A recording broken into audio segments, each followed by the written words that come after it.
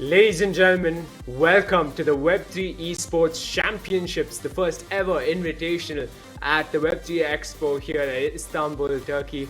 We'll be your casters for the day's attacks alongside Sneaky Frog, and I'm excited more than ever. It's the first EVIO tournament I'm casting. I'm behind the mic for Sneaky. How are you feeling? Feeling good. Big prize up in store for us today, and that is for sure. We have some really good players on the stage itself, so I would expect the highest level of EV is about to be played, and I think we have the best of the best in the form of Xborg already warming up in this one. So I'm looking forward to what this tournament can offer, man. That's for sure. Yeah. Likewise here as well, a bunch of teams, 8 teams in specific, will be going head to head for a brilliant tournament format, and I'm excited more than ever. So onwards then to the host itself.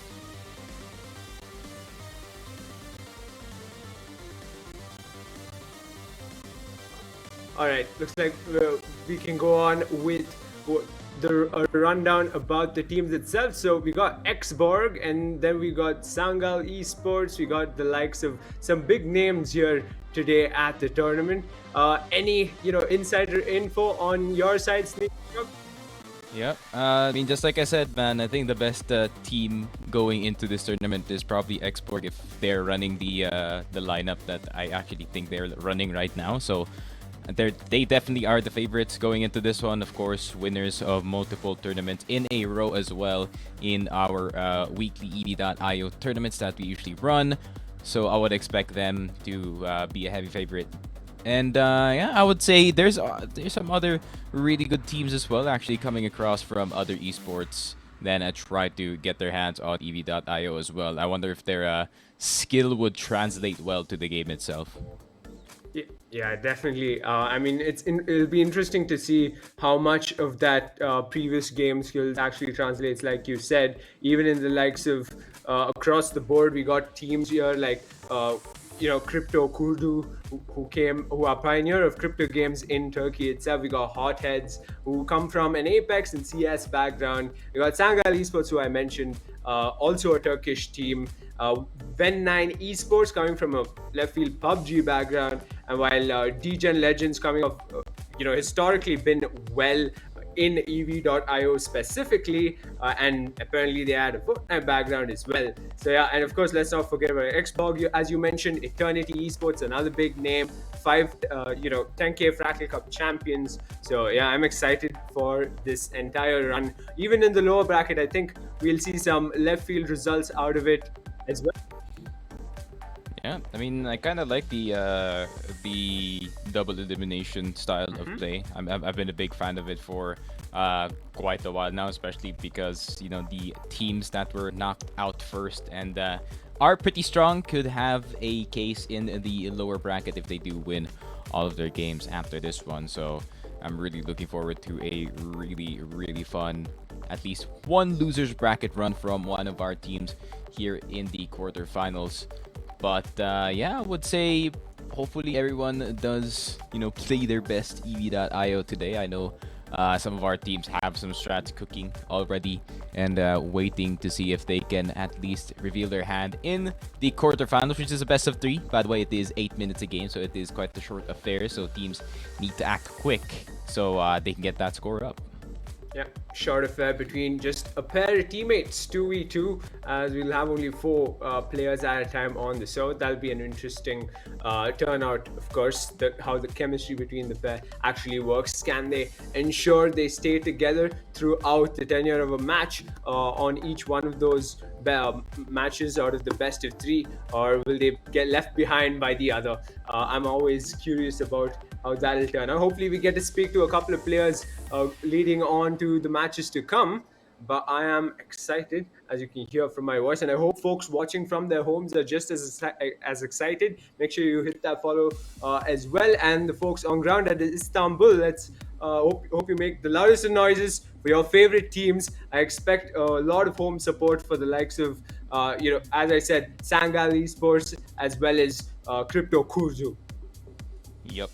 Especially, the home crowd can definitely give them quite the boost of morale. So hopefully they do cheer on for their team. Some of these teams actually flew over from other countries just to get the chance to win that very nice prize. Given, I mean, it is the biggest EV.io championship so far in terms of the prize and the prestige, at least. I mean, playing on LAN as well, so that means hopefully no lag problems for some of these players. So we are gonna see definitely some good EV.io. Hopefully, you know, some new strats maybe presented in this one, and hopefully we do see all of our teams at least keep it in a tied game, man. Because if at least if you do see some tied games, it's gonna make it at least a very spicy show. That's for sure. But I would expect some of these teams to just roll through the bracket and at least,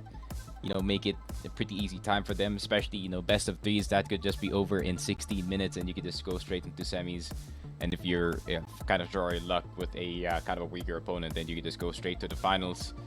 And yeah, I mean, so far, I would say we do have a good bracket as of the moment. Hopefully, the teams that do come from the outside of the EV.io world, they have a good time with the game itself. You know, just like you said earlier, I mean, can they translate their skill in this game itself? But you know, EV.io is a pretty different game than most people do expect. And hopefully, you know, the teams that do grind it out in the game itself, we're going to see some new stuff from them. Definitely. And of course, the first time, as you mentioned, an EV.io LAN, first ever, probably we can say it out loud that it is super early for Web3 esports in its entirety. And yeah, to think that we've already got talent as good as these 8 teams, the players of these 8 teams out here in Istanbul, is pretty impressive. And yeah, I'm excited more than ever to see how they navigate through the 3 maps selected. And yeah, I just can't wait to get the ball rolling for the tournament itself. And yeah, of course, heading into the first map, I'm actually curious to see who will actually be the best player behind a hand cannon, because that gun's been pretty nifty around EV.io. If we have our usual like best player on the hand cannon, you would need to go reach into the Asian region, that's for sure. Shout out to my boy Sunseen, one of the best hand cannon players probably in the game. So he's not here today, but I think he's going to be watching from the sidelines as of the moment, as he does see the other good players. Hopefully we might see the one player from Xborg, SKJ, pick up the hand cannon, as he is kind of a weapon specialist outside of the usual meta machine gun. So yeah, maybe we might see some hand cannon action today. I just might. And of course, trick shots with the sniper, I'm always a fan of those. I myself, I'd like to, maybe this is too much about me, but perhaps a few trick shots here and there I've dropped myself earlier before heading into getting behind the mic. What about you, Sneaky? I saw you on the server as well. Yeah, I was kind of grinding a bit because I haven't played the game and I am super rusty, but I did get some of my frags in, and especially that the earn rate is pretty high as of the moment. I think it's on 5x, so I'm just enjoying my time, just kind of vibing out in the lobbies. Lovely. It's always a treat, isn't it, in an EV.io lobby. And I guess we can go straight to the host down in Istanbul, Turkey. So we'll see you for the first match. Evet, W3E Championships'e hepiniz hoş geldiniz. Birbirinden iyi takımların bulunduğu harika bir etkinlik bizleri bekliyor olacak. Öncelikle sol taraftaki takımımızdan Hatiz'den başlıyorum. Kendilerini sahneye davet ediyorum.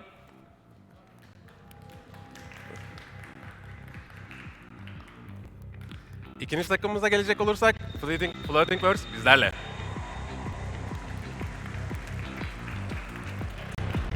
Her iki takımda başarılar diliyorum.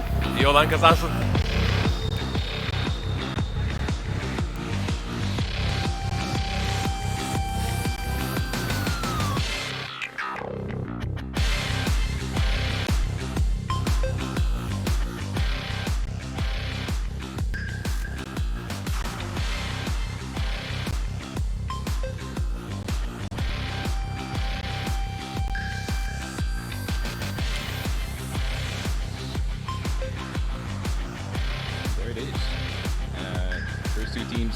are already on stage. So they're basically just chilling at this point, maybe trying to turn it on or trying to turn on the browser to go straight into ev.io. Just to remind some people, it is a browser game, guys, so the ease of access for you to start playing ev.io is really, really low. But yeah, hopefully they do not have any problems on the site as of the moment, and we can just jiffy on through to the first part of our quarterfinals. And yeah, I'm pretty excited. Yeah, probably EV.io is the only game that I actually got interested in, considering it's a browser game. I'm actually really far away from browser games overall. I think stability-wise and just overall enjoying the gameplay is just not there for me. It just doesn't hit the same way. And yeah, I think it's pretty great that it's a browser game in specific. And as the teams get ready, prepped for the first match itself, predictions. Good time to head into predictions. If anyone's willing to be that bold, make sure you drop it in chat, and of course, make sure you yell for your favorite team out there in Istanbul. What about you, Sneaky? You got any predictions coming into the overall tournament before we head into the first match? Yeah, I think chat's probably gonna know what it is already, so I think Xbox is gonna win the entire thing. As per usual, collect their check and just collect another trophy, because they have been on a tear as of recent tournaments. So they've been doing a really good job of being consistent. They have been beatable for some of the tournaments, but at the same time, the next week they just clean it up and like nothing happened. Yeah, but I don't think it's gonna be as easy as everyone would think for Xbox. Maybe I'll be proven wrong real quick right off the bat, but I think they've got their hands full with the likes of Eternity Esports and even two teams out of Istanbul as well.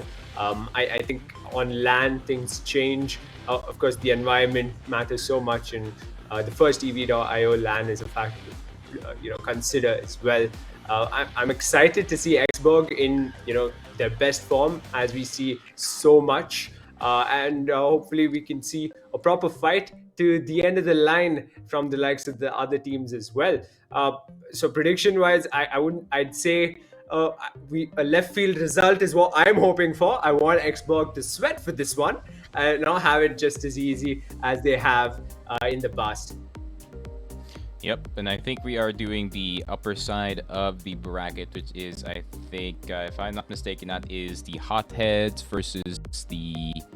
What is the other squad? I'm thinking Floating Birds? Floating Birds, there you go. There you go. I haven't seen these names, so I don't have them locked down as, Eternity Xborg or Sangal or something like that. But yeah, it seems like there's some known players in the squad itself. Maybe they were just... maybe they were nearby, or actually maybe they flew in by an org, of course. So hopefully we do see some really good gameplay for whoever is playing at the moment. Yep. I'm excited to see them behind the guns, and we've got the first match underway already. And we've got just about 7 minutes left, but we got 431 Alice with beautiful avatar there, gets taken out real quick by the opponents. So yeah, onwards we go then. We're in. Yep, as you can see, everyone is just trying to jostle for position, trying to keep as much mid-control as possible so they can get that early pickup on that sniper and get the advantage early on. But it seems like the Floating Birds doing a really good job of just playing their positions as of the moment. But yeah, I would say no one is really too far from each other, but it seems like the red side, Floating Birds, kind of breaking away in this one. Yeah, right off the bat, you can see that coordination between Raphael and Bach on the other side, while Schurer and 431 Alice taking their time. They want the opponents to come to them rather than them going to the likes of Schurer, and he gets taken out real quick. Raphael with the impact nade headed straight into the crosshairs of the enemy, quick with the sprints and the teleports right out of there to flank them. Shooter is right in front of him. One shot is all it'll take. Raphael somehow manages to be there in the mix and gets taken out. And will respawn, get into the fight back again. Yep, I mean, so far so good for the team that Rafael is on at of the moment, Floating Birds, having themselves a comfortable lead, and they have minor control of the teleporter as well, so they can just camp there as much as possible. Especially, not much special weapons actually for Bakwazer, but I think for Rafael, he has everything that the team needs here. Maybe a sniper, maybe an SMG, but it seems like they're just gonna opt in for the MG fights over and over again. And yeah, I mean, Floating Birds, even though they're losing some of these fights, I mean, they're just gonna keep on fighting, so they keep the lead back in their way. Remember, kill limit here is 50, and if it gets bloody, man, it's whoever gets 50 first. Exactly, and right off the bat, I mean, I'm impressed by how much composure both teams have. They're buying them their time whenever they need to. They're not forcing themselves to get into fights. They're picking up guns as and when they can find them, as you'd expect. Your mines are in position as well, and neither team want to really meet the opponents in mid at all. But definitely, Rafael is gonna have his hand full as they head to the other side. Bok gets taken out. Alice in the mix as well. Mine goes down, and Rafael, how he's alive, I'll never know. Rafael is kind of popping off in this game. The man is not just rich on skins, he is also rich in skill, apparently. And Floating Birds doing a really good job with him, kind of starting the fights. And the Bakwazer just trying to see if they can chip in some damage as well. But Nate is going to go through 12 and 17 so far. It is a pretty aggressive style for both sides in this one. Floating Birds just wanting to keep on fighting as much as possible. This is the style that you usually see when you are watching Asia Pacific EV.io, but it seems like both teams wanting to play the exact same. Yeah, clearly, and somehow they've got the lead, Floating Birds, but not a prominent lead as you'd expect. As Bok gets taken out, Rafael is left vulnerable. One shot goes down as well, and now in the hands of Hotheads is RPG. Yep, 431 Alice, man. Doing a really good job so far in the game as well, keeping themselves within arm's reach, at least with the enemy team. So we're just playing with his teammate as much as possible. You're gonna see that a lot, especially when you are gonna watch the better teams actually play this one. And big nades are gonna start to come through. Alice is gonna get one, and we are only one from a tie.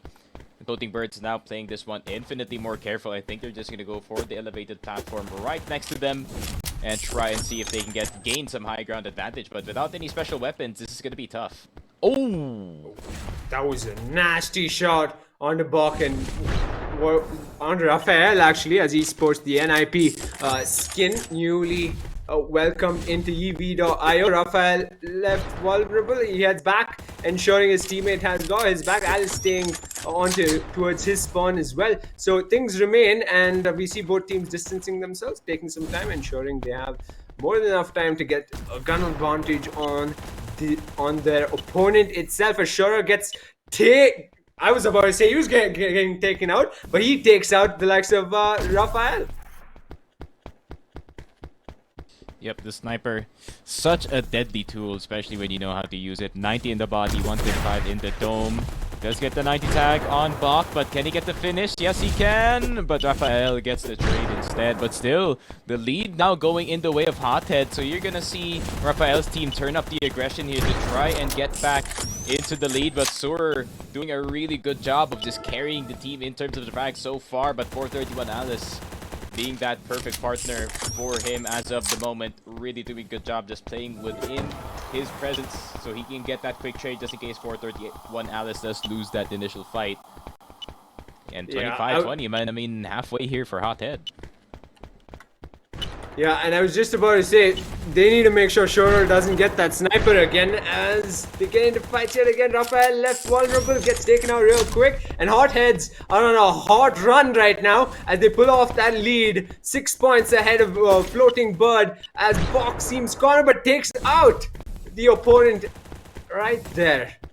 I think that was Alice that got taken out.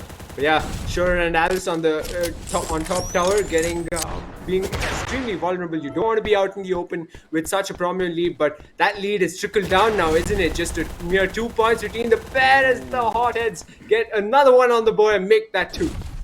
Man, I can tell that Bakazer has been practicing recently because this is probably his best performing game so far from what I've seen from him in the EV.io tournaments, and this is definitely a different Bakazer, that's for sure. A lot more aggressive, a lot more damage in terms of these fights, but he does not get that one though.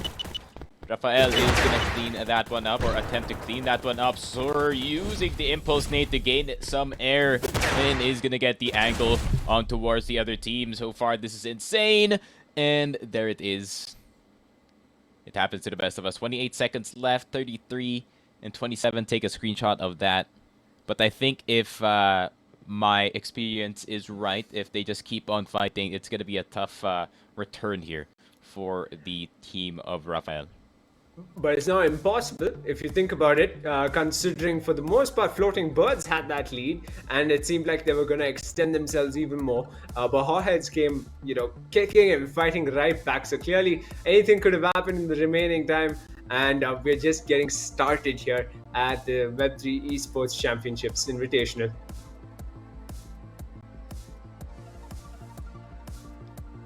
All right, we hear there's a restart incoming as well, so we get to see all the action that played out right now in front of our screens all over again. And this time around, perhaps they have an advantage. Maybe they've figured out their opponents' gaps, their shortcomings, their weaknesses, you could say, or maybe it's going to be clean slates. Regardless, Floating Birds, Hotheads, we got a glimpse of each team's performance. What do you think at first sight, Sneaky? Do you think Hotheads are gonna figure it out early into the match itself and build up a prominent lead, unlike how they did in the match we just saw?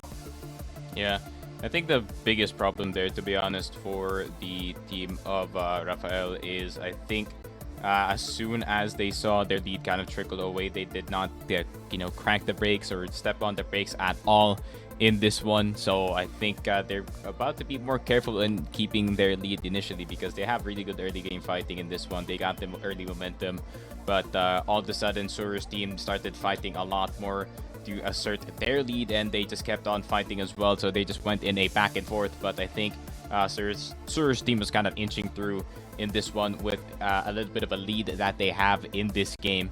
So yeah, I would say they just gotta switch gears in this one. Hopefully in this other game we're gonna see more two players dropping in at the same time. That's a common strat, and hopefully they just outnumber who is on the other side. But really it depends on the position in this one, especially the priority to get those special weapons. The sniper is a very useful tool if you want an instant lead going back into your way, and could set up a easy double jump in.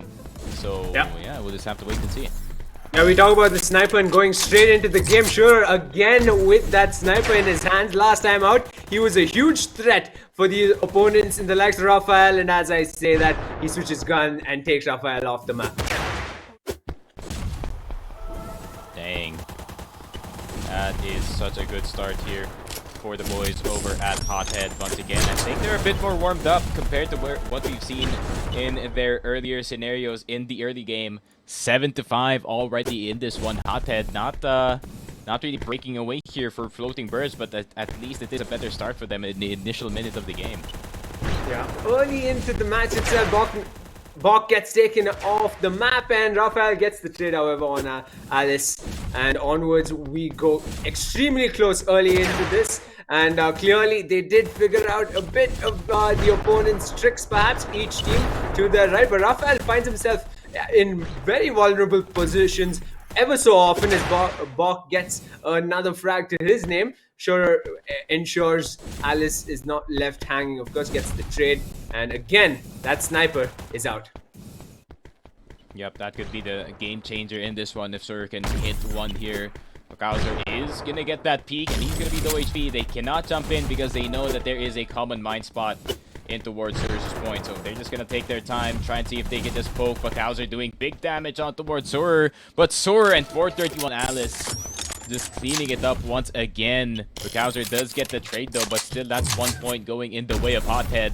But it is only a 2-point lead, so it's not by that much. Yeah, seems like Sure is fumbling a bit with the sniper, so he's resorting to his AR, but it's dealing damage regardless. Bok tried his best to ensure he got a trade, but got taken out, and they respawn on the other side as the two teams ensure they have enough inventory to mount up a fight to the opponents. Nades are out and they get close. It's Alice versus the likes of his opponent. Bokner gets taken out. Shurer ensures that trade comes through for Alice, and the NIP skin in full performance but deals no damage at all as Shurer is left standing. Bob gets a nasty sticky grenade kill onto Shurer. Yep, this is going to be a tough one. That is for sure for the Floating Birds. I mean, Hothead, they're more assertive than they were in the first game, making sure that they take more of these fights. 431 Alice starting things off with the fight here on Buckhauser, and the see if Sur can do some damage. I think he still has a sniper in his hand, so he's a lot more aggressive and wants to use it in this one. Flashes, nades, everything's being thrown, and on top of that, it is going to be Bok collecting 2 kills in this one. So Floating Birds really trying to play catch up in this, but Buckhauser with a really nice shot on the Deagle. That could be the game changer as well. He could not get the tag on Sur, but Sur is making it really difficult for the Floating Birds to make a comeback. Yeah, 2 on the board, but this time Shurer has a sniper looking at him. He's on the other end of the barrel, but whoever it is, Alice backs off completely, bombarded by nades. Bok gets 1, and that's all he'll get as Alice ensures he's off the map.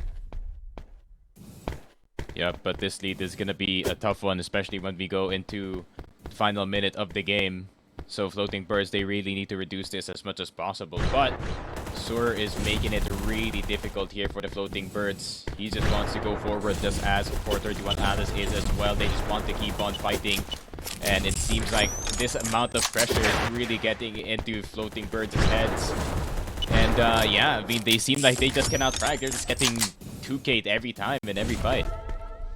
And yeah, the lead, however, isn't too much, I'd say. They've still got a shot with just under 3.5 minutes left, just over 3.5 minutes left. I'd say Floating Birds can mount quite the comeback. Clearly enough, Bok is posing to be an issue for his opponents. Quickly out there, in and out. Didn't get a frag, but regardless, ensured he stirred up his opponents quite well. Somehow, he's still alive. Yeah, but Doc is on 1 HP. He does get the finish, but Sur could not get the second here. These are the fights that Floating Birds need to get at least 1 alive on there and reduce the points 1 by 1. They have 3 minutes, so that's plenty of time for them to play catch-up in this game. But Sur and 431 Alice kind of slowing it down in this one, making it difficult for the Floating Birds, so they have to jump in. Oh, that nade almost killed a friend. Bok was vulnerable there. Regardless, he's playing off that pillar pretty well. As the TP is taken and Shurer has been flanked. He TP's right out of there, ensuring he's still got a bit of HP to keep himself alive. Shurer did die.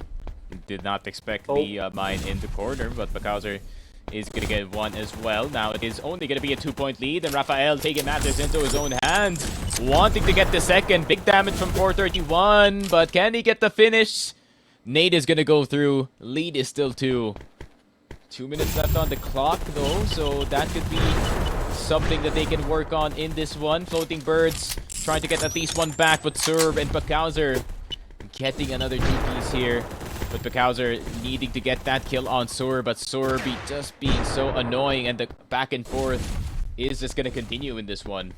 Yeah, they tried camping that TP, didn't they? And it went against them in some ways or not. Still a 2-point lead on Hothead. On Hothead's side, Alice and Shurer is going to take their time, or perhaps not. Alice with that jump TP straight into the crosshair, but fails to get a kill there. Shurer makes sure he wraps that player up. Bok is off the map.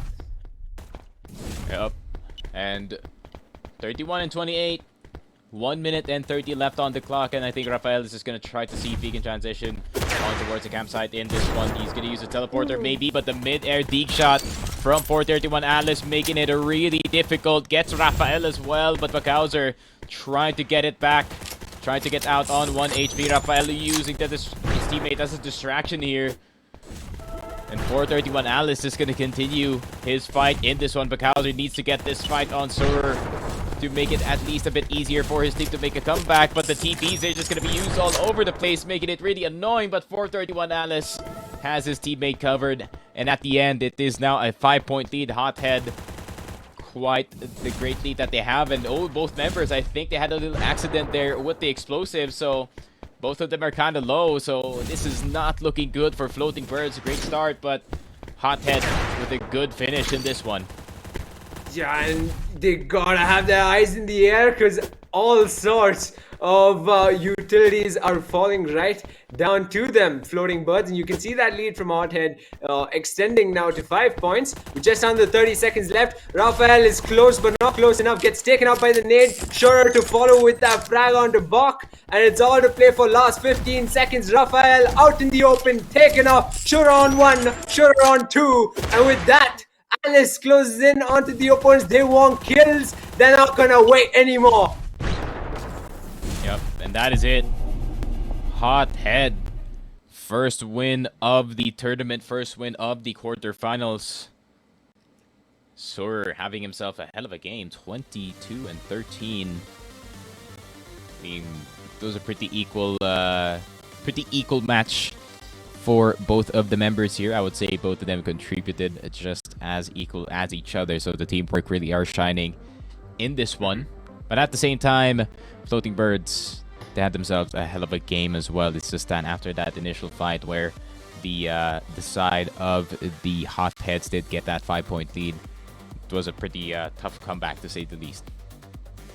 Yeah, surely enough, Bach did give it his all, but his teammate might just have to step up a tad bit. But arguably, a few of them considerably, even Sure found himself in a position where he was out in the open right after respawn. There were parts of the game where, the landmines were in the perfect spots. Of course, they're aware teleporters are going to be used extensively in a map like that one.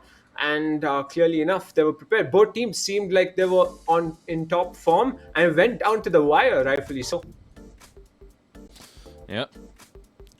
But then, that one fight, and Sur knew exactly what to do when they are that far ahead. Just keep on fighting again and again and again in this one. And we are going to go into our second map already. And we are going to find ourselves in this one, 1-1 already. Yeah, and already off the bat, Alice with the hand cannon. This time it was Bach, however, ensuring that deals the damage you'd expect. And right off the bat, you can see Floating Bird starting on a high, perhaps, but it's just early times here with a 2-point lead as they try to get head-to-head in mid. A top side, not the greatest of places to stand, perhaps, as Raphael and his teammate stays well informed. Bach, of course. Assure deploys the utilities, gets a frag onto Bach, and onwards the game resumes. Yep, a lot more options here in Agent when it comes to these 2v2 fights. A lot more covers, a lot more escape routes for some of these teams. Maybe boding well for the Floating Birds as of the moment, but we do know them as that hot starter, but their finish is not really that good. But at the same time, they're getting themselves a hell of a lead at the start of the game. Really good shots from both Raphael and also from Bach. But Sur and 431 Alice, they just need time to heat up, I think. Yeah, after the first map, clearly Raphael stepped up quite a bit. You can see it on your screens as the nade goes down short. Does he stand a chance? Raphael took Alice. Can he take Alice once more? No, he won't. Shura comes back with the nade. Bach ensures the trade is taken and make that 2. He got both of them. Yeah, 4 and 11 so far. It's not much of a lead at the start of the game, but once they do keep that lead, then it is going to be a dangerous scenario here for the side of the Hotheads. And Sur knows he's already wanting to go for most of these kills, but Bach taking advantage of the shotgun in close range, but this is going to be Sur starting to collect these frags, and you're going to see Floating Birds' lead kind of dwindle a bit if they don't keep fighting. Yeah, Alice got dealt a bit of his own medicine with that hand cannon, and he might just get another. No, he takes himself out, but takes Bach with him with that sticky grenade, and scoring the NIP skin once again. Sure is threatened for position, but 431 Alice comes back regardless, takes out Raphael while Shure takes Bach out on the other side. Raphael again finds himself vulnerable. Bach as well, but make sure he gets the frag. Bach gets 2. There's no stopping this man. Yup. Bach really on a tear as of the moment, bolstering the score of Floating Birds in this one. Hotheads now looking to see if they can get it back. At least the lead is now this short compared to what it was in the earlier stages of this game. 431 Alice running out of bullets, but only has a TP to get away. But Raphael, great anticipation on it. But Sur here for the capitalization of the fight. Can he get the trade at least here on Bach? He can hear him through the smoke. 2 TPs already spent. 1 HP on Bach, so he might just be trapped in corner. And Raphael might be the second victim in this one. But Hothead starting to reduce the lead here slowly.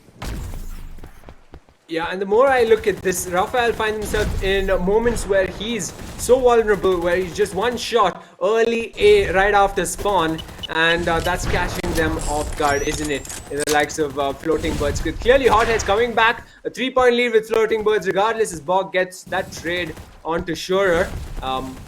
Yeah, the fight is on. Mid seems like a hot spot, regardless of that 2-point drawback onto Hotheads. Yeah, it seems like Shurer is doing a good job of just fighting after these initial damages were taken here by 34-31 Alice, but at the same time, Raphael making it a really tough job for the finish here for Shurer. They do pick themselves up a sniper as of the moment, so that could really turn the tides really quick. 2 bullets could be the difference between the lead here and Hothead. But they need to hit 3 shots, 3 chances with that sniper. So they really need to capitalize on it, but both of them are low already. Yeah, Hotheads were trying to camp top tower, but they charge on to the opponent's tower. Alice out of there real quick by Raphael. Alice did take Bok with him with that sniper though. And the game is still on. 3-point lead on the likes of Floating Birds' side. Bok, vulnerable, gets taken out. Sure, pops off from the back. But regardless, takes himself out. Yep, Raphael kind of on fire in this game, not gonna lie. He's been collecting most of these damages, most of these points for his team, but Sur gonna get one in return. But once again, Raphael popping off for his team. 23 and 27, the Floating Birds now with a sizable lead very, very late in the game. 2 minutes 45 left on the clock, and they're just gonna need to keep it on towards their side as much as possible. TPs are gonna start to go forward, and Raphael just collects another 2 more. Yeah, they're trying to lure Hotheads into that tower, considering they've got trip mines in place. It's all to play for, and yeah, they try to fall into the trap, but they get taken out.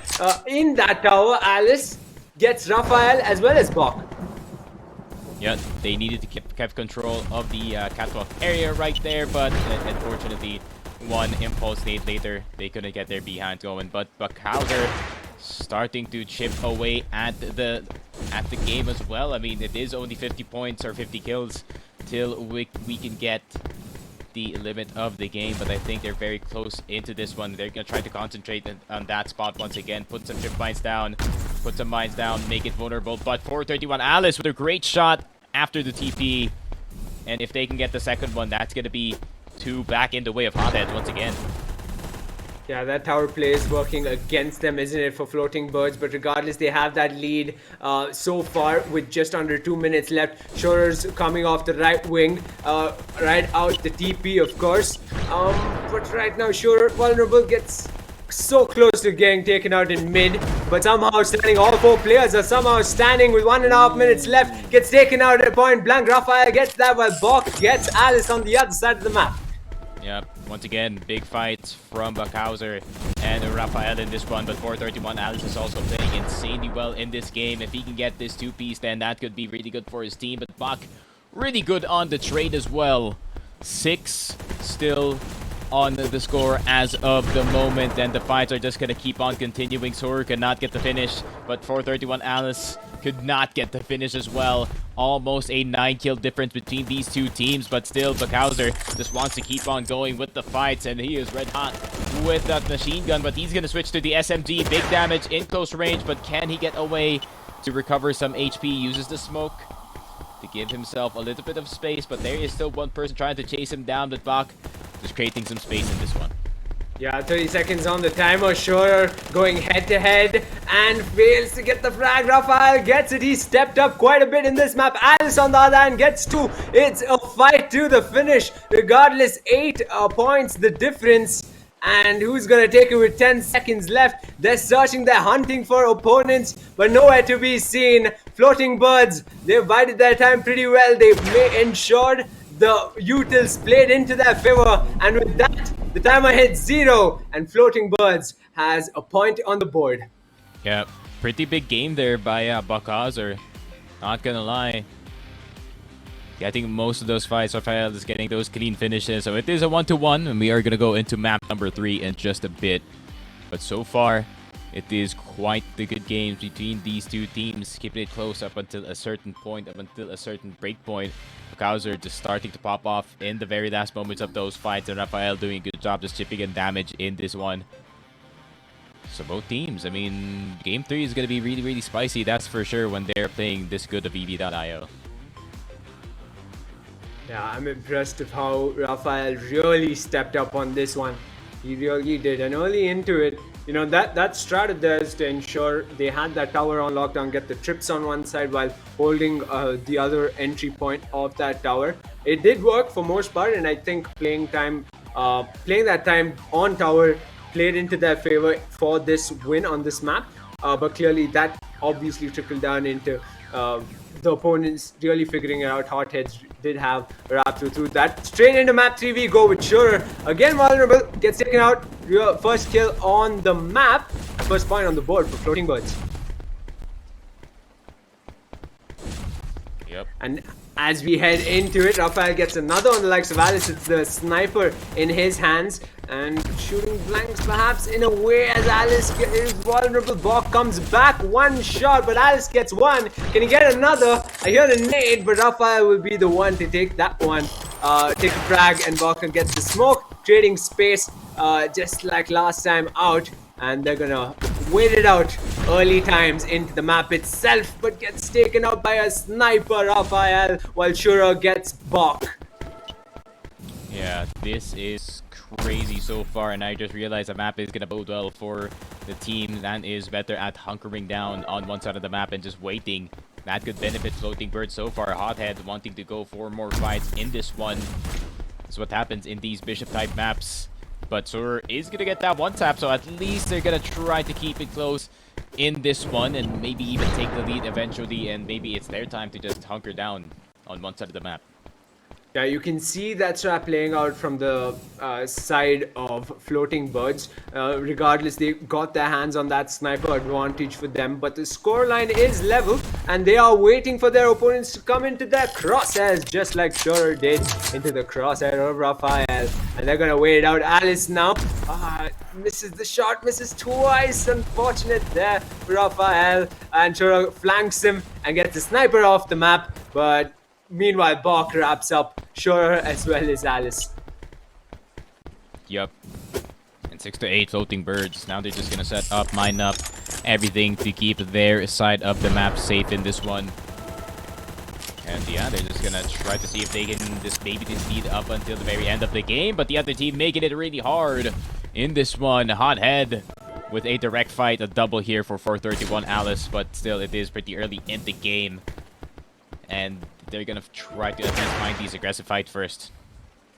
Yeah, you might want to close in on the Floating Birds over there, Hotheads, considering you have a hand cannon in your hands, but he's still waiting, hiding in the smoke.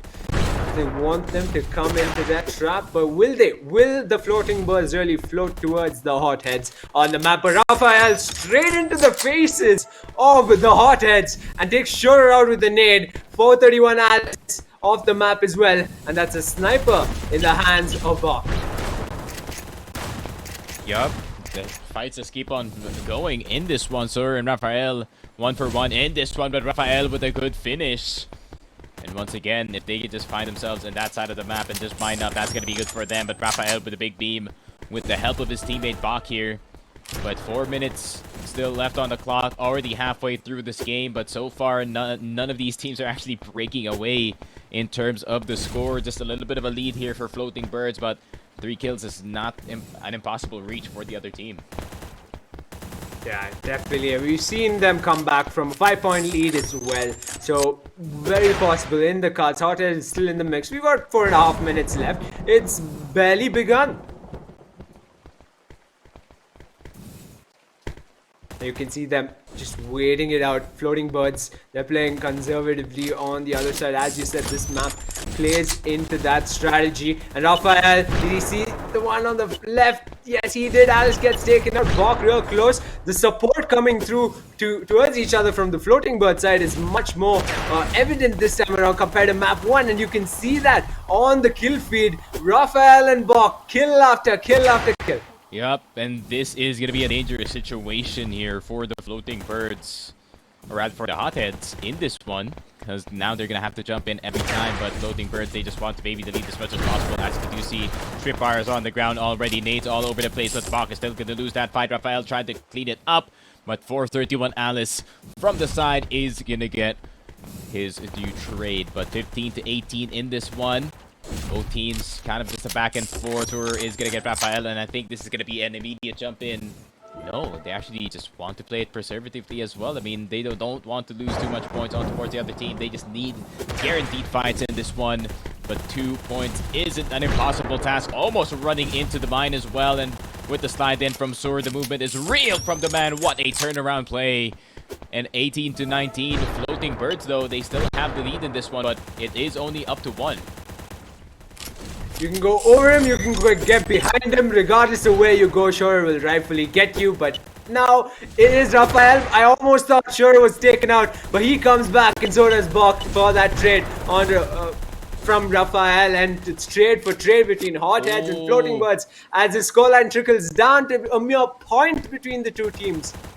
You still have 2 minutes left on the clock, but this might be one of these games that will hit the upper limit of the kill points in this one. But both teams do slow it down a bit. Bok making sure that the stair side is going to be safe, puts a trip mine on there as well. Both teams have been practicing really well with their fighting, but 1 point is going to be the difference of both. Sir with the push in is going to give one back in the way of the floating birds. And they do have the angle advantage here. Double TP in from Bok. Very aggressive, and somehow that worked for him. Bok, these 2 kills key, especially in the later stages of the game. Yeah, and you can see hotheads, they're trying to ensure they get into cover, they get some cover and not get taken out by the floating birds. This time around they went on the offense. Alice gets that frag, made up for that fumble in the last 10 seconds, but the scores are level, 24-24 as we head into the last 1.5 minutes of this map. Alice is getting faced by the hand cannon, and now the AR Sure in a fury fight with the likes of Bok takes him off the map. Hothead now getting the lead in this one. The fights are finally paying off, but let's see, how do they keep the lead as much as possible? Already the first quarterfinals offering some really good games all the way down to the wire. Buckhauser with a big kill on 431, but Sur does get one in return. 1 minute left in this one. Raphael trying to get that fight, trying to get that lead back in his way. Great slides here from Sur, but he does get spotted. 1 minute left on the clock, but 431 Alice with some big frags, turning the lead into 3 floating birds. Now they're going to be the ones trying to hunt for these frags, but the nade from Raphael is definitely going to help in this one. And 431 Alice playing the high ground, so now they're going to have to look up in this one, Sir, as well. Need to peek at the same time. You don't want to give your opponents points like that. A nade, falling to a nade, that was disappointing. But regardless, a point lead for hotheads. And at point blank, he gets taken out. Bok gets 2. Huge. That's huge by Buckhauser. Now they just need to hunker down, smoke up whatever they can to preserve this lead as much as possible. But 431 trying to get the fight. But oh, Buckhauser kind of out in the open. 431 gets 2. Now it's back in their way. 10 seconds left. Smokes are going to go down. Cannot see health bars at all. Anyone is going to jump in for any fight. It has to be right now. Bok already on low HP. Raphael trying to get 1 kill. And it is going to be a tie in this one. What a way. What a way to start the W3E Esports Championships Invitational, huh? What a wonderful 3 maps we just viewed between hotheads and floating birds. An absolute treat down to the wire, especially that last map in the likes of Bok picking off those 2 brilliant kills with those sniper.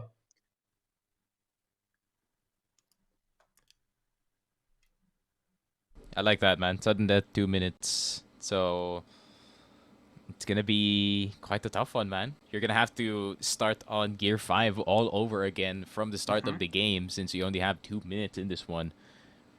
Yeah, and perhaps, depending on the map, it's not the best of ideas to just conservatively sit on either spawn. We did see a lot of that in map 3, considering that played into that map's favor. But regardless, I think these two teams going head to head, how much action there was starting off, even in map 2, right? I think that's when things got heated. Mid was surprisingly, the where you could ensure all the fights took place in map number 2, and they went toe to toe and ensured they brought home the win on a map each to wrap up the final map in a tie. Goes to show both these teams pretty impressive, pretty competent to be here. Yep. I think it is gonna be kind of sad to see one of these teams going towards the lower bracket side because both of them are really playing insanely well today. I think this is the best tournament showing for everyone. I think LAN is really making a big difference, and some of these players are almost all of these players are more comfortable playing on LAN in this one.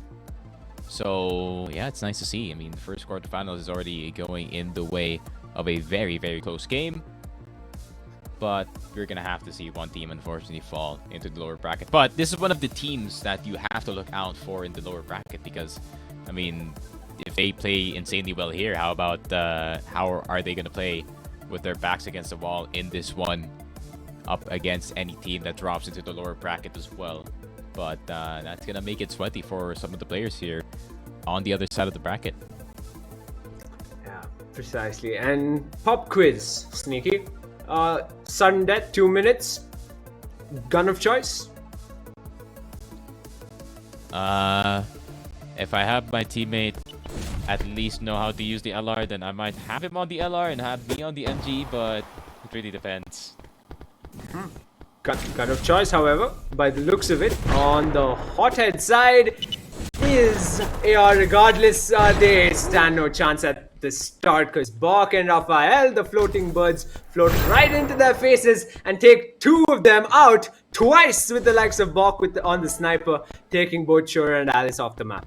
Yeah, and you see the Trip Mines already at the TPs anticipating and closing out these routes that they can possibly go through, but the floating birds doing a really good job at the start of these rounds, and Buckhauser gonna get another one on the board.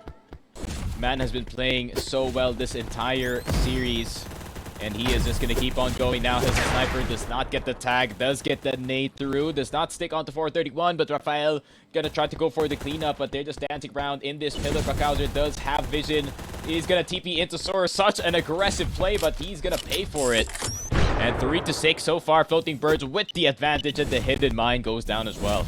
Yeah, Shura was on a charge towards the teleporter, and right there was the nade from the likes of the floating birds. A solid lead early into the match, and mind you, sudden death, 2 minutes, 30 seconds on the timer. You've got only 30 seconds to deal any kind of damage or heads, and either get only 1 point on the board for now, 4-point difference. Alice going off, ensuring he gets 1, fails to get the 2 on the reload, gets taken out by Bach. On the other side, Shura left standing, oh my vulnerable. god, Bach. Boom! They're off the map. Bach is not even thinking as of the moment. He is just shooting whatever is in front of him, and that strat is so far working for him. And those 2 minutes, and it seems like the team who starts things off super hot, super early, does get the win. And we see Raphael and Bach move up into our semifinals. Two teams played very well, so definitely the hotheads are going to be a threat in the lower bracket, man. You can't underestimate this team.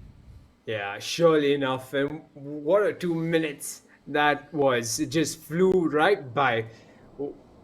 What a showing by these two teams as the first matchup of teams in this tournament. The W3E Sports Championships Invitational wraps up. I am excited as I was right before the matchup. I'm more excited to see the likes of the names we actually talked about. To think Hotheads and Floating Birds had a showing of this sort. Think about Xbox, think about Sangal, think about Crypto Kurdu. I mean, all these teams, I'm excited more than ever. I think the adrenaline is high here in the commentators box. What about you, Sneaky? What do you think? Yeah, I think this is, possibly candidate for best series in a while, because it really came down to the wire, plus a really good format of deathmatch, 2 minutes, sudden death, and whoever just wins that is gonna win the entire thing. So yeah, it is kind of a spicy time for some of the teams who really like to fight in this one. So we might see a lot of frags flying across the map in these next few series. But yeah, as we do see in the highlights in this one, Backhauser, I think, played a hell of a series, that is for sure. But you could say the same as for his twin on the other side with the same skin, Mr. Sur. I mean, overall, it's just a maps of back and forth, especially in this first one. Hotheads trying to make the comeback happen, and it did. But Floating Birds in the second and third map taking advantage of it with more cover, more space to work with, and it ended on the fourth spawn as well. So I think they had a grasp of what can they do in these next few maps. So semifinals for the Floating Birds in this one. Yeah, I think really where they were lacking on the Hotheads front, they definitely ensured. I mean, they were trailing in terms of ensuring that they took cover whenever required. That was on the side of Floating Birds in map 1, and they learned their lesson and made up for that in map 2 and map 3, and even in sudden death you saw them play it out. I think specifically in map 2 they played out time, even map 3 it resulting into tie. They weren't really getting into the crosshairs of Hotheads too much, whereas you saw the Hotheads stay out in the open more than often, not being mindful of obvious mine spots as well near the teleporters. They are tricky to be aware of course. But regardless, we saw a strong showing by that hand cannon from Alice. I can't get over that, man. And even that jump shot. And Raphael was so vulnerable in this first map, and he made up so much in map number 2 and map number 3. I mean, a pat on the back for him from learning from his mistakes of map 1.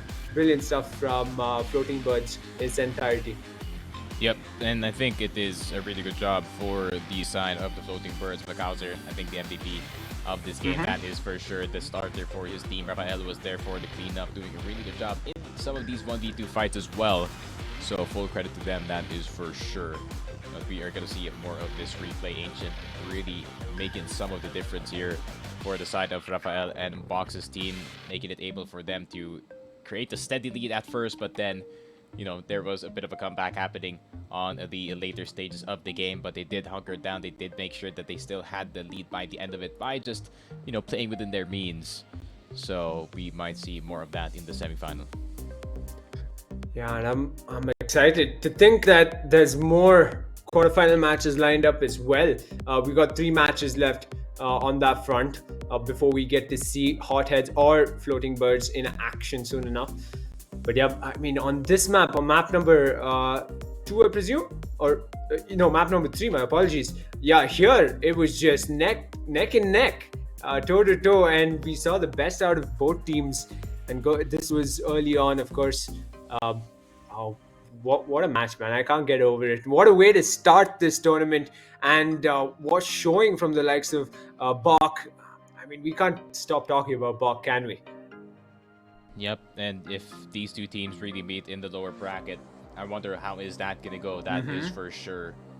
Both teams is kind of backed up in the corner. Clutch mode has to be turned on in this one. So we are going to see maybe another spicy one, but hopefully we do see a case for the Floating Birds to go all the way into our grand finals. But they do have some tough opponents in their bracket as well, namely Ven9 and Sangal Esports. I know Sangal really has their history with FPS Esports, so I think they sent the best of the best from their end, and hopefully they do get a really good fight. Ven9 Vipers though, kind of the I would say a bit of an unknown in this one, but at the same time, sometimes being not known is really good, and you can have some really good setups in this one. And yeah, maybe Sangal can just outpower whoever is on the other side, but Ven9 can definitely get something spicy going. All right. Got it.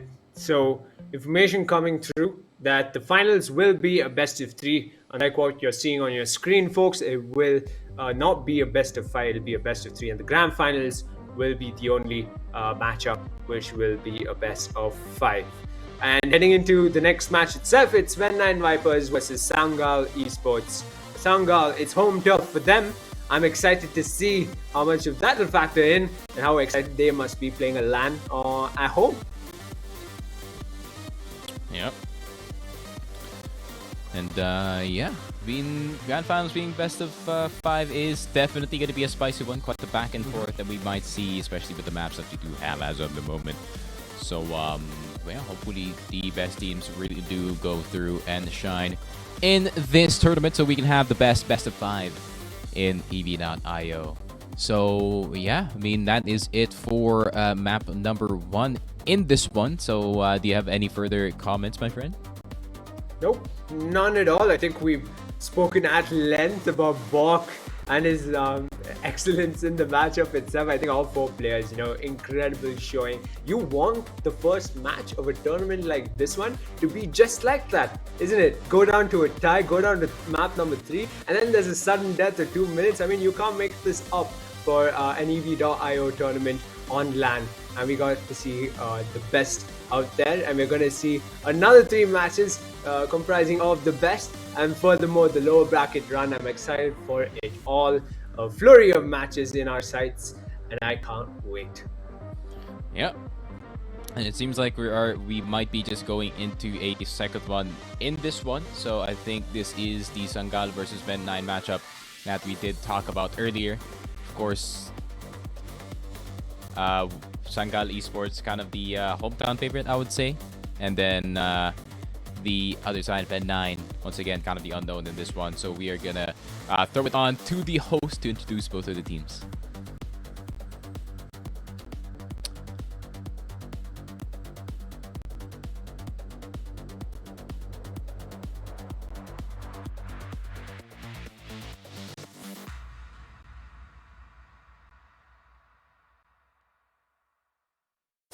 Karşılaşmamıza geçiyoruz. İkinci karşılaşmamızda birinci takım When9 Viper. Onları sahneye davet ediyorum.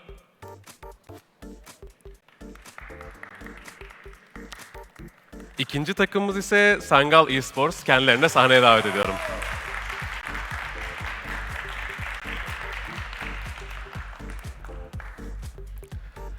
Takımlar gelene kadar da bir durum değerlendirmesi yapmamız gerekirse Flooding Birds aslında belki ellerinden bir kayabilecek maç varken benim şahsi düşüncem uzatmalara giden maçlarda bir tık daha mentali iyi olan takım için aslında daha böyle kazanmaya yakın olabiliyor. Onlar bunu sanırsam iyi bir avantaja çevirdiler ve kazanmayı bildiler. O zaman takımlarımız hazırsa tekrardan kendilerine sesleniyorum.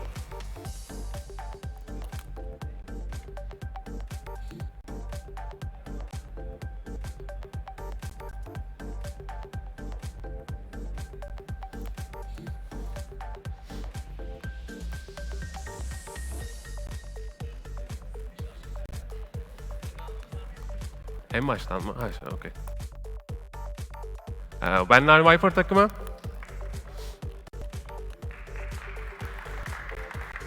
Ve Sangal Esports.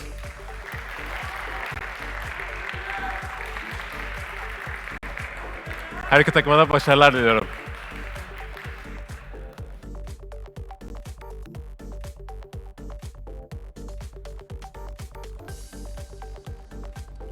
All right, there we have it. We got our home favorites. Clearly, the cheers are there out on ground.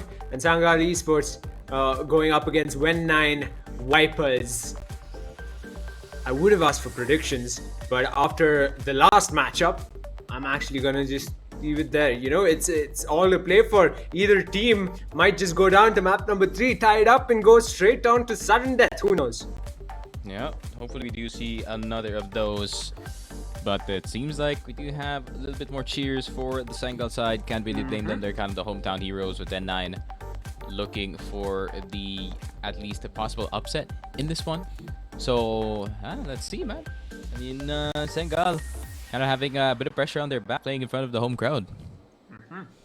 Expectations exist on both sides, I'd say, more than just Sangal Esports, but rightfully so. It is LAN, you got live audience there, and most of them are cheering for you, my friends, as When Nine Vipers will be prepping to ensure they send the home team straight into the lower bracket alongside the Hotheads. So the losers of this matchup will be going straight onto the lower bracket up against Hotheads, and they're going to have their hands full if we've seen anything from the first matchup. But going into this one, I'm excited to see what these four players can do on the server. Yep, definitely. These teams can definitely do some magic on the server, but it really depends on how they do execute their strategies in this one. Of course, we do see both of the teams already preparing on towards the stage, so we are going to go into the game in just a bit. If the first game did give us any of the signs, then definitely these teams are going to have a close game. But yeah, I would say for Sangal, of course, kind of a mainstay brand in towards the home turf in this one. Has been around for a while, and it seems like they sent their best talent to play in this one. So I'm excited to see what they can do.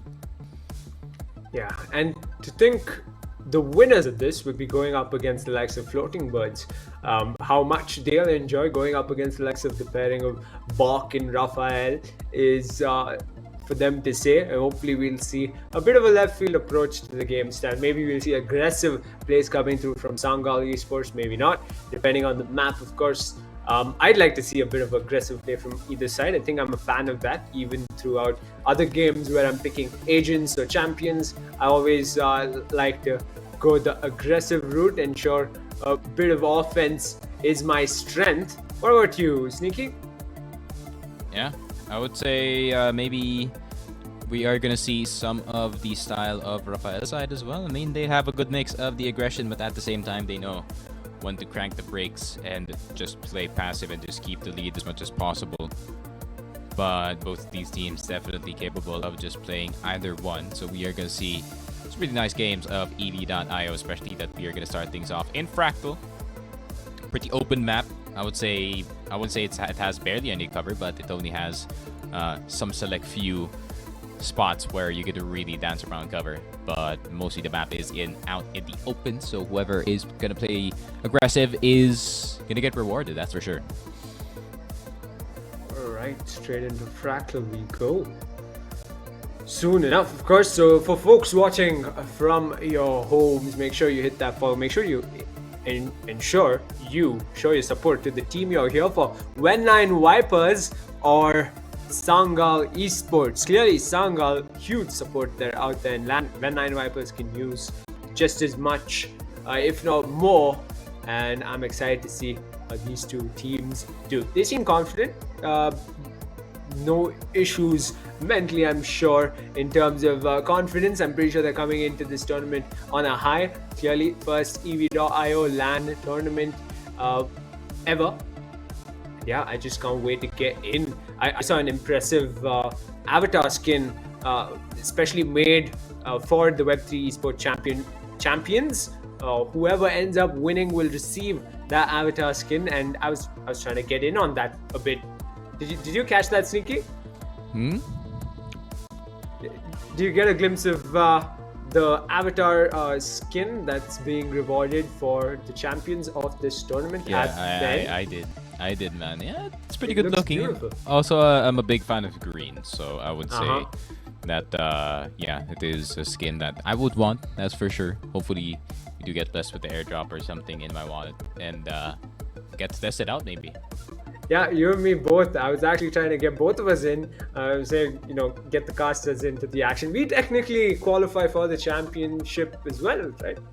We start from the quarterfinals and we go to the very end, But anyway, I guess the folks over at Web3 Esports Championships will have their own opinion on that. Regardless, right now we are here to talk about the matchup between When Nine Vipers and Sangal Esports. Sangal Esports being the home team here in Istanbul, Turkey. When Nine Vipers, they've got their work cut out for them, or maybe it's the other way around.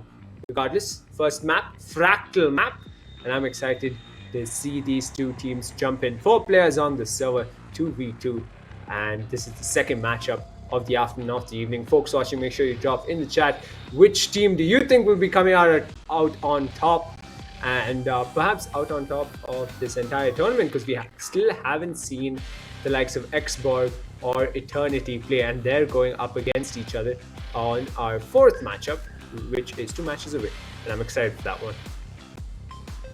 Yep, the one that I'm looking forward to as well, the fourth matchup. I want to see Xborg on land, that's for sure.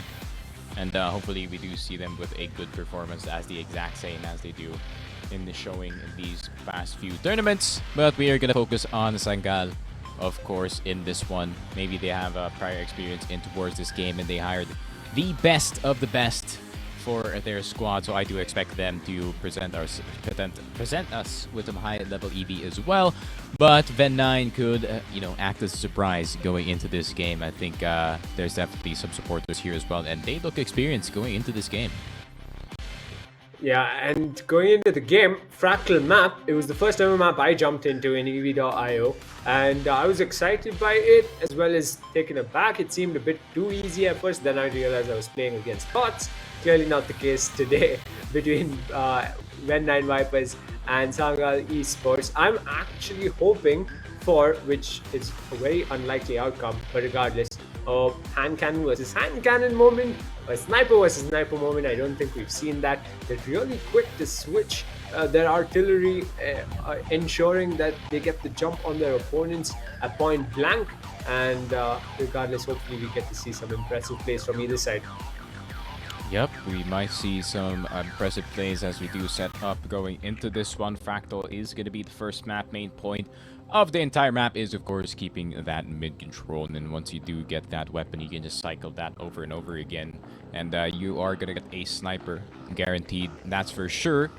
And yeah, and it seems like we are just going to go into a very short intermission, my friend. So yeah, we're just going to send you up there. Yep. We'll see on the other side.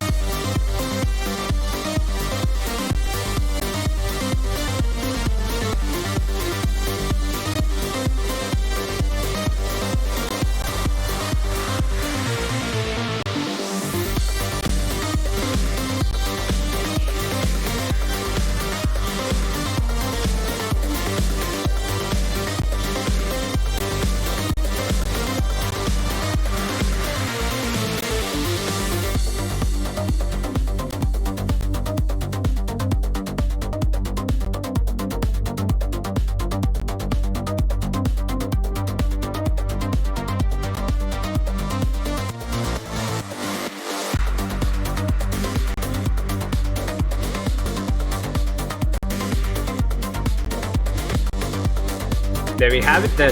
When9 Esports versus Sangal. When9 Vipers versus Sangal Esports. Apologies for that mistake.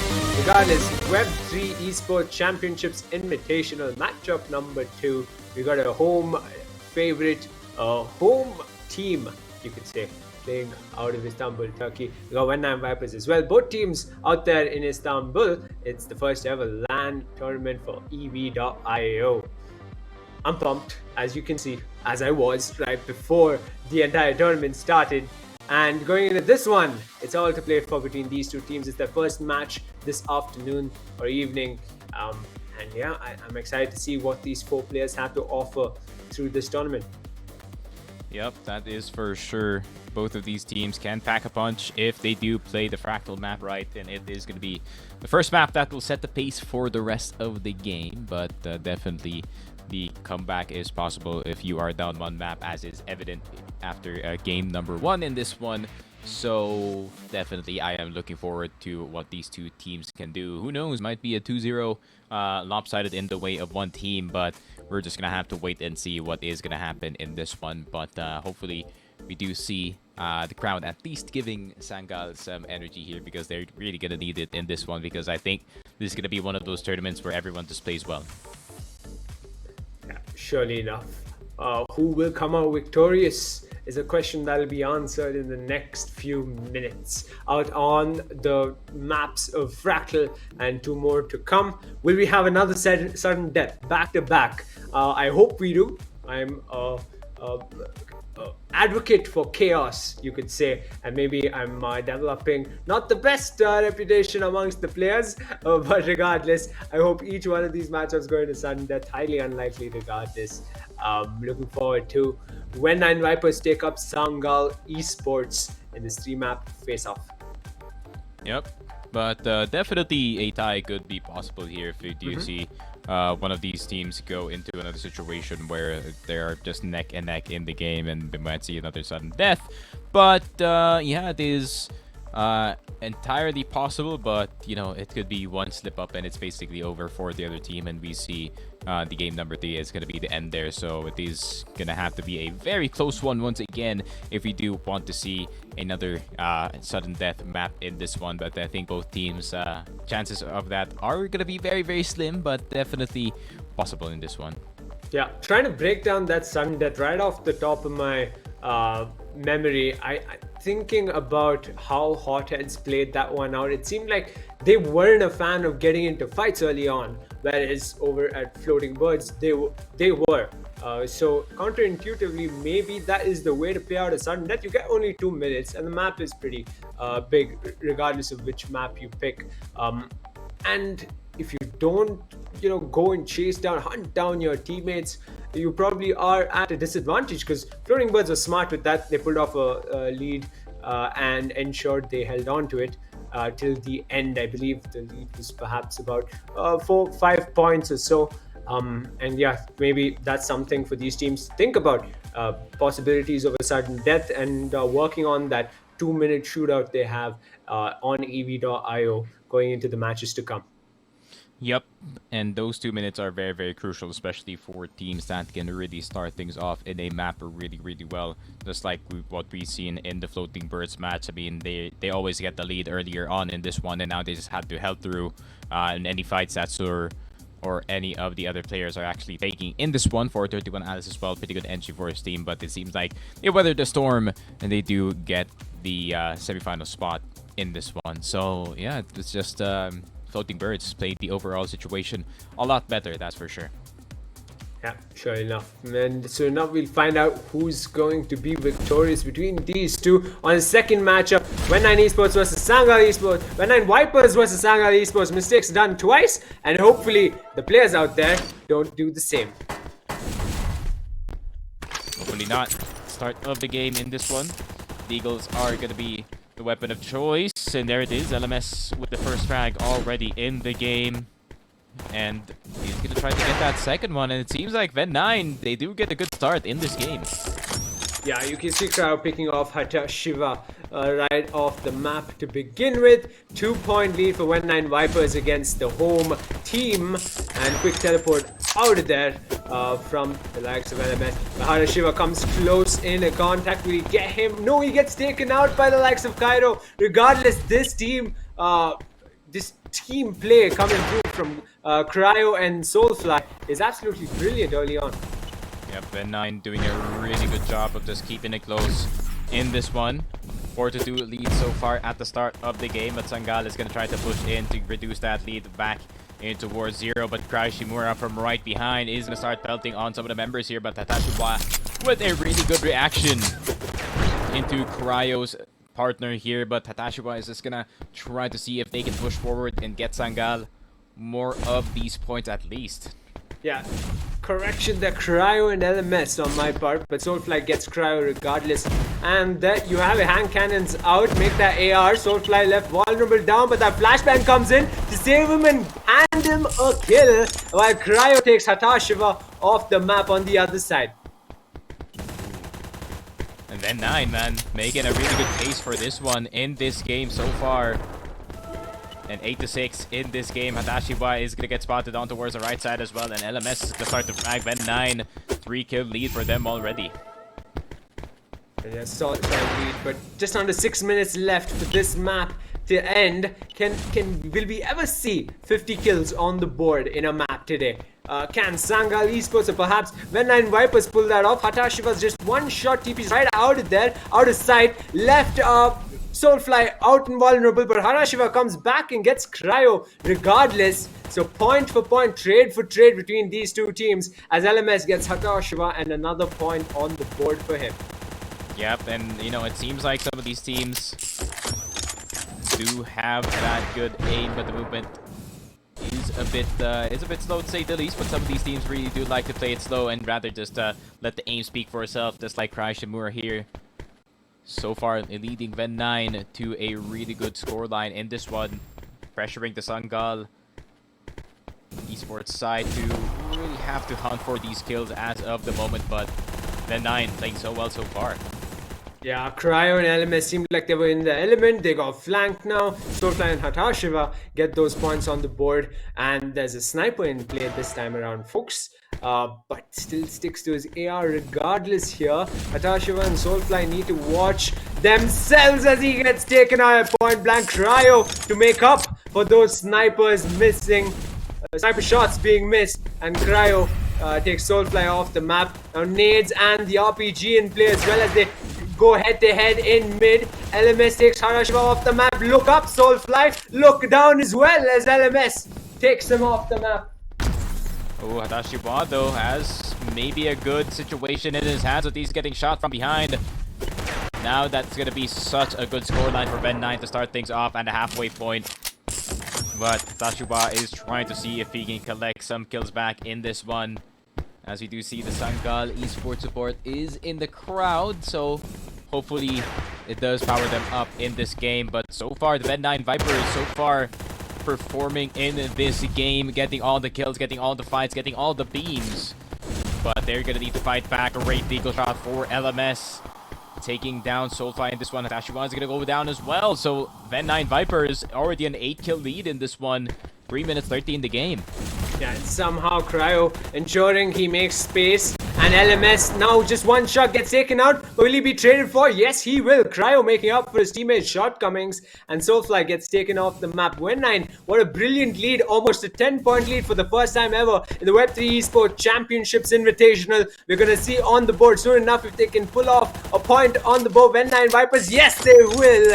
And Soulfly is left vulnerable. Cryo as well in the mix. Soulfly gets him, regardless, is vulnerable and will get taken out by LMS. Look at that teamwork coming through from When9 Vipers. Yep, and teamwork, of course, as we did see in our earlier game, really could make the difference whether or not you are going to lose it. But really good job of kind of anticipating these special weapons as well. LMS now with the Deagle could really do some really bad or really good damage, but Hatashiwa getting Cry Shimura, that's a really good start. LMS is on his own, but they're gonna need to fight the stew here.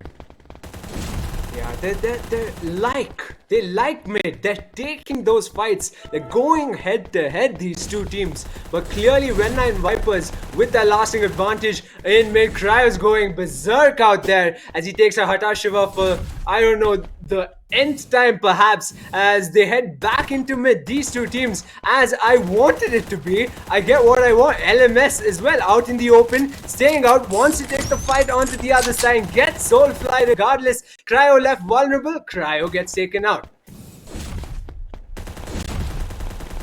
There it is. Pretty big lead for the Ven9 squad so far, but Sengal really trying to fight back into this one, but Krashimura making it a really tough task in this one. And Natashiwa does get one back, but still it is quite a sizable lead, especially time is now dwindling here for the Sangal to make a comeback, but 10 kills in 1 minute and 30, it's not an impossible task, but it is pretty hard. Now Cryo's flashed as he gets taken out by Soulfly. 1.5 minutes left, as you said, on the timer. Soulfly gets Cryo. Onwards we go. A flurry of mines and nades out in play. The When9 Vipers a solid lead. 11-point lead on the board as we trickle down to the last minute of the map. Sniper in play. And will we see Hatashiva off the map from the When9 Viper side? Yes, we will. But it's Cryo who gets that. Hatashiva gets Cryo regardless. And LMS with that sniper making it work in mid. Yup, and I think this could be the end for Sangal in this map. At least they have taken over in all of the fights. Getting all the beams. Krashimura having himself a hell of a game. And yeah, and it seems like it's just gonna be capped off. A 10-kill lead is pretty impossible to come back from. Yep, okay, nades off the teleporter. Deals no damage, however, but does corner the opponents down in mid. LMS gets one regardless onto Hatashiva, so clearly that mine was positioned brilliantly as LMS teleports right back down and takes out Soulfly off the map. Yup, in 10 seconds left, this is looking like a done deal. Ven9 Vipers take the first map off of the home team. And this is definitely going to put Sangal in a dilemma. What are they going to do for map number 2 and 3 in this one? Krashimura 23 and 16. What a performance for both of the teams here. Not much deaths for the LMS. So, pretty good game so far for the Ven9 Vipers. Dominant indeed on, you know, Sangal Esports' backyard. Not the 50 points we were hoping for the first time in the tournament, but we got 41 on the board. So if there's any team that can do it, it's got to be When9 Vipers. Perhaps for now, mind you, we've not seen a few teams yet. But yeah, this matchup, pretty spicy. But mind you, folks, the first matchup between Floating Birds and Hotheads, we saw the first map go in the favor of Hotheads and it quickly turned around, didn't it, on map number 2. And hopefully Sangal Esports go the same route and we get to see their best showing in the map to come. But that match, what a performance by When9 Vipers. Brilliant through and through. Yep, I mean, the entire time they're just calming down, not too extra when it comes to their movement. They just keep it cool, calm, and collected, keep it a bit more grounded. As you can also play EV.io just like that, but they do need to move a bit more, I guess, that's for sure when it comes to these faster teams.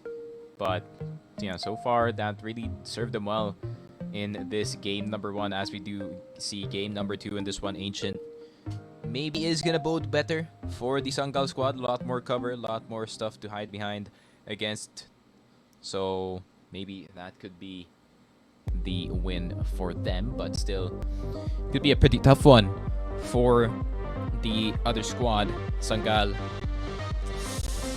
I mean, with the way that Ven9 Viper played in that first game, they really just stopped on towards a certain point of the map. They just blew away the game. Yeah, and I think they enjoyed doing that. I mean, the fights they took in mid, not for a second did they, you know, really think of making space. There were a few smoke grenades that went off, but more so from the Sangal Esports side, I would say. But When9 Vipers, they seem to enjoy themselves going aggressive on the offense, taking those fights. Even with the sniper in the hands of LMS, he was trying to get up close and personal with the Sangal Esports team and take them off the map. While he did miss a couple shots, right there was Cryo to ensure he picked off where his teammate did. Yep.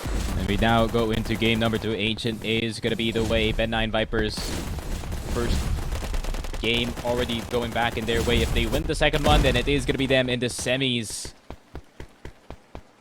That's going to be a really good matchup, that's for sure. Yeah, last time out on this map, we saw the teams of Floating Birds as well as Hothead stay away as much as mid, but did ensure the fight was in mid as Cryo, at the same spot I mentioned, takes out both players from the Sangal Esports side, and onwards they go. As they spawn right back in, Soulfly left vulnerable. He's just a shot away from getting respawned again. LMS jumping, weaving, and ensuring he tries his best. Cryo comes close. It almost seemed like he was going for a sword kill, but gets the Sangal pair off the map regardless. 7 minutes on the timer as the fight trembles on in mid. Yeah, I don't think Cryo has TP equipped actually. He might have all of his ability points in towards movement, towards the sprinting. And that is definitely a viable strat, especially you are very, very hard target to hit. And you have more sprint compared to the other team, but the trade-off is you don't have any TPs, you don't have any jump, but you just have good lateral movement in this one, making it a really hard target for some of these players. Yeah, and just like that, we've got a sniper in play in the hands of LMS again as he gets that first pick. He's on the top of the map in the middle, and right there in his sights is good teammate, Cryo. Make sure he wraps up a kill there. A bit of help perhaps for him as Soulfly gets taken out. Traded for from the likes of Cryo. And yeah, LMS is on a roll like no other on this map as he takes down Soulfly for the end time. But Hatashiva comes back on that trade. Make that lead at 10.1 on the board already. Yep, and Cryo using a build that usually is for farming for these coins in the game itself, but it seems like he's making it work in the actual LAN and actual tournaments, and it is working in this game up against Sangal. Pretty huge lead, 9 points. And if they can keep going with this pace, and maybe we can see our first 50 kill a game, and LMS is just gonna keep on going. That guy has been so key in finishing some of these plays for his team, and he's the one running the TP actually. So, I mean, Cryo just putting on constant pressure on the other team is really giving them a tough time. Yeah, you can see the unravel on the kill feed as well on your screens. Cryo, every time he's cornered, there's LMS with a nade or a sniper. But regardless, he gets that frag onto Hatashiva, who's been trying his best to make up for the shortcomings of map 1. But 20 kills now for the likes of Ben9 Vipers, and down in mid, Cryo left vulnerable. Nade is out, and Hatashiva gets taken out by Cryo regardless. And 22 on the board with just under 5 minutes left into this map. Can Sangal Esports come back at the flurry of impact grenades, and mines go off with a smoke grenade to make up space for the Sangal Esports side? Cryo gets Hatashiva regardless. Ooh, mines could start to collect some points as well for the side of Ben9. 25 already halfway in this game, halfway in towards that kill limit as well. And I think Cryo is looking for more in this one now. Equipped with the SMG, and he can do more damage if he finds Hatashiva right below him. And that could bode some really bad news here for the Sangal, who's really losing grip of this game. Taken off mid-air. Soulfly from LMS on that sniper, and yet another on Ben9 Vipers side. It's point after point on the board with just under 4 minutes left now. Sangal needs to start making those moves, getting those frags on the board. Otherwise, Cryo and LMS are on a run like no other. Mid again. Almost 30. Yep. Make that 30 after all. Barely a second since you said it, but Hatashiva's coming back regardless. Sneaky. He gets 2 frags on the board. Can he make it up 15 points? Make that 14. Seems like they're getting into a groove now. Sangal Esports, if they can keep it going. Hand cannon is out, but Cryo gets taken out regardless. I mean, if they can come back from this, this is going to be one of the bigger comebacks than I remember in recent history. Sangal, it is definitely a possibility, especially after you kill a player you do have instant regen, so you can just keep on fighting and fighting and fighting, but you have to pick those fights really well because you only have limited chances, especially the enemy is on 31, but they're clawing their way back in this game either way. I mean, they're almost 13 kills left, but that turns into 14 once again with Cryo just running around.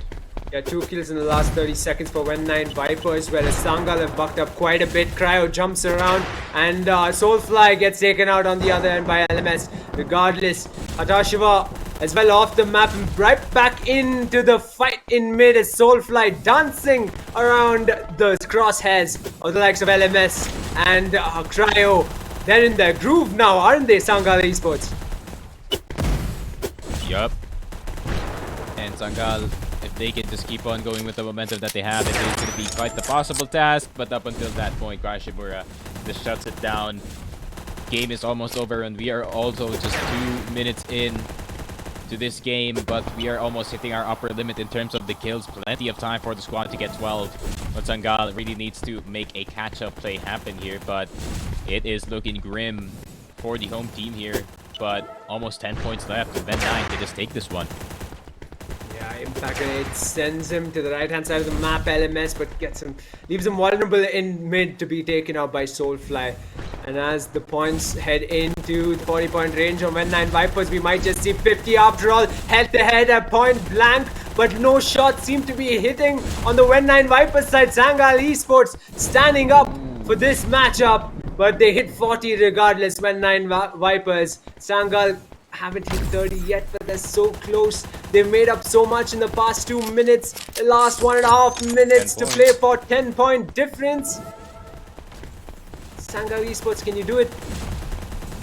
Oh, Hatashiwa can't get the finish, so I think this is just going to be 8 kills left for the When9 side. Movement is really good. Snipers are going to be really good as well. Cryo with a big beam on towards Hatashiwa, but they're going to start to focus on Soulfly in this one. And 7 kills left. When9 can definitely take over in this game if they choose to do so, but the nades are going to start to go through. A flank from Soulfly as well, getting a 2-piece here for Sangal, but 7 kills left. This is going to be quite the task for Sangal to make a comeback here, especially with only 40 seconds left. Hatashiwa with the jump in, does get 1, does get 2. Maybe it could be a possibility, but 30 seconds left. They're going to need to win every fight that they have, and especially Cryo now has the SMG. So effective in those earlier fights, especially Soulfly's now getting close. That's going to be 1. That's going to be 2 for Cryo. Even trades himself out. And 5 kills left. We're not going to hit the limit probably, but then 9. They are going to take down Sangal to the lower bracket. And I don't think it's a possibility. 10 seconds left. They tried. They gave it their all. Sangal Esports, their hometown, they couldn't make the impact. And look up, look high, because it is When9 Vipers that take the map and make that 2, as in their own backyard, Sangal Esports head into the lower brackets. Yeah, they do have another chance to go into this one. And it does happen, man. It seems like Cryo and the boys have a little bit more practice compared to Sangal here. But definitely, we can see them do some damage in the lower bracket, that's for sure. It's not yet done for the home squad here.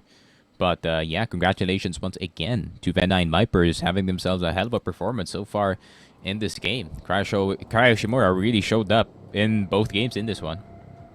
Yeah, he really did step up. LMS was there, positioned perfectly with the long range. For the long range fights, he had the sniper in his hands ever so often. And yeah, he made it work. The team may work over at When9 Vipers or at Sangal Esports. That second map, what a showing to come back. It almost seemed like there was a ray of hope perhaps for that team. Sangal Esports could have maybe just early into map number 2 put up quite a fight to ensure they actually got map 2. What the result would have been then, we would have had a map number 3 and more action there. But unfortunately, Sangal Esports have to head back to the head down to, for the first time, to the lower bracket here, and will be facing Hot Heads in the first lower bracket round. What a showing. That match was quite the one. Yep. Especially Hot Heads are going to be their real test here for the other squad, especially with the way that they played in that first map. You're going to have to be ready for serious aggression. You're going to have to be ready for 431 Alice is jumping in. So that is going to be a very, very spicy game. You might see the replays in just a bit in this one, or you might throw you guys into a break. But yeah, I mean, we have just seen the first 2-0 in the entire tournament, and it came from the second quarterfinals. Yeah, and we got so close to 50 points. I'm still on the edge of my seat, waiting for that one. And yeah, clearly with each matchup, we get to see better plays from both teams. And I mean, it's just getting started. You can hear the enthusiasm in my voice, I'm sure. The first EV.io LAN tournament ever, folks, from the Web3 Esports Championship Invitational. And we go back to the brackets. As we can see, the next matchup coming through is DGen Legends and Crypto Kurdu for their first ever match in the LAN tournament. And after that, we'll be heading into Xborg and Eternity. When 9 Vipers make their way to the semifinals and will be going up against Floating Birds. While in the lower brackets, it's Hotheads and Sangal fight for staying in the tournament. Yep, especially with the way that Hotheads play in the earlier game. Sangal needs to be very ready in this one. But DGen Legends, of course, another unknown going into this tournament. But up against the real home squad in this one. Crypto Kurdu, tons of support back home. Tons of support in the venue probably as well. So DGen Legends have, once again, their backs against the wall in this one. But it seems like the winner's bracket could be a test of whether or not how far they can go in this one. But match number 4 is going to be starting in and around the corner. And that's the one that I'm hyped for, man. Of course. These matchups just keep getting more exciting and exciting. Folks watching from your homes, make sure you drop in the chat. Who do you think will be coming out on top? What do you think about when 9 Vipers versus Sangal Esports, which we just witnessed? 2 maps that wrapped up relatively quickly. When 9 Vipers, quite the stealth they've got on their side. Extending those 10-point leads early into the match itself. On map number 2, it was a brilliant showing as we head into the replays, and Soulfly so many times he just had to look up, didn't he? Because there they come flying, LMS and Cryo out of nowhere, perhaps impact grenades in full play, and they go straight into their opponent's crosshairs to take them out instead of getting taken out. Yeah, I mean, I love what Ven9's doing here. Since, they're not the type of team to move too much in and around the map, so they're like, okay, let's just stick together and make sure we have line of sight of each other so we can create kind of a pseudo crossfire. Making it the 2v1 every time a enemy does peek the corner. So their teamwork really did shine through in map number 1 and in map number 2 in this one. And some really nice shots from LMS as well. Kind of the underrated fragger for his team. Cryo as well, kind of the fire starter, but LMS kind of keeping the team together with the frags that he did get, especially these double kills. Yeah, and cheeky plays as well from LMS. He was the one who sent in a mine and a nade through the teleporter as a play, and clearly the mine got one on the other side of the teleporter. And you can see on map number 2, there were moments where it seemed like there was a ray of hope for Sangal Esports. You can see Hatashiva popping off in mid, ensuring he got points on the board, closed in all the way from single digits and even in the 10s and 15s, all the way up to 20s and 30s. But no matter what they did, they fell back pretty early on because, just when 9 Vipers on a roll of their own. And look up again, Soulfly. What a move that was from the likes of LMS and Cryo. Yeah, I think Cryo overall just played really well in this game. Yeah. I mean, you're gonna have to somehow compensate with not having TPs and not having that extra jump. I think he might have 1.0 jump, but that is usually the default here. But at the same time, his tracking was insanely good in this one. So him compensating with just him on full sprint and having to run in a very fast pace and having to anticipate the people right in front of him, then that's just an amazing skill to have, to be honest. Yeah. Cryo and LMS going straight up against, the likes of Raphael and Bok. That match I'm looking forward to. That semi-final is going to be exciting. And just like that, we'll be heading into the next match soon enough, folks. And of course, I can't talk so much about the matches, but we'll go straight to the host down in Istanbul, Turkey on LAN.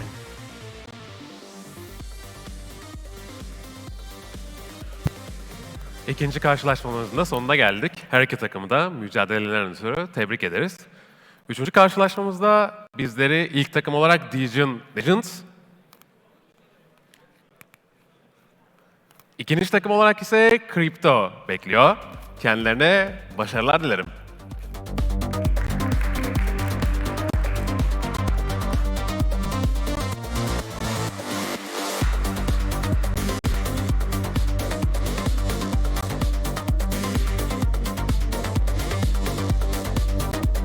There you have it, folks. Crypto Kurdu and, of course, DGen Legends.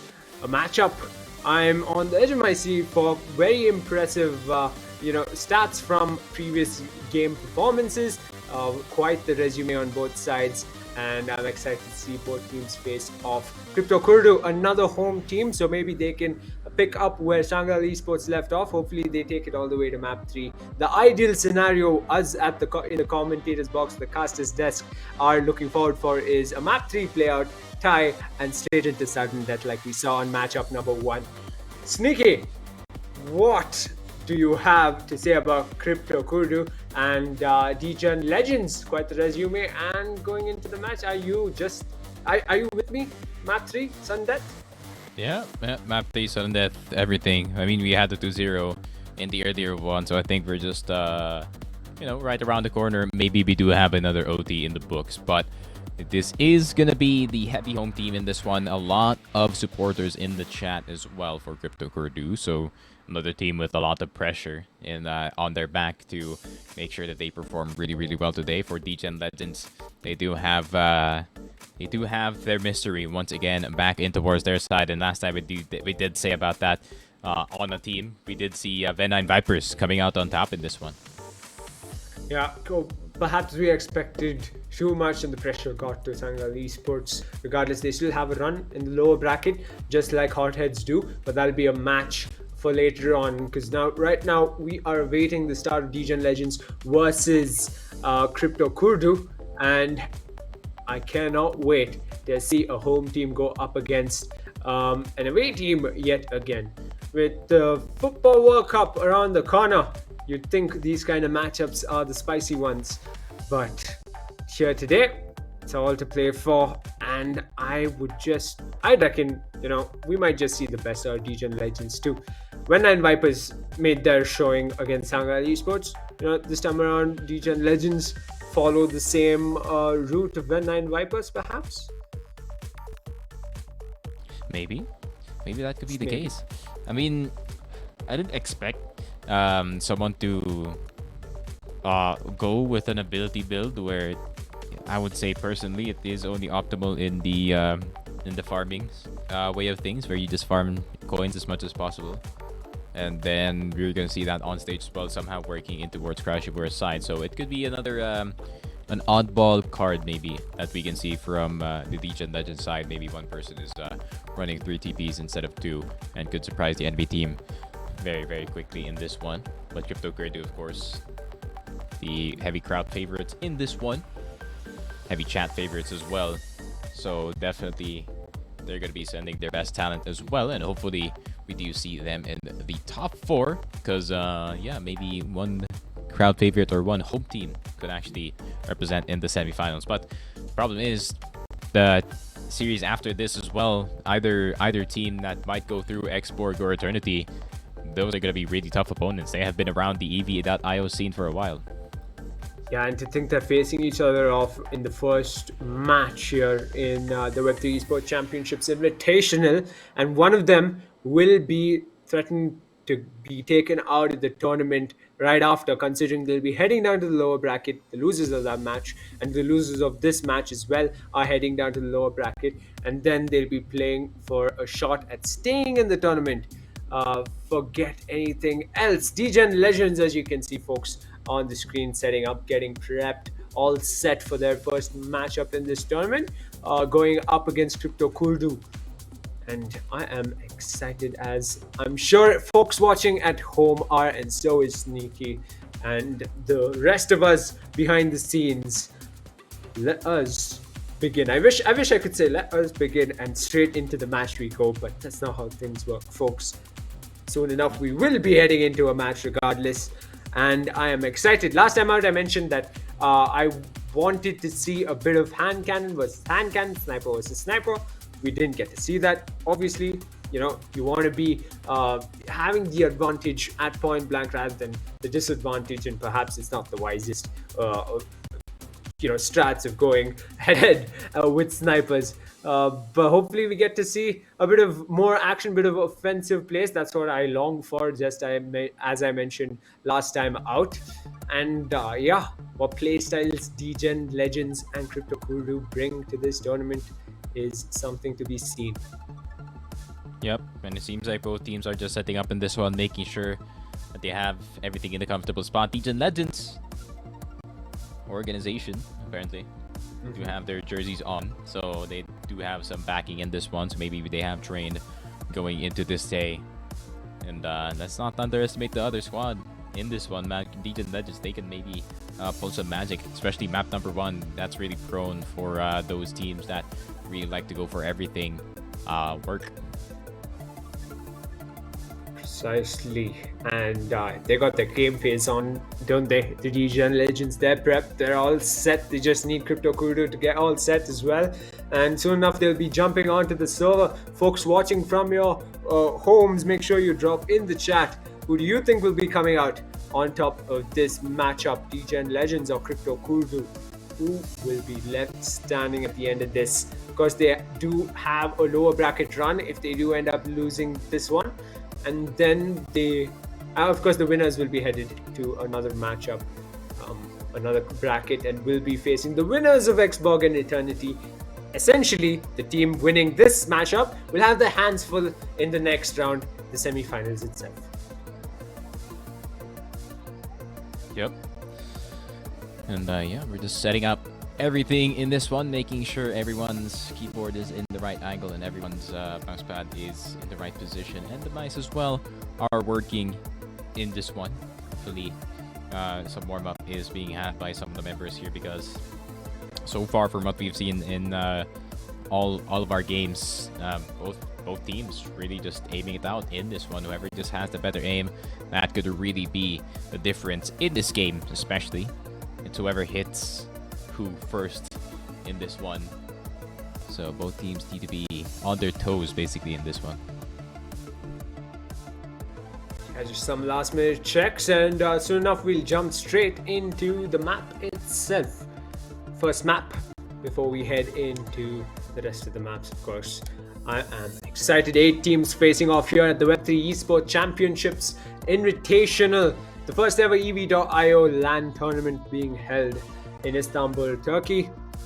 And we've got a couple of home teams in the likes of Crypto Kudu, and of course they're the ones playing, and you can see on the left hand side of your screen we had Sangal Esports, another home team that played the previous match, lost unfortunately, and will head down to the lower brackets for their run, while When 9 Vipers head on to the semi-finals to face off against Floating Birds. So yep, 2 teams qualified, 2 more to qualify to the semi-finals, and yeah, the latter teams heading into the lower brackets. Much of the action still yet to come. How much of a difference it'll make in terms of keeping your calm, keeping your confidence as a player heading into the lower brackets or into the semi-finals, we'll see that pan out on our screens soon enough. Seems like Crypto Kudu just taking a bit more of a while compared to Degen Legends. They'll set up. Regardless, soon enough we'll have the match going. Chat is completely behind Crypto Kudu, as we can see. So of course, Degen Legend fans out there, make sure you make some noise for your homies behind the keyboards and the mouse itself. I am actually curious to see how they do, because they seem like they're all set to go. They've got their game faces on. I love that from the likes of players who seem calm, composed, and you can see that confidence radiating out of their faces. Yep. Now we just wait for them to get into the lobby, and we are gonna finally get this one started, as chat cannot wait for when the next game is gonna start in this one. And it seems like everyone is just warming up in this one, but we do not have time to warm up, my friends. We just gotta get straight into Fractal in this one. Once again, the first map serving the more aggressive team more points than the one that is camping on the other side, but that could really make all the difference in this one. But Pawn kind of plays a bit less differently here, I guess I would say, but still the teleporter does exist, so instant reactions on towards one play of the map can literally be answered in an instant with just one TP. So we'll have to wait and see how creative these teams get on how do they capitalize with this type of map. Yeah, Crypto Kudu soon enough will be on the server. Seems like they've got all set up as well. So it's a matter of a few minutes left, folks. So don't go anywhere. All of you, ensure you stay on, bring some popcorn, bring some snacks for the matchup itself. It's Crypto Kudu versus DGen Legends for the third matchup of the day so far. And it's only the quarterfinals. It's only begun, folks. It's only begun. The action's only begun, and I can't wait to head into the semi-finals and the finals, and of course the grand finals. Lower bracket run. Who will we see so far? Hotheads as well as Sangal Esports have locked in the lower bracket. They'll be fighting for a shot at staying in the tournament, and the losers of this matchup as well will be headed to the lower bracket to make a run of their own. We'll find out. Popping in some gum, ensuring he's all prepped there, the player from DGen Legends. So enough, we'll be heading into the match itself. I'm excited. First map, Fractal. We'll see a repeat perhaps of the matchup of N9 Esports and Sangal N9 Vipers. I am so terribly sorry, I keep making that mistake. But onwards we go, regardless. Sangal Esports tried their best in Fractal. Oh, he's already falling off. The DGen Legends player. He should be a bit careful there, perhaps more so in game rather than IRL. Yeah, I'm just excited as we head into map number 1. There we have it. Straight off the bat, DGen Legends, Crypto Kudu all set to get in the groove. They're taking their time. Doko, he got Doko, and he's just waiting. The timer is ticking though. This is probably the most they're, taking time, perhaps in the matchup today. As we've seen, at least you can see Doko in the far end, and perhaps there's a player having an issue with the zone. Regardless, the timer keeps going. Impact nades out and TP straight towards a gun, and it's the RPG in the hands of Alex JJ on the left-hand side of your screens, folks. Yep, and it seems like they might just have to restart in this one. One player cannot join, so we're gonna get a pretty quick restart in this one. Hopefully, the other player from DGen does get to join in this one, but yeah. You can already hear Sneaky getting a little bit, lethargic, can I say? You need some action on your screen, isn't it, Sneaky? Where is the match? We need the match, and so even the audience agree with us clearly enough. But that's support coming through from Crypto Kudu for Crypto Kudu, immense in the chat, and I'm pretty sure out there in Istanbul as well. Yep. Hopefully we do start soon, man, because I'm gonna need to keep the action rolling, especially to keep me awake in this one. It's pretty late, that's for sure. My end, 8:20 p.m. Yours probably a bit earlier, but yeah. Cross national casting, as you can see, for the Istanbul tournament, not as of the moment, but yeah, we're just gonna wait for the other teams. We just had a little bit of a refresh when it comes to the server, and now I think both teams are now both teams are now complete in the server. Xtoko might have his friend in and around the corner, and it seems like he is here. Yep, that's Snow jumping in as well, and we are off for the first map. It's Fractal, it's DGen Legends versus Crypto Kudu. First match for them. 3 maps and into the TP he goes. Sandy follows suit as the landmine is put right at the entrance of the TP, and just like that, Sandy gets Snow out. Sand gets Snow. Who would have thought we'd been seeing that? We'd be seeing that in EV.io. First LAN tournament of EV.io as Alex JJ gets one onto Doko with the hand cannon. Nifty one that. Yep, 4-1. Great start for the DGen Legends as of the moment. Once again,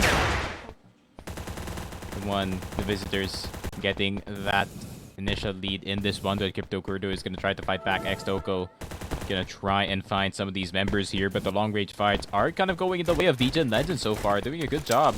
Now with the hand cannon, Alex JJ, he hits his shots.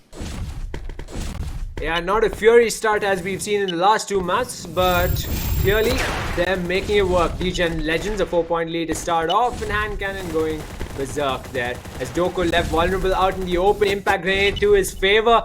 Nade and mine goes out, but he's too far to get that one. Sandy, you got to trail back, but gets one on the other side. Snow gets Alex JJ. Regardless, as that impact grenade aids in Sandy's favor to wipe out Doko at point blank. 9-3. Quite the sizable lead here for the DGen Legends. So far, getting themselves a hell of a lead at the start of the game. But plenty of time for Purdue to make a possible comeback happen here. But DGen Legends made this one really tough for the other side.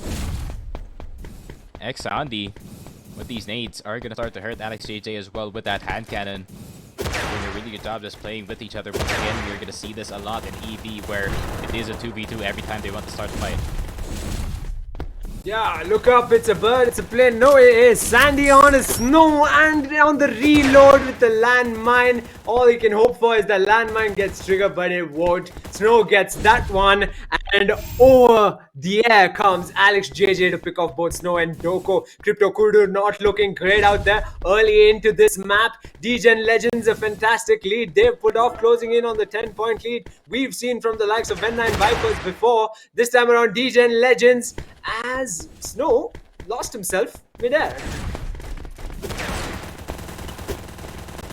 And it seems like we are going to see Crypto Kurdo once again going to get jumped into this one. X-Andy and Alex JJ just winning these fights every time in this one. Already almost halfway in the first map. And we are going to see DGen Legends just pulling ahead. I mean, 10 points already in terms of the score.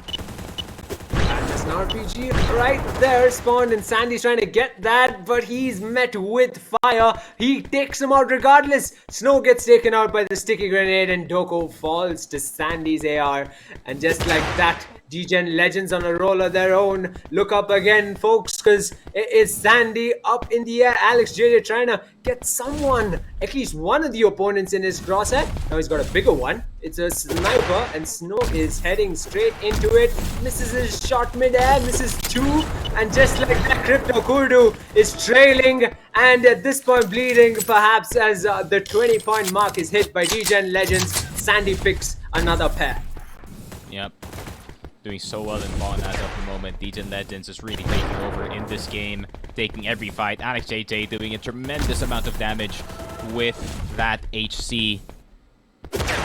And yeah, DGen Legends, they're just gonna keep on farming this one. They're almost halfway in terms of the kill feed in this game. And if they can just keep on fighting, they might even hit the upper limit. But judging from the pace that they have right now, they might not hit it, but they're gonna get really close. Yeah, talking about really getting close. Alex JJ mid-air hand cannon shot, make that 2. And from the other side now with the sniper, it wipes out Doko. What plays coming through from Crypto Kurdo? As little as that might seem, DGen Legends, rightfully so. What a lead they've built up. 25 points on the board. We might just see 50 after all, folks. This might just be the map.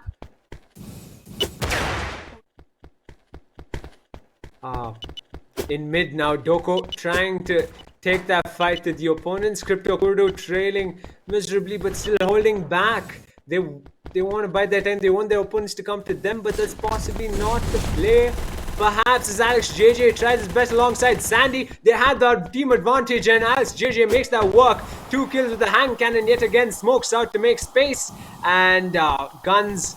Loading up on guns for Doko and his teammate Snow. Right now, Sandy trying his best to get that frag onto the likes of Doko and gets it regardless. He's being chased, Snow. He's being cornered, and cornered he will be by Alex, but gets traded for by Doko on the other end. And down to just a shot away from death once again, Doko. But getting close, up close and personal as the smoke is dropped. And vulnerable perhaps or perhaps not. Alex JJ gets Snow regardless, and Doku will be taken out, as well as Snow perhaps to follow suit from Sandy, who's on a roll. Yep, Sandy having himself a hell of a game so far in this pawn side, and he's just gonna keep on going, hunting for these frags with the AR, doing a tremendous amount of damage, and already almost 35 in this game. As soon as they get Snow, that's gonna tick it. 15 kills left, and we do hit the limit in this one, but the time is ticking down slowly. But Alex JJ trying to see if they can get to that one. They do have the snipers, so they're gonna hit these shots, that's for sure. And DGen Legends, they seem like they were ready going into this tournament. 1.5 minutes left, 38 points on the board and counting, mind you. Is there anything that can stop DGen Legends in on this map at least? Because Crypto Kurdu just seem like they cannot. Yep. Definitely need some help in towards the pawn side. 40 already in this one, so 10 kills left. That's gonna be the first 50 in this tournament, and it seems like Sandy, he does want this achievement for his team. 42 and 10 so far. And DGen Legends, once again, the surprise team popping out as more of the unknown in this one. It seems like they have practiced in this game, hitting all of their shots in this one, especially Xandi, who's just been getting the bulk of the kills, but Alex JJ is also hitting his shots as well with the hand cannon, doing so much damage. And it is up to Sandy to just please clean up. Alex JJ is trying his best with the hand cannon, but that is in vain as the mine and the nade goes through the TP, at the TP in fact, but will be flanked regardless. Snow gets taken out and down goes Doko. 47 on the board, 10 seconds left for the map. Can they hit 50? Need to jump in if they want to. They get one. Snow gets taken out. 49 Almost. at the timer. Oh, what a match that was. Yep. My oh my. DGen Legends really showing up in this tournament, so maybe AX Borg might have a bit of a threat going into our semifinals. But DGen Legends, I mean, really just dominating pawn. What can you say? Yeah, I mean, what a showing, huh? On the first match on LAN, clearly what a showing by DGen Legends. Some beautiful shots, huh, from Crypto Kurdu. Mind you, Alex JJ tried his best with the hand cannon, didn't quite go his way. I think what could have been if, Alex JJ was on another gun. Who knows? We'll find out. Of course, it's only map 1. Map 1 goes in the favor of DGen Legends. A dominant showing by them to start this series off. But map 2, it's all to play for yet again. Scores of 0, timer is back up to 8 minutes. And it is a brand new attempt at getting a W on the board. This is the replay, folks, and a quick one at that. Well, early into this map itself, he was on a roll, wasn't it, Sandy? It's like no one could stop him. Nades, mines, sniper, hand cannon, everything was in play. Yeah, I love that Sandy just pressed W the entire time that he was alive in this one towards the opponent. And that really gave them a lot of the score in this one. And the other side could not capitalize on it at all. Alex H as well with the hand cannon, just hitting all of his shots in this one. Even getting some 2 pieces, giving his team a hell of a lead in this game.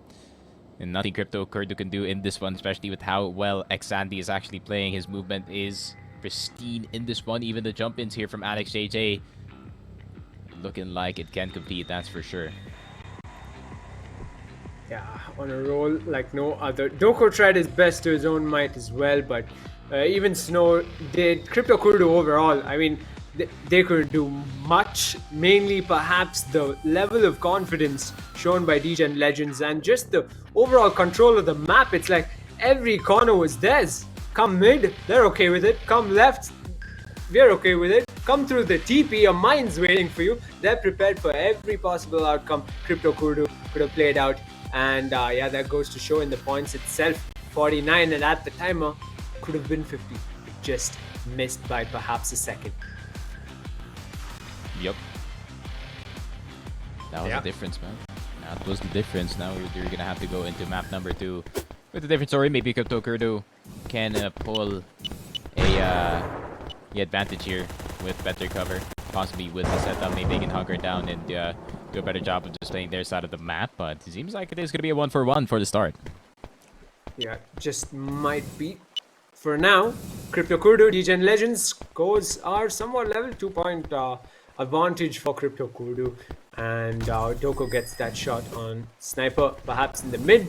This map, as you've said once before, they're going to hold back quite a bit. But it is all to fight for in mid. Sandy and Alex JJ making that team work. And Doko right now, perhaps not on the best element as you'd expect him to be, as he gets traded for regardless. And the game is still on. 4-4, scores level.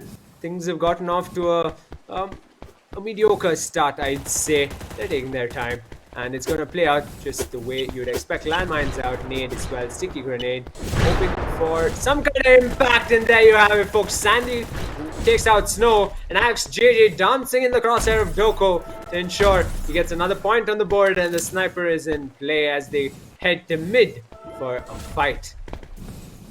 Yep, Rook could really be all the difference here for Crypto Kurdu, but Degen Legends getting those 3 kills, that's going to give them the lead in this one. That means Crypto Kurdu is going to have to walk into them, which is not what they want, that's for sure, because most of the fights do go in the way of Degen Legends, but they're going to be forced in this time, man. They're going to have to be the ones looking for the frags. Yeah, and you can see that with the likes of Sandy and Alex JJ. They're trying their best to stay away as much as possible from Doko and Snow. They're okay if they pop into their crosshair like Doko is from the likes of Sandy's crosshair. He's got utility to ensure he's at an advantage as he TPs to top, and he can see Doko in his cross. Once again, smoke grenade out to make some space for himself, Doko. But Sandy has a line of sight, and he's going to pursue that as Snow tries to flank in his own right. He's aware there's someone on top, and you don't want to see someone flying straight into you and taking you off the map. Yep. And 9-5 so far. Degen Legends have themselves a 4-point lead. This is the best shape that they have so far. I mean, they can just stay wherever they are, maybe just wait for the enemy team to go into them, because Crypto Kurdu is going to be the one looking for the search, but instead, they're just going to opt in to keep on fighting. They want to extend their lead as much as possible. Yeah. Given Degen Legends' performance in the Fractal map, something tells me this map is probably not their best. You can see him struggling there. Doko, Sandy quite did in the line of sight of Snow. But yeah, the fight is still on. Degen Legends and Crypto Kurdu. 11-7 as the score stands. Just under 5 minutes left for this to end. And he gets taken out yet again, Doko. But yeah, Degen Legends somehow mounts up a lead of sorts, and Doko gets taken out. Sandy, I mean, his crosshair is everywhere all at once. To think about it, Doko got taken out twice in a matter of 10 seconds, and there you can see Snow falling to Alex JJ, and Doko yet again gets taken out by Sandy with the sniper. I mean, is there anything stopping him at this point? Yep, and 16-7. One person literally just running around the map, just fragging it out. Crypto Kurdu is going to be up for quite a hard task in this one. Degen Legends are just going to run in, man. Even Alex AJ is up for the task of just getting more of these kills and just extending their lead as much as possible. Yeah, and you can see them almost meeting at mid. Considering there are 2 levels, they're taking their time, and you can see Doko TPing out, trying his best to get out of that firefight, but fails to do so. Alex JJ is right there to pick 1. Can he pick 2?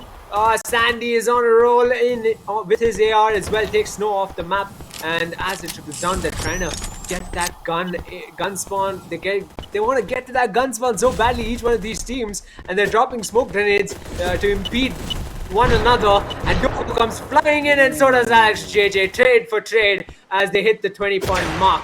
Degen Legends, the roll is on. Yeah, maybe shaping for another 2-0 once again in this one. That could be all the difference in this game. Going into the semifinals in that fashion, Degen Legends definitely know what they're doing. They have their experience in EV, and it is showing in this game. And they're just playing every situation right. Beautiful to see these two teams face off the way that they are in this particular map. Mid seems like a hot spot, but they're running to those gun spawns the minute they have their sights on them. You can see them hunting for a spot to be positioned to ensure they have the advantage. Top spot for Sandy, working into his favor. Once again, Snow gets taken out and has to jump back in. Alex JJ gets Doko, however, and Sandy yet again takes a gunfight. This time loses. First time in a long time, but Alex JJ is right there to take the trade for his good teammate. And man, 26 and 11 so far. DGen Legends just leading the charge in this game. And I think Rook could be theirs in the next 2 minutes. This is quite the lead that they got at the early point of the game, and they just kept on going. They're not stopping anytime soon. They're not getting their foot off the gas because they want to hunt these kills, extend the lead, making it really impossible for the other team to make a possible comeback happen. Yeah, a bit of similarities of DGen Legends with the likes of Floating Birds from map number 3 itself, in my opinion, as Sandy gets into a firefight in between the likes of Doko and his teammate, but Doko gets taken out as JJ goes in the process as well, trade for trade, but that prominent lead is on. Doko climbing down the steps and evade Alex JJ as much as he can, and gets an advantage regardless, gets him off the map. Nades are out the minute he feels a bullet land on him, Doko, but gets two regardless. Sandy that was, and he seems to be trailing now. Seems like a feint of hope perhaps for the likes of Crypto Kordu. 31 and 14, 1 minute left on the clock. It's going to be a far cry from the side of Crypto Kurdu, but I think it is going to be one of the home teams going to be sent onto the lower side of the bracket. Is probably going to join Sangal here. But it was a nice try from Crypto Kurdu, but it seems like DGen Legends, they were just ready today, and Xandy and Alex AJ bringing the fire in the game, a number 1 and 2, really serving them well in this one. The way Alex JJ moved right now, I was like, he had it in the bag, but Snow really outdoing himself as well on that kill to Sandy, but it's too late perhaps. With 30 seconds left, Crypto Kurdu seems set to head to the lower brackets for now. DGen Legends, a solid lead they accumulated early into this map. They can buy time, they can play the waiting game, but they're being hunted down, or they're being they're trying. Crypto Kurdu's giving it all in the last 10 seconds, but they're getting the short end of the stick, folks, as the timer goes down to 5 seconds or so. DGen Legends, a prominent lead early on, and it's the party at Crypto Kurdu's backyard for them. Yep, almost a 17 kill lead here for the side of the DGen Legends, moving on to our semifinals. So congratulations to them, another clean 2-0 for one squad in this one.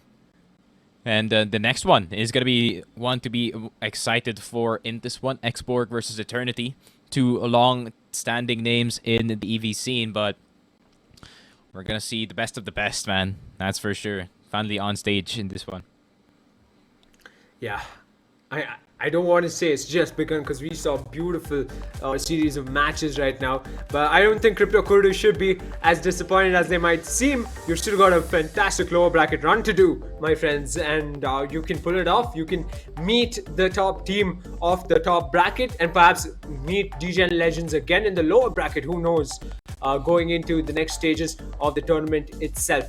Anything's possible, folks, and I don't think they should give up one bit. They can still play for the finals. But what a start DGen Legends got off of map 1. Off of map 2, it did seem like a slower start. So close they came to that 50-point mark at map 1. But regardless, it was them all around. What an intense couple of maps. We did not see map 3 on 2 occasions so far, with Wendan Vipers heading to the semifinals, as well as DGen Legends following suit.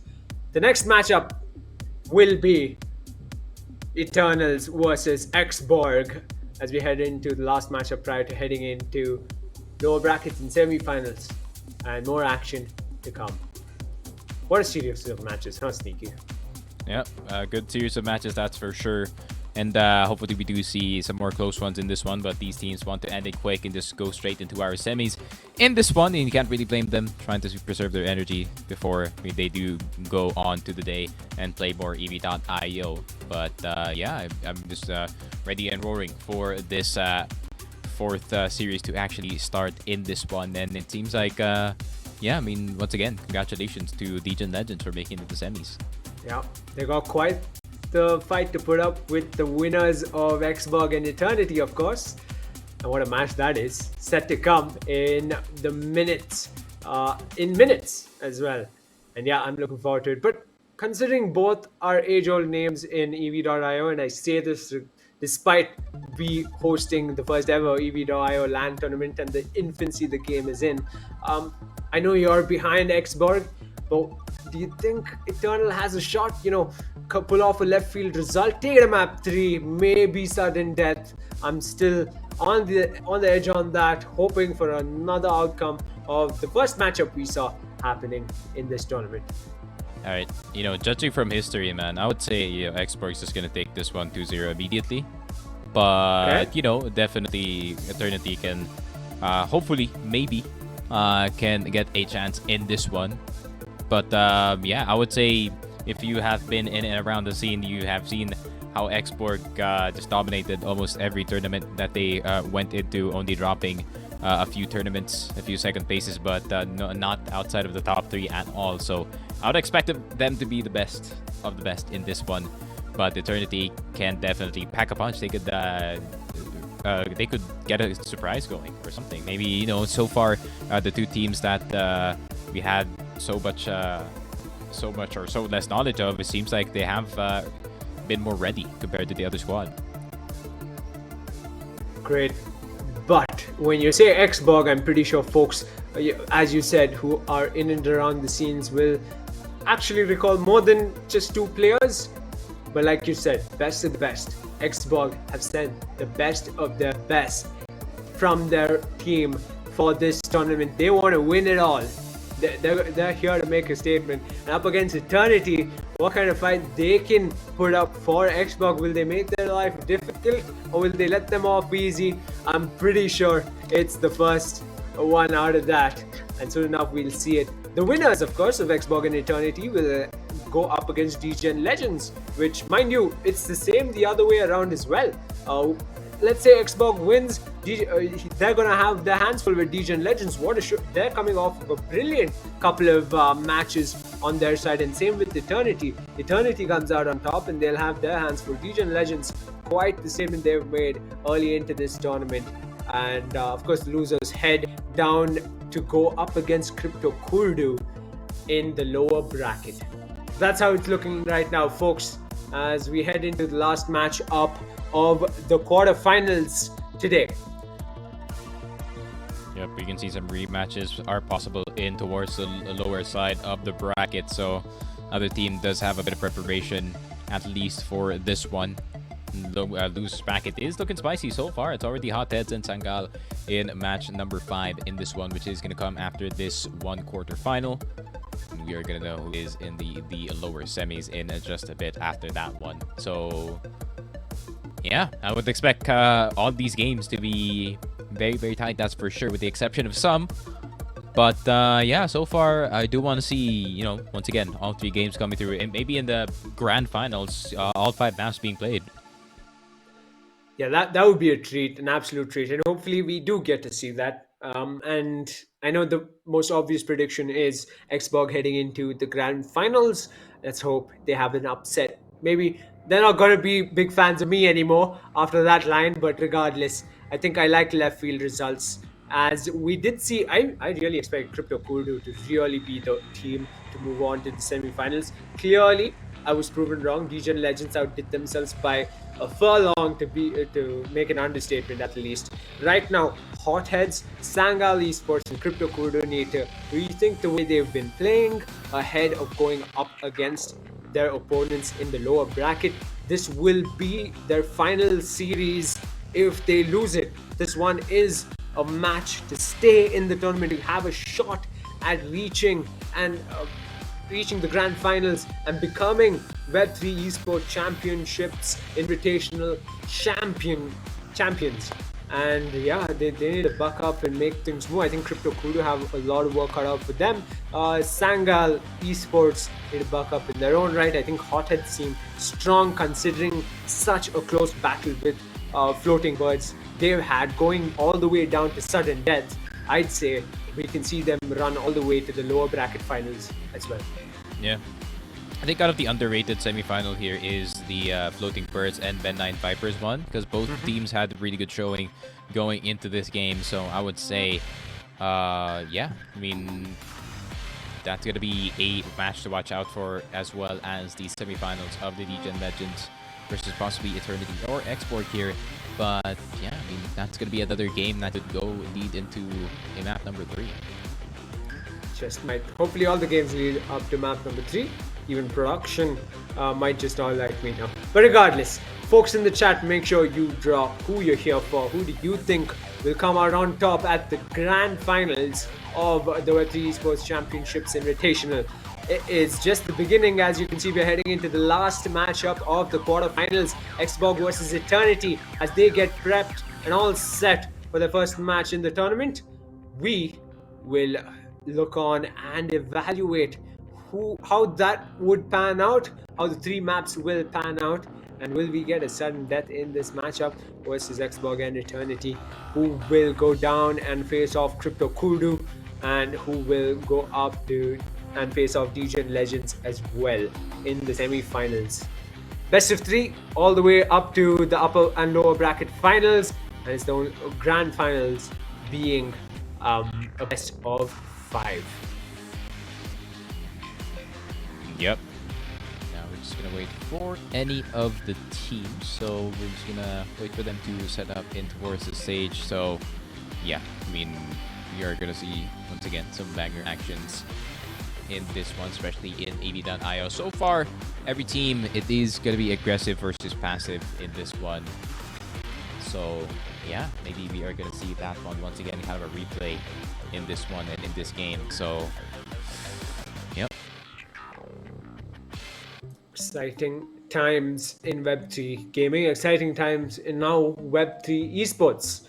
So yeah, if you haven't put yourself in a playing position just yet in EV.io, make sure you do. It's a really fun game. You can play it on your browser, folks, and as you can see, some of them have gotten so good that it's a no-brainer that they're going to end up in grand finals, like the likes of Xborg, as Sneaky had mentioned early on. But yeah, overall EV.io, I've had good fun playing it with my good friends who I play with, my trio queue or my 5 stack, as I say.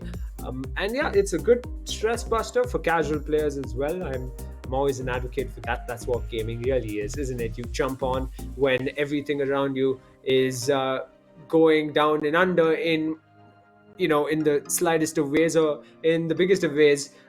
Gaming's always there to jump onto and ease the mind and get the blood flowing the right way. Yep, EV is that type of game that you can just play as warm-up before you can play another game in this one. So definitely stuff to watch out for. And if you do opt in for the Web3 option, then you're gonna buy a skin and then earn from it. Especially you do have to earn it via eliminating another player. In this one, you do get more if you do eliminate an actual player. So player filled lobbies are definitely going to be a priority in this one. So there's going to be a lot more players trying to see if they can get themselves a little bit of extra cash on the side. And yeah, I would say EV in a really good spot.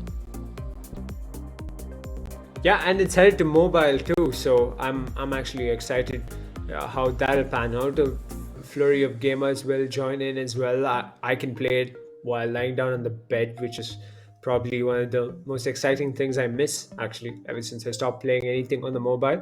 But regardless, folks, the Web3 Esports Championships Invitational, for those of you joining in, that's what you're here to watch. And next up, the match itself is Xborg versus Eternity. It's the last matchup of the quarterfinals ahead of heading into the semi-final matchups and the lower bracket matchups that will see 2 teams head home after. We've seen Hotheads and Floating Birds go up against each other. Floating Birds came out victorious after sending it straight into sudden death. Played out 3 maps, went into sudden death, and came out victorious in a final 2-minute matchup. Hotheads got sent down to the lower bracket. When 9 Vipers join Floating Birds in the semi-finals, as Sangal Esports head down to the lower brackets as well. Not the greatest of outings for the home teams as Sangal Esports as well as Crypto Kudu find themselves in the lower bracket, and Degen Legends head on to the semi-finals. And as I said, Xborg and Eternity, the match everyone's been waiting for, especially, of course, Sneaky here alongside me in the caster's desk. Yep, and of course, you are gonna see, two of the best players that EV has had so far here for Xborg, if they are present as of the moment. Of course, we do have Lex and SKSJ as per usual. I don't know if Big Boy is here. They're kind of like their number 3 player is gonna look to see if they can get another first place trophy in this one, and another first place prize, already adding to the already big trophy collection in the weekly tournament. So Xborg, I mean, just looking to see if they can prove that they are that type of team. Exciting times. But right before heading into Xborg versus Eternity, we will have a short break. So folks watching, don't go anywhere. Use this time to fuel up on some water, and as well as on snacks. Get some snacks, get prepared for this immense matchup coming up, Xbox versus Eternity, and we'll be back soon enough on the other side.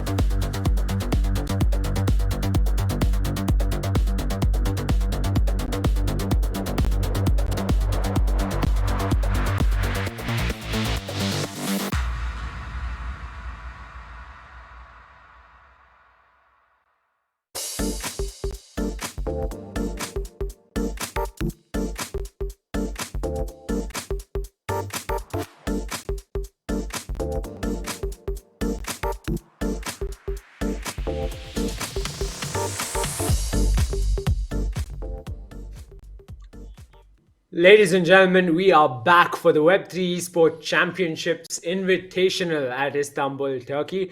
We are your hosts, casters, in fact, Zataxa and Sneaky here at the casters desk. We've gone through three incredible matchups with the likes of, around 6 of the 8 teams in this tournament. Next up is the one where we've waited for the most, in the likes of Eternity taking on the favorites in some ways in the EV.io scene, perhaps, in the likes of Xborg. And yeah, I know my co-caster Sneaky is excited more than ever for this one.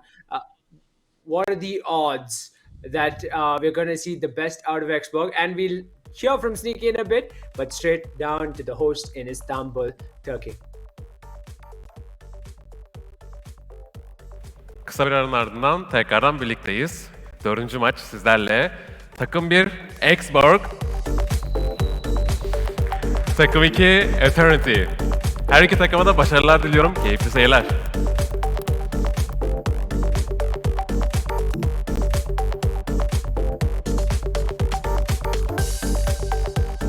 have it then, Siki. Xbox and Eternity, they're all set, they're all prepped. We've got quite the match ahead. Yep, I mean, Xborg, obviously, just like I said, heavy favorites going into this matchup. I mean, they've won almost every weekly tournament that they joined in this one, that is for sure. So, we are going to see Xborg, of course, start things off with their side of the map first, trying to see if they can prioritize some of these weapon pickups, of course. And let's see, can they hit the shots as much as they did in those online plays? But the other team is not to be underestimated as well. They have Biggie Smalls, and they have Crunk. Crunk, of course, has been a while for some of these tournaments, so maybe he could make a difference here for Eternity especially. Just might, but as it stands, goes a level early into the match itself. This is when you'd expect to see a lead. Historically, in this tournament itself, in the last 3 matches, we've seen leads early into the map itself, but two competent teams going head-to-head. You can see it in the scores as well as the smoke comes down on the likes of Eternity's side. And how close that got as Lex takes 2 with the sticky grenades. Yep, and Lex, he does have the sniper now. He would have preferred the Deagle in this situation, but the sniper will do as of the moment. So they're just going to play their side of the map. So you are going to see this a lot from Xborg, them just, you know, reacting to whatever the enemy is throwing at them. And sometimes they're going to be the ones taking the charge if need be. But they're just playing their side of the map really well. Smokes are going to go down. Lots of OPs that you're going to expect for one of these squads because it is a very useful tool. Can block off certain information in this game, but Eski gonna get tagged a bit and is gonna walk into a mine, so Lex is gonna be on his own. Maybe an opportunity for Eternity to go for the punish, but Lex is just gonna impulse nade through on towards the other side so he can rejoin his teammate near the teleporter. Is even gonna get the big tag here on towards Crunk, but they're just playing it within their means, and Lex even getting one on towards Biggie Small, so Xborg so far with a 2-kill lead in this game, so already a good start for them, but Biggie Small is not to be underestimated. Is gonna get his own sniper shot. Lex gonna be in the air as well, and great TP mid-air not to get hit by it. Then Eski comes in time, but Crunk gonna run in as well, but still that's 2 going in the way of Xborg. You can see he's so ambitious there on the side of Eternity with the hand cannon, but there you go, Lex 1. Can anyone stop him at this point? Early in though, as the TP gets hold of the nades and the mine as well, through, ready for Eternity's entry into the TP. If anything, Crunk has his hands full. Lex one out of nowhere, jumping, hopping about. Impact grenade to his favor and shows up in Biggie Small's crosshair to take him off the map. Yep, and definitely Lex pegged as the best player in the game as of the moment, and it seems like he is playing like it, but Biggie Smalls wants to make his own case as well. Getting a 2K with that Deagle is going to reload it right after, but Eski is already looking for the punish in this one. Big tag on towards Lex, but he's only down 30 HP, so he's going to have to back off, wait for his HP to recover, and they can reaggress in this fight. At least they can make it a 6-kill lead in this one, but Biggie Smalls is starting to circle around near the other side of the TP. But Crunk is going to start to move in as well. Is this going to be the jump in on towards the other side? Some tags are going to go through, but it is going to be the jump in on towards the other side. They're going to use the TP instead. Lex, there's so many explosions all over the place, but can he get the shots going? But nope, he's going to get hunted down. But Eski from the other side of the map all the way in towards campsite is going to get those 2 kills. And Xborg, these fights are just going longer and longer, not really benefiting the Eternity side so far. Yeah, Eski gets taken out mid-air by Crunk, who is coming in hot from the left-hand side. But yeah, they're picking up guns as much as they can on the side of Xborg. They got a lead now, and if they can hold it through the smoke, he goes Lex 1, being ambitious as you'd expect. In a distance, as Biggie Smalls gets wiped out by the hand cannon in the likes of Lex 1. And who dares come close to this guy? It seems like he's got complete control of the map, as Eski on the other end picks off an opponent with a landmine, gets another, but gets traded for by the likes of Crunk. Eternity not backing down one bit, but the lead is still on Xborg's side, and they need to get face to face with Xborg and pick off more kills, don't they? Yep, Lex is playing this one really, really well, just cleaning up all the kills with Eski. Kind of doing the same. Every time Lexus dies, he gets 2 here. Every time Eski dies, Lex gets 2. So the trades are not really adding up for the other side. Great good air beam from Lex as well. Full showing from the man himself. Knows exactly where Crunk is going to spawn. Instantly reacts to it. Does die to the sticky nade, but Eski is there for the trade. And now the lead extends all the way to 8. Xborg may not be, you know, going for the usual aggressive takes that they usually do, but it seems like they're just going to build their lead very, very slowly here, with them just playing off the backs of each other. Yeah, Lex was almost exploiting that TP at that point, coming in and going out, and smart one at that, as you'd expect as he takes out Biggie Smalls off the map. 23-12 as the score stands, just under 3 minutes left for the match itself. We're not gonna see 50 points on the scoreline, but definitely we're gonna get close as Biggie Smalls gets eradicated off the map by Eski. He's on a roll of his own, sporting the NIP skin. He's chasing down Crunk in mid. Crunk dances as much as he can, stands no chance. Xborg, they're on a roll now, and Lex is coming for another kill with an RPG. He set his sights on Biggie Smalls. He's got him close, but Crunk gets wiped out by the sniper.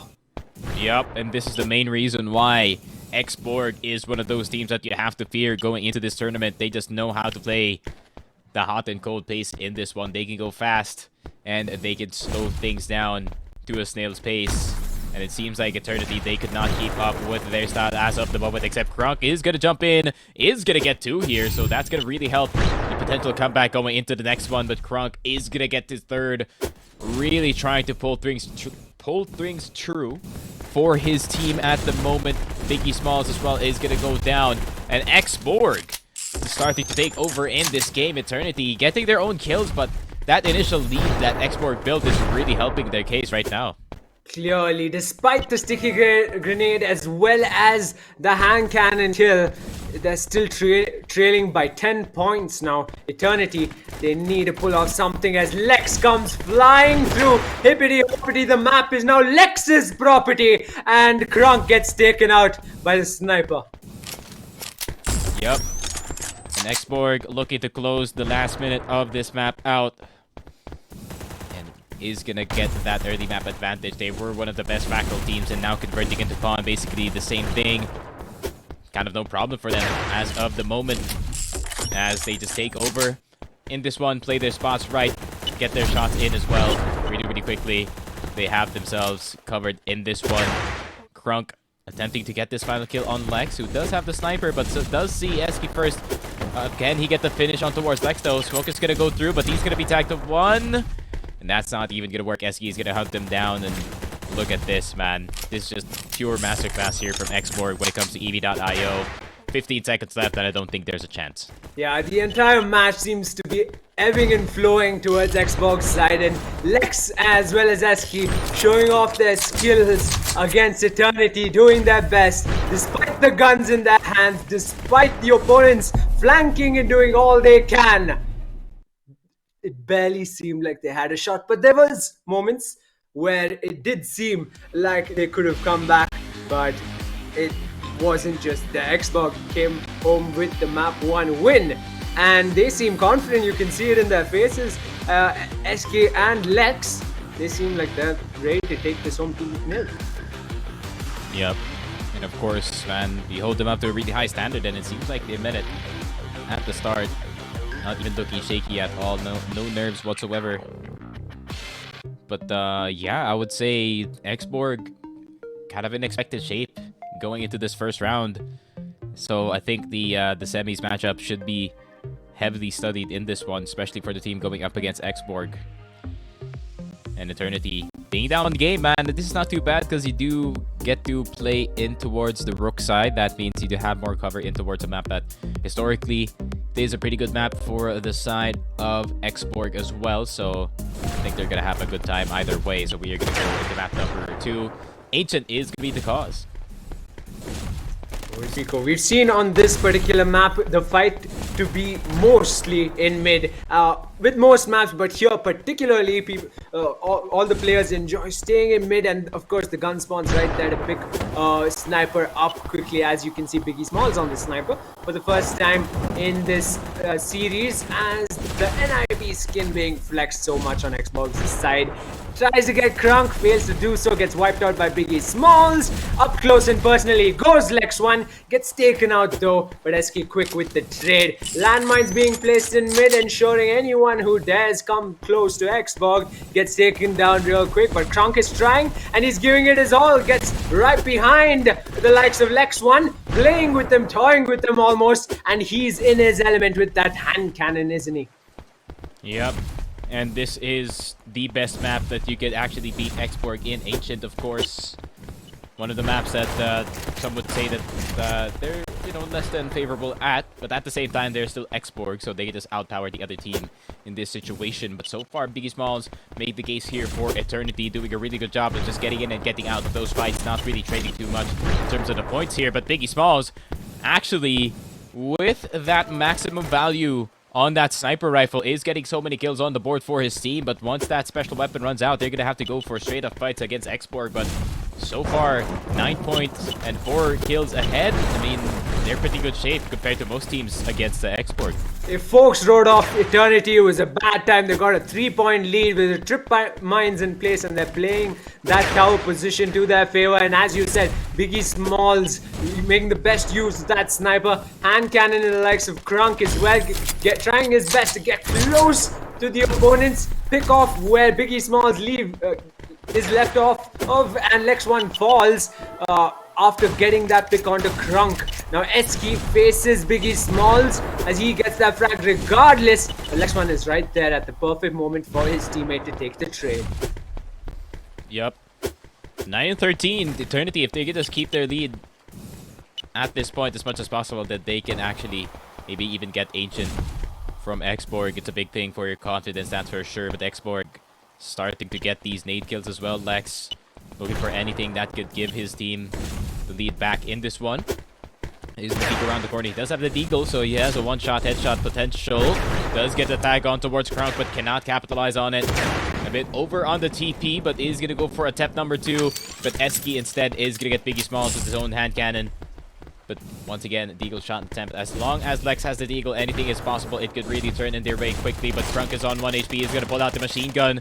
The explosion with the capitalization. But Biggie Smalls is going to get 2. He is playing like an absolute mad lad right now. Yeah, he's in his element with the TPs and the AR. He picks off Lex1. Crunk that was, as Biggie Smalls picks up where Eski was lost. And the trip mines are in place. They seem to be in an advantage. 5 points lead, 4.5 minutes left. Xbox can turn it around, make that 6 on the board for the likes of Eternity. This might just run down to map 3, isn't it? But now we got the sniper in play yet again from Biggie Smalls. Advantage Eternity once again as Lex1 tries to flank from the left-hand side, gets tagged quite a bit. He's one shot now, but the hand cannon comes through and he gets taken off the map. Eski left on the right-hand side gets picked off as well. Crunk with the mine makes up and helps out his teammate. It's trade for trade for trade, and the lead remains with Eternity. Yep, I mean, Xborg not seeing the usual trades that they usually see when it comes to these situations, but I think Biggie Smalls is just doing a really good job of displaying with the special weapons that he has. The SMG has been doing so much damage on towards the side of Xborg, but now Xborg needs to kind of mix up their own strategy. Maybe just try to prioritize some of these special weapons here, especially the snipers could turn the tides in an instant. But Biggie Smalls is just getting this good RNG. He does have the sniper, he does have the SMG, and if he can hit all of his shots, then that could be good news. Just like that though, but Eski gonna get 2, but they need to get more cleaner fights. Yeah, the best news Biggie Smalls is getting now is the fact that that sniper just popped up right in front of him. More of that, and we're going to see Biggie Smalls continue to dominate. As you can see, it's trickling down to a 10-point lead. Look up, folks, it's Xborg as Eski closes in on the likes of Eternity, who does a brilliant job at taking cover, but they're left vulnerable as well as Eski closes in on Crunk, gets the frag. And where is Biggie Smalls right now? Because Crunk could use some help. Yep, Crunk can definitely use some help as of the moment. But Lex, as long as he does have the sniper, he is gonna be a-okay in this situation.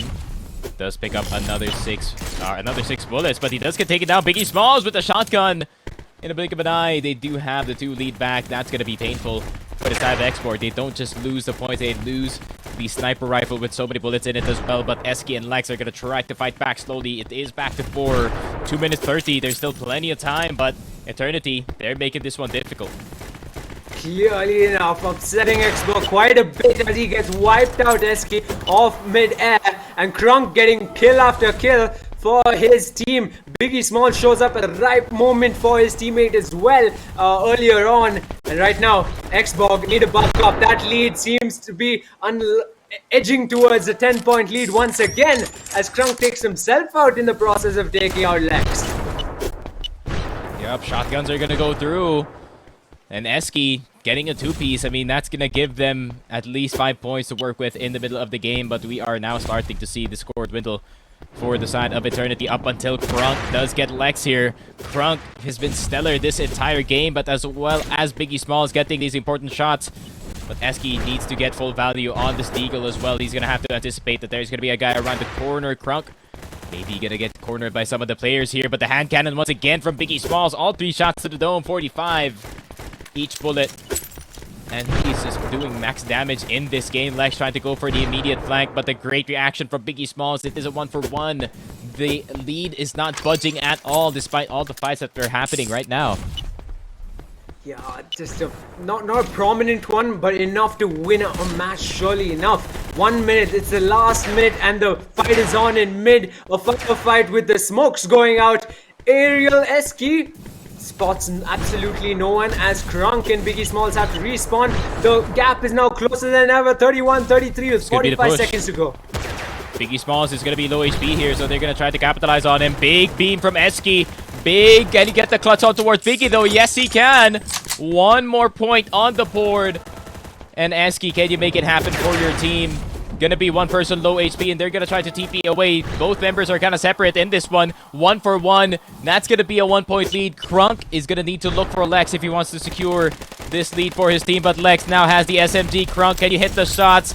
The TPs are gonna go through. 15 seconds left. Lex is on 1 HP. Eski's got his back. 35-35. Could this be a tie? Final could 10 be one seconds. member. It could be one member just picked out of nowhere in this one. They're gonna try to jump in. Both teams does not want to risk it, and we're just gonna replay Ancient in this one. Wow, what a matchup that was. How Xborg came back, incredibly impressive. Incredibly impressive. Goes to show what we saw in map 1 was just the beginning. We saw in map 2 Eternity, quite the showing early into the map, but Xborg just had that composure to ensure they closed in, and it didn't go down to the wire as such. They had to come back quite a bit in the last minute or so, and yeah, Eternity couldn't hold that gap. They just couldn't hold that lead they had, and yeah, it's barely the beginning what we've seen of these two teams. It seemed like there was a play much like previous matches we've seen on the same map of Ancient, but onwards we go towards map number 3. Yep. And map number 3 we're gonna go. So it is gonna be tied. Neither team does not, or they do not want to play Ancient, that's for sure, if you are the Xborg side. But yeah, it seems like we are gonna see Xborg in towards Rook this time. I think this is gonna be more of a friendly map for them because they can also play the style that we did see earlier from Floating Birds way better. And if they can hit shots like that, they can definitely cap off the series.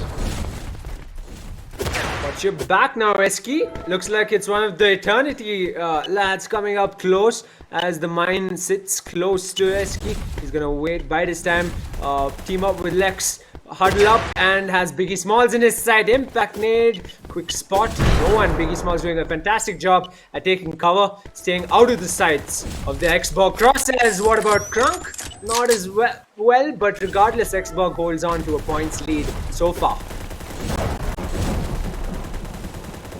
And onwards, the fight goes as Krunk gets taken out by Biggie Smalls on a roll of his own with a handgun, hand cannon. Apologies there for Biggie Smalls now blinded, vulnerable. Eski. There's no shot in a position like that. to even assume Biggie Smalls has a shot of coming out of that. Les Lex one takes out Crunk on the other end with a hand cannon. Xborg looking mighty fine around this map. Yep, and they are just gonna play within their means in this one. Ooh, little trick at the back, and it seems like Eski didn't make it, but at least Lex does have a little bit of a power position. They could, someone play in towards this catwalk side, and maybe even they can sandwich one player here. Biggie Smalls is gonna be located, but he is not gonna be killed.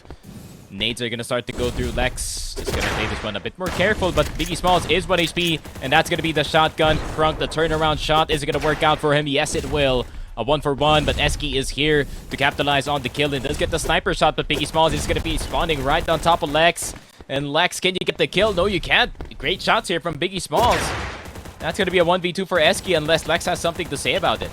8-7, but this time on in the favor of Xborg as the nades come out to trade for trade. Lex 1 imparting quite the damage onto Eternity, and you can see that on the scoreline as well. It's holding up that lead Xborg has, and this is when Biggie Smalls needs to buck up, and so does Crunk. They need to close in on Xborg. They need to be the hunters instead of the hunted, because Xborg taking control of top side is working out for them. The top side of the map itself, you can see Crunk runs away with that frag with the hand cannon onto Eski, but for how much longer as the scores level, heading into 5 more minutes left into this map. It's a double kill. Yeah, big shots from Crunk though. Did get Eski at the end, and it's gonna force Lex to use all of his TPs, so they're just gonna run him down. And Eternity really going for a fight right now on towards Rook, wanting to go for that sudden death map, possibly in map number 3, but Eski is gonna get Biggie Smalls in this one. Gonna try to prevent that from happening. Xborg, I would have expected them to be in better shape in this one, that's for sure, but it seems like they're having a hard time between these two teams. Or between these two players. Biggie Smalls and Crunk are doing a really good job just facilitating these kills, but this is going to be them capitalizing on the low HP player. Biggie Smalls on his own, going to get pushed in. That's an easy 2k, and they'll lead us back in towards the side of Xborg. Yeah, you can see Eternity being caught off guard so many times, being vulnerable, just one shot. So taking cover needs to be their objective, but then again, I'd like to see them go on the offensive, go towards the top side of the map, but they're just getting dominated every time. But Biggie Smalls comes back with the SMG as the smokes drop for his quick escape. Yeah, but 13-13 though. TPs are just going all over the place. Lex is going to get Biggie Smalls, but can they get Crunk? Crunk just running away in the other direction, back in towards campsite. But Lex going to try to go for the chase down, but this is actually really brave from Crunk going in towards the tunnel instead, and he is going to get flanked in this situation. The turnaround is going to be there, possibly for Crunk. The retake is in, but I think Lex just dipping out of that situation. He does not want to be involved in it. 14-14 is going to be the score, and I think they might go for a 2-man push just to get themselves a 1-point lead, and they just play off of that. Yeah, that is the play. Mind you, this is map number 3 with the trip mines in place. They're playing time with the scores level 14-14. Just over 3 minutes left into the map itself. And you can see Eski making his way towards Eternity. Lex aerial shoots himself across the map as he gets that frag onto Crunk. Yep, this is what I was talking about. The 2-man plays that you have to worry about if you are up against Xborg. And Crunk is going to try to see if he can get the quick trade, but Eski does have the sniper rifle in his hands. Pretty slow game from both sides, but Xborg is slowly climbing out of what was once a lead here from Eternity. Lex is going to get Crunk as well. And if they can kind of cool down Crunk here, this is going to be good news for Xborg. They can get more kills, and Biggie Smalls starting to miss some shots as well, but he's just going to try to get away. Does not want to get 2-man pushed in this one, but Crunk is right in around the corner. Lex is going to go for the push in. The shotgun with the slide as well. Perfect for Lex. Great 2-piece by him. Now Rook is in control of Xborg. Points on the board for Xborg, just like that. A 5-point lead, and that sniper's just now working for him. He probably should settle for the hand cannon because he gets 2 from it as Eski takes the trade regardless. And onwards. This is a tough one. Yeah, tough one for Eternity. It is. It's turning out to be with 2 minutes left. It's still all to play for, however, with Eski picking up guns along the way. He sees Crunk just in the gaps. He decides to go on the offense. sprints straight into his face. Impact grenades and Biggie Smalls, where are you running? Eski comes your way, and so does Lex One on Krunk. Xborg seems to be in a flow of their own as Lex One heads straight into the crosshairs of Biggie Smalls and Krunk yet again.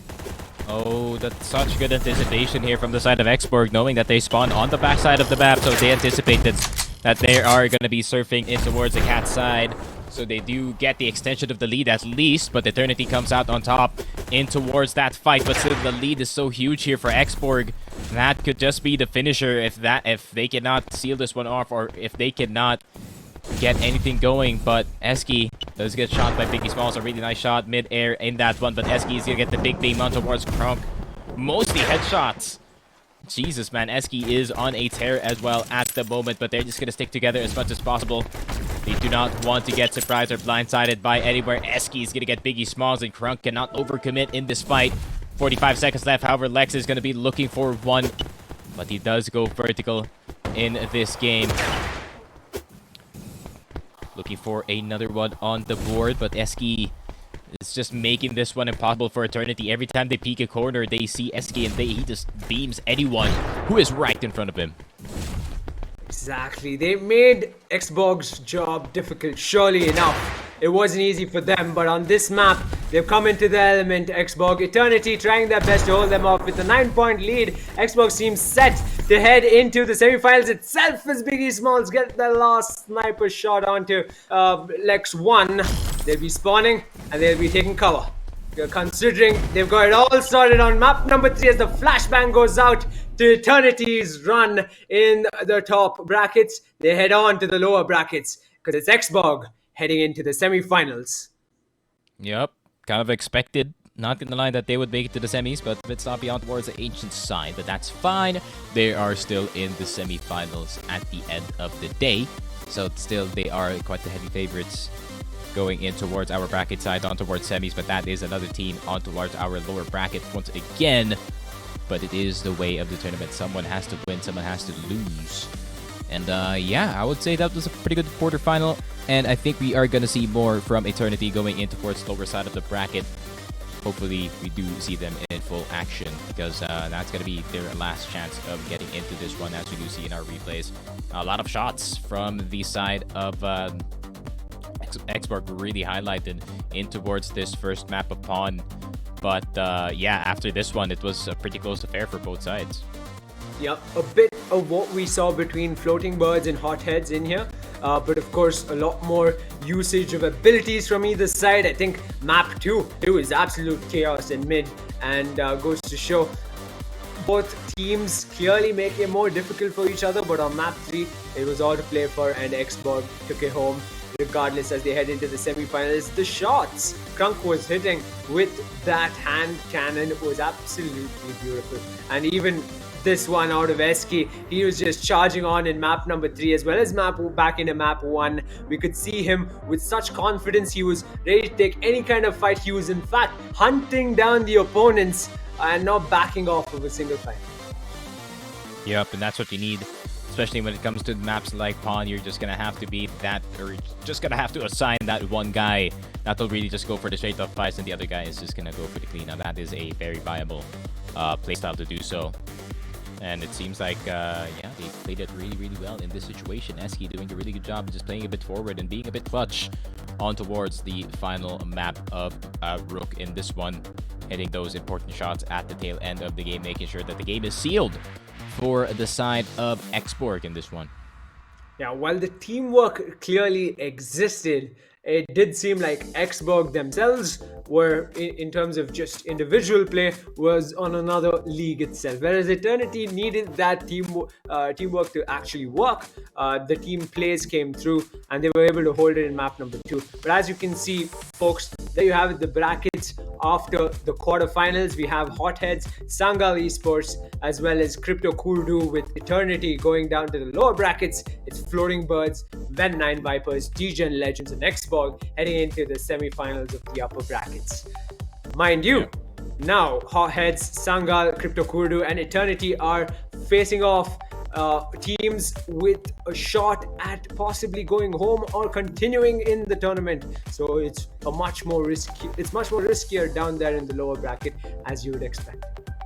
Yep, much more riskier to say the least, especially with how good the teams are. Eternity and Sangal and Hotheads, really good showing so far in this one. Crypto Kurdu has left a lot more to be desired in this one, so hopefully we do see more of them in this one. So yeah, I would say I'm pretty hyped for all of the games, especially the semifinals, on how it's shaped to be, the best teams with the most experience going into this one. And hopefully the finals will be just as spicy. I think if I'm kind of thinking here, it could be Floating Birds and Export, but Ven9 Vipers had a really good showing as well. Yeah, I'm excited to see how all this unravels. Of course, DGen Legends versus Xbox, that'll be quite a match. And of course, that matchup between Floating Birds and Ven9 Vipers, the losers will head up against Crypto Kudu and Eternity winners. So DGen Legends and Xbox, that matchup, we'll see the losers go up against the winners out of Hotheads and Sangal Esports. And yeah, two teams soon enough will be headed home regardless.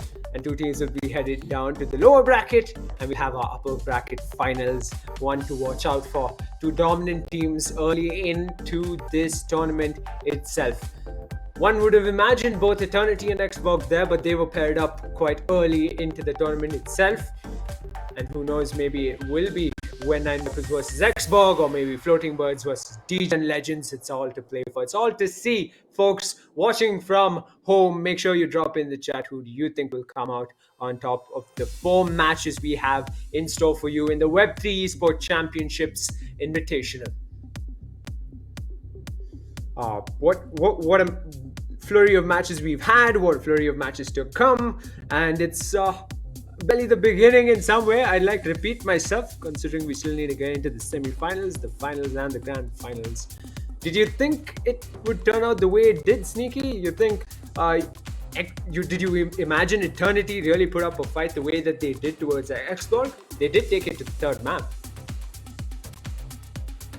Yep, they could have taken it into the third map if they did get the 1 point on towards Ancient, but unfortunately the tie did actually happen in this one. So yeah, I mean, it's just a matter of circumstance at that point. If you cannot play Rook against Xborg, then you're definitely gonna have the disadvantage going into this one.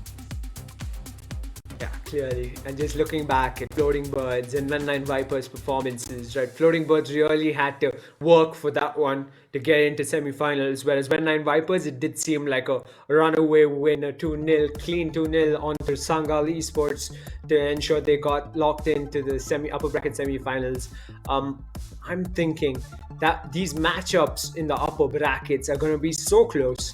I expect a run down in map 3 like we've seen on 2 occasions so far, and possibly another sudden death. Of course, so far, for those of you joining us recently, the only sudden death match we've had so far is Hotheads and Floating Birds, the first match of the W3E Esports Championships Invitational, and it headed straight into sudden death after 3 maps to play.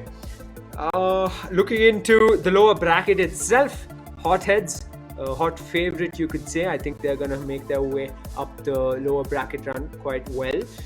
What we'll see from the home teams of Sangal Esports and Crypto Kurdu is one to look out for, and even Eternity, if they can keep their momentum going. Of course, Xborg was a worthy competitor, not to say Crypto Kurdu isn't, but clearly how it'll play out is something yet to be seen. And we'll see the action on our screen soon enough, folks, heading into the upper bracket semi-finals in a moment. Well, going into the upper bracket semi-finals, some early predictions perhaps, Sneaky?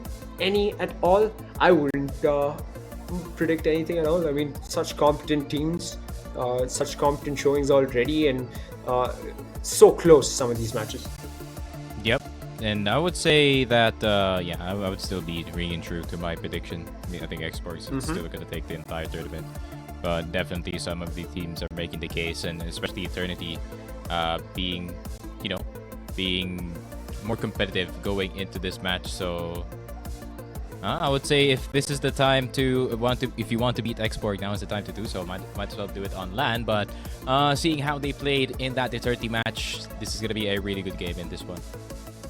Yeah, and with that right ahead of getting ahead of the matches itself, the semi-finals, we'll head into a short break, 2-minute break. We'll see you on the other side, folks. Don't go anywhere. There are tons of action of EV.io LAN tournament. The first ever one is in store for you.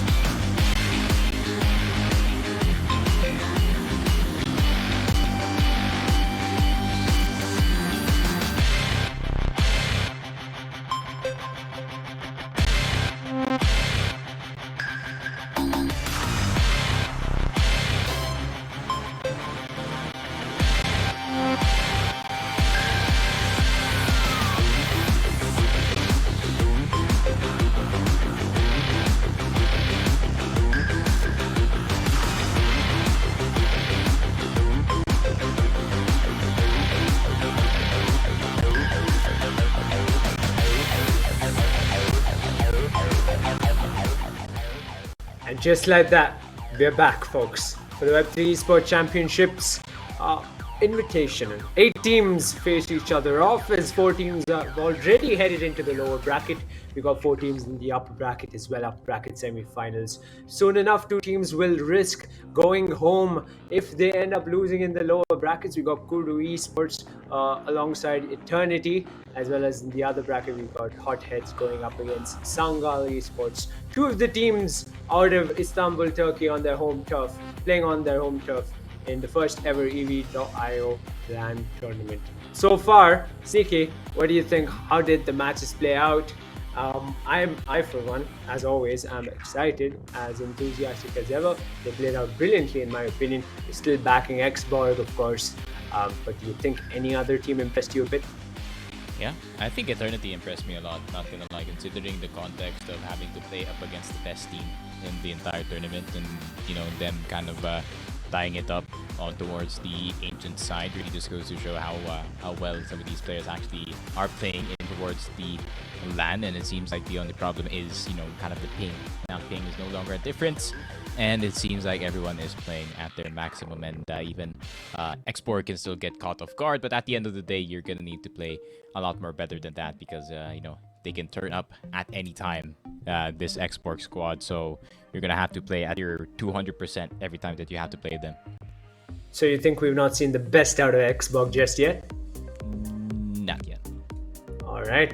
Okay. That's surprising to me because I really did think we did. But clearly they got a little bit of, let's say, magic juice or whatever it is in the tank, and they'll be showing it all, hopefully, going into the upper semi-final bracket, or perhaps even the finals thereafter. Who knows?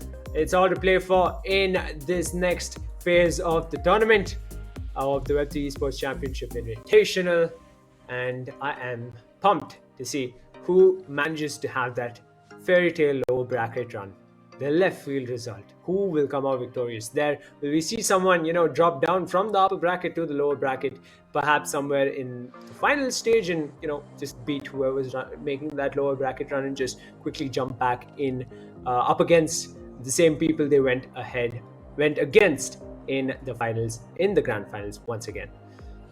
We'll find out. Yeah, hopefully we do already jump into one of our lower bracket games into this one. First one is going to be Sangal versus the Hotheads with a great fight, at least up against the Floating Birds. But at the end of the day, Rafael and the boys really just cleaned it up. And then now we are going to see Hotheads, Sur, and of course 431 Analysts played super well in their series, but wasn't enough to edge the other team out. But what's going for them is they did beat the squad of Floating Birds in this first map of Pawn, so they do have the upper hand going into this one. So hopefully we do see the best of them, because right now it's do or die basically. Yeah, pretty much best of 3, all to play for. Maybe a sudden death once again. Imagine a lower bracket sudden death. I think the stakes are clearly higher in this regard, and we'll see what kind of plays come through. Hotheads clearly got so close to them qualifying for the semi-final upper bracket, but Floating Birds were better in that final 2-minute sudden death session.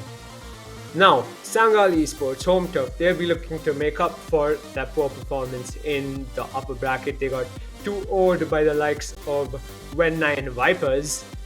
Quite a formidable showing from them. So they'll be looking up to, heal from their bruises and put up quite the show for us going into the next match.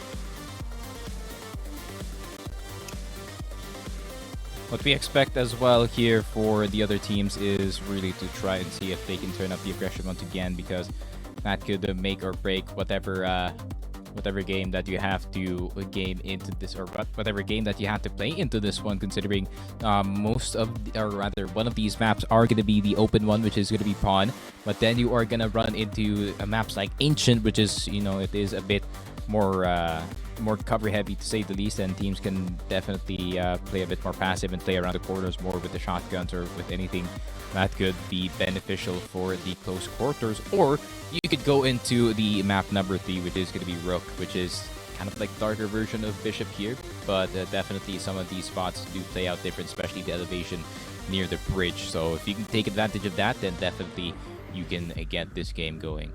Yeah, and I think a combination of the two, being able to switch up as and when you please. I think we saw it in the likes of DGN Legends, and we saw it in the likes of Xbox specifically, that on map number 3 Rook, they were able to get aggressive as and when they please, take control of the top side of the map itself, and have the advantage over their opponents, so much so. And between Xbox and Eternity, it was so evident. It seemed like Lex and Eski had complete control all the time, and Eternity were left catching their breath more often than not. Same with DGen Legends. It seemed like they had an advantage more often than not in a 2-0 to prove that as well. Yep. Yeah, you really need to prove it as well in this map. But we're gonna go into the first one in just a bit. Hopefully it does start very, very soon in this one. But so far the event has been boding well for most of the players here. I would say, everyone is playing better than what they are expecting as of the moment. So I would expect even the lower bracket ones to be very, very spicy indeed. Hopefully we do see either Sangal or Crypto Kurdu come through, so we might have little bit of a hometown hero story going into this lower bracket. Yeah, home team's lower bracket run will be iconic to wrap up this tournament at the very end. But there's more than enough matches set in store for us to enjoy this fine evening. So make sure, folks watching from home, drop in the chat. Who do you think will come out on top in the matches to come? If you're fans of Crypto Kurdu, as well as Sangal Esports, make sure you show your support out there in Istanbul as well. I am surely confident that Degen Legends versus Xbox will be a treat to our eyes. And I think it'll be as close as we saw Eternity and Xbox get. And perhaps Degen Legends actually have some work cut out for them going up against Xbox. I'm glad that's the way the bracket has been formed. And we'll see those two spectacular teams that we've seen so far go up against each other. And that's basically the story at that point. So you're just waiting for the lower bracket side to start. I think the teams are still getting ready and warming up in towards their game. And hopefully we do see the best out of the best into them. But let's talk about the players, I guess. And I would say Sur, of course, so far good showing in this tournament, and he's been fragging out for his team as well as for 31 Alice. Kind of a force to be reckoned with if you are going to be up against a team who is not that adept to go up against teams that are that aggressive and that assertive when it comes to the plays that they want to do around the map. So all I'm saying, the other team should be ready and waiting just in case that the hot ones really want to pull something fast here, because I think that is exactly what's going to happen in towards this lower bracket match. Precisely. And over in the upper bracket, the first matchup, Floating Birds versus, of course, When9 Vipers. I think the likes of Raphael and Bok going up against When9 Vipers is going to be quite the play. I think those two players, specifically Raphael and Bok, were able to adapt after that first map against Hotheads and pull it through all the way to map 3. If that's the same route they go up against When9 Vipers, I think they're going to still have an advantage. And if anyone's money is on any team, I'd put it on Hotheads. Sorry, not Hotheads, my apologies, Floating Birds, considering they're showing of being able to adapt on the fly, which I don't think I saw from other teams just yet. Perhaps going into the lower bracket, we see more of that from those teams.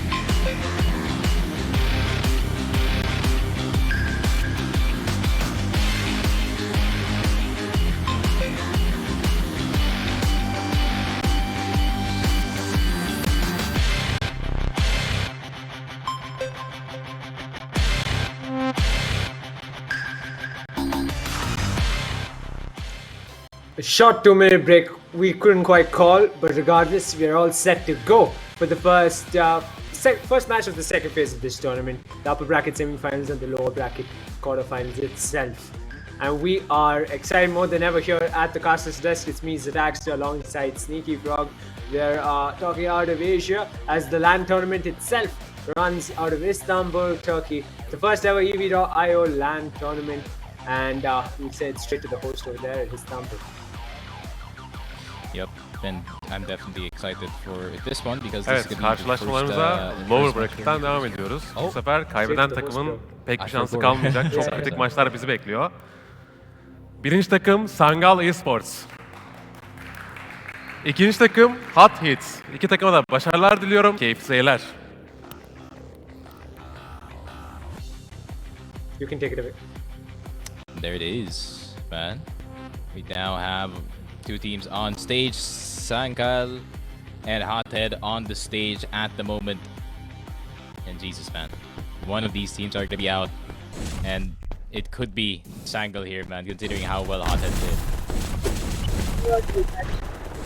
They are gunning for that win, but Sangal Esports might just prove you wrong, Sneaky, and me too, in that course of events right now. 2 points on the board already for Sangal Esports. A proper showing at the start, but they need to keep that momentum going. Missing shot after shot probably isn't the way to go, as Alice picks them off with that sniper. Clean shots early into this to level the score. Yep, and I think they still has at least 4 bullets in that sniper, so value could be extended here for Alice if they do have some open angles with the sniper. Sure, mid-air with the shots. Does hit it, and Alice as well gets Hatashiwa. And 1 minute off the clock. Hothead with a pretty small lead going into the first minute of the game. Not that major, but Alice is definitely making full value of that sniper. Now 5 shots in, now 6 shots in. And there it is. All shots hitting on the sniper rifle, which is what you need. That full value on these special weapons, especially. It could turn the tide so easily. The game for you back in your way if you do use it. But sure, he's gonna get Soulfly, and now is gonna start the kind of the steamroll that Hothead usually sees. But now it is more effective in towards this Sangal side.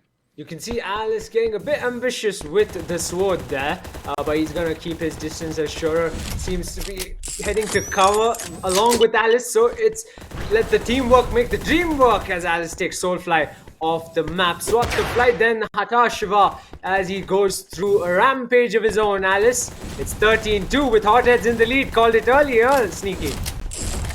Yup, and it seems like they just want to take over in this game. So with the big beam on towards Hatashiwa, does get Soulfly as well. And they just want to make Pawn a quick affair at least for game number 1. And they're just gonna keep fighting, man. They don't even care if there's 2 people right in front of them. They could just definitely take the fight. Especially Sur, who does have the deagle in his hands. He's gonna try to peek around the corner, but is just gonna opt into the machine gun. And Soulfly, can he get the second? No, he can't. It's just Sur getting these secure kills. 17-4 now in the game, and we're not even 5 minutes in.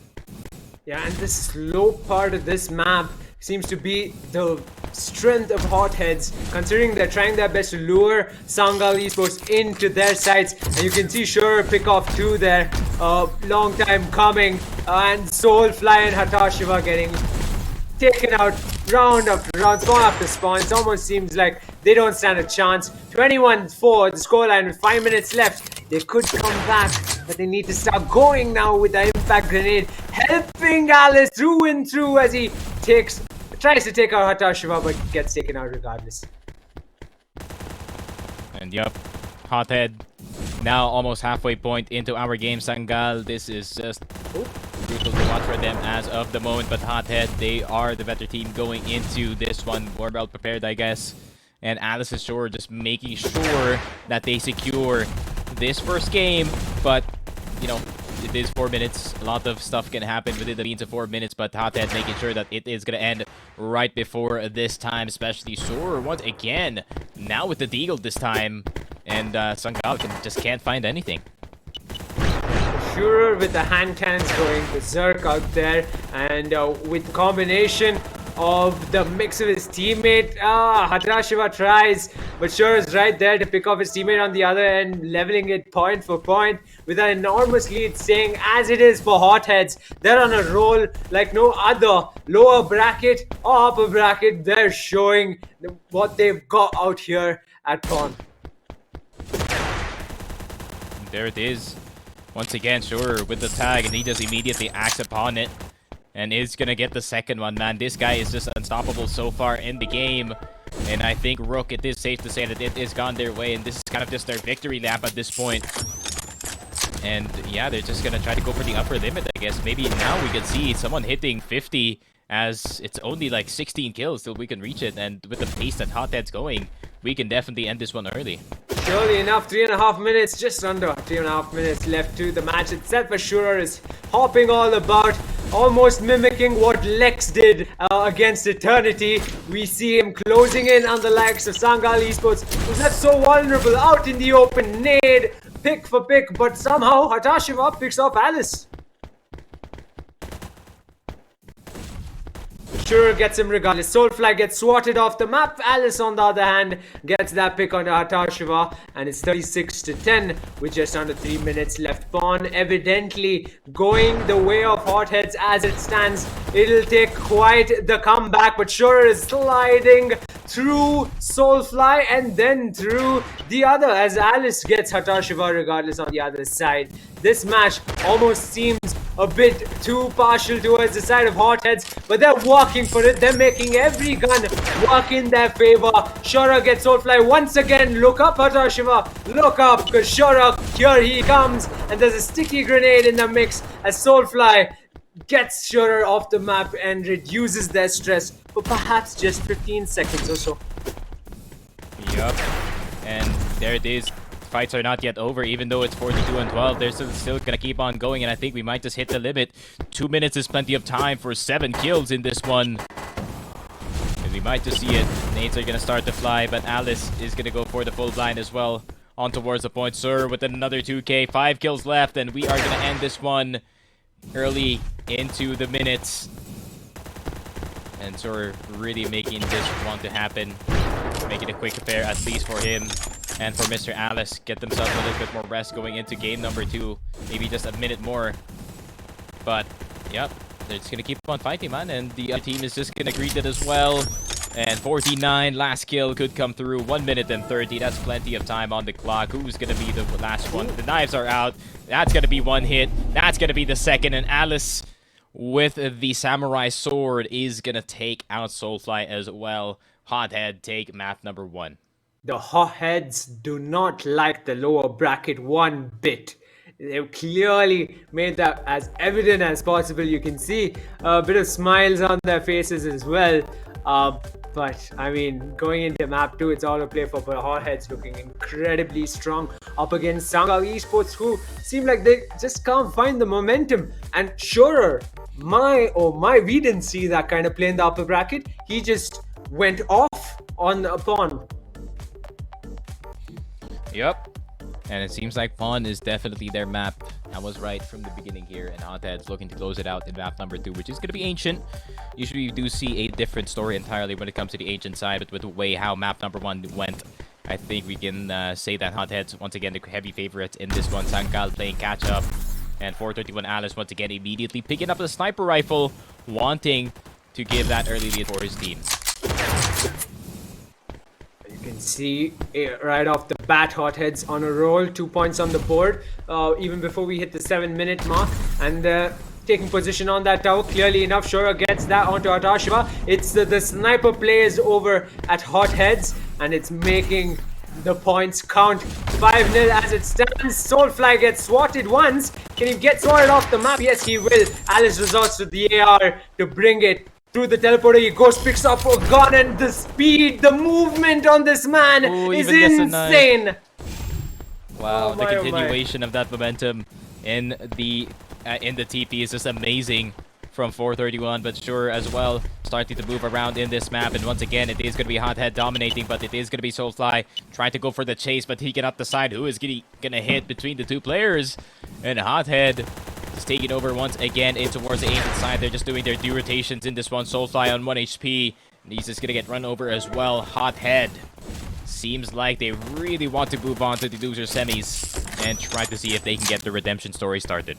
Yeah, clearly a roll on their own. 13-2. Hothead dodges the RPG, Shurer, and he's on a roll. Landmine stand no chance. He is going as 431 Alice gets a hand cannon kill on the other end of the map. They're taking the fight to Sangal Esports. Spawn after spawn, and Atashiva trying his best to evade, but in vain. Shurer and Alice are just there every dawn time, and there's no escaping them.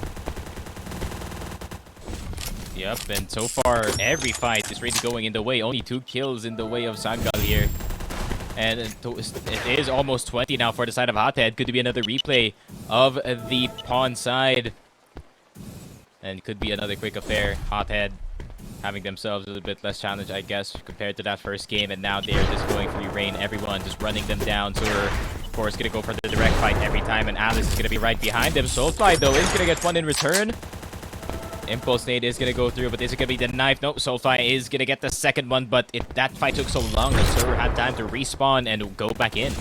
So superior in terms of movement, Hotheads, in comparison to Sangal Esports. Hatashiva and Soulfly are giving it their all, but it's just not working in their favor. Look at Shurer go. He's trying to hunt him down, Hatashiva, but in vain. Shurer gets him regardless, but gets the trade from Soulfly, and Alice gets the trade right there. Trade for trade, and the match is on. 20-point lead, and over a 20-point lead on towards the favor of Hotheads.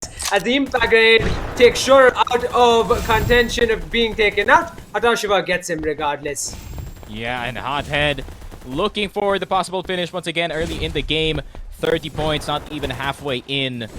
And if they can get another good finish, this could be kind of a record being set by them. Fastest game in competitive EV and Ancient of all things in a while. But they still have their hands full. They still need to find these players as fast as possible if they're going for it. 19 kills left on the board, but still Hatashiwa can maybe turn it around. But once again, Surer just keeps on dominating wherever he goes. Yeah, I mean, his movement, those TPs, that sprinting. I mean, Hatashiwa was lucky to get another one. It seems like Hatashiwa is Shurer's kryptonite, and so is Alice's, but Shurer is just there to take Soulfly off, and now Hatashiwa, he just keeps on coming back and back, Shurer, and there's no stopping him. 35 on the board, a record in sights for the Hothead team as Hatashiwa takes both of the Hothead players out of the map. A small ray of hope, perhaps. Yeah, it could be, but at the same time, Sangal, every time that they want to go for any opening here, they try to lay out some traps, but I think it's already too late as Hothead is already in and around our corner here. And it seems like they're just a bit too fast. I mean, they can't even do anything off of the plays that they started with in the last game. So, yeah, I think this is just going to be another Hothead takeover, and unfortunately, we might just see Sangal be our first team eliminated from the W3E, but a really good attempt from them, to say the least. But when the vets are here to play, they will definitely go all out, and it seems like Hothead are no exception, that's for sure. Sur and Alice playing really well in this land. Sangal Esports is trying. Seems like in the latter half of this match, to think just under 3 minutes left, and 8 points is that the distance between Hotheads is continued run in the lower bracket. But Hatashiva is making it difficult for the Hotheads. Sure tries to get a frag onto Soulfly, but gets straight for by Hatashiva. He's just delaying the run of Hotheads, isn't he? Yup, and it is just going to be trade after trade after trade, but it is basically delaying the inevitable here for the side of Hothead. Alice is trying to hit with the hand cannon, but Soulfly is going to let the sword out, is only going to get one hit in, and Sora once again with another 2-piece. 4 kills left for the Hotheads. But is this going to be the final end for them? Hatashiwa is trying to make that not happen for the other side, but does not get the kill on towards Alice. Sure, in his own fight on the other side as well, but Soulfly is going to let himself fly in this one, but the shotgun from Hatashiwa might be an attempted comeback in this one, but of course it is going to be fast reaction here from the side of Hothead. Sur is going to get Tatashi Ba. Last 2 kills on towards the side of Hothead. And we might just see the big win coming in from them. Adashiwa pushing in, but he is already low HP. Last person left alive is going to be Soulfly trying to get one in, but it is going to be the one-sided 2-0 Hothead moving on and eliminating Sangal. Unfortunate for the Sangal squad, but there had to be a loser. Yeah, unfortunate for the Sangal esports squad, but regardless, Hotheads' lower bracket run continues, and next up they'll be facing off the losers of, I believe, the losers of Xborg and not Xborg and Eternity, my apologies, Xborg and Degen Legends. So they're gonna have their hands full yet again in the next round. But for now, the showing they did right now up against the likes of Sangal Esports was fantastic. I mean, look at the replays, cornering them through every part of the map itself. Alice and Shurer, they just went off round after round. When they started off on Ancient with double snipers, I mean, it was merely a challenge for them. 50 points on the board. Yep, and I kind of expect that this was going to happen, not going to lie, considering how both teams played out in the first few games. I was thinking, like, how are they going to solve kind of like the movement problem that they have on towards their side, but it seems like they have not found it just in time, especially Sur is really just doing a good job just running around the map, looking for fights at 431. Of course, getting his own 2 pieces from time to time off of the initial play that was started by his teammate. But yeah, I would say just an overall well-played match from the side of the Hotheads. And whoever is going into the losers bracket side, they're gonna have to be worried about their rook, or they have to worry about their pawn. Not gonna lie, because that's definitely a map where 431 and Sur are gonna be the strongest. Yeah, and what a showing. Honestly, if they can keep this momentum going, sure, as well as 431 and Alice, they'll be at an advantage through the lower bracket run completely. Clearly, the incredibly strong teams are still yet to join the lower bracket run, I assume. But if anyone's watching this out of the teams that are yet to go up against Hotheads, they clearly have something to watch out for. I mean, map after map, it was almost like, yeah, I mean, let's face facts. Sangal Esports got annihilated map after map. Unfortunate for them, but it was really great seeing them face off both Hotheads as well as When 9 Vipers earlier on. And hopefully we get to see more of them around the EVIO esports circuit. And this is not the last out of Sangal Esports. Yeah, for sure. But yeah, we are going to see our second lower bracket match in just a bit, as we do see the teams already preparing for the second one. We do go with our games very quick, and we do see the bottom side of the bracket today is going to be Crypto Kurdu. And yeah, man, Crypto Kurdu is going to have a bit of a challenge here on towards the lower side of our bracket, not gonna lie. Yeah, quite the action in store, both in the lower half as well as the upper half of the brackets. And soon enough, we will head into, I believe, the second lower bracket match, I'd assume, before heading into the semi-final bracket matches. Another treat in store, Crypto Kurdu going up against Eternity. Over there, will we see a similar showing? Will the home team have to go home a bit too early?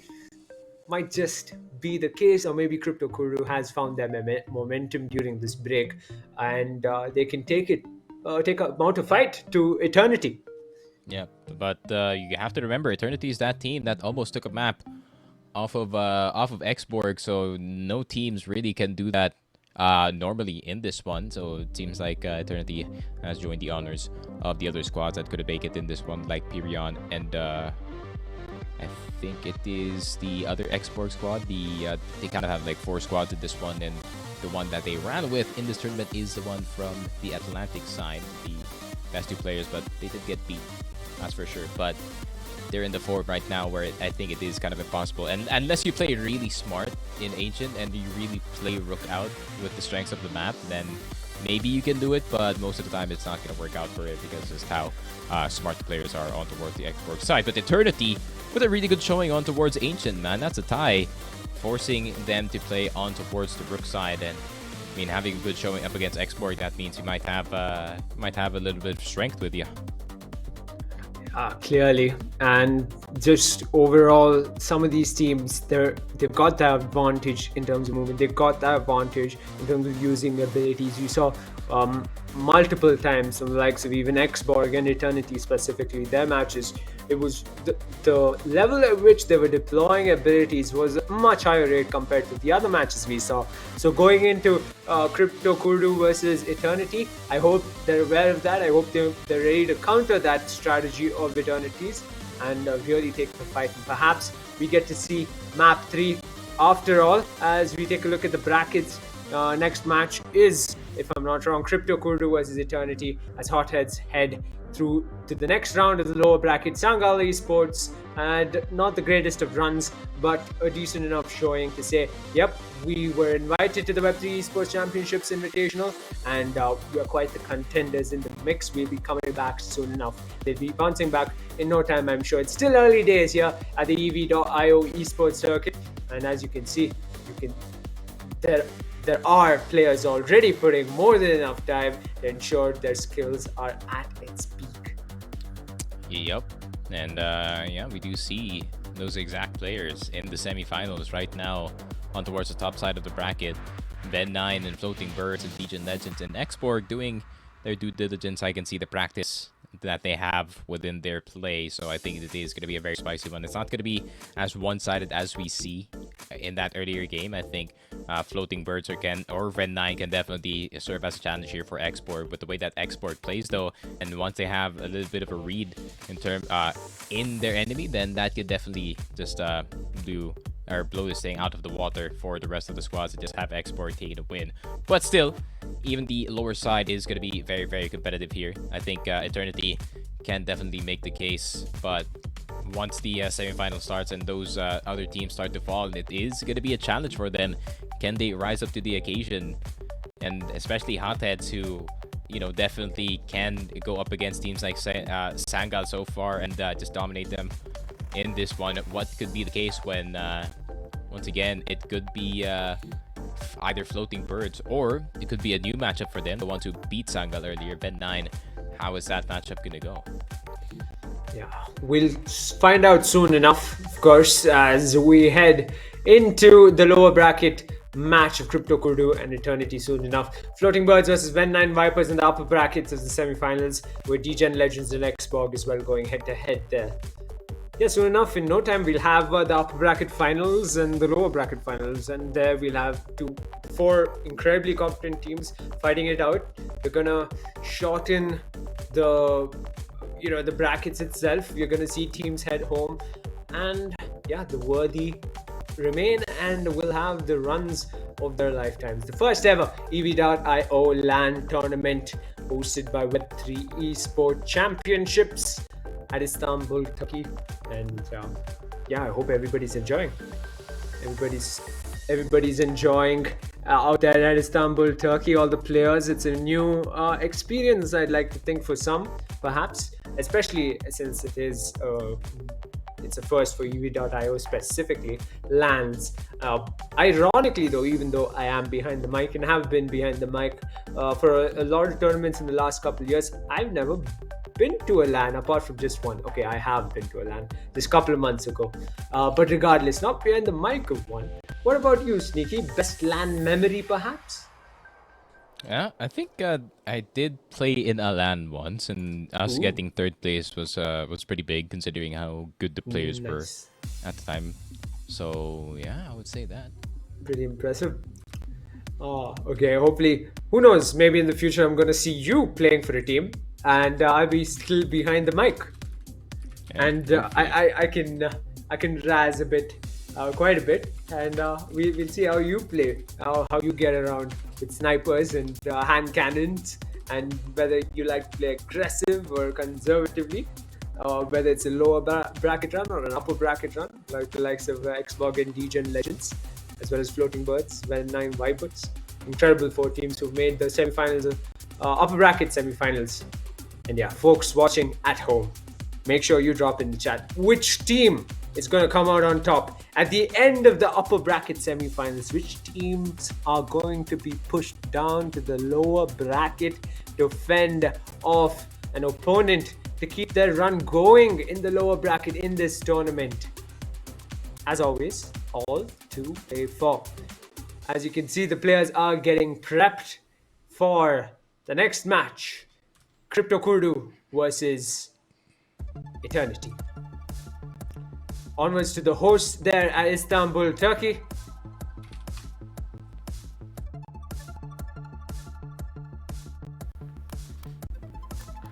Lower Bracket'ın ikinci karşılaşmasıyla sizlerleyiz.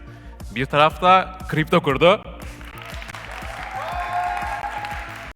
Diğer taraftaysa Eternity. İki takıma da başarılar diliyorum.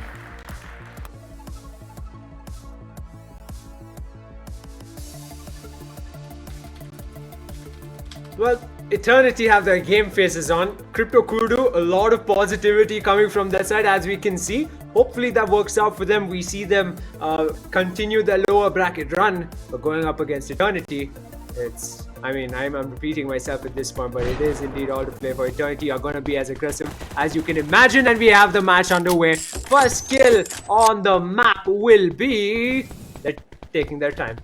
They picked up guns from gun spawns, and they're gonna take out Snow for the first kill on the board in the likes of Eternity. Yep. And we see how fast Eternity can really play and really can turn up in this game. So Crypto Kurdu will have their hands full trying to see how are they gonna contain Krunk and Biggie Smalls at the same time. And it seems like it is not gonna go well at the start of the game because Eternity looking to kind of have a really fast-paced game here, as Krunk has been playing really well this entire day. It's just that they really ran into a tough opponent in their first game. Clearly enough, Crypto Kurdu will be analyzing, I'd like to think, figuring out how to counter Eternity. They've got 6 points on the board already. Maybe not aggress into gunfights just like that one, as Krunk gets a two-piece with his hand cannon, and Biggie Smalls is confident with his hand cannon too, as he gets Snow out of the map. Krunk switched to a sniper and wipes Doko off, and it's a 10-point lead. Not even a point on the board for Crypto Kurdu. Not looking great for them. Yep, and Eternity maybe looking to just finish this one quick. I mean, even the LR is actually being pulled out. LR and a freaking hand cannon. That's going to do a lot of damage even without the special weapons on their hand. So they really have to watch out just in case. A 60 tag and a 45 tag is going to end your life really quick in this one. But yeah, Crypto Kurdu is going to try to fight back, but Krunk is going to get X-Doko in return. But at least they do get Biggie Smalls. But as soon as they see a health bar, man, they just really go in aggressive here. Yeah, 1 point on the board. With that, Biggie Smalls gets Snow off the map. Is a laser rifle really necessary? There you have your answer. Biggie Smalls gets another two-piece to his name. Krunk is just incredibly aggressive with his handgun, as you can see. Hand cannon, my apologies. But onwards they go. A 14-point lead. Sniper on the likes of Doko this time around. Can Snow and Doko get it back as the sniper takes out Biggie Smalls? Krunk gets up close and personal with his hand cannon once again. Yup, and the hand cannon, Krunk just hitting it every time, man. This guy does not miss with the hand cannon. And definitely not in this game, especially as he does clear the rest of the Kurdu squad by himself. And I think we are going to see quite the banger for him, especially with them attempting to go for the comeback. I like that it is going to be double elimination, right? There is chances like teams like Eternity to get back into this one, definitely do a deep run. And the way that they're performing right now, that could definitely be the case. Yep, another team who aren't fans of the lower bracket, much like Hotheads. Clearly enough, the hand cannons speaking for itself, and 21 on the board and counting as they edge closer towards Crypto Kurdu's, demise perhaps in this tournament so far. Crypto Kurdu just 4 points on the board. Positivity was at its peak right before the match start. Can they translate that into points on the board? Crypto Kurdu, they're struggling. One person who's not is clearly Krunk with his hand cannon. He's getting close and he's getting those strikes, much like his teammate Biggie Smalls onto the likes of Snow. There it is. I think this is going to be another competition on how fast can we get to 50. for the side of Eternity this time, and Crunk doing a really good job. He's just collecting all of these frags for his team, making it even a faster affair for the other squad. And we can go straight into the semifinals on towards the top side. But oh, Snow, that product though is gonna get Biggie Smalls, but I think he's just gonna get traded out immediately. Biggie Smalls is concentrating on the other side and gets the instant 2 dink on towards X-Doko. Crunk's gonna be a bit low, but Snow, that product is gonna get shot out in the air. And Eternity looking for the final 20. You hop into the air, you better make sure you have your sights set on where Biggie Smalls is, because him with that laser rifle is taking out every fly in the air. And to think that Biggie Smalls, this showing of his alongside Crunk, is formidable to say the least, compared to how they went up against the likes of D-Gen Legends, I presume? But yeah, clearly enough, Crunk making that mine work as well. And he's hopping away with a kill after every spawn. 35 to 5, 30-point lead for Eternity, and onwards they go. Yep, and Eternity looking for the final 15 kills here. 3 minutes left on the clock, and Crunk is not stopping anytime soon. He's really looking for all of the players here, just trying to straight up go for these fights and end this one as fast as possible. Especially you can do that on Pawn of all things. Great TP up to kind of dodge the rocket launcher here. And does get out with the impulse nade as well. Great rotations, kind of making sure that he recoups with his teammate here. And Eternity only 12 kills away from getting this one back in towards there. And Biggie Smalls is going to get one with the sniper. And Crunk looking for one as well. Does he get the tag? No, he doesn't. Does he see that there's going to be one up top? Snow going to get tagged up by the nade instead. Is going to get finished off by Mr. Crunk. And Biggie Smalls on the other side having his own fight. And so far, so good here for Eternity. No sign of a comeback really from the side of Crypto Kurdu. But Eternity looking for a full takeover in this game. Final 8 kills. X-Doko is going to get a party gift though with that sniper. And the rocket launcher TPs are going to go through Crunk. Can he hit the shot? Yes, he can. And it is just going crazy in towards Eternity. I think they're warming up for the next match that they have after this one. Possibly with a run like that, with the movement they've got, much similar to Hotheads, who amp their movement as soon as they head into the lower brackets itself. They're on a run like no other. Crunk with that hand cannon is annihilating Crypto Kurdu, and it seems like within no time we're gonna see Eternity take this map and perhaps the next map itself. Crypto Kurdu clearly trailing. Oh, Eternity, what a map this has been. 49 on the board, another one to wrap it up. Laser rifle wraps Snow up with a bow, and on to map 2 we go. Yep, 31-1 here for Crunk, man. Jesus, the kid is on another level. When it comes to that hand cannon, he could really make some big damage happen. Of course, Biggie Smalls with the special weaponry in their hands, so they definitely are not having any problem in terms of the games at the moment. And we might hop into map number 2 in a very quick fashion, but Crypto Kurdu on the verge of elimination. Unfortunately, one of the 2 home squads is already out. They could be the second one out as well, but at least we do go into a top 6, or top 6, or top 6. Yeah, I'm actually right, but top 6, possibly becoming top 4 very soon as we do see some movement out towards the semifinal side. And we do start into map number 2. Ancient is going to be the cause. Eternity, after that first game, I think we can basically say they're the favorite in this one. Yeah, clearly, but early into this 1-1, 1-2, just a round's lead for Eternity, and enthusiasm was high, as you might have just seen, folks, on your screens earlier on. Crypto Kurdu, they've not lost their spirits. They think they can come back. Maybe they can, we'll find out. But Crunk on the hand cannon, they need to get him off that. Yeah, I mean, it's criminal almost what he's doing to Crypto Kurdu round after round. Map after map with Biggie Smalls on the laser rifle. That is the play everyone needs to watch out for as they continue the lower bracket run. Eternity, they're on a run like no other. Yep, and they just know that they have this one secured. That is for sure. And we are going to see them at least trying to go for something here, but that Crunk is just going to run around once again and just going to do his thing with the SMG this time, which is really going to benefit, especially when it comes to Ancient, where the corners are small and the ranges of these fights are pretty small as well. So they're really going to benefit from using those close-range shots. But lest we not forget, Biggie Smalls is really good with the sniper rifle as well. And Eternity already hit double digits at 6 minutes and 30 in the game.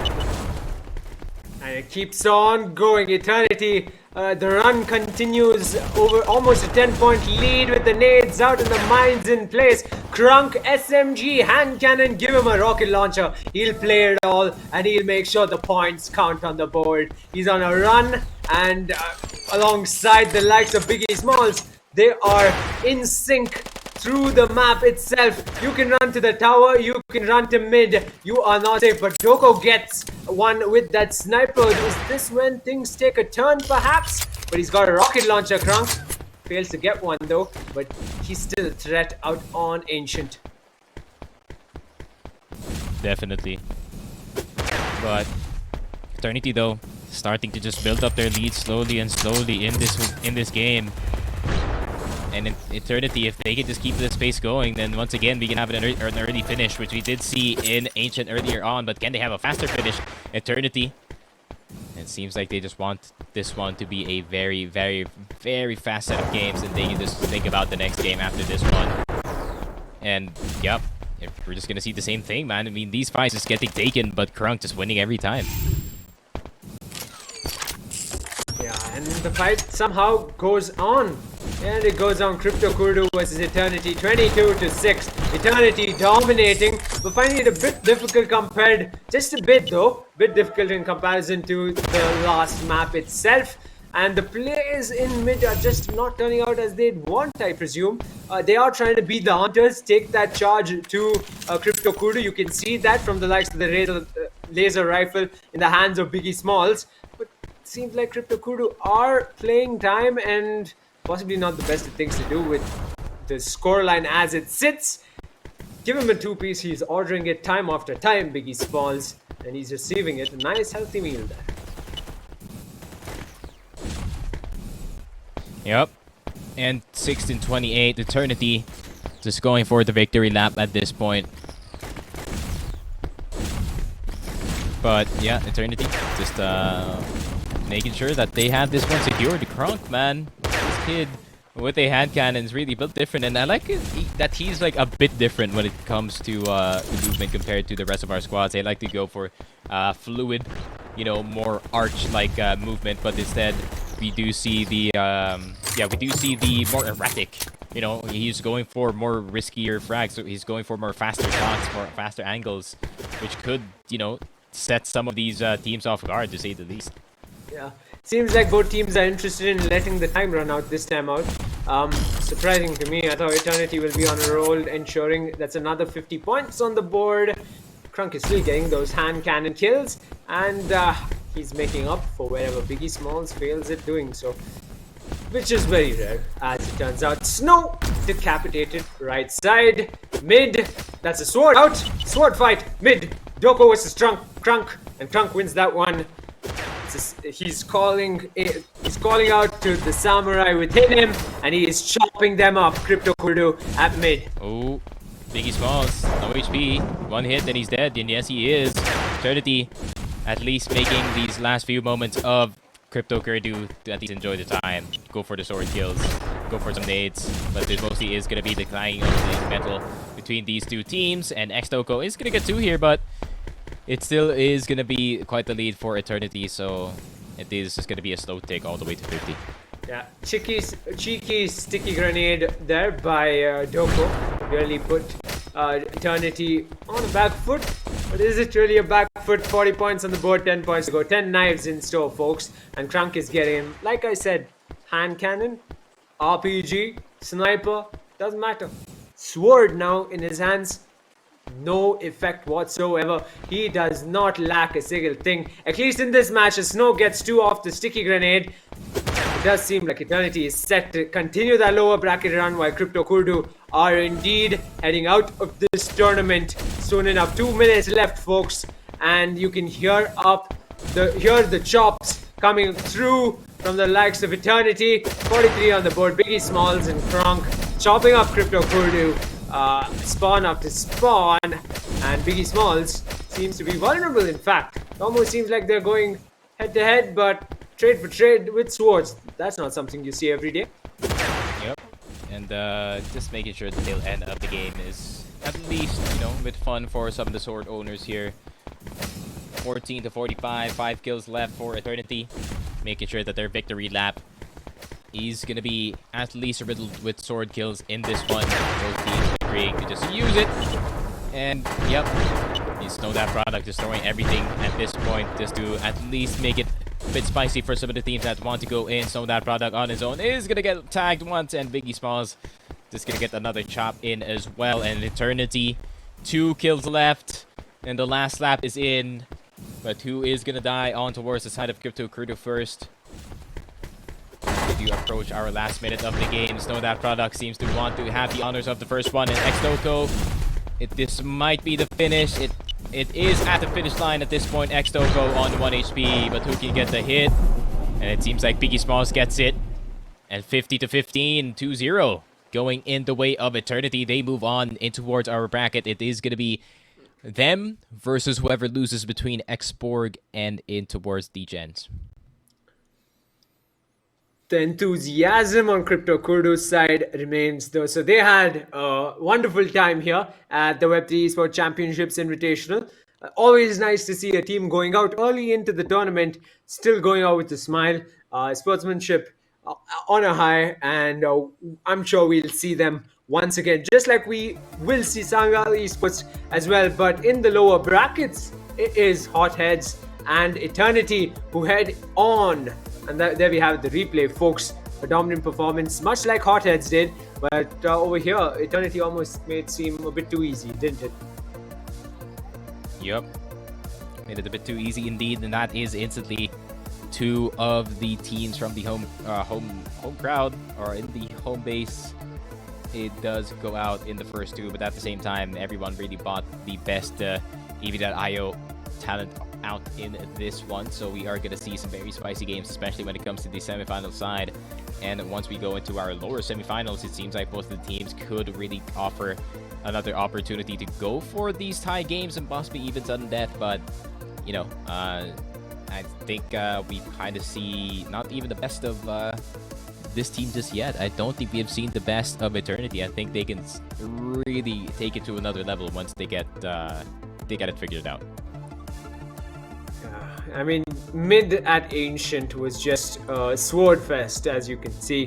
Krunk pulling out the sword, flexing the skin that he has, made sure every shot counted, even on Biggie Smalls. Him on the laser rifle is something else. I'm actually looking forward to see more of that going into the next couple of rounds. It might just change though. We might not see Krunk on the hand cannon anymore. We might not see Biggie Smalls on the laser rifle anymore, as we did see out in Fawn.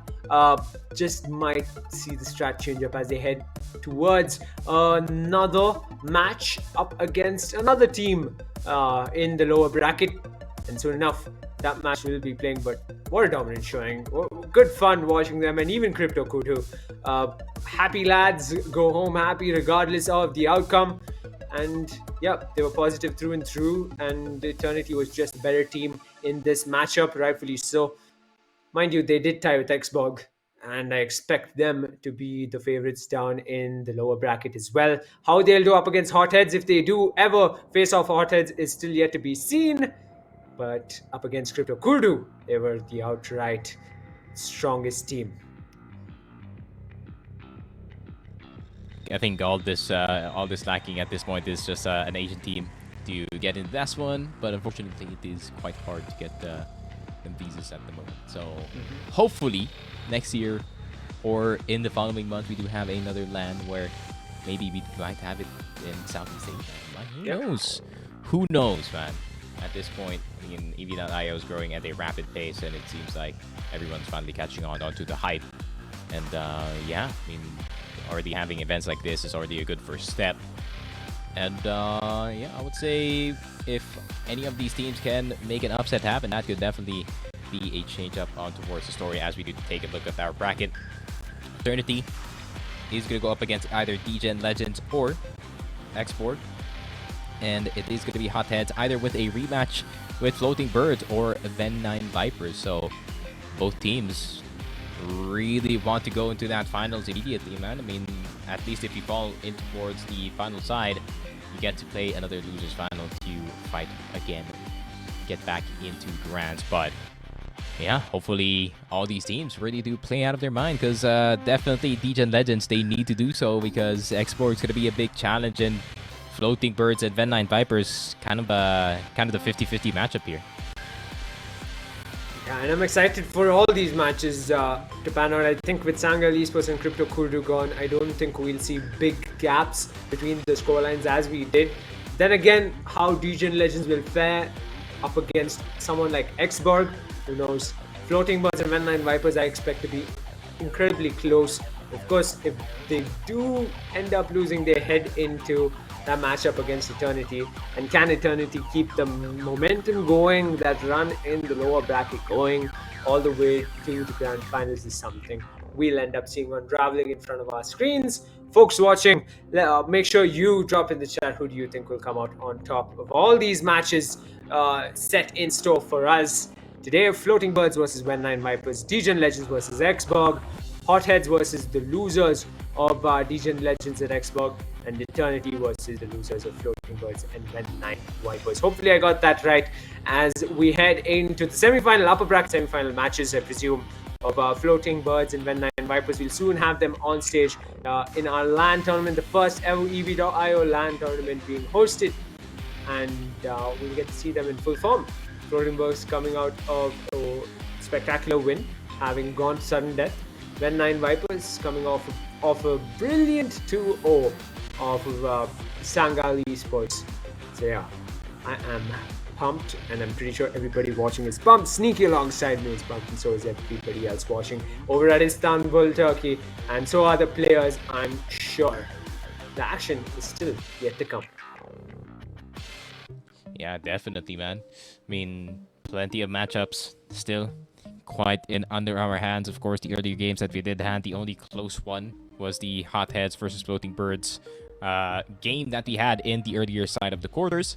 But then the rest of it is just a 2-0. Some are closer, some are not.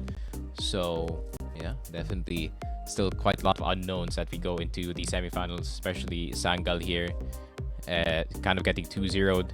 So Ven9 Vipers is definitely gonna have a challenge a bit though, because Hotheads rather is that more. I would say they're kind of like the better team.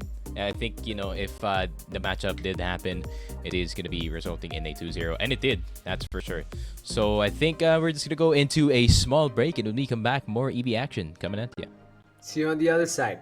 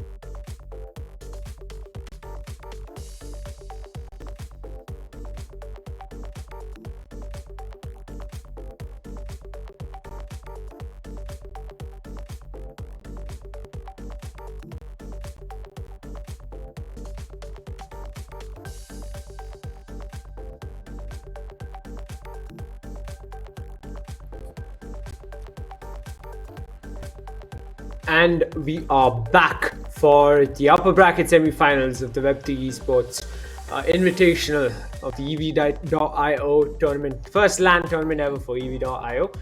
We're your hosts, Atax and Sneaky as always, and we are pumped also as always. Sneaky, going into the upper bracket semi-finals, any predictions you dare state?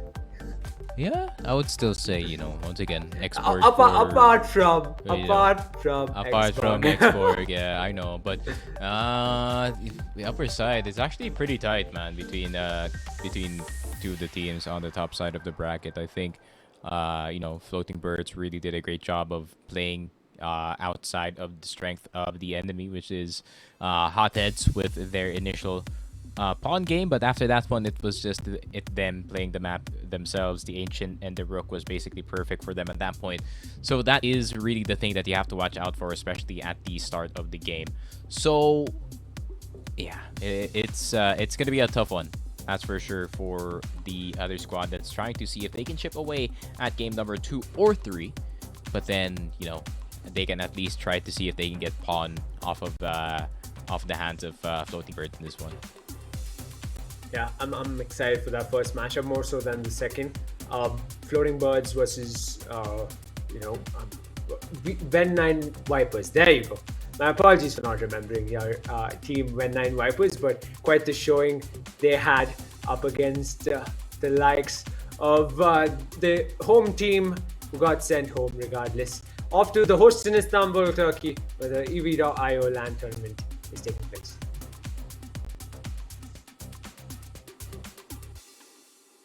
Upper Bracket yarı final karşılaşmasıyla sizlerleyim. İçimden bir ses bu maçın bayağı kafa kafaya geçeceğini düşünüyor. Umarım keyifli bir maç bizi bekliyordur. İlk takımımız Floating Birds. Bir diğer takımımız ise Ven9 Vipers. İki takıma da başarılar.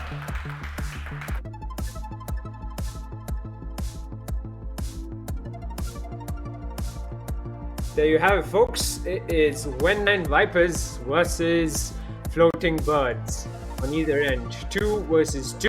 You're going to see these two teams that managed to get through a single round of quarterfinals right into the match. Yep. And there it is, Ven9 Vipers on the red side, Floating Birds on the green side. Last time it was the Floating Birds on towards this map. They didn't really have the best showing, but now they're going to be up against Ven9 Vipers. And could that be the difference? Could they have fixed their mistakes from the earlier game? But I think we're just going to have a little restart because I'm seeing one less player for the side of Ven9. Yeah, we might just. But regardless, already Floating Birds got that first kill off the map. Early kills are always a confidence booster of sorts to an extent, unless you have someone like Shurer coming through and getting a 2-piece. Real quick, you are left with no teammate, much like one of the players here is as of now. Sure, we'll have a restart. So, folks watching, don't go anywhere. Stay with us. Soon enough, we'll see Floating Birds and Ven9 Vipers return to the map itself. Yep.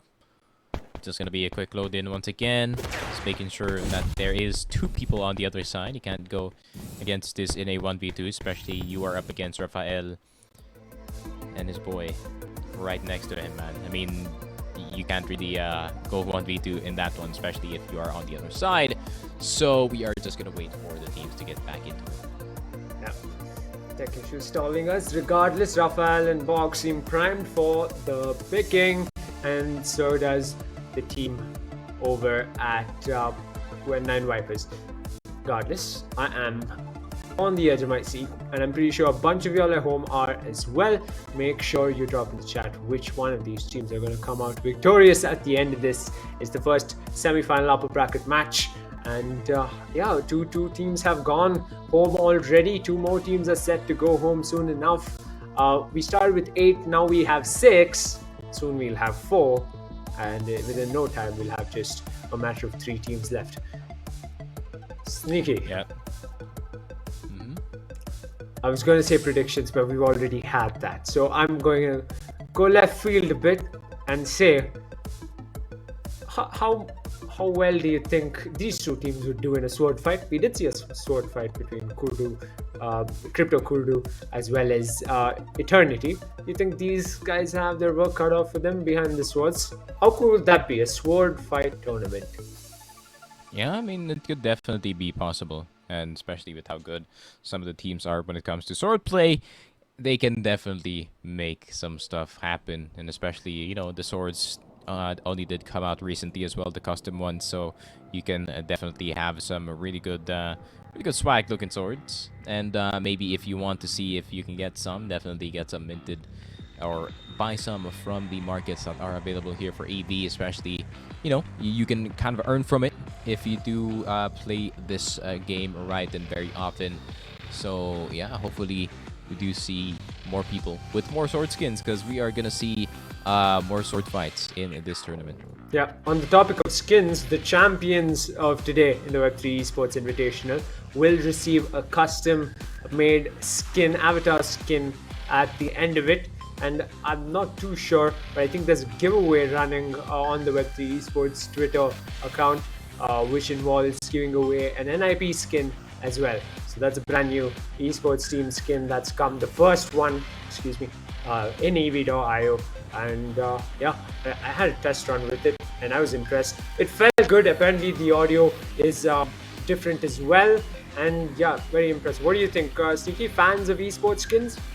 Yeah, I mean, it did quite change up a lot. It's not just a rebrand of the usual AR, right? It's the entire redesign of the AR, and especially if it does sound a bit different, then that definitely could be like a placebo effect for some of our teams, especially me, man. I really do fall for it. If it sounds different, then I'm gonna aim a lot better, and I think I'm gonna test it out way later on, especially with the shout out to the man, Mr. Spaceman, of course, giving us the opportunity to try out the skins. So yeah, once again, shout out to the dude himself. I am definitely gonna get some rounds in with that gun.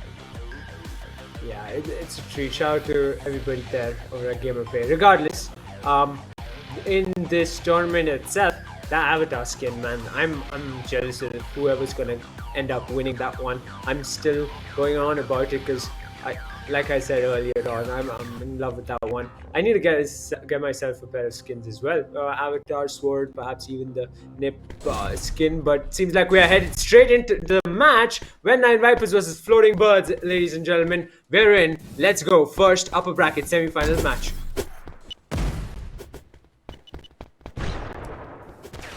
And there it is, man. Then 9 Vipers, Floating Birds. Seems like First Blood is going to go in the way of Floating Birds, of course.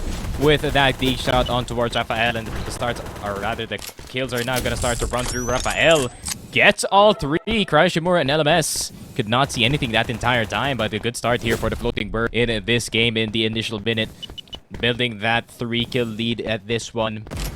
But can they make it 5 at least? LMS is going to catch one off guard, but Raphael playing with the TP is very, very smart just to back off and let the other team push, and he is on fire, getting the first 5 frags for the Floating Birds.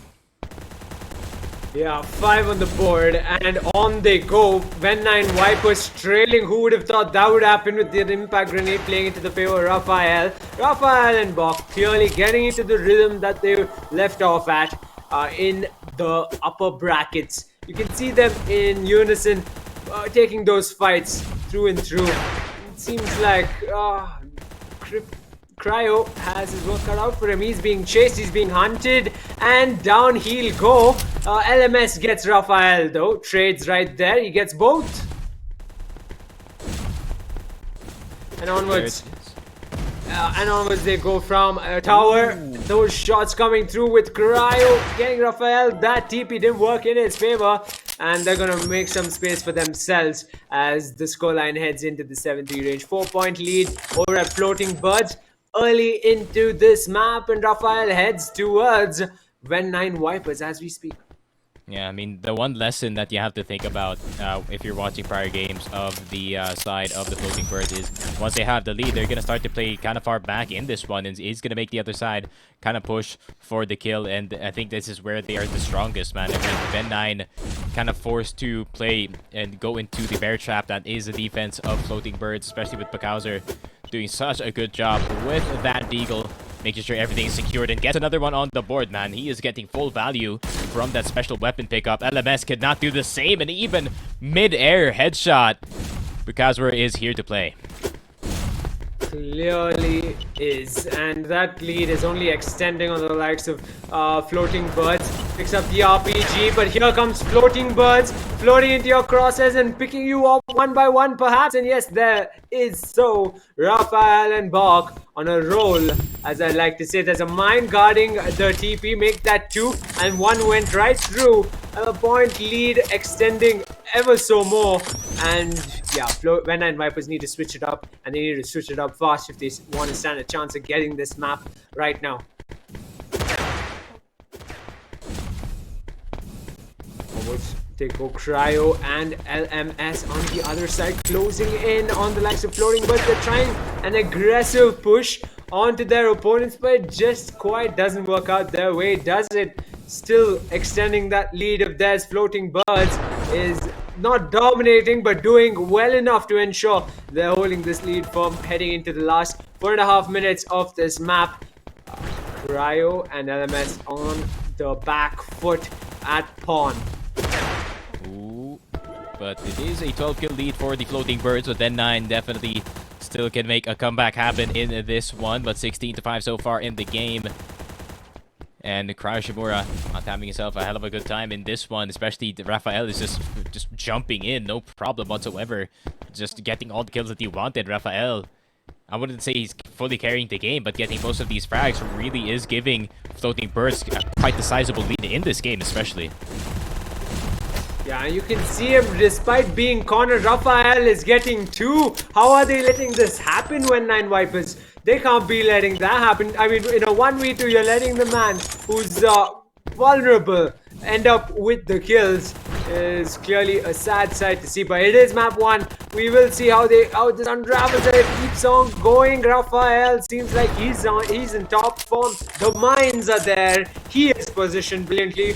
Bach is coming to support him if he fumbles, and on a roll they are, Floating Birds. Yup. 15 kill lead now for the Floating Birds, and Raphael and the boys just want to roll into game number 2 in this one. The LMS. Oh, okay. I mean, they're hitting some shots as well on towards the Ven 9 side, but it is going to be a difficult one. There you have the smoke grenade to fend off the Floating Birds, but it barely does a difference, does it? Barely has a difference on it. Floating Birds still with a prominent lead. LMS and Cryo trying their best to, try different things to ensure there are points on the board, but it's just not working out their way. A frag or 2 every now and then with the sniper, or an off chance of finding one of the Floating Birds vulnerable, like you saw LMS getting that sticky grenade kill onto Bach is all they can get. They're still not even reached the double digits as they face them off with point blank. They get Bach, but Raphael is just there to pick off LMS. And it's a level playing field, spawn after spawn. Yeah, 25-9. This is tough, bro, honestly, for the Ben 9 squad.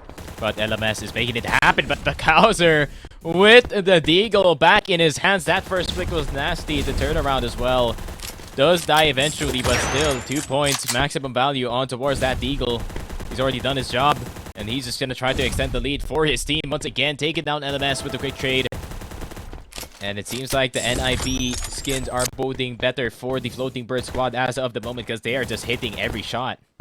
I don't think that's the position you want to take in this map. Taking that tower position leaves you vulnerable out in the open, especially against someone like Raphael as well as Bach, who are really good at those long-range gunfights. They're making it work. Cryo gets up that tower every downtime, leaving LMS alone in mid. Gets taken out by the flank from Bach. A nade comes through. Venom of Bach picks up another spare gun. It's the hand cannon. And LMS is yet again vulnerable. Almost takes himself out with a rocket, but falls to the likes of Raphael. Yup. Bowser looking for more finishes with this Deagle, but ever since he got that man, the lead really just stretched in towards their side. LMS trying to keep up as much as possible, but The shots are already too much. The lead is already too much at this point. Ben9 Vipers just can't find anything, man. They can't find a single fight that they can really convincingly win into this one because, you know, you can see right in front of our screen, floating birds, they're just ready to fight every time they come out of spawn.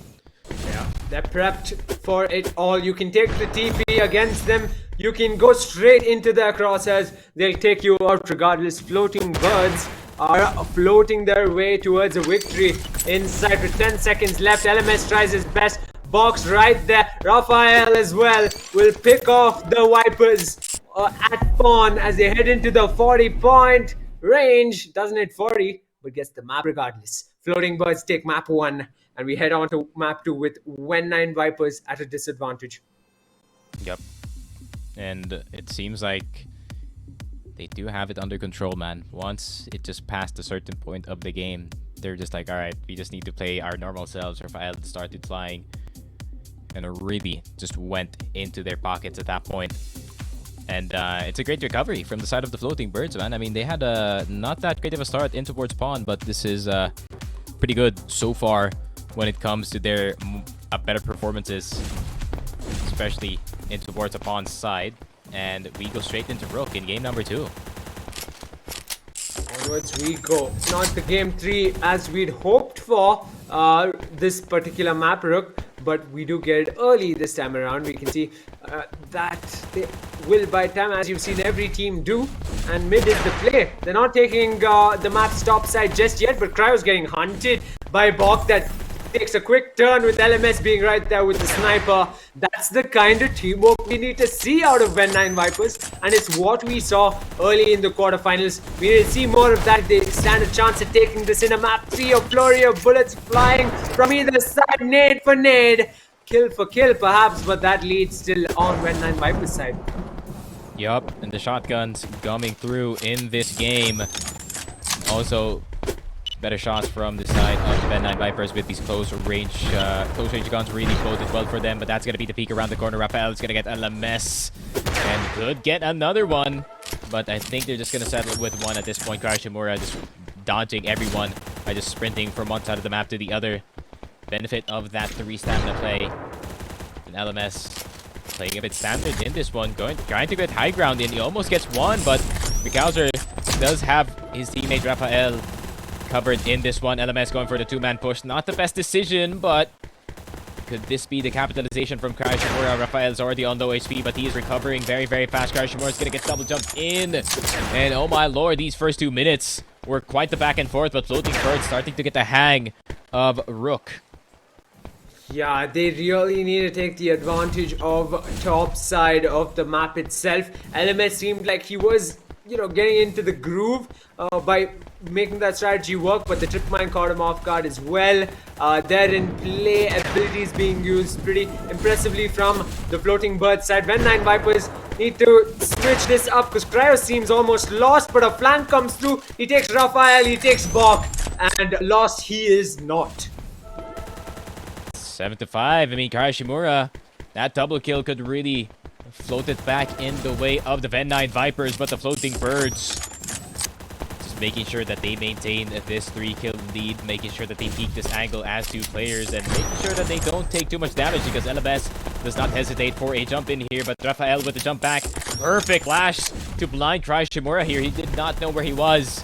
And 10-5, Floating Birds starting to get away with this game. All the fights are now going their way, and Bakauser even spots a low Karashimura, possibly stepping into an explosive here.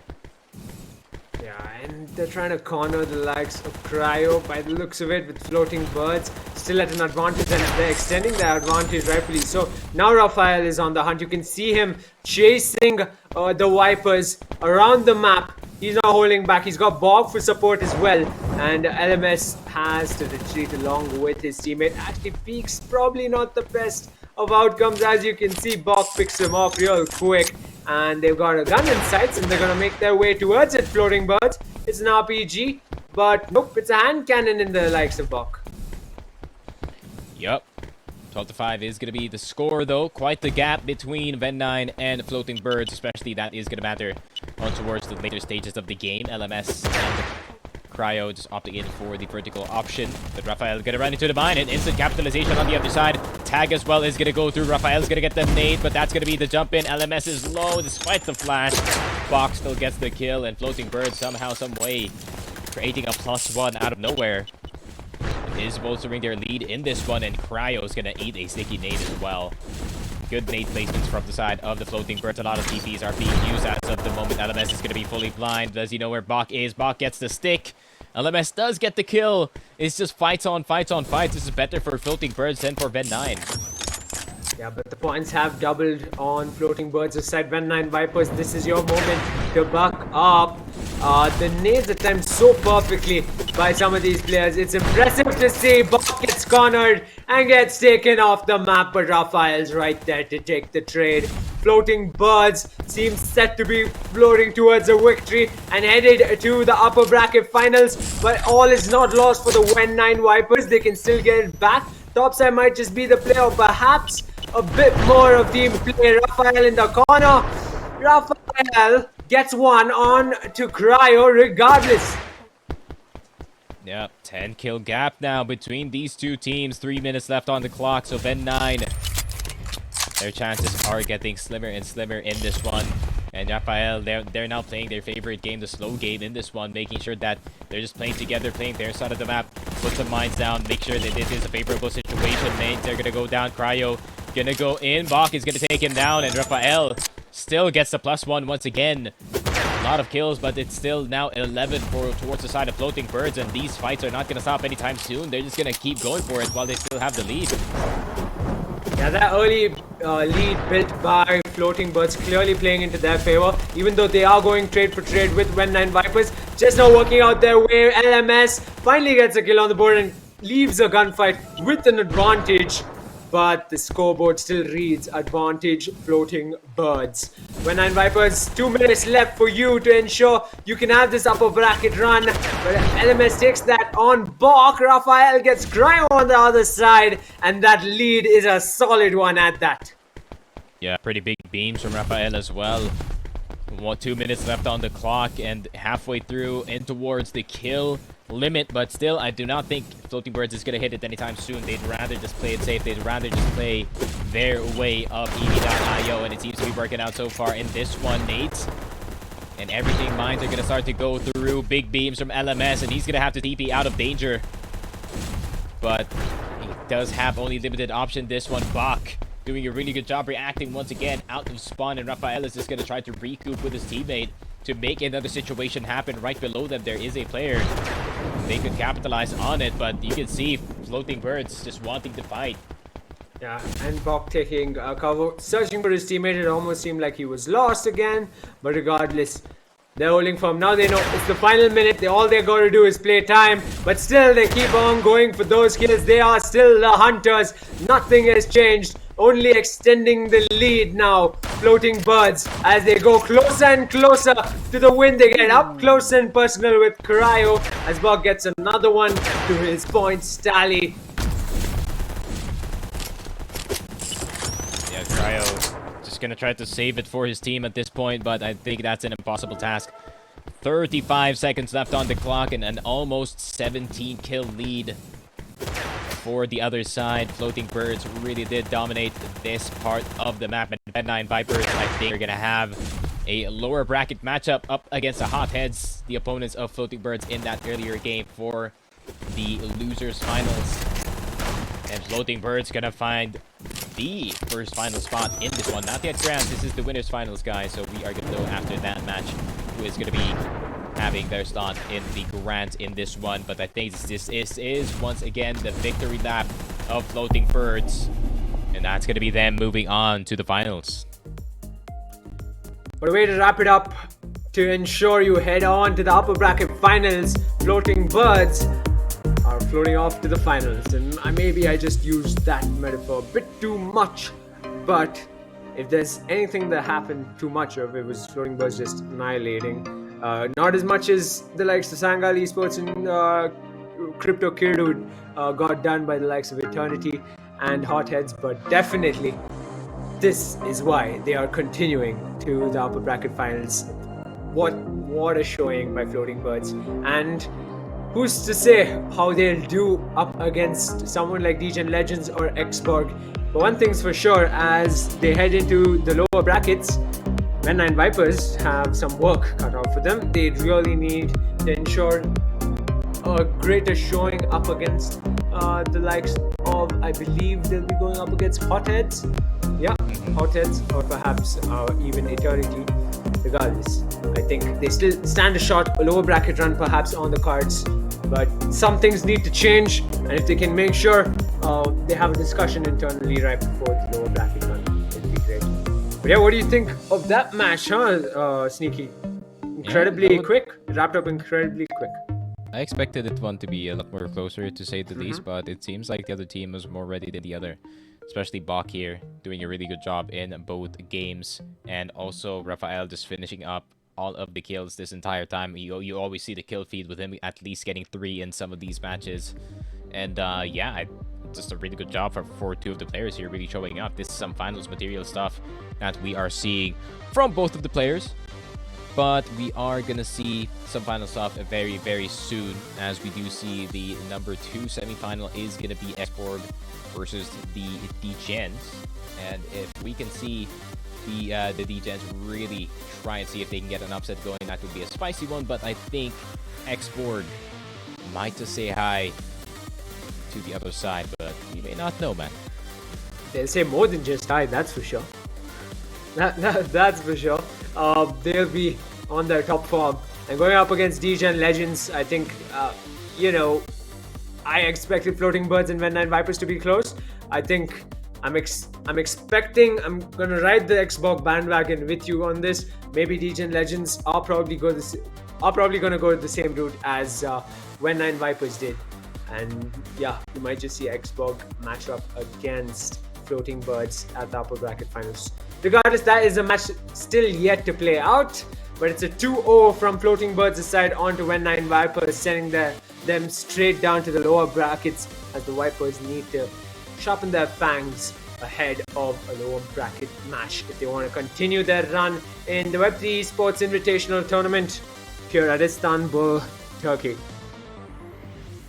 The replay itself, as you can see, the dominant performance coming off of Floating Birds' side, and we can go on and on about it, but Rafael and Bob gave it their all. You can see it. They just wanted this to be wrapped up real as quick as possible. They didn't want the Vipers to even have a bit of shot of even imagining themselves up in the finals, and they did just that. Even in Rook, they ensured they had the control of the map through and through, switched up the strategy. Sometimes they went top side of the map, sometimes they stuck to the bottom. When you least expect them to aggress in mid, that's exactly what they did in the from Bach as well as Rafael.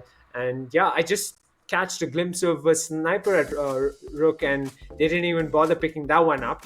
And right here, they just dominated, man. Every gunfight went their way. And there you have it, folks. The brackets. It's When 9 Vipers versus Eternity in the lower brackets, after all, which we will see unravel itself.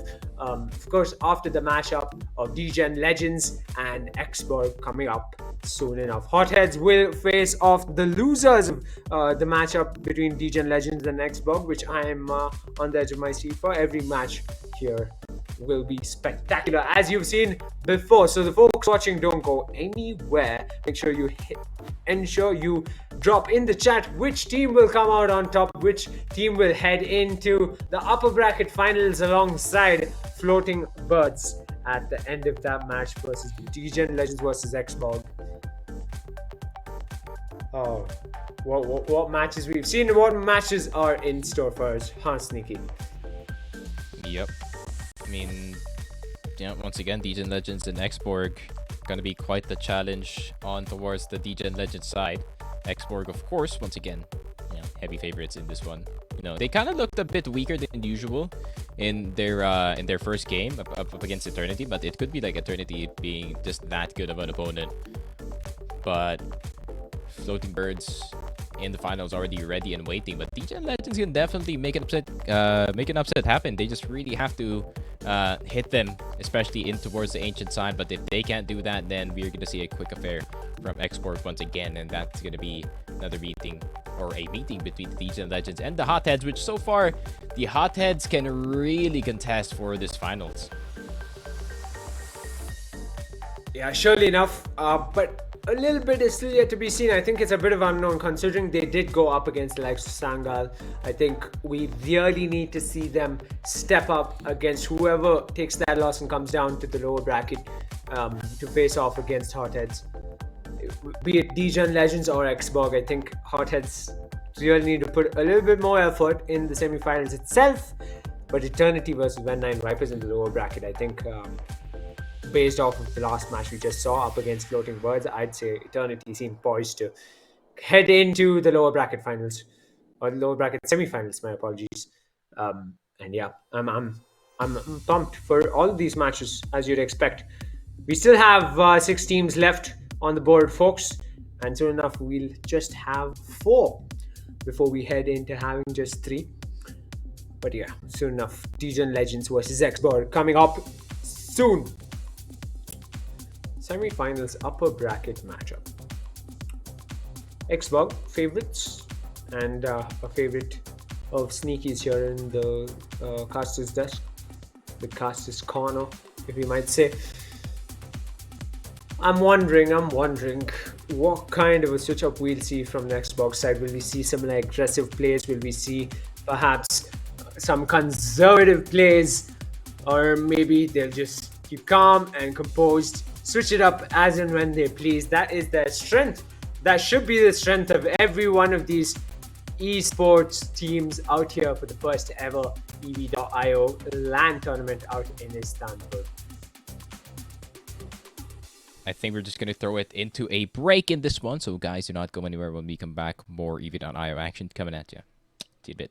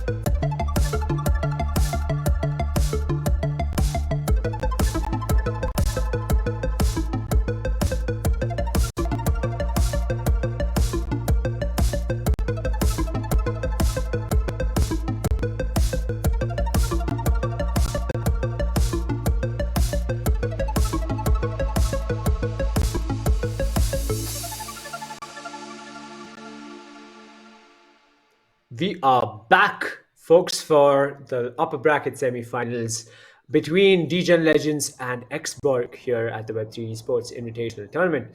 I am just as excited as anyone who will be watching, and I can't wait to see these two teams face off. They had dominant showings in the first rounds, in the quarterfinals, and heading into the semifinals, they're going up against each other. Which team is the one with the better players? Clearly, Sneaky here thinks it's Xborg. I will ride that Xborg train too. I think DGen Legends are going to have their work cut out for them.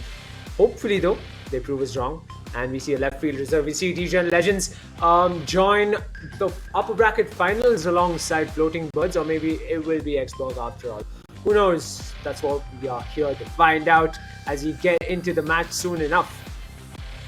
Probably no predictions, Sneaky, but any 2 cents you want to pitch in terms of the performance coming through from DGen Legends in the quarterfinals, or maybe Xborg even?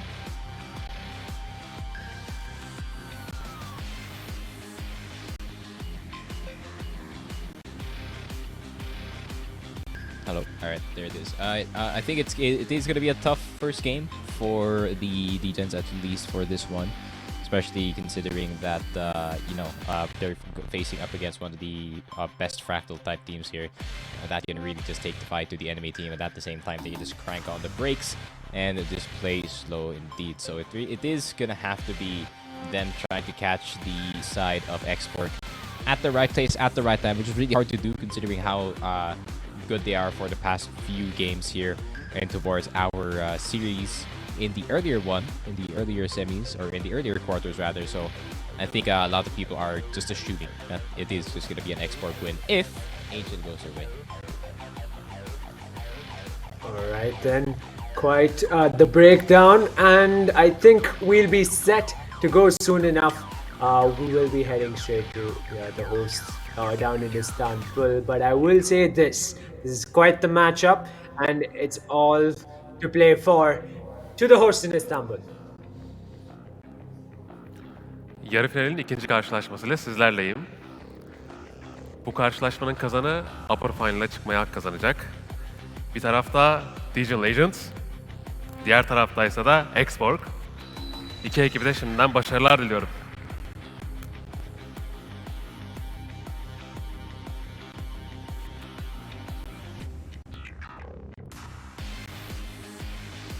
Great then, Xborg as well as DGen Legends make their way onto the stage, and we are set for quite the matchup. As mentioned before, and straight into the game we go. First map, Ancient. They really want to go for the win in this one if they are picking this as their first map. But it seems like Xborg, they're kind of learning their lesson, man. They don't want to kind of overplay their hand. They just want to play within their means.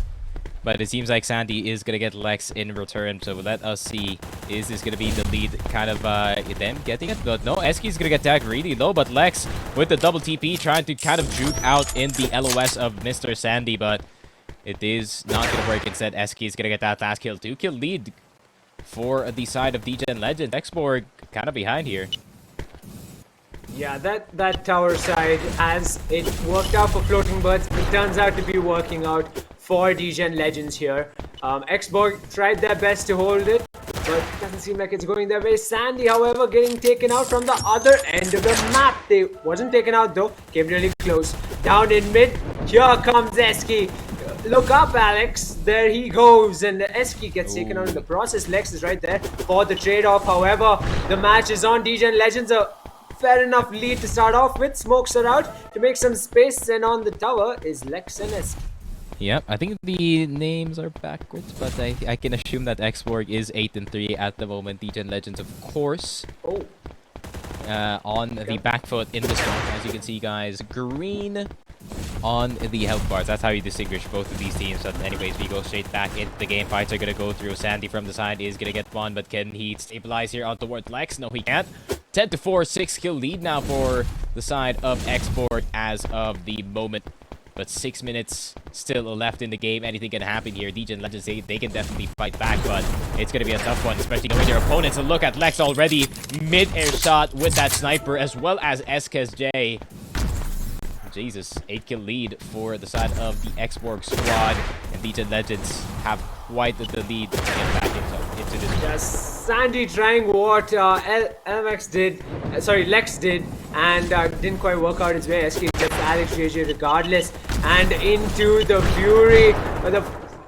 Yeah, it goes Lex. I'm sorry, I lost track there, but Sandy quickly out of there after that pick onto Lex. But it's trade for trade yet again. A prominent lead early into the match itself, and then they go trade for trade. Xbox still have the advantage. Only 5 points on the board as SK takes himself out.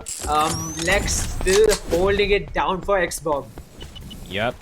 Degen Legends seems like they have quite the lead to come back from. 11 is going to be the name of the game for the other side. Alex JJ looking for the intro in towards what they can in towards the comeback side, but still a quite the sizable lead to say the least, especially considering how some of these teams can really just jump in. And you can see in the air already Xborg, I saw both of them just fly up, and SKSJ wanting to close the gap with that SMG, doing so with the impulse play. Really well played from the Xborg squad. Now they have the rocket launchers. Can they predict where they're going to go though? But I don't think they need it. Lex is going to be one, but still gets the kill. SKSJ is going to get one as well. And they have full control of the ancient game. It seems like they have cleaned it up prior to their last series. Yeah, Eski's got his sight set on a sniper in his hands. Impact grenade midair, but he gets evaded in a way as Lex One, his teammate, takes the pair of Degen Legends off the map with a sticky grenade. Onwards he goes. Alex GG trying to make some space for himself with that smoke. The mine gets SK on the other side. Sandy trying to make his way towards a convenient spot, but gets spotted by Lex and gets taken out, and the nade wraps up Alex in a gift wrap and puts a bow on him. Oh my, Xbox is on a roller like I've not seen before here at the W3E Sports Invitational. And onto the tower they go. Lex is making a run for it. Ooh. Gets taken out by Alex, but Eski is right there to get that trade and get the pair of Degen Legends off the map. That is true, but they're just going to keep on going. They're going to hit the limit possibly in these kills, but we are already way past halfway point in the game. But with shots like that, that could definitely happen. Sandy not going to get hit by anything except the nade of Mr. Lex. 28 and 9, a 2-wipe by himself. And Lex is just going to recover HP. Such a performance by the man himself, and he's going to get another one. Does get the tag on Alex JJ. You know SSJ is going to try to go for the capitalization, but he is going to get taken down by Alex once again. But still, this is quite the lead. There's already 3 minutes in the game. Both of them are going to get hit by the rocket, and Lex, this individual performance by the #1 player so far is as we expected. 1v2s all over the place, and him dragging up the score for his team. And there you have it, with just over 2.5 minutes left. You can see Xborg, taking the back seat. Just leaning a bit, taking it easy. An RPG in the hands of Lex, and Eski. Ooh, got in a Degen Legend sandwich, unfortunately. But here comes Lex to trade him off, but gets picked off regardless by Sandy. Prominent lead, 31-13, and the hand cannon just took Sandy straight off the map. Yeah, Alex no TPs as well for the man, so he is going to be stuck in the middle of everything. Nate, everything are going to be thrown. Lex even getting Sandy in the process, and does get Alex 34 and 14, 20-point lead for the side of Xborg, and they are going to try to go for the finish here. Maybe 15 kills left in 2 minutes. That's not impossible, my friend, especially with the pace that Lex is playing at the moment. A bit of a breather for the side of Degen Legends before the shots do start once again. A great option here for SKSJ, going in for the burst rifle. All 3 shots to the dome, and it is going to result in an instant kill, and especially knowing SKSJ, he can definitely hit those shots, but at the moment, both members actually really low. Alex JJ has to get out. There's going to be a nade right under him, and Lex is just going to keep on going on the other side, even getting Sandy in the process. Alex JJ does have the sniper, but can he see Lex in the air? He cannot get the flick going. Lex all over the place. He is like the smoke everywhere at the same time, man.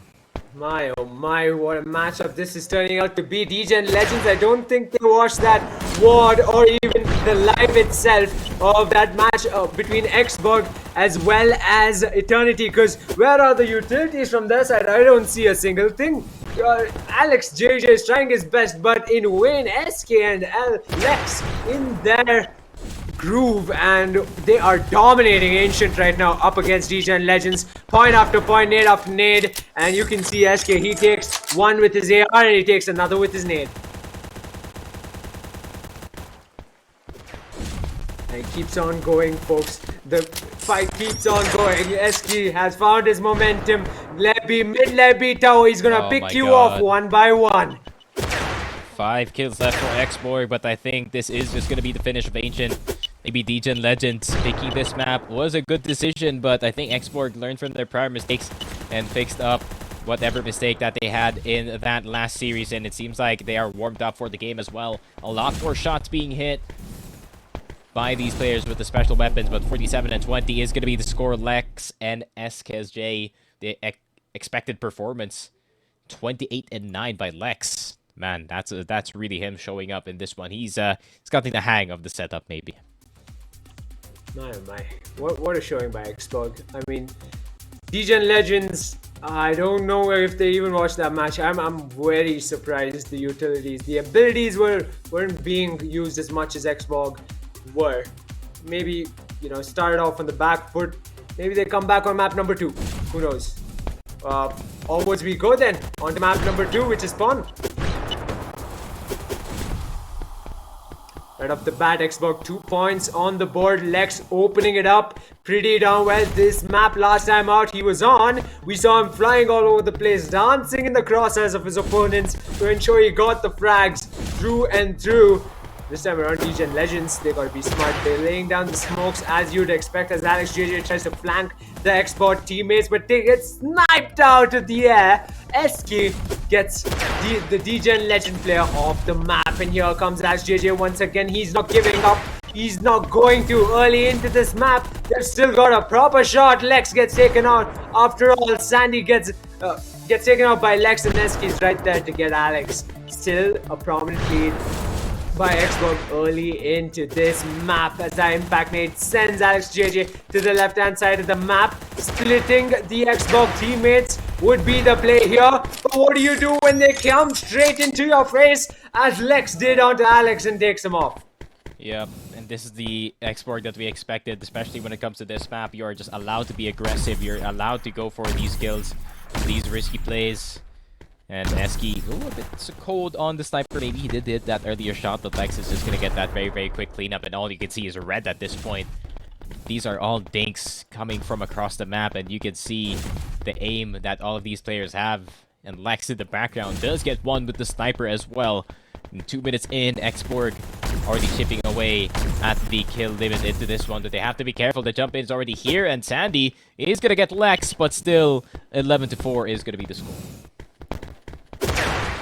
DGen Legends need to figure out a way to stop this ambush coming through from Xborg time after time, but this time around seems like they've got the group to hold them off. Seems like Alex got SK and Lex had to fall back. He didn't take that fight for long. And the smoke grenades keep them alive, DGen Legends, but out in the open they go. Lex is right there to pick them off. They pick up guns. Xborg holding on to that early on lead. Now you'll see trade for trade perhaps coming through. Alex JJ gets wiped out. And Sandy follows suit. 10-point lead for the Xborg team as the sights of the upper bracket finals seem closer than ever. Yeah, Lex is going absolutely crazy at the moment. Does even get the tag on Alex JJ. Eski possibly he's going to get the second one, and yes, he will. Big tags here by Lex, and this man is on fire, and he keeps on fighting. He just wants to go forward. Press W up against this DGen Legend squad, and he's not gonna stop at all at any time, and even does spot out Sandy in that elevated platform. Only his head was taken out that Alex JJ is gonna get to with the sniper, but still, Xborg in that entirety of that string of fights, they do get quite a sizable lead, almost 20 now. Nowhere near halfway into this game, but that's definitely a lead that DGen Legends have to think about, especially by the end of this game. Yep, And D10 Legends still trying their best. I mean, smokes are out. This time utility usage not working out in their favor either. Seems like they have figured out that Lex is coming through. Takes a pair and he's not stopping. He is taking the teleporter. He will take every possible thing. He will do everything to come into your face and make sure you are off the map and barely stay seconds on it. Onwards as well as they stay up in the tower. DJ Legends trying something different here. Trying to flank Xbox, split the players out on the map of Pawn. Eski gets taken out in that strat. Lex is right there, but trade for trade, as I mentioned earlier on. But a 15-point lead in the favor of Xbox. Seems like they're sitting pretty right now with just under 4 minutes left. As the bullets fire through from left to right. Lex still gets that trade. Doesn't have an impulse, so he couldn't capitalize on the kill on towards Lex. So technically, that's a 2-0 going in the way of Xborg.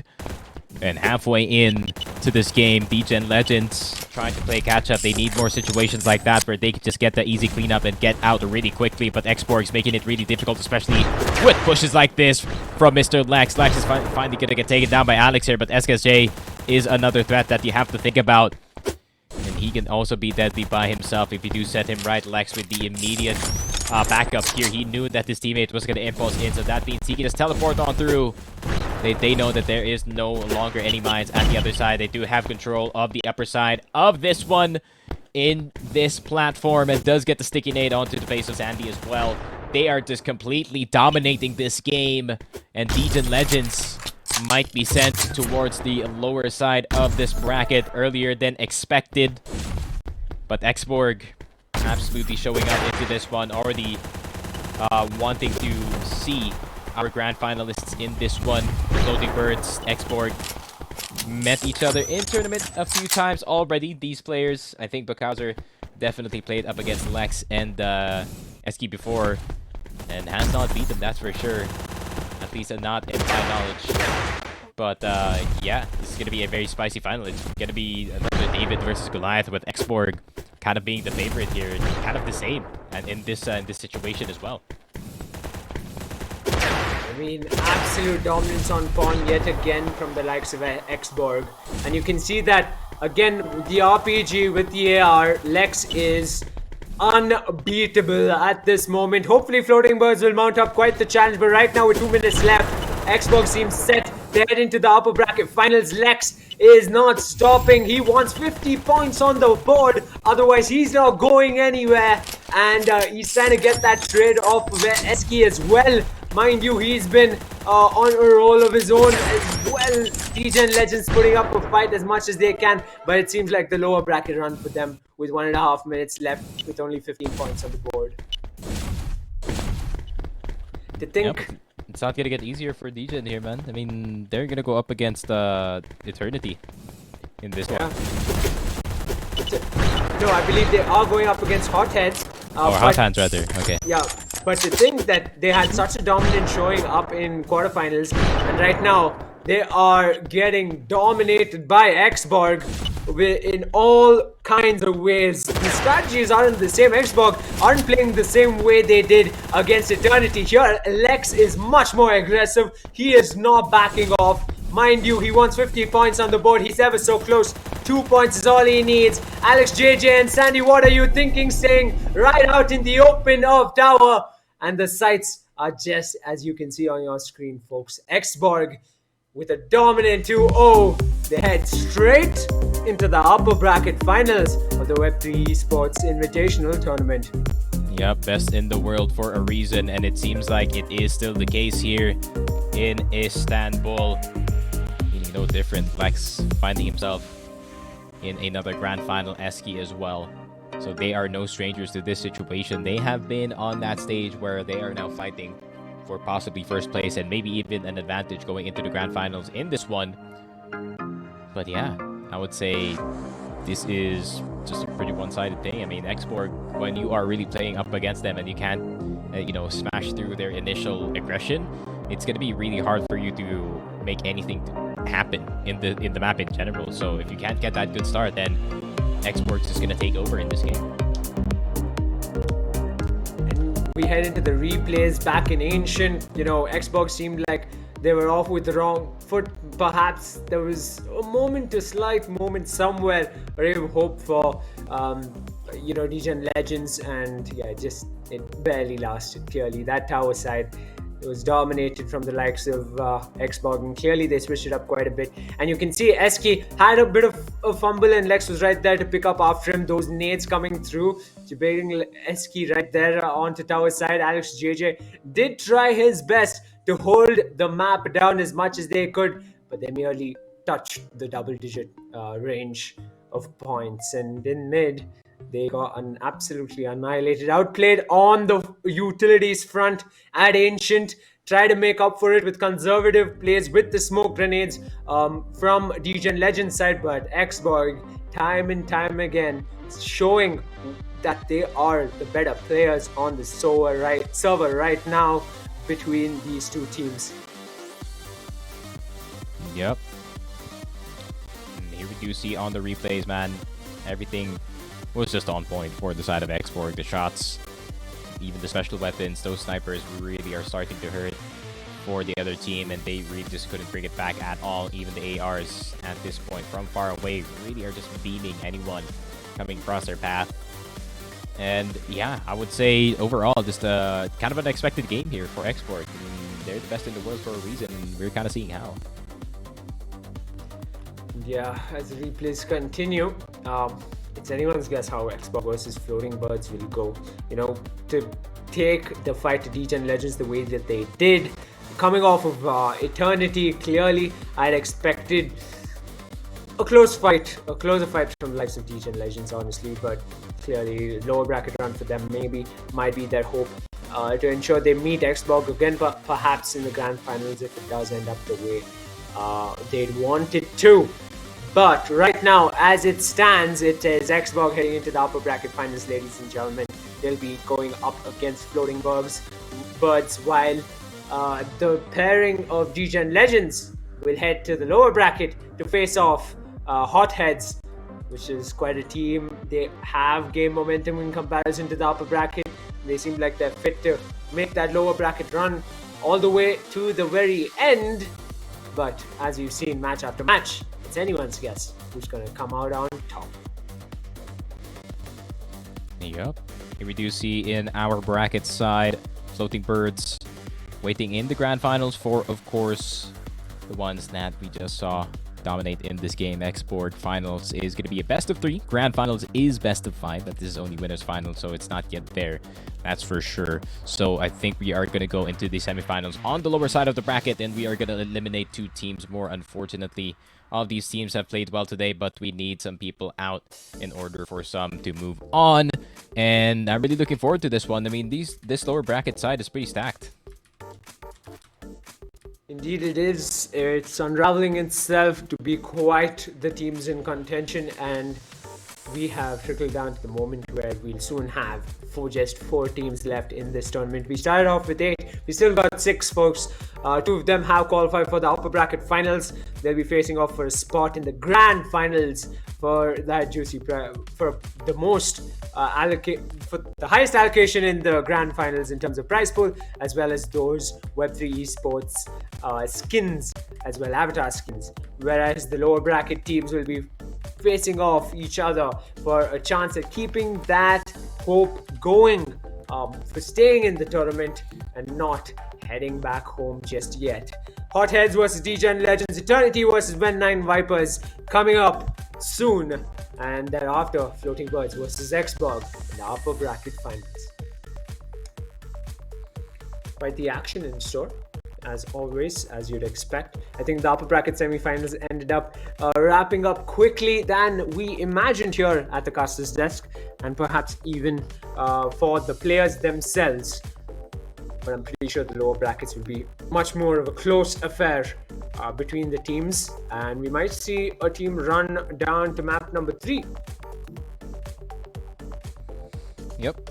Hopefully we do see it in these next games, because Eternity kind of another one-sided game back in towards their way, and Hotheads as well, kind of like the same case. Maybe we are gonna see in their games as well. Of course, both teams. I've kind of my prediction in my head is it is gonna go in the way of Hotheads and then Eternity. Then that's gonna be a very spicy losers final already, in my opinion, at least. Yeah, I'm pretty sure, after that performance by Xbox, I'm repeating myself, but I will regardless. Their ability to change it up is something we've not seen from the likes of the other teams just. Perhaps we will see it from the teams coming through. Maybe Eternity switches it up. Maybe there's something up floating birds' sleeves which we haven't seen just yet. We believe one team is all set for that lower bracket matchup. And soon enough, we'll have the match itself on our screens. But until then, make sure folks watching at home drop in the chat. Who do you think will come out on top of the lower brackets? We already have seen Sangal Esports and Crypto Kurdu at home end up being out of the tournament. Next up is between these four teams: Hotheads, Degen Legends, Eternity, and When9 Vipers. Perhaps a moment for recollection and predictions. Sneaky, in the lower bracket itself, what do you think? Lower bracket predictions on it, because it's getting spicy. You can see it becoming a bit more, unpredictable. Lower bracket prediction, I would say it is gonna go in the way of Hotheads, and then second game is gonna go in the way of Eternity. I think they played overall really good today, and I think they do have the upper hand going into the lower bracket matches, because overall in just my eye test at least, I can see they're doing a lot of stuff right. It's just that the other team is too good at the time. Then DJ Legends and When9 Vipers might just be a one and done scenario with respect to wins. Regardless, it's all to play for as always. As we head into a short break right before we head into the lower bracket matches, we'll see you on the other side in a moment, folks. Don't go anywhere.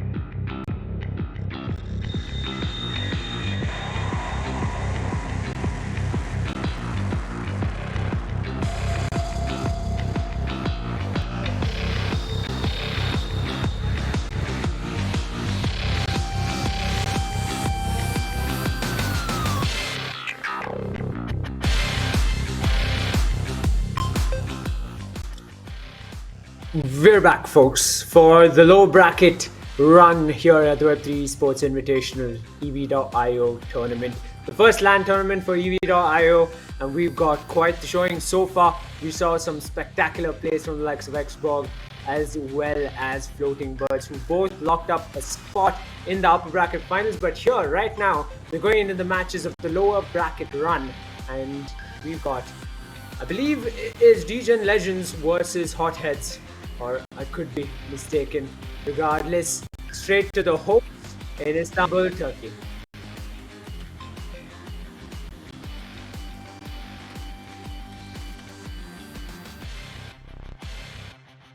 Bunun kalmadığı maçlar. Kazanan takım lower finaline çıkacak ve sonrasında upper final, grand final kısmına çıkmaya hak kazanacak. Karşımızda Degen Legends ve Hotheads. Her iki takıma da başarılar diliyorum.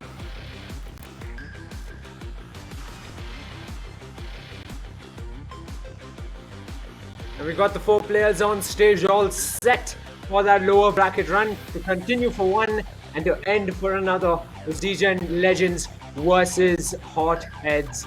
Quite the showing they had in terms of the itself, but Hotheads themselves had a more prominent showing in the lower bracket. It seemed like they stepped up, didn't they, Sneaky? Yep, and I would expect Hotheads to have, once again, kind of the upper hand going into this one and knowing how good that they can be. And yeah, we're gonna see. I mean, this could be a really equal game to say the least, especially we're starting out with Rook immediately. Yeah, we saw Rook as map 2, now we see it as map 1. So things will start off slow, as you'd imagine. One apiece so far on Hotheads and Degen Legends side. I think almost a level playing ground by the looks of it. That mid fight seemed that way, but regardless, Alex took the win over there as Alex JJ comes back to take that trade, but gets traded for regardless. Onwards then, 3-2 scoreline, and the mines are being set, and the time will be taken as Sandy gets that frag on to Degen Legends, and onwards they go. I mean, to think that Alex JJ is staying alive with such low health is incredible. Yep, and he might need his teammate in this situation as well, but it is just pure chaos at the moment, so no one really knows who has the lead in this game. And yeah, it just seems like Hotheads are just trying to see if they can test, if they can play aggressive in a Rook, which they can definitely do, but it's not going to be easy, that's for sure. But yeah, surely enough. I mean, 1 minute 30 already on the clock, and really no one's going for the poke. We usually see 431 Alice going more aggressive in this one and just having his teammate just trying to, you know, get the trade. Yep, and with the single rounds lead for Degen Legends, make that 2. Sorry, for Hotheads, apologies there, but make that 2, as I say. Alice now aggressive regardless. He's going in solo and gets 1, but gets taken out real quick. Degen Legends still trailing, however, and Sandy gets taken out in the process. Mines are out. They're gonna wait it out right before getting into a fight in mid, backing off just to make sure the health regens. And they're gonna wait out time. They want the opponents to come into their process. Utility in full display. Maybe both teams learned a thing or two from Xborg, because right now in Rook of all places it is Xand and Alex J getting taken out time after time. Degen Legends off the back foot. Yep, they are definitely just gaining the advantage. Great use of the utilities, especially these mines. And 431 is going to walk into another mine that he did not see back in his way. But Hotheads, though, still with the 4-kill lead in this one. Degen Legends losing some of these fights and not really cleaning up the rest of it. And Hotheads is taking advantage of it for the rest of this time. 5 minutes still, plenty of time for Degen Legends to get back into this game. But if Hotheads can just keep on fighting and just keep the pace going, maybe we're just going to see them pushing the limit in terms of the kills. But it's not going to be easy, especially Degen Legends. They have their own tricks as well. Yeah, they've built up quite the lead now, a 5-point lead or so. Still not extensive as you'd imagine, from the as we saw from the likes of Xborg and even Hotheads themselves last time out in the lower bracket. But Alex JJ, along with his teammate Sandy, they're triangle. DGen Legends, they're giving it their all, and it's going trade for trade. But the gap is remaining the same. Alex speaks out. You know, really, the advantage is on neither side by the looks of it. Apart from that, gap, as you can see, build up. You don't want to get into a sandwich, do you now, Alice? But regardless, gets one. But one is all he'll get. But his teammate does end up trading for him. And 15-8 as the score stands. Yep, and I think this is Sur, who's currently rocking the guest account at the moment. So it does not have any skins. It does look a bit different, but he is still him. I mean, look at that. No difference whatsoever if he's guest or he is in his account. He is just as sharp with that deagle. 17-8 so far in this game, and the Hotheads gaining the full advantage and even getting the better spawns with the weaponry. Look at how many guns Sur has at the moment. Yeah, they're slowly getting into the groove with those aggressive plays we've seen on more than one occasion. And DGen Legends might have just gotten figured out at this point. The Hotheads, I mean, that 8-point lead is a prominent one leading into the last 3 minutes of this map. Sure gets taken out, but he's got company once again. But this time around, he's the one who comes out on top of Sandy, who'll have to respawn and get straight back into the game if he wants to support his teammate, and yes, he does. Takes out Shurer, trade for trade, pick for pick, but that prominent lead is not going anywhere in this first map in the lower bracket for these guys. Yeah, as long as the pace just keeps on going like this, and it is definitely going to go in the way of the Hotheads. Unless Alex JJ can get these key finishes, I don't think the lead is going to shrink at all anytime soon. And the Hotheads just taking full advantage of it. If they can get this first map, then they're going to gain an advantage going into the second one, which could serve them, you know, another map going in towards their way of Pawn. And if they can make it to Pawn, man, they're going to have such a huge advantage in map number 2. Yeah, and fumbles like the one Sandy just did, it's not something they can afford right now. DGen Legends trailing at a disadvantage, getting bamboozled by the Hotheads in mid, and up the stairs they go. They try their best, but in vain as the impact grenades send the Hothead pair straight up to top side as they make their way towards DGen Legends. Once again, they're on the offense. They're hunting those DGens out. Yup, and it is Hotheads once again just claiming most of these kills. But Xandy at the same time, he's been kind of trying his best to make sure his team is at least in reaching distance of the score. But I think he needs a bit more help, considering that 431 Alice and Zur are just hunting for him the entire time. But 28 and 14, almost at the 30 score. But 1 minute left. We're not gonna hit the kill. We're not gonna hit the kill limit, to say the least. But man, such a high kill game from Hotheads. This is gonna be hard to come back from DGen Legends. DGen Legends, man, history repeats. Loses out on that extensive lead early on, and that ends up being the short end of the stick for them. And you can see up, down, side to side, Alex, JJ, and Shurer in a league of their own on this map right now. Yup. Hotheads, I mean, I think they kind of saved themselves the trouble of just picking their own map in this one, because they are definitely not the type of team to pick this one at first. They're not the type of team to go for Rook. But I think DGen Legends are going to have their hands full, especially in map number 2 in this one. How are they going to anticipate how aggressive the Hothead squad is, especially when it comes to a map like Pawn? I do not think Ancient is going to be the option here for our map number 2. So it's going to be interesting how is DGen Legends going to counter this just force coming at them at all times. Yeah, I mean, in comparison to the other teams on the same map, these guys, Shurer and Alex JJ, time and time again, they just enjoy being aggressive. You can take a topside position, you'll get traded for. Regardless, there's nothing stopping them right now. They head into map 2 with a smile on their face, ever so closer to head into the next round of the lower bracket. But still too early to call. They can take it to map 3. DGen Legends if they buck up right now.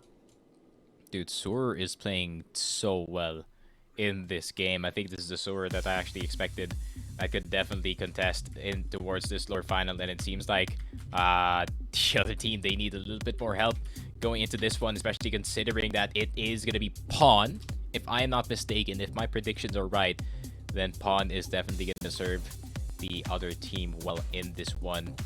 It's going to be insane how we are going to see Degen Legends try to bring this one back, especially in map number 2, where it is going to be a lot more open, and it seems like it is going to be Pawn, man. I mean, they just want to play to their strength. You can't really blame them. It's a tournament. Yeah, and we saw, Degen Legends really have smiles on their faces. They're still positive going into Pawn, but right off the bat, Hotheads 2 on the board to start off with. Sure, on the roll that he's on, soon enough you'll see bombarding of abilities all around, and him playing with that TP. And let's not forget that movement he had last time out on Pawn was S tier to say the least. And there you have it. Alice now is on a charge of his own, trying to close in on the likes of the Hotheads. But anyway, Hotheads really holding their own out in the open tower. You don't want to give an opportunity like that to Shorer. He'll take it and he'll make good on that. They go, the mines are out, but down he goes to Sandy's mine, Alice. 7-0. Just as expected from the side of the Hotheads. Man, starting things off very, very well in this game. They're hot starters, man, so you really can't underestimate them trying to build the lead from the jump in this one, and it seems like it's successful.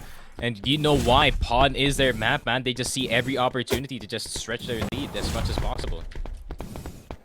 Yeah, and the sniper's out over at Shurer's side. I mean, it makes no difference, does it really? I mean, Shurer, he's on a roll of his own, and so is Alex JJ, his teammate. My apologies, the opponent tried, but Shurer is right there with all sorts of guns. His loadout is packed as they come head to head, close enough to ensure Sandy gets Shurer and takes Sandy himself out of the map. Alex JJ gets taken out from Alice. 431 Alice, so 2 Alices on the sword. That's something I'm noticing right now. Aerial attack in vain by Shurer. That usually doesn't end up like that, but Sandy somehow is in the mix. 3 points on the board for Degen Legends. Hotheads still with a prominent lead. Yup, and Hotheads definitely with a prominent lead in this game. 16-3 so far. All the fights going in their way, and not really much of a problem here, as Pawn is basically their home soil in this one, and they seem more comfortable than ever. They're just getting everything that they want. Every fight is just going their way once again, and yeah, the only things that can kill them at this point are going to be mines, because every gunfight going back towards their way. Alice doing such a great job just anticipating for his teammate after there is going to be a death there. There's immediately a trade from 431 Alice, so Shurer has his back covered at all times. And you can guarantee that this is going to be another high kill game for the side of the Hotheads. Yeah, you can see that the utility displacement coming off of Shurer and Alex JJ is, my apologies, 431 Alice, is something else. A sight to see, but they are trying their best to come back, Degen Legends. Clearly, the gap is just too much. I mean, with under 5 minutes left, they really need to pull off something spectacular in front of our eyes. You can see Shurer gets 1, he gets 2, he gets both, regardless of his teammate going down to the opponents. He's got the control of Pawn, and he is absolutely styling on Degen Legends right now. Yup, and it seems like everyone on Hotheads is already dialed in and wanting to reach that loser semifinals. And they are just going to go for probably more points on towards the board. Maybe even finish this one before the anticipated time. 26 and exactly at the halfway point. And Hotheads with the pace that they're playing at right now. And we're going to see them in a lower final very, very early in this game. But yeah, it seems like they're just going to keep on going, man. They're not going to preserve the lead as much as possible. They just want the end at this point. Yeah, but they are taking their time relatively slowly, you know. Think about it, they're still, hitting the 30-point mark. There's still under 4 minutes left. Perhaps Shurer isn't getting into his complete groove, and as I say that, he just decapitates Degen Legends with a hand cannon. Nasty one at that, and he's not stopping. Guess the groove is there. Alex JJ was trying to close in on Alice and stood no chance. My oh my, Shurer He is absolutely got complete control of this map. Take him out for crying out loud. No, they can't. 35 on the board, and the pair keeps falling again and again to shore. Yup, and I feel like this is just going to be the story for the rest of the game. We're getting all of these kills, just making sure that he has full-on control of this game, and that he does exactly. And I think we're going to see an early finish in map number 2, Hotheads, making sure that the lower bracket knows that they are going to be here to fight, as we do see the last 11 possibly in our screen, but we're just going to have to wait and see if that's going to be the actual finish. This could be them just slowing it down, maybe even them putting out the knives for fun, but we'll have to wait and see. Just much like Crypto Kurdu did, but there is no request in chat, and just like that, Sandy gets a frag onto Alice, but here comes 431 Alice through the smoke. A smoke criminal in his own right. Here between Hotheads and DJ and Legends. Gets wiped out midair. Alex JJ. 431 Alice getting that frag. Sure on the other end, getting Sandy. Smokes her down as they pick up that gun. Sniper in the hands of Alex JJ. Yup. And Hotheads rather. And we do have hot hands at this point, you could call them that, but definitely wanting to get into the lower side final already. 46 is going to take on towards scoreline 4 left, and this is basically just a little countdown courtesy of the Hothead side as they do slowly collect some of these members of DJ Legends out of position. And as we do go into our last 2, seems like we are going to greet our first lower finalist in this one. Yeah, surely enough. Hotheads versus DGen Legends. What a matchup this was, but it clearly was a proper favorite. Was indeed Hotheads for this one, as the last kill on the board is yet to be picked off from the side of Hotheads. They keep themselves right in the open. Aerial shots by Shurer. He failed to get one, but down in the ground through the smoke, he's trying his best, but at the end, it's his teammate who gets it. DGen Legends, thank you for visiting. Hope you enjoyed your stay out here at the wonderful Pawn map. Yep, and there it is. Hotheads just send him off into this one. Lower bracket run is going to continue for them. And unfortunately, that is the end for the other team. DGen Legends had themselves a little bit of run going, but then the Hotheads did come through. Just like I said, man, I did kind of see Hotheads having themselves a really good lower bracket game into this one. I did predict them to win. They just showed up a lot more better compared to what I saw from the other team, and it seems like I was right. Yeah, clearly as they head into the lower bracket semifinals, I presume, I'd expect this consistency to keep on going. Then again, it depends who they're going to face off. Will it be Wen9 Vipers, or could it just be the other team in contention? Apologies, I can't quite recollect. Of course, how can I forget Eternity? Eternity, yes. And it just might be Eternity after all. But Wen9 Vipers still have a shot at redemption itself.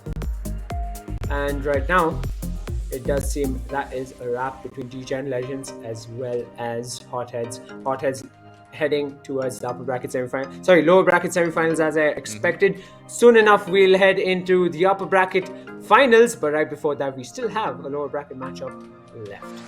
Yep, which I'm one last curious one. to see. The Eternity match, man. So yep, that's going to be the true test of whether or not Eternity is actually the real deal going into the lower final, or is it going to be finally them collecting another L in this one. Eternity has been taking a lot of L's, man, that's for sure, but it seems like this is their best time where they can actually collect something for the Eternity clan squad. You know, they have a lot of strong players in their end, and they finally kind of dwindled it down to 2 into this one, so I do expect them to just roll on over in towards the lower bracket side of the final. But of course, I'm not underestimating the other team here.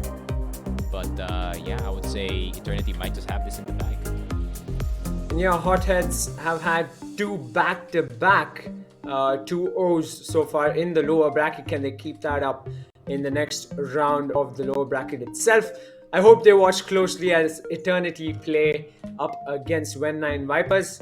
I think you're really being mindful about what kind of opponents you're going up against. be on the cards, and we get to see the best. But the replay itself coming through from that matchup between DGen Legends and Hotheads. Not much to say. I think the folks watching, you all saw it all unfold right in front of your eyes. Sure, and 431 Alice, I believe, they styled on DGen Legends map after map, even on Joke. I mean, in a map where you saw most teams be conservative, you saw these two just charge on about through mid, through top side, through bottom, spawn them on any part of the map. They're still gonna find a way to ensure they're gonna beat that thorn in the leg of DGen Legends, and more than just a thorn, proper nail, let's just say. But, DGen Legends it just seemed like they didn't stand a chance. Yep, and it does happen in EV a lot. There's going to be a new team going up against teams with plenty of experience, and it seems like it is just one of those cases once again. But at least they did make it to the second round of the lower final. It's actually an achievement, to say the least. Especially they did beat the last team. But yeah, I would say it is time to see whether or not it is going to be the second lower bracket side, especially considering that N9 Vipers, they have themselves a little bit of an upset potential, to say the least. But unfortunately, that the magic was not there when they were up against the Floating Birds. But they did beat Sangal earlier. But, judging from the opponents, Eternity did have kind of the tougher path going into the lower bracket. Surely enough, going up against Xbox, tying them on a map, as well as, just ensuring they could wipe out Crypto Kurdu real quick. And you could see that in their faces, they got their game faces on. Much like Hotheads, who's another prominent team making that lower bracket run. I expect to see Hotheads in Eternity. Maybe when 9 Vipers prove us wrong, maybe not. It's all to play for, as always, and soon enough we'll find out who comes out victorious in that second matchup in the lower bracket. And folks watching, make sure you drop in the chat who do you think will come out on top between When 9 Vipers and Eternity. Maybe, just maybe, some of y'all might get it right. Up in the upper brackets, Floating Birds is taking on Xborg soon enough, but that'll have to wait. What matches we've gotten to watch, and what problems they've had to overcome, some of these teams in the likes of Hotheads, specifically, to think it went to sudden death up against Floating Birds. To think that the lower bracket run has been, in a way, a fairy tale story so far for Hotheads, and it'll continue to be so. But from what I've heard, we are heading into a 3-minute break right before that lower bracket match. So we'll see you again, folks, on the other side soon enough. Don't go anywhere.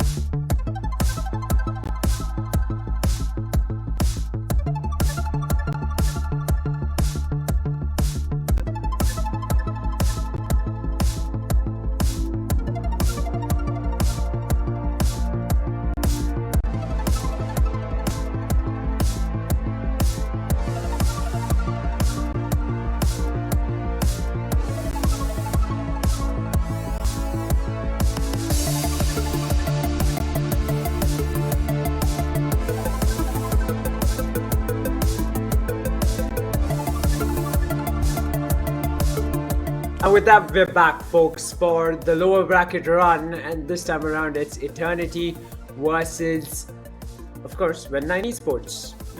An upset of sorts for When9 Esports in the upper brackets, sending them straight down to the lower brackets. That's how the tournament works, of course. Eternity on a run of their own, a hot run, much like the Hotheads themselves. Sneaky, I think we've spoken about this already, but it does seem like Eternity pretty much will dominate this matchup, won't they? Yep, I would expect Eternity to dominate this matchup. I mean, just judging from how these two teams played in this one, so I would expect Eternity to have a lot more experience and a lot more firepower going back into this one. Yep. And I hear the host down in Istanbul, Turkey, so I guess we'll go straight to the land. Evet, Lower Bracket'ın yarı final karşılaşmalarının ikinci mücadelesinde sizlerleyiz. Ben şahsen bu seferki maçın uzatmalara gideceğini düşünüyorum ki umarım da gider. Bizim için daha heyecanlı oluyor. Sol tarafımızda Eternity, sağ tarafımızda ise When9 Vipers. Her iki takıma da başarılar.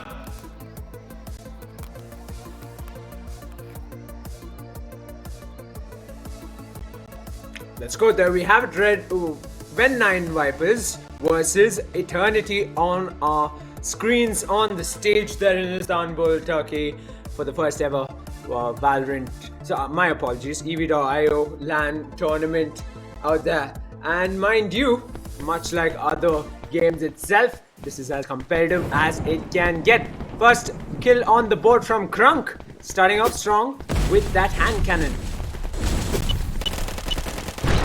Yep, the pace is just going to start just like this. Of course, Shimura is going to be that guy just running around this entire time, but you have Krunk to literally, chase him down this entire time. We know Krunk, he's going to hit heavy shot with that hand cannon, so it might be a bit of trouble here for Shimura. Maybe he's got to change his build by just a bit, but I don't think that's going to happen anytime soon.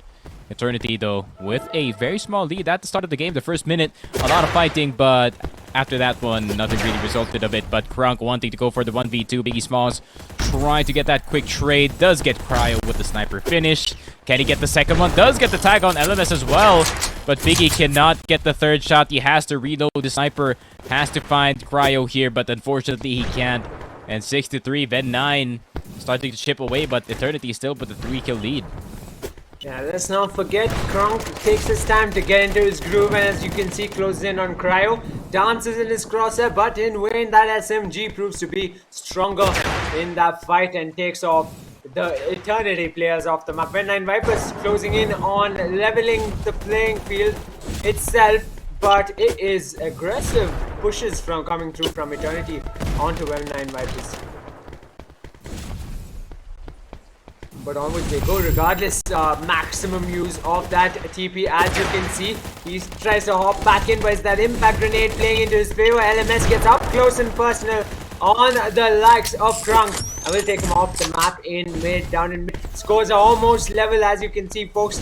Both teams heading down to mid or closer to the teleporter. Krunk tries to evade those shots coming off of LMS. And LMS gets taken out by Krunk rightfully. So there's a mine on the TP, but mine for mine there, coming through from LMS, holding down mid pretty impressively, but it's Eternity with that lead so far. When9 Vipers on the back foot, sporting the NIP skin, of course. They're trying their best. Cryo, he is hunting for opponents. He wants them to come towards him regardless of being on the back foot.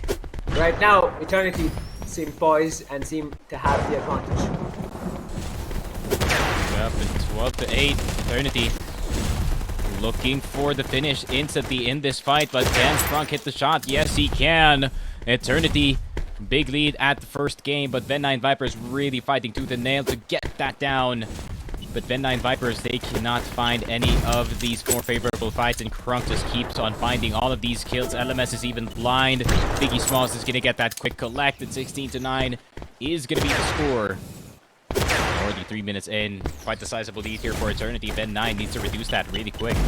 Yeah, same setup. Laser rifle on Biggie Smalls. Hand cannon on Krunk. We've seen this once before, on more than one occasion in fact, in this tournament, and we see it all over again on Ancient in this lower bracket matchup. between Eternity and Ven9 Vipers, with Eternity holding that 7-point lead pretty formidably as Biggie Small trying to evade LMS's line of sight, and at point blank, switch of the gun, laser rifle, he's sticking to it, and he drops off the map. LMS, where are you headed, my friend?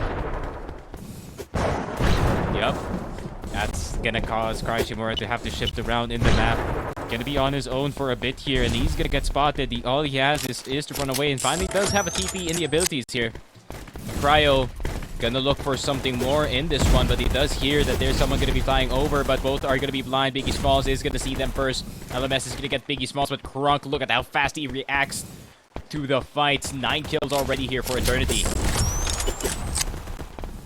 Yeah, I mean, Eternity on a roll, and Crunk gets taken out mid-air, but Biggie Smalls is right there to snipe a Viper off of sight. And yeah, 10-point lead now. Prominent one. 3.5 minutes left. Ven9 Vipers need to buck up once again after an upset to another upset, possibly a point blank. LMS with the TPs up, down, and gets out of the way. Crunk with the nade kill onto Cryo. However, LMS needs to help his teammate survive, but Cryo takes out Biggie Smalls. Cryo's doing the team play regardless. 10-point lead goes nowhere, and Biggie Smalls with a laser rifle, a prominent spot up top in tower. He's got the sights onto Cryo, almost got him, just one shot left. The impact nade gets Cryo out of sights and sends over Biggie Smalls into cover as well, and that is Crunk out of the map. Already halfway for Eternity here for the kill limit, but that's not going to get reached anytime soon. They're rather refocused on just stealing the game for them up until the very end of the time. And that means they're going to be fighting again and again and again. Crunk gets a quick double as well. So all the way up to 27. That's almost a 17-kill lead here for the side of Eternity. Ven9 Vipers are going to have a hard time trying to play catch-up in this one, especially with the way that Crunk is playing. He's just hitting every shot, and that was no different. Yeah, I mean, trade for trade.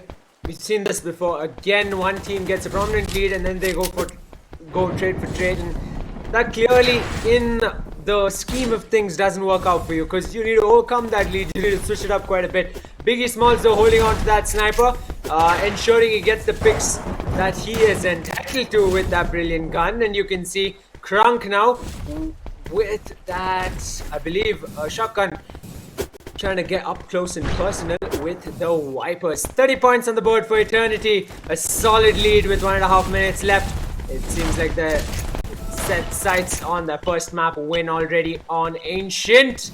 LMS gets Crunk regardless. Yep. Just gonna see the shotguns on Cryshimura gonna be really key, especially in this map. The big tag on towards Cryo. He does get the kill on towards Biggie, but Crunk gets the shotgun off of his hands, and once again another 2-piece here by Crunk. Does get away from the fight initially, but could not get that mine to explode in time. It is a 1-for-1 trade. 33 and 19 Eternity. 1 minute left on the clock. I do not think this is possible for Ven9 to go back into, but they're gonna try their darndest.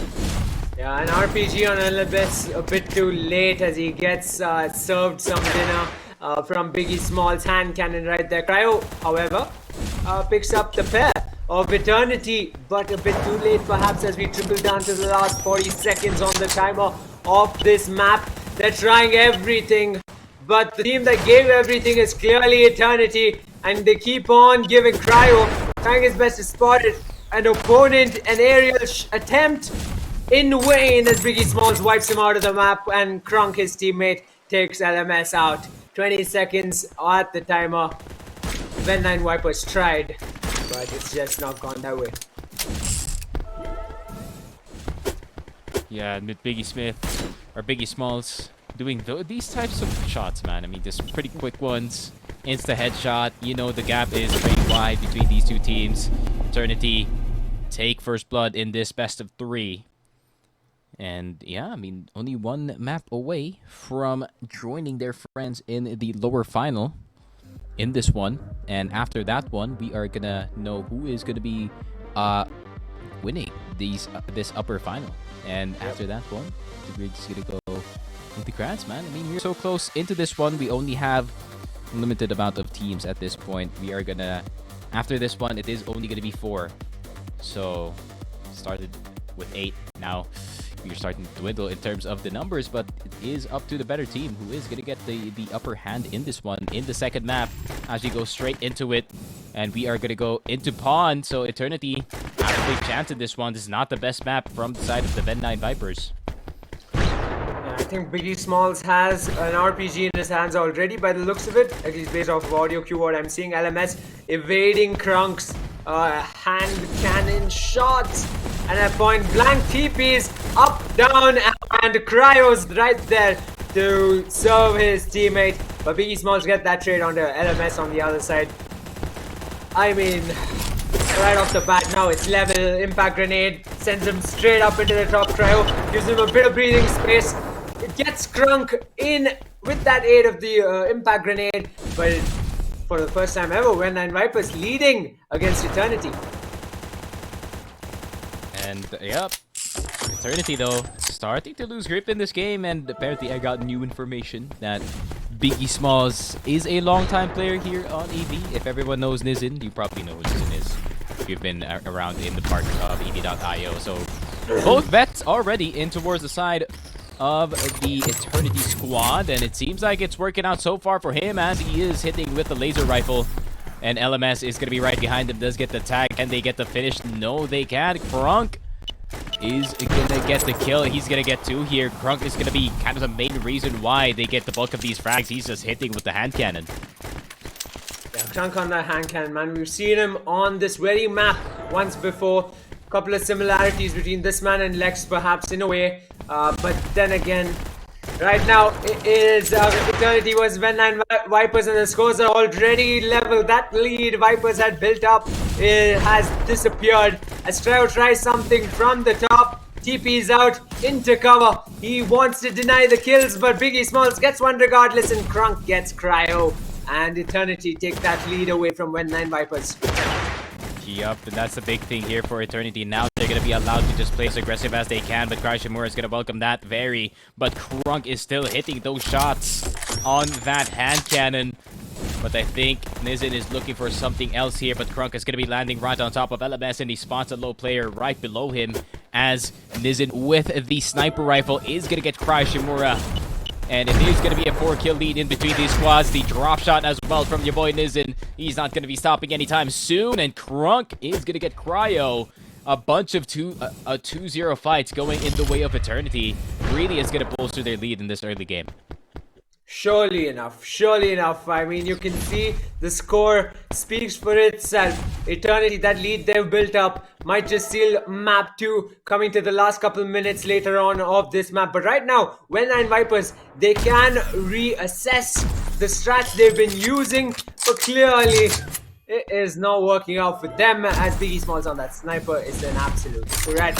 He gets that shot onto Cryo, really. He gets that one. And right there is Krunk with a hand cannon. He gets taken out, but right there Biggie Smalls gets that trade. 17-9 with just under 5 minutes left. What is Eternity doing to the Vipers? Yup, Eternity just making sure that their presence is going to be known in this pawn map. Krunk with all the shots once again onto Cryo. LMS trying to get that 1v1, but there's 2 of them. TPs are great for Krunk, but they think he's out with Cryo finally spawning back in. Gonna go through the teleporter, but Krunk is going to be spawning right across them.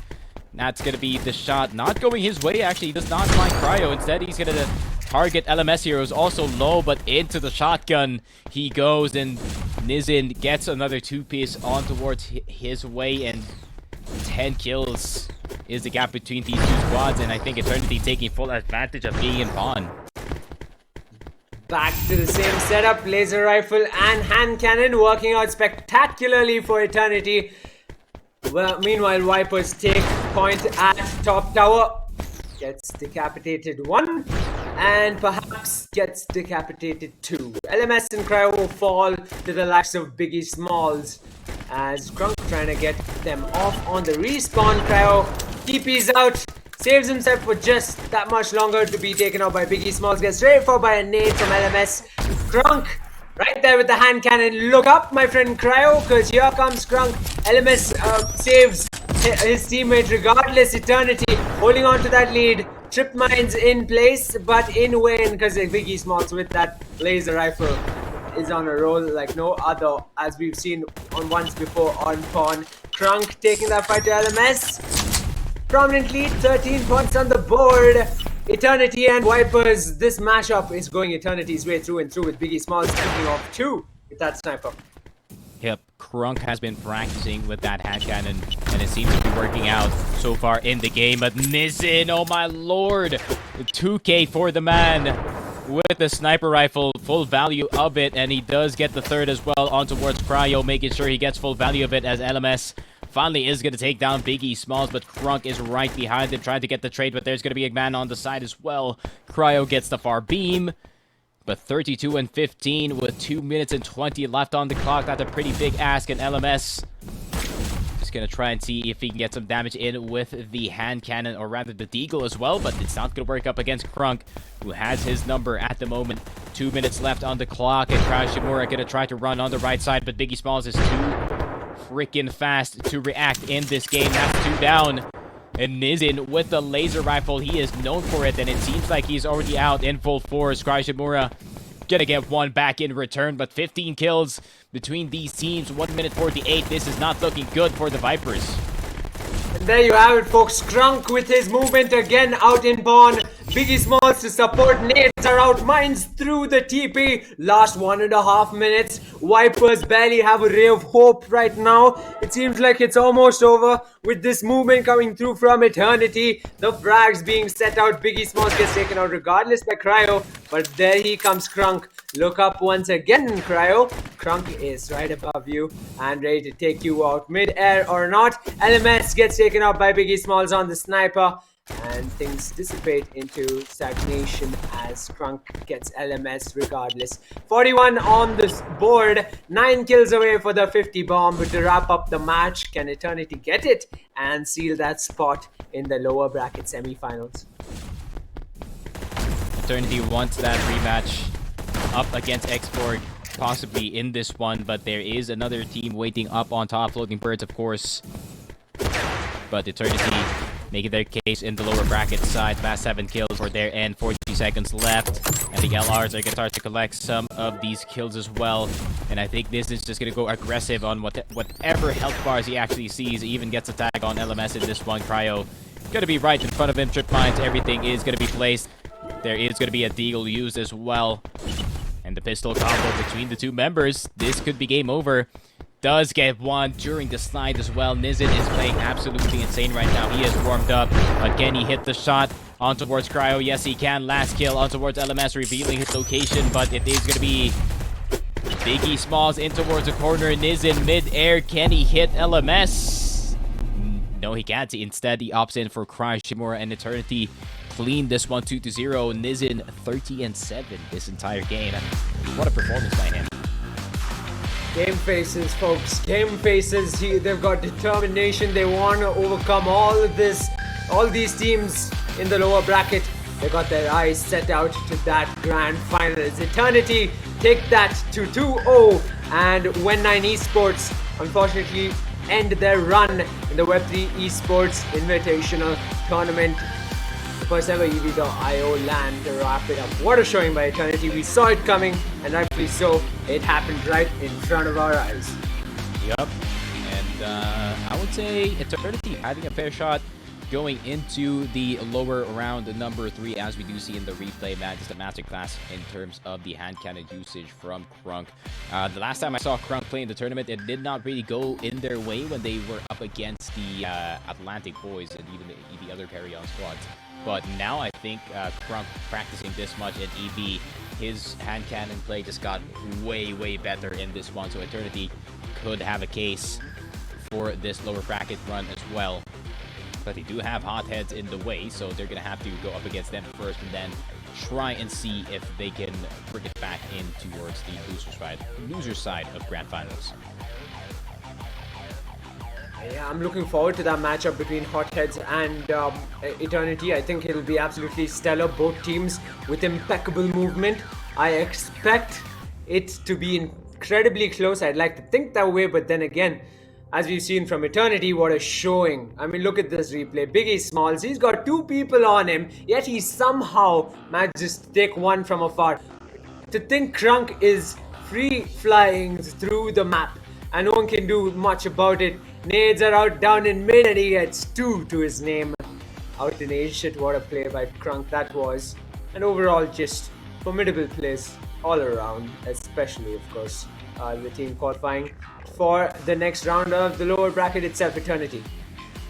Yep, if Crunk keeps playing like this, then they do have a serious case to get into, like I said, the grand final from the lower side of the match.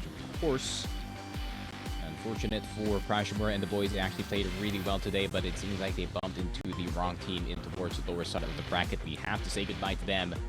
And then 9, I mean, they did get that upset in that earlier stage, or earlier stages of the quarterfinals, but it seems like they did fall eventually to Floating Birds and now find themselves out of the tournament thanks to Eternity. And now we're going to have a Eternity versus Hotheads matchup in the lower finals, or lower round 3. So Floating Birds and Xborg, whoever is going to go down in either of those teams is going to have to face Eternity or Hotheads, which is not good news because, you know, Hotheads and Eternity starting to warm up a bit in this game, especially Eternity in this one. I really think that this is going to be a close game between the Hotheads and the Eternity. Probably the most 50-50 we've seen the entire day. Yeah, it's still their last 4 teams of this tournament. It's come down to Floating Birds, Xborg, Eternity, and Hotheads, and we're gonna get to see Eternity go up against Hotheads. A match I already said I'm looking forward for. Think about Floating Birds and Xborg. I think we're gonna see Floating Birds trickle down to the lower bracket itself. It'll be wild to see Xborg in the lower bracket, but it's still a possibility.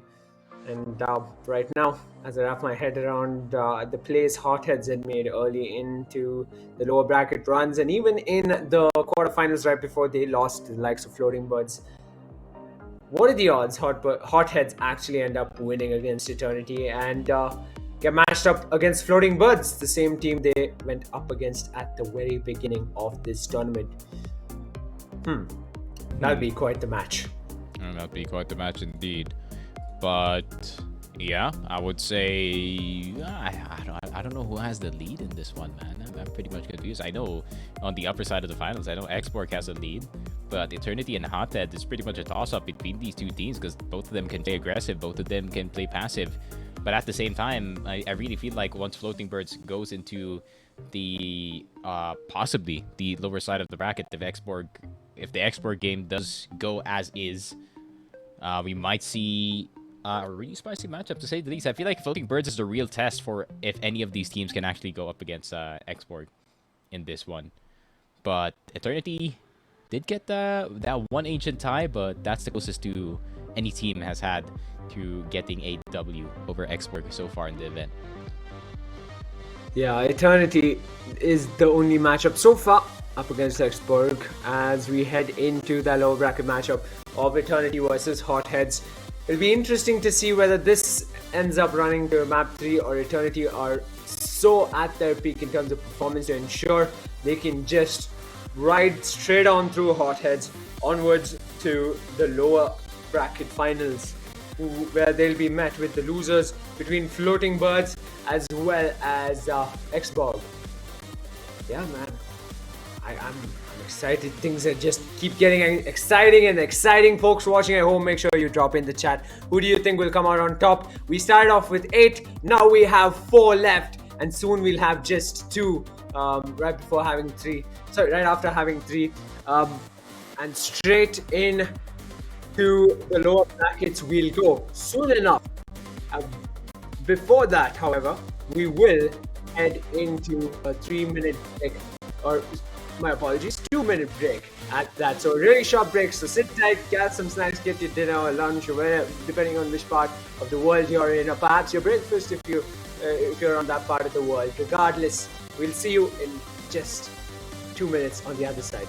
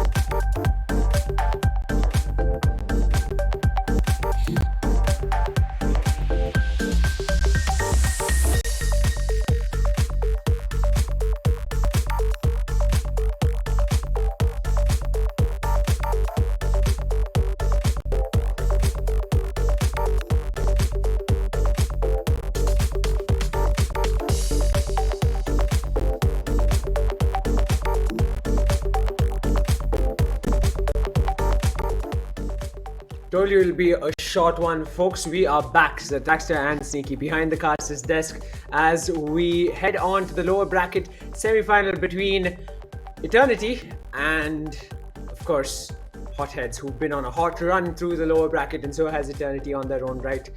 Soon enough, we'll see them soon enough we'll see them heading into the lower bracket finals, where they'll be matched up with the losers of course, Xborg as well as Floating Birds. Highly likely it's Floating Birds, but I don't want to, put all my chips onto Xborg just yet, like my good co-caster has. But what do you think, Sneaky? Hotheads versus Eternity? It does seem like Eternity is on a hot run of their own, but Hotheads, I mean, think about it, they've been pretty dominant in the lower bracket as well.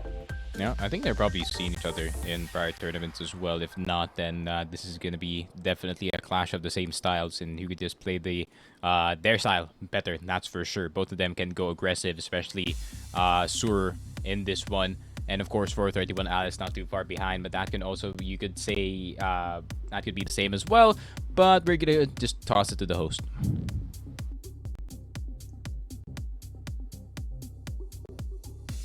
Evet, merhabalar tekrardan. Artık finallere adım adım geliyoruz. Şimdi karşılaşma Lower finalinin çıkış bileti. Bir tarafta Eternity, diğer tarafta ise Hotheads. İki takıma da yine başarılar diliyoruz. Her seferinde maçlar uzatmaya gidecek diyorum ama bu sefer gideceğine eminim. İyi seyirler.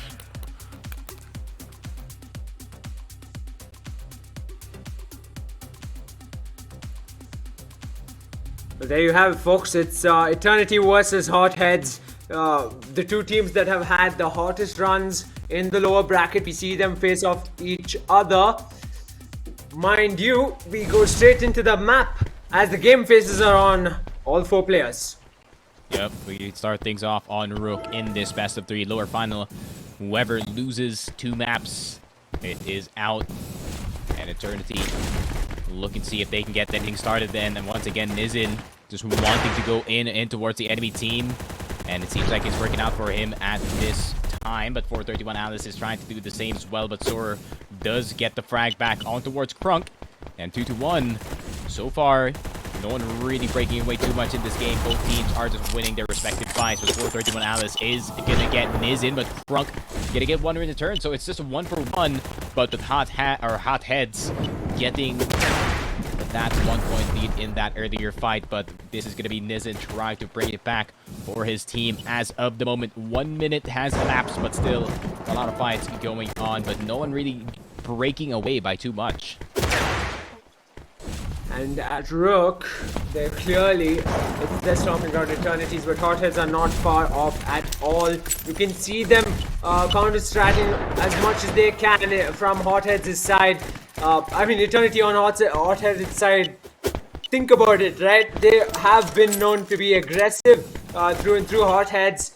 And through the air comes 431 Alice to get that scoreline closer and closer. 6-5 as it stands, 6.5 minutes left. Level playing field for now. We've seen Eternity pull off gaps pretty early on. And we just might see the same soon, very soon. But for now, Crunk and Biggie Smalls hopping around, making space for themselves, luring the opponents into their trip mines. Smokes are out specifically where the trip mines are as well.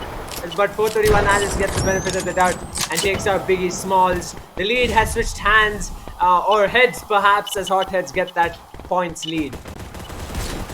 Yeah, but Crunk just gonna jump in, man. They want to play aggressive in this game, and it seems like that's the only chance that they can get the lead back into this one. Hotheads did get the upper hand in that last fight, though. Eternity, knowing that the enemy team is going to play this one very, very carefully, but I think it is just going to be Crunk trying to do classic Crunk things of him just jumping in, and Nizin just trying to anticipate where the other players are going to go into this one. As we do see, Nizin does get 431 Alice, so that's going to be equal score between these two teams, but there's still plenty of time on the clock. We can't just call if it is an L yet or not. Eternity, though, keeping it close in this situation. A lot of trip mines, a lot of mines are going to be down, so they're going to need to check whatever they're stepping on just in case. But Hotheads, they do have the better position as of the moment, but we're going to see what Eternity is going to do about it. Ooh, up close and personal is the way to go for some. By the looks of it, 431 Al's getting incredibly close and gets taken out by Biggie Smalls. But gets Crunk along the way, so clearly a trade for trade, but that lead went straight back to Eternity real quick. And in mid, traveling through mid, while there's a sniper on the right wing, perhaps not the best of options to consider. Biggie Smalls holds back with that sniper in a perfect position, but gets taken out in the process. Oh, almost gets taken out in the process, but does end up getting taken out. Sure, he will take him out. 431 Alice takes himself out of nowhere, but sure picks up where his teammate fell behind. Yep, just another back and forth, as we do see, as per usual, 11-11 is going to be the score. Eternity Hotheads, no one's really breaking through. One team gets 2, the other team gets 2 as well.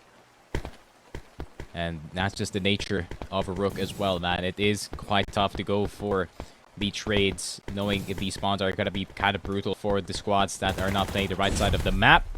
But Sur is going to get tagged up by quite a bit. Crunk is going to have to get away. He needs a more open spot so he can at least make sure the other player is also just as vulnerable. But he does get spotted out in the open and isn't going to get Sur in return. It is 1-for-1, but can he get Alice? Does get the tag with the LR, but not the Deagle, unfortunately, as Sur does get the finish on towards Nizin. And Crunk is going to get 431. Once again, it is quite a back and forth, but Sur is going to get 1, but Nizin is right there. Everyone is just jumping into these fights. Yeah, he's gonna keep on going. Biggie Smalls now with the hand cannon, making it play in his favor. Strip mine right in front of him. I'm not too sure if it was his, but he gets taken out with his back turned against Alice. Alice is quick on that. But Eternity trailing now, while Hotheads have a 2-point lead.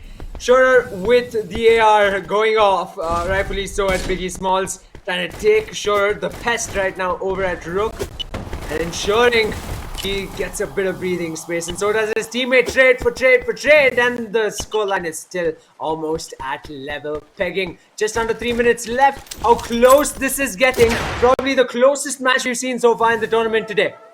Yep, Crunk being really brave in this one, kind of anticipating the spawns of 431 here, but at the same time, he's just covering the right side, so there is time for Nizin to make a play with that Deagle on towards campsite, and that's going to be them occupying that position where most of the weapon spawns are located in this map. So they are going to have a lot of special weapons, but instead they're going to go vertical in this one. Alice, is this going to be a surprise for Sur? He's up in the air at the moment, could not get any tags, does get 1, but 2 minutes left on the clock. Both teams on close quarters, but it seems like Crunk might just die, and there it is, 431 Alice. Kind of baiting his teammate, but it was worth it, giving them a 1-point lead at the moment. 2 minutes left on the clock, and a lot of EV.io still to be played, but Crunk as well, just not stopping these fights. He wants to outplay 431 as well, but 431 Alice is going to get his number. Hotheads with a 1-kill lead in Eternity. They're not really playing that much catch-up, but this game is really, really tight, and it could go either way. It depends on the fights. It depends if either team can get a quick 2-0.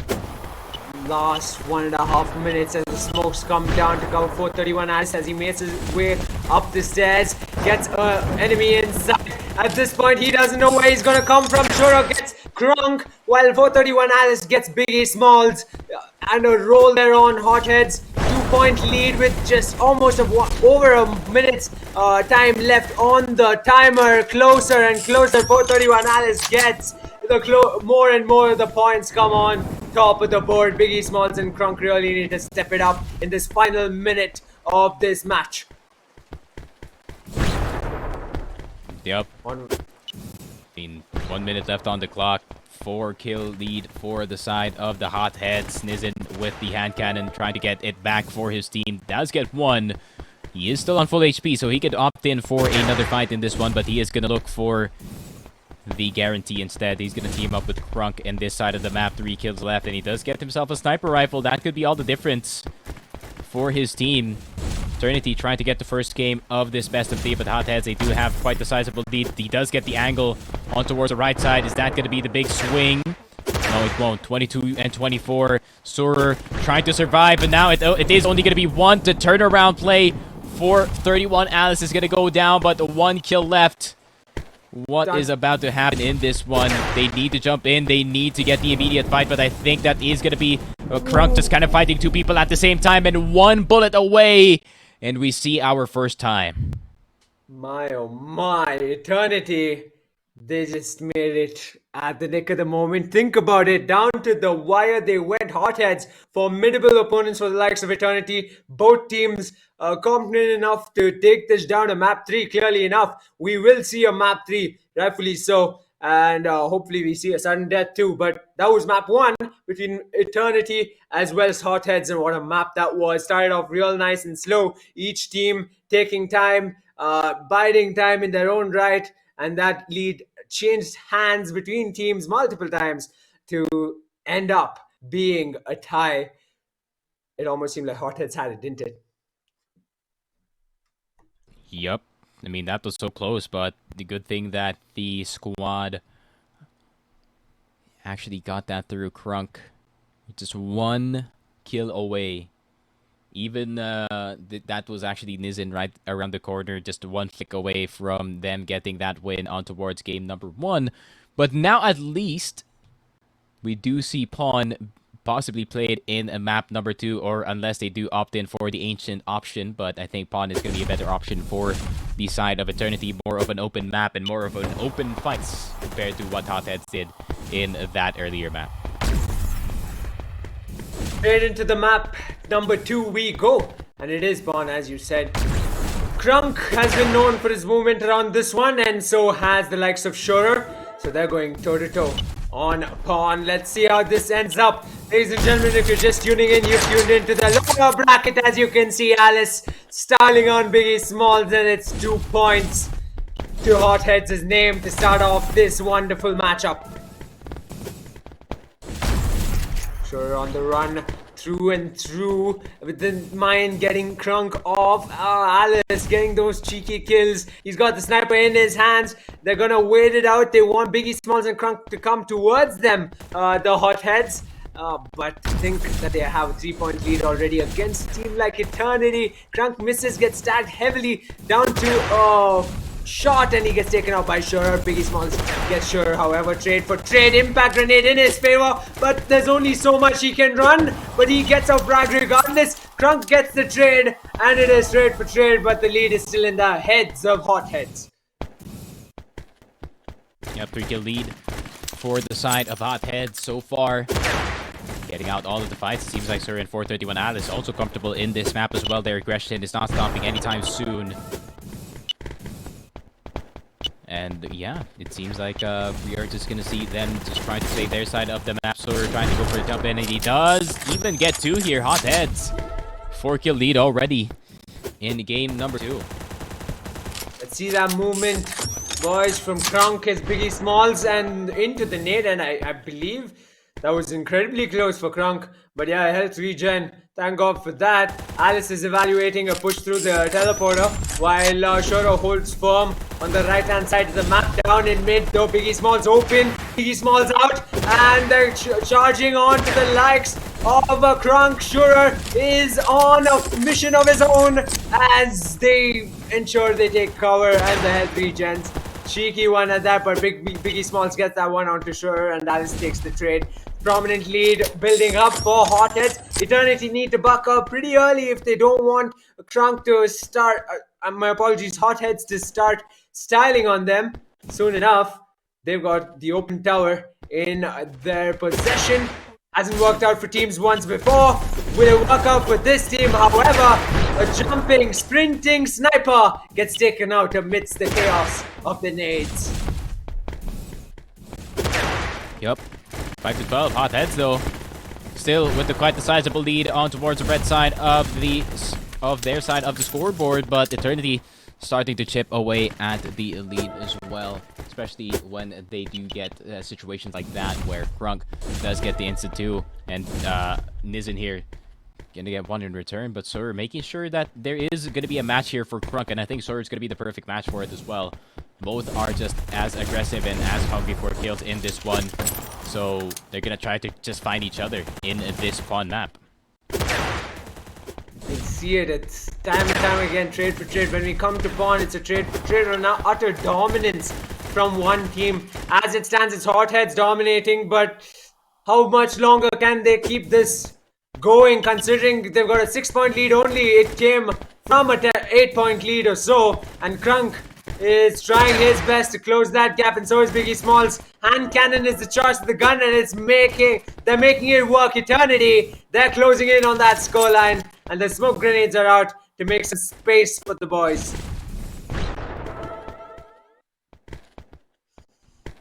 Onwards we go. Hotheads aerial. Nope. Look up. He says this Crunk gets that frag. Biggie Smalls, his teammate, however, goes down as well. 431 Alice picking off the pair. Hotheads still owning that lead pretty impressively. Crunk stays out, gets a frag onto Shore regardless. Quick smoke to cover his space.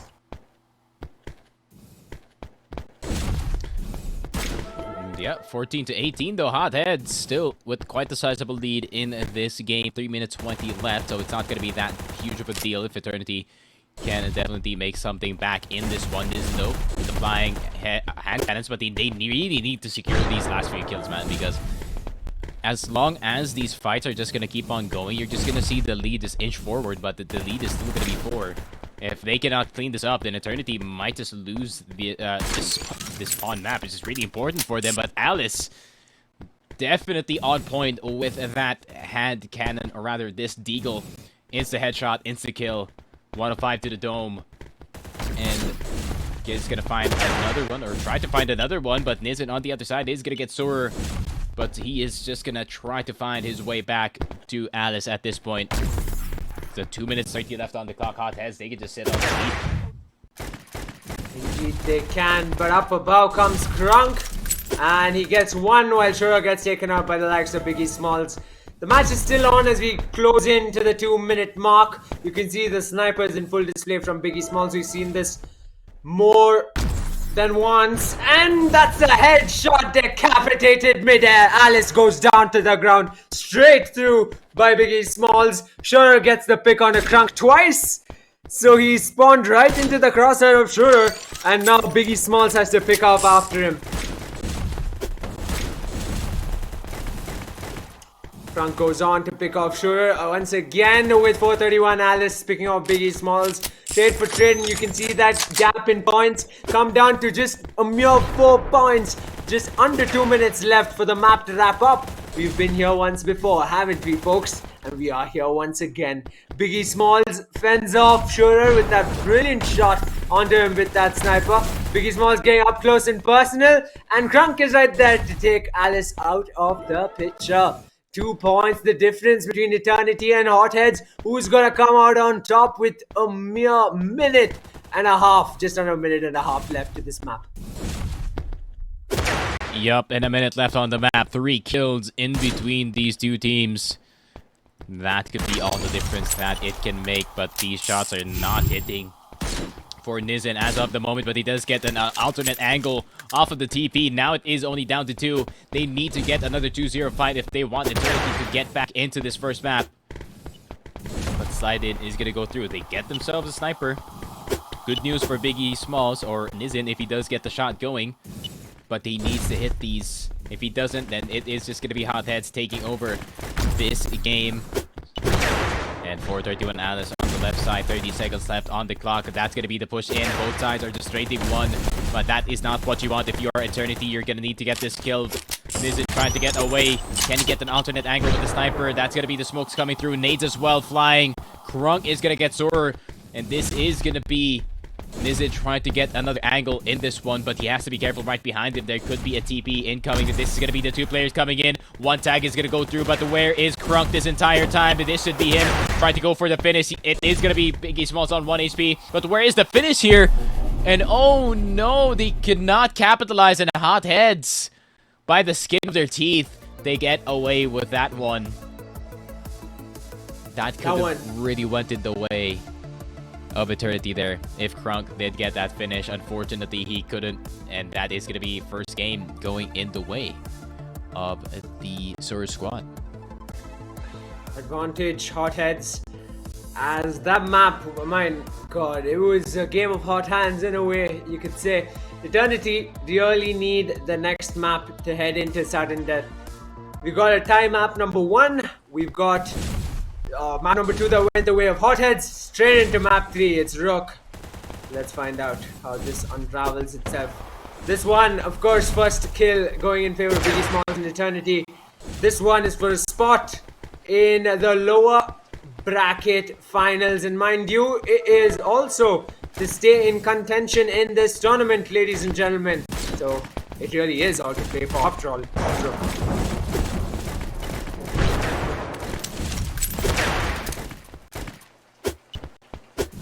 You can see right off the bat, prominent showing from Eternity. They want to establish themselves in Rook pretty early on. They don't want to wait. They don't want to give Hotheads any kind of breathing space. That is the way to play, they believe. And you can see that on the scoreline for now, but only a points difference between the two teams. Too early to say anything, but the TPs are out. Sure's aggression is out as well as they get close. Up close and personal with Biggie Smalls. 431. Alice gets dealt the short end of the stick as Krunk falls to the nade. A points advantage for Eternity remains. Yep, TPs, CPs, CPs, that's all you're gonna hear in this game, and Eternity do find themselves a lead at the start of the game, but 431 Alice and Sur are gonna try to get it back in a quick fashion. Krunk just jumping in. Can he get the second one though? Seems like he can't. Sur just securing the kills. I mean, 431 Alice, you can jump in every time, but Sur is just gonna be right behind you this entire time, just making sure you're gonna be safe, or at least good for a trade in this one. But Eternity still has that 2-kill lead, but they're gonna have to be careful. It seems like Hotheads are kind of antsy for the comeback situation here. Biggie Smalls, Nizin is gonna get Sur. 9-6 is gonna be the score. Eternity does have a 3-kill lead, but they could lose it in an instant if they are not careful in their decisions to fight. But 431 Alice is gonna spot out Krunk. The TPs are gonna go through. He's gonna make himself as unhittable as possible. It worked out. And 10-7, this lead is not shrinking anytime soon. And now we're having ourselves a hell of a better game from Nizin as of the moment. And as you say that, he's got Sniper in his hands, so things are set to change. Perhaps that lead will extend to over 10 points soon enough. Picks up, actually just impact grenade straight into the air. Takes point, takes position, he's waiting. Come into my crosshair, he says. And he misses, falls down to the stairs, but Krunk makes up for it. Alice goes out of the map, and the nade will not hit Biggie Smalls just as much. Hand cannon in play. Let's see what Shure can do. He can barely stand as here comes 431. Alice on the other end, trying to pick off one of the players from Eternity. A solid lead forming for the likes of Eternity, and mid-smoke grenades are out. And Alice is being incredibly careful as he waits out his opponents, and there he is. He gets one. Can he get another is the question. Yes, he will. The pair have fallen and the lead has shrunk. Eternity are perhaps just threatened for that lead ever so lightly, and Hotheads are making good on making it up.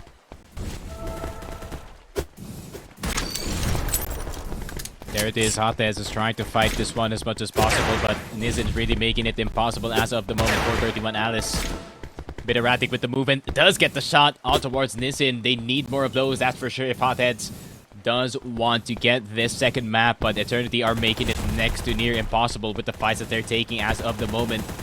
The up and down combo that they do have in terms of the angles, but Hotheads, they can just rest for a second here, pick for some better fights.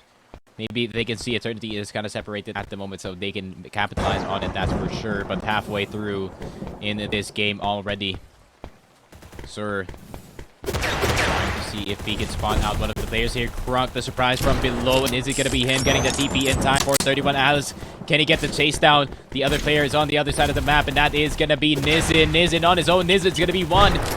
Can they get the kill? Yes, they can, and Hotheads are back on it. Back in towards a tie point. And they cannot jump in too quickly. Eternity, you might run into a Y, you might run into a nade. And maybe it is going to be some pickups here for the side of the Hotheads. They have CTs. They're going to have to be careful. Sir does get spawned on towards Krunk, but can he get the tag on Big Smalls? Yes, he can. Can Alice capitalize on it? Krunk is going to get the spawn in.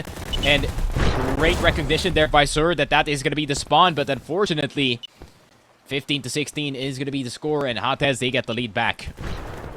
3 minutes on the timer. It is trickling down to be one close matchup at Rook. We've been here before, and Biggie Smalls tries his best, evades, and Crunk gets 2 on the board, and the lead has switched.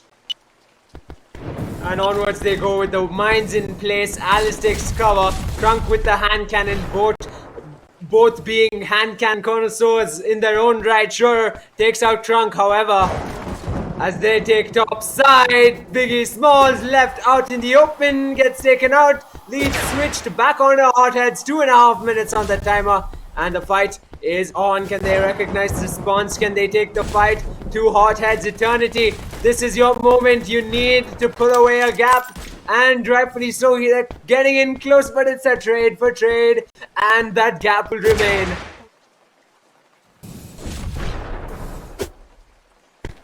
Onwards in mid comes the Hothead pair as they pick off Biggie Smalls once again, left more vulnerable and alone.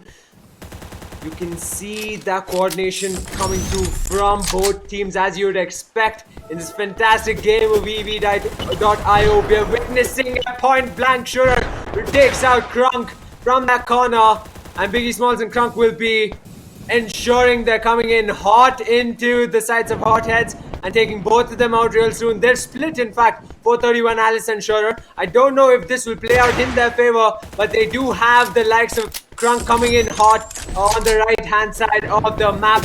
Solid lead developing for Hotheads. Quickly erased with that beautiful scope on the sniper from Biggie Smalls, and onwards they go. 2-point lead now. Hotheads a point blank. Incredible spray coming through from 431 Alice. How he is alive, I won't know. And as I say that, scores are leveled down to the last minute. Crunk decapitates Alice as Biggie Smalls takes Shurer out of the map. Lead point for Eternity.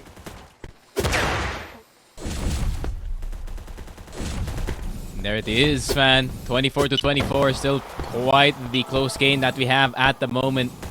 Either team could really take it realistically, but they just need to play it. And they are going to need to baby their lead as much as possible here. Hotheads just opting in to play kind of behind in this one. At the same time, Eternity just wants that one peak, that one pick and can get with that dig, and they are just going to get away and run as fast as possible on towards the other direction. But Alice with the aggression, that could be the game changer here, but Biggie Smalls is going to be in the smoke. Crunk is going to get Surer, but can they get the finish? They do get the 1 kill lead, and that's going to be them running towards the other direction, and they're going to create a crossfire between him and Surer, but it is just going to be Crunk getting away 1-for-1, and Biggie Smalls is trying to hide, play for his life as much as possible, and Eternity might just get map number 2 if no one gets caught in time, and there it is. Eternity get their tournament lives back. It is 1-for-1. We are going to go into game number 3. I believe that might just be sudden death after all. I presume the way it went the first match itself. But what a series, man. What a series. 2 minutes sudden death it is after a spectacular matchup of sudden death. Of Eternity versus Hotheads. 1 point the difference in map number 2, 1 point the difference in map number 3, and map number 1 was a straight out tie. You couldn't make this up, and it's in the lower bracket, mind you. Yep. Going into this map number 3, pressure is going to be immense, especially considering that it is going to be Ancient. So both these teams, of course, do know how to play aggressive. They do know how to play back as well, but now they're going to have to play behind cover in close range.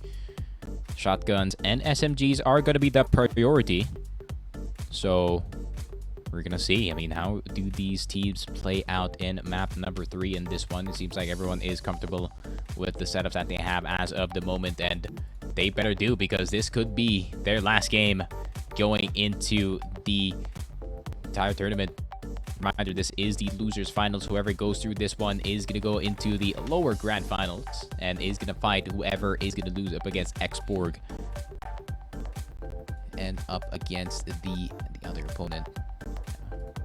And oh my lord, man. I mean, so far it's just been really, really good EV.io in this game, man. And no one's really having too much of a disappointing performance in the top 4, man. I think everyone really is playing super well in this game. Yeah, surely enough. I mean, if this is what we're seeing in the lower bracket matchup, think about the upper bracket matchup. I think even though Xborg is in the mix, I'd like to think Floating Birds are going to put up quite a fight. Eternity and Hotheads, I mean, this is the kind of EV.io we wanted to see play out on this first LAN tournament ever. And we're getting to witness this, and the folks watching as well. Hope they're having a treat, because I sure as hell am. And I can't get enough of it. Hopefully the sudden death will be just as close. Imagine the sudden death ends up at tie. I mean, to think that even that is possible between these two teams is really something else.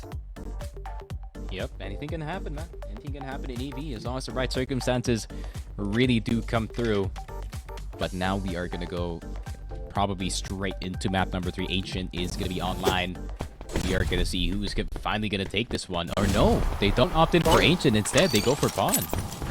Sudden deaths, 2 minutes. 1-1 as it sits for the series. It is all to play for between Eternity and Hotheads for a spot to continue in the Web3 Esports Invitational Tournament, the very first EV.io LAN, and they've already lost 30 seconds doing absolutely nothing. Would you look at that? That's one way to start off a sudden death. I presume it was much more chaotic in comparison to the first ever sudden death we played out in this tournament, but Krunk is trying his best to get his line of sight onto Alice, but little do they know, Shurer is making his way towards them as we speak. Rank 431, Alice up close and personal, nade in play, but the first one to fall will be Alice regardless. Biggie Smalls gets that one, and first point towards Eternity. 2 points for Eternity. 1 minute left. Early in, it was very slow and things just got heated and chaotic, didn't it? And another point towards Hotheads after all, so still in contention. Nowhere to go. Biggie Smalls falls to Alice 2-2 with 45 seconds on the timer. Yup. And Eternity not going to be backing down anytime soon. That's going to be Krunk getting the kill. And is he going to get away? No, he opts in for a fight with 431. Alice does get a 2-piece by himself. A clutch play. But Sir is going to try to get the easy return. But Nizin has to get this fight. And yes, he does. A 3-kill lead. Hotheads in a really bad situation. Alice out in the open. He does get one, does get two. But they need to find another one. They need to find that one player separated from the group, and Sur is out in the open as well. Krunk gonna be spotted, but gets big damage on towards Alice. But is that gonna be Biggie Smalls trying to capitalize on it? And no, instead Krunk is just gonna TP forward. Krunk gonna be 1 HP, 6-5. But it is gonna be Eternity off of a very close affair. Even gets a final one with that shotgun, and they move on to the lower bracket grand finals in this one. And we are gonna know who is gonna be who is going to be their opponent between Floating Birds and Xborg in just a bit. But what an intense game between Eternity here. What a match. 2 kills is the difference, man. What a series. I mean, I can't get over that one. Even that sudden death started off so slow and then real quick hit went from 0 to 100.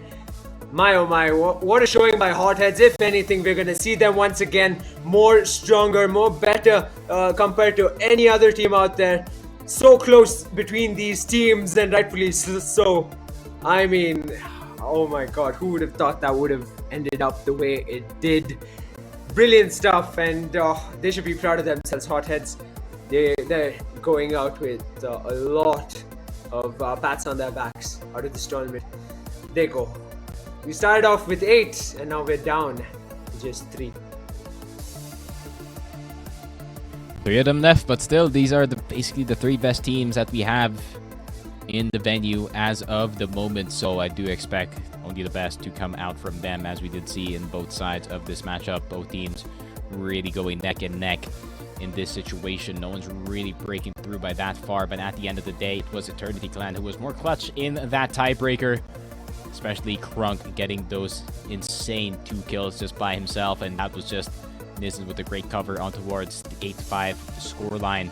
And yeah, I would say overall just a really good job from both teams, but unfortunately the situation by the tail end of the series was just unfortunate for the side of the Hotheads.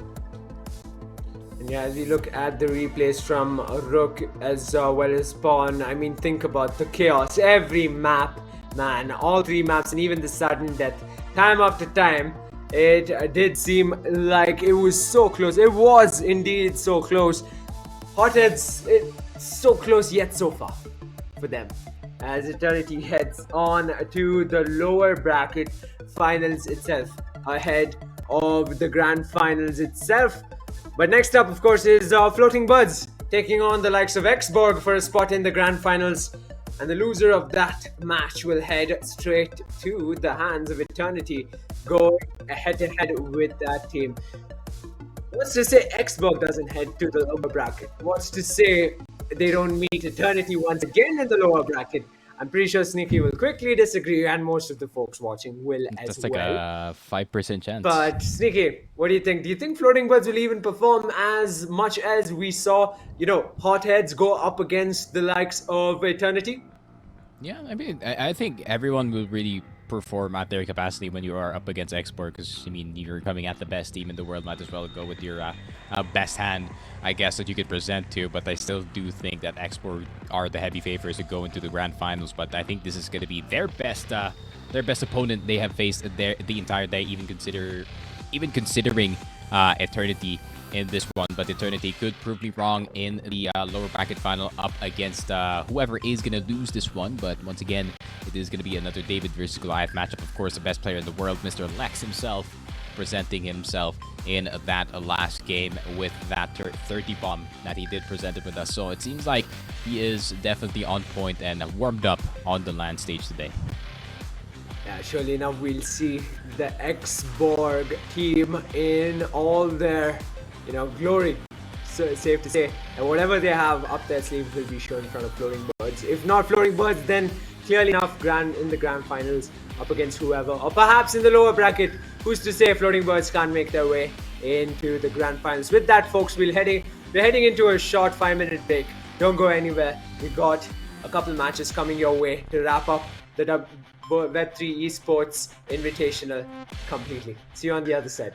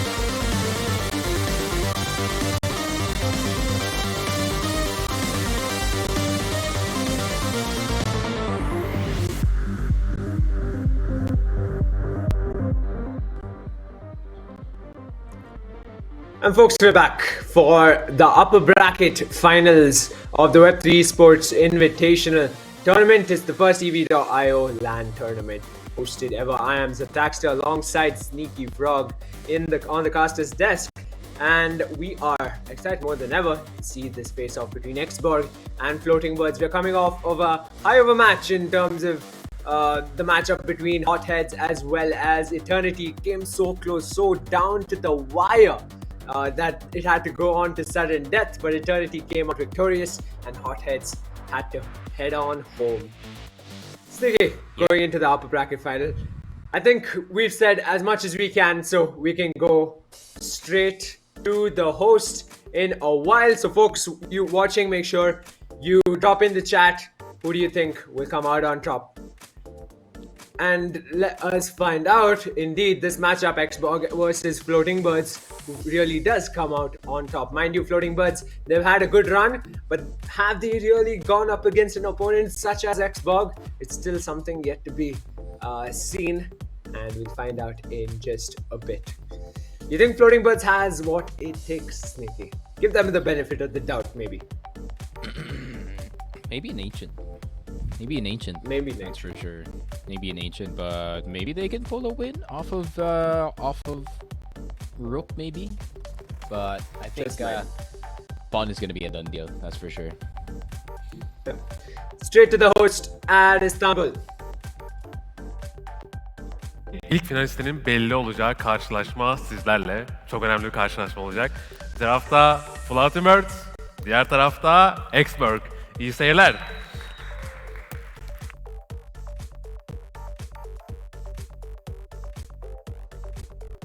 There we have it on stage, Floating Birds, as well as Xborg. The matchup we've been looking forward to for so long, and into the game we go. It is Fractal by the looks of it.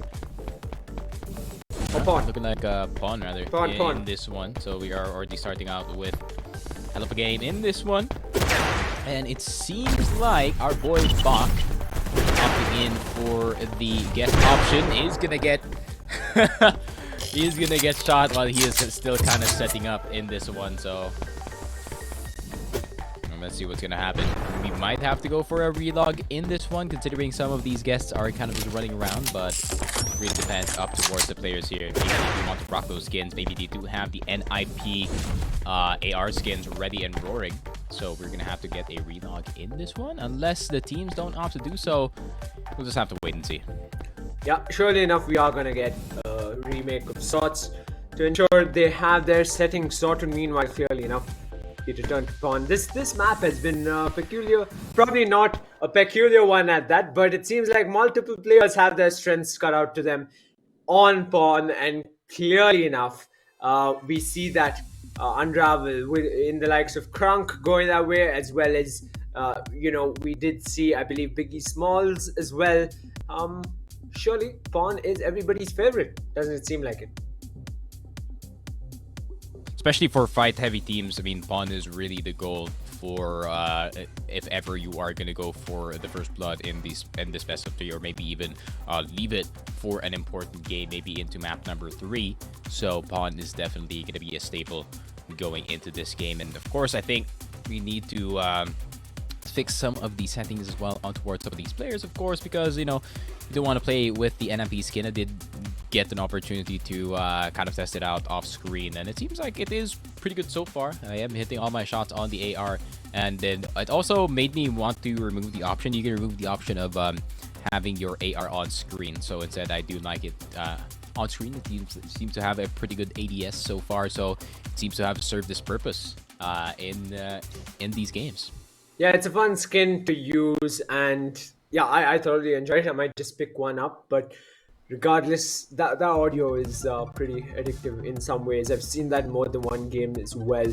Hopefully it's not the only skin that comes out in the months to come. We see more skins like that come out and treat us to a variety. Just like one of the avatar skins being treated to the champions of this tournament is the Web3 Esports custom-made avatar skin that I'm looking forward to see out there. Maybe find them on the server. I'm probably going to get annihilated, but I'd like that avatar skin. Just putting it out there for the organizers. probably never going to get called back for a tournament. But regardless, soon enough, we will be heading into that matchup between Xborg and Floating Birds. Just a few more minutes before we do just that. Right off the bat, though, Floating Birds. If there's anything that they can do, it's play a little bit more passive, perhaps. I know Xborg will be railing after seeing Floating Birds take the backseat and just say, we're just gonna play this out as it is, let Xborg come to us, and we'll pick them off one by one. Probably not aggress into mid as we've seen Floating Birds do once before. But maybe, just maybe, that is the play on the cards. How do you play it out going up against the likes of Lex and Eski in a match, Sneaky?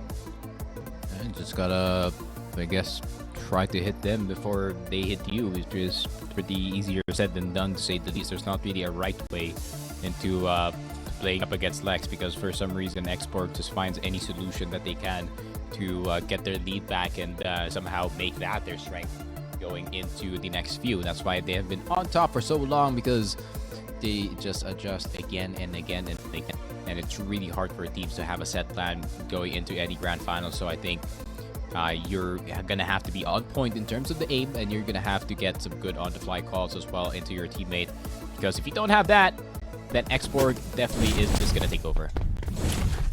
And take over they just might, as we head into the first map on, as Floating Birds has company from the top, and that's first kill onto Xborg, rightfully so, as expected. And what is happening? Bok, is he okay? Clearly he is not. We just might have a remake unusually out in the open, and we might have a remake, ladies and gentlemen. Don't go anywhere, but mighty kills coming through from Xborg's side already.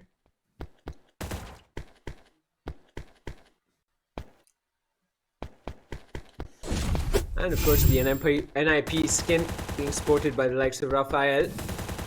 Is he aware that his teammate has actually a disadvantage? I mean, he's not slacking off at all. He's chasing down Xborg players, but gets taken out in the mix. Raphael will keep on going, however. Gets, I believe that is indeed Lex, the best player in the world, as I've heard from Sneaky himself. But will this count is the question. Box seems to be in, and the match is on by the looks of it. A point difference between Floating Birds and Xborg, and doesn't seem like they're going to take this conservatively. Floating Birds want to take this match to Xborg in mid, and so they will, but gets taken out in mid with a sniper in the hands of Lex. Still pretty close game so far between these two squads, not gonna lie.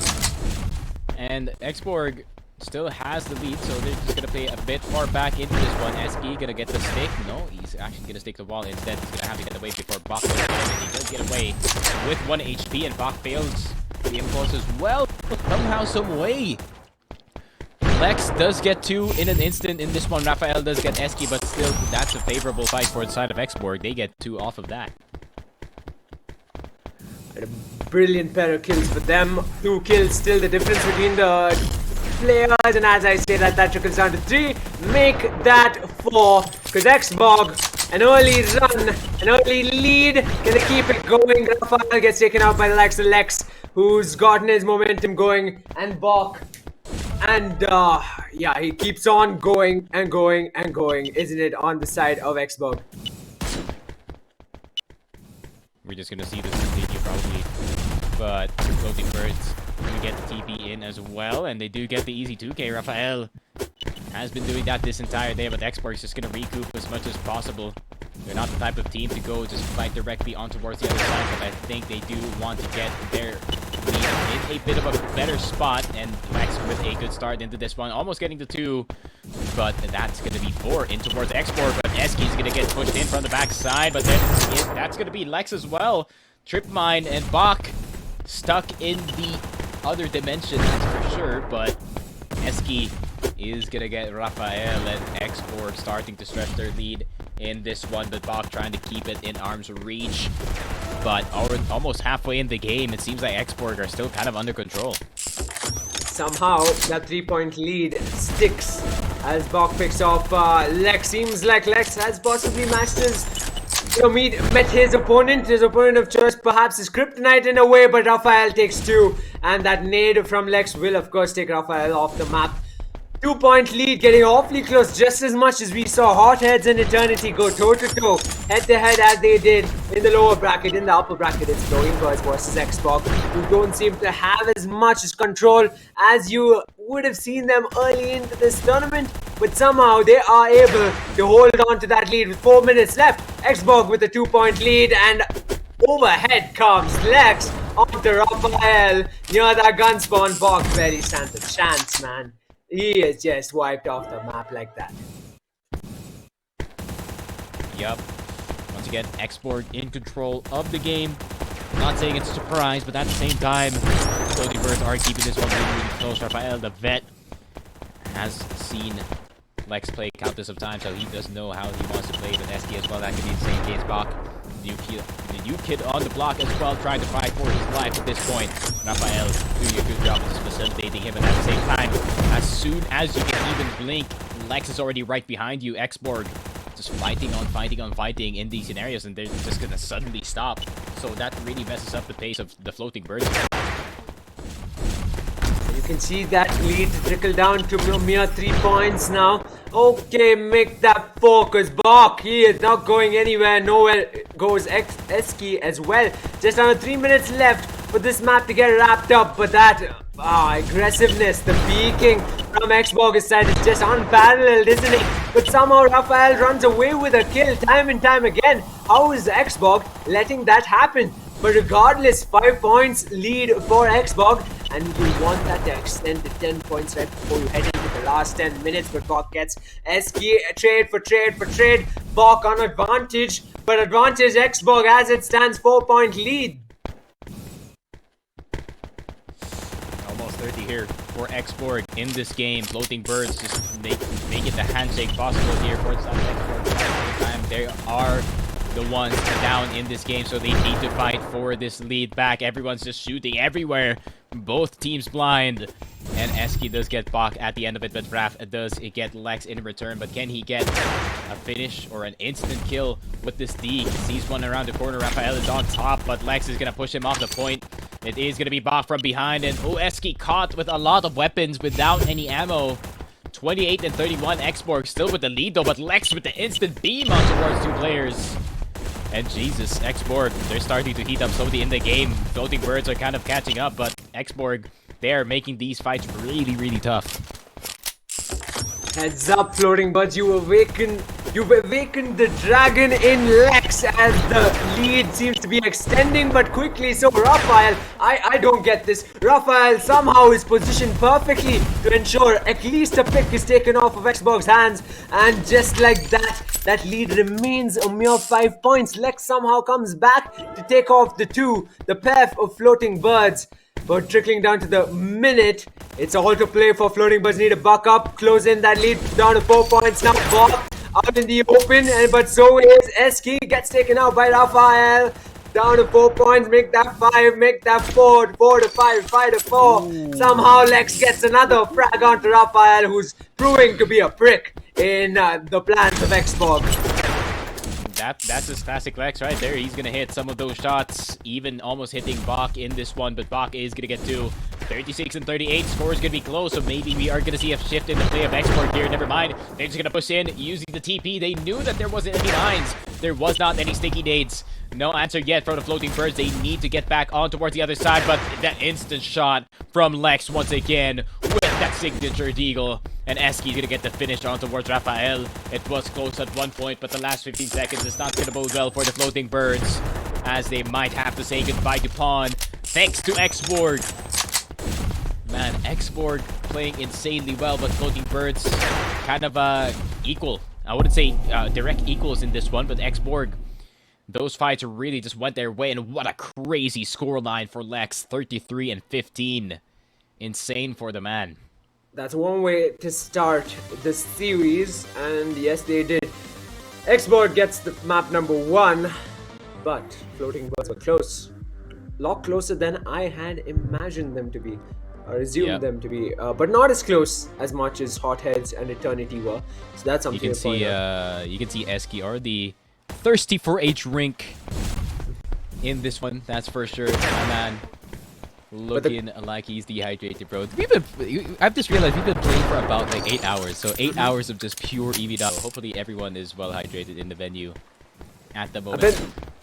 I bet no one here, and even at the venue, would have thought of a possible LAN, a continuous LAN of 8 hours as the frags come through at Ancient of EV.io Doesn't seem like itself. it's been 8 hours, man. Look at how they're playing.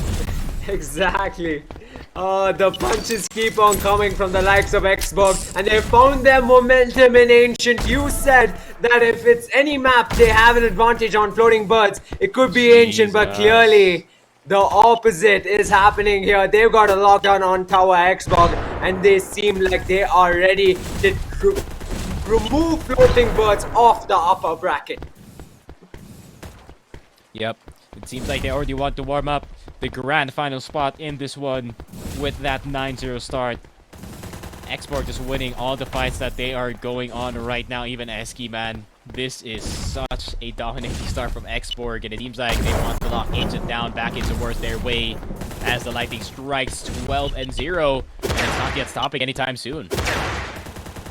Even Sangal Esports and Crypto Kurdu had a point on the board by the time the opponents reached over 10 points. And right now, Floating Birds looking... I mean, they're at such a disadvantage, I can't even comprehend. Think about it, Eski and Lex have been getting every move, every frag spot on so early on into this map already. And I think perhaps... No, not at all. Bob gets taken out and Raphael is close to being taken out himself, or might just land one. No, he doesn't. There is Lex, but one after all comes through from Bok. 16-1 at the start of the game, and we are only 2 minutes into it, so maybe it is going to be another attempt at that very cap of 50 kills, and Eski trying to make that happen, that's for sure. Them already getting almost 20, and we are just not even 3 minutes into the game is actually just insane from the players themselves, and a flying shotgun from Mr. Lex in the disguise of a guest as of the moment, that this guest must be so deadly. 2-21, man. Jeez. This is the biggest lead in the entire tournament. Absolutely. Stellar plays coming through from Xborg right here on Ancient. This is a map to stay... a map to ensure you get a spot in the grand finals. And look at it, they're barely making use of mid, and as I say that, Eski calls Raphael in mid. Spotting the NIP skin is Bok over at Floating Birds, and yeah, I mean, it's almost like no competition, but it does seem like it's coming back slowly. They're holding off quite a bit. Xbox, they pulled away quite the gap early into this match, and you can see it, 20 points, sneaky 20-point lead for Xbox. Yeah, and the And we pace still is have not even 4.5 that minutes. fast. They're not even playing that fast. They're just picking their fights perfectly every time. The exception of that one, they do lose one, they do lose two. But Xborg still already in the halfway point, not even halfway point for our time. So their kills per minute must be insane as of the moment. But look at this, the double spray. Big damage from Lex. Eski with the finish on towards Bach. This is just an EV.io masterclass we are seeing. And I wonder what Eternity might just be thinking right now as this unfolds in front of us. Floating Birds, it's almost like they're the weak birds on the ground. They're now floating, they're down on the ground. Raphael picks off Eski, he picks off Lex as well. But that's just mere 2 points compared to the, my 21-point lead. Make that 22, they've hit 30, and they're on a hunt for 50. Yeah, no, not even any time to put down any mines on towards the TPs here. Floating Birds kind of just stuck in kind of a limbo here, just trying to attempt if they can just contain Xborg with their initial jump-ins, but unfortunately they cannot. Lex just tearing everyone apart with that AR, and Eski as well with the jump-in. Does get the nade as well. 10 and 33, 17 kills left for Xborg, 3 minutes. That's plenty of time to go for it. Those mid fights, they went Floating Birds' way at one point, but not anymore. They've gotten a hold of mid. They've gotten a hold of Ancient itself, Xbox, and they have their sights set out on 50. Make that 35 on the board so far. Meanwhile, Raphael having an unfortunate encounter on his own right, and funnily enough, Floating Birds actually want to be aggressive, want to take the fight to Xbox. They want to catch them with a surprise perhaps, but it's clearly not working their way at all. Eski and Lex, that's a frag to their name each, and we're down up into 37 in fact.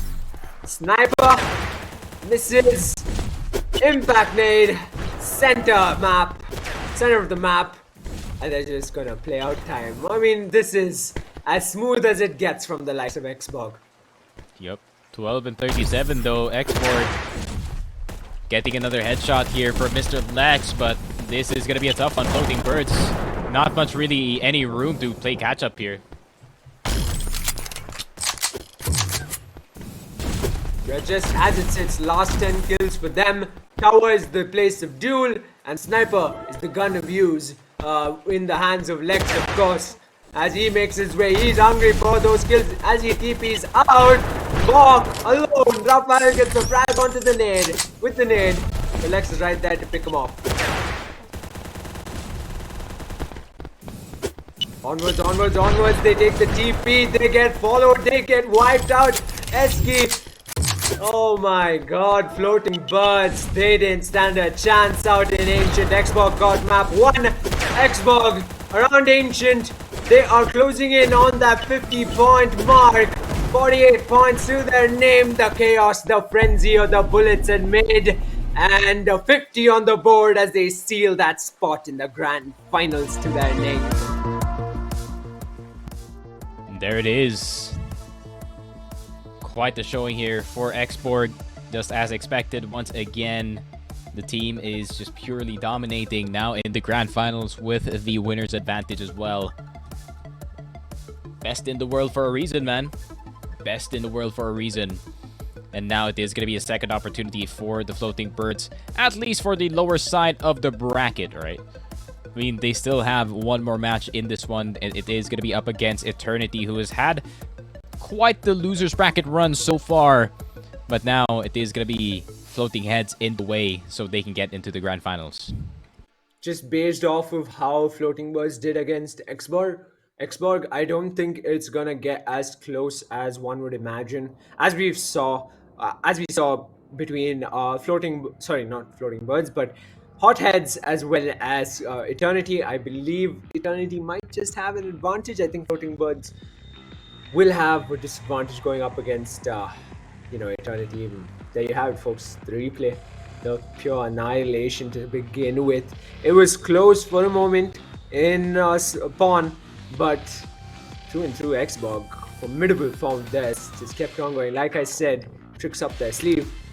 It's just one trick in the book, man. Just get your frags and be dominant enough to ensure you have your teammates back.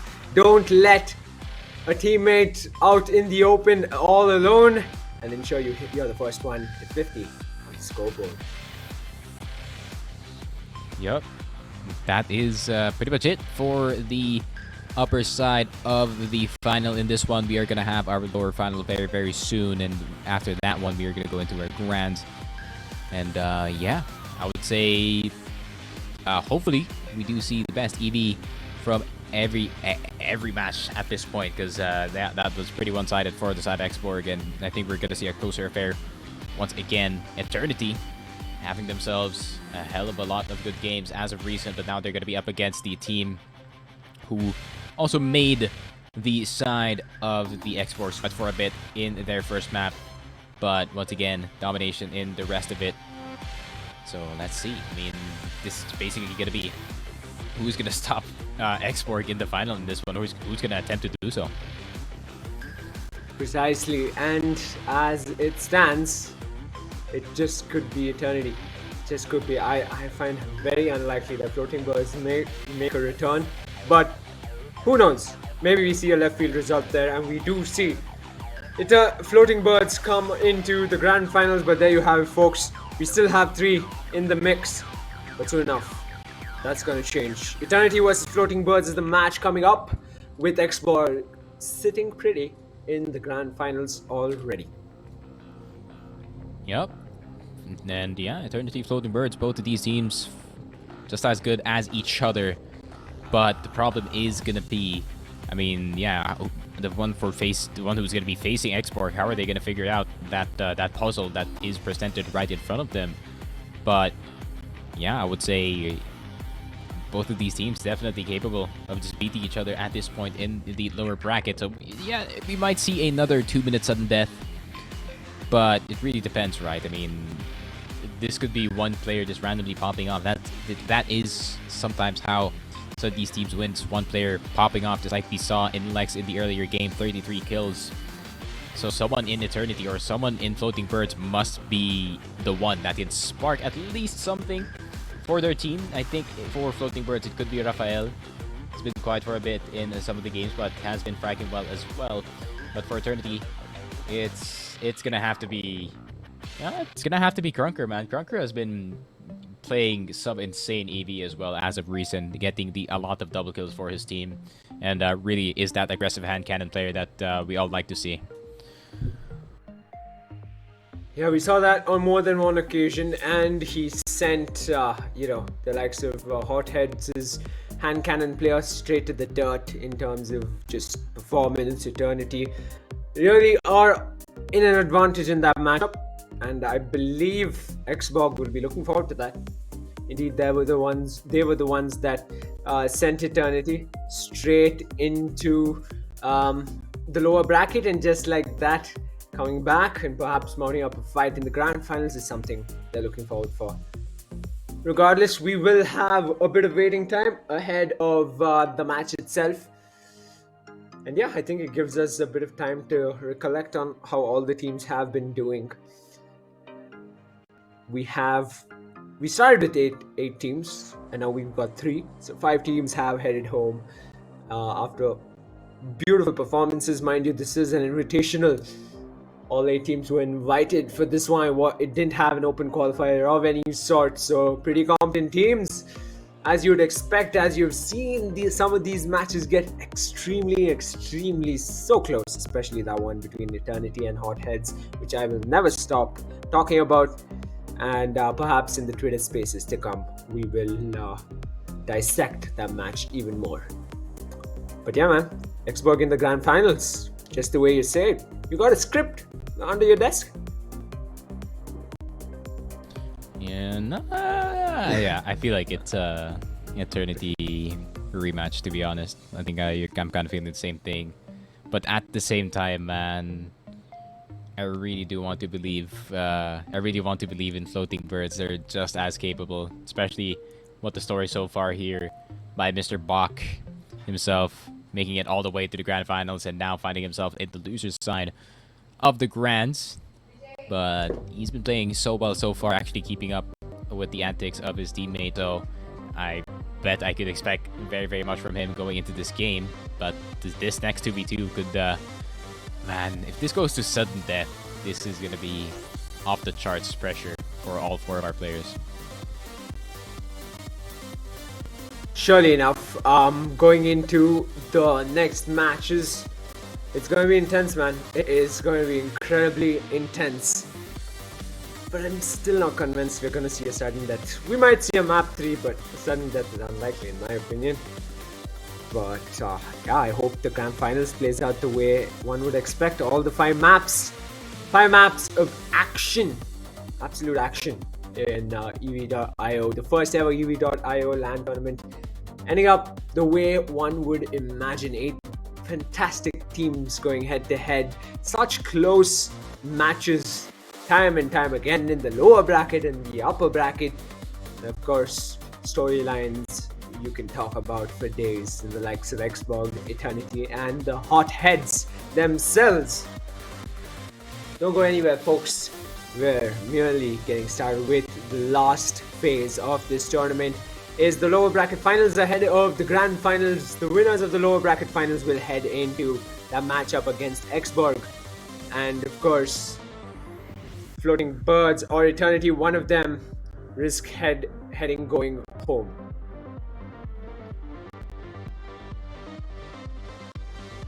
And there we have it, folks. Right before we head into that lower bracket finals, the penultimate match of the tournament itself, we're gonna have a tiny break. 2 minutes, that is all. Make sure you get on top of your snacks, ensure you load it up, and drop in the chat who do you think is gonna come out on top. Sneaky and I will be as excited as ever. We'll see you on the other side in just 2 minutes.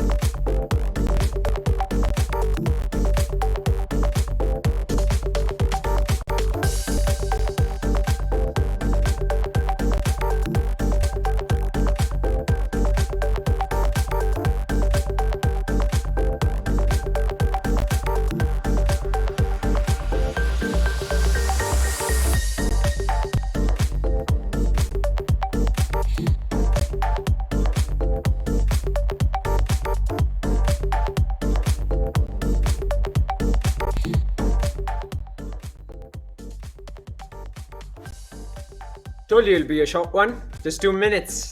We have a match to be played and make that 2. As the lower bracket finals is first up, between, of course, Floating Birds and Eternity.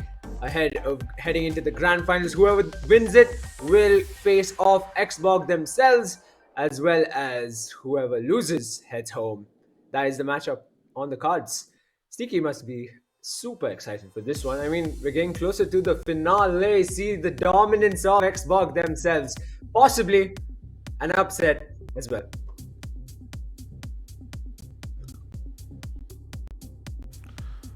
Evet, ilk finalistimiz Xbox ekibi oldu. Şimdi ise ikinci finalistimizi belirleme maçı.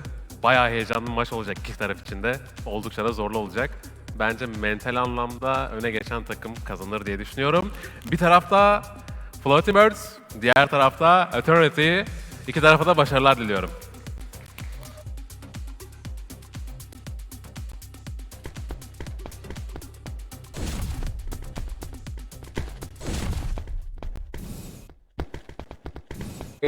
It was least expected on my front at least, but they are on and it's the first map in play. It is Spawn and Eternity seems set for the picking. Bug gets the first kill onto the map, followed by, of course, guessed by the looks of it, it could be, I presume, BT Smalls? Or am I wrong? Regardless, we'll find out soon enough. Yep, it is Biggie Smalls. Crunk and Biggie Smalls on the other end for Eternity, while it is Bok and Raphael for Floating Birds. And the match is on 1-1 as it stands. Mines are in place right next to the teleporter as two teams take high points on the map. Yep. 1-1 though so far in the game. Eternity and Floating Birds. No one really breaking away from each other's score. Really good trade from both sides so far. So, at the moment, it is actually Eternity hunting for these kills instead of Floating Birds. Here they really want to get their lead back in their way. Especially your boy Crunk here, looking for a fight every time, but he's gonna have a another player to kind of tangle with him at this point. That's gonna be Bach. And it is gonna be an interesting matchup between Raphael and the other side as well. It really is gonna depend in this one, man. Crunk really needs to pull a fast one, that's for sure, in this game. Because Raphael, he's already on point in this game. Clearly, you can see that, and it is in fact close, just as close as we saw Hotheads and Eternity. Or maybe Eternity is playing this out a bit differently. Maybe they're playing out time considerably. Oh my god, that Bach, he is on a roll, isn't he? He gets Crunk. He's trying to get another. Meanwhile, Raphael gets taken out on the other side of the map, but right now it is so darn close. Down goes Biggie Smalls to Raphael. He is, of course, in the guest account. Biggie Smalls taking fire there. Bach, as he may ensure he's off into the cover with Raphael. A lot of teamwork, considerable amount, more than we've seen before, coming from the Floating Birds. And it continues. It just keeps on continuing. They can see the gun spawns. They want to load up on that artillery. And it keeps on going. Hand cannon frags from Crunk. He is a connoisseur in this with this gun. Clearly, he gets one onto Bach. He's trying to get Bach again. A bit too distant, perhaps. Gets tagged and has to back off. Get into cover. Regen. Raphael right under. But he goes for Bach regardless. Gets both.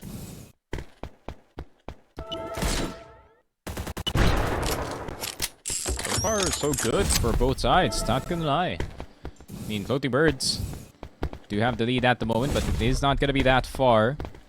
So we are gonna see them definitely going for some really cheeky plays. I think Floating Birds is gonna play their side of the map.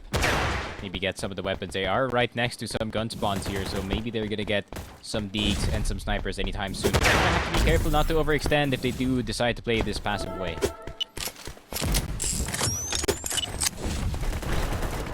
Rightfully so, you can see the aggression coming from Crunk. The scores are level. Crunk takes himself out in the mix, but he gets both of them in the process, and he's not stopping at there.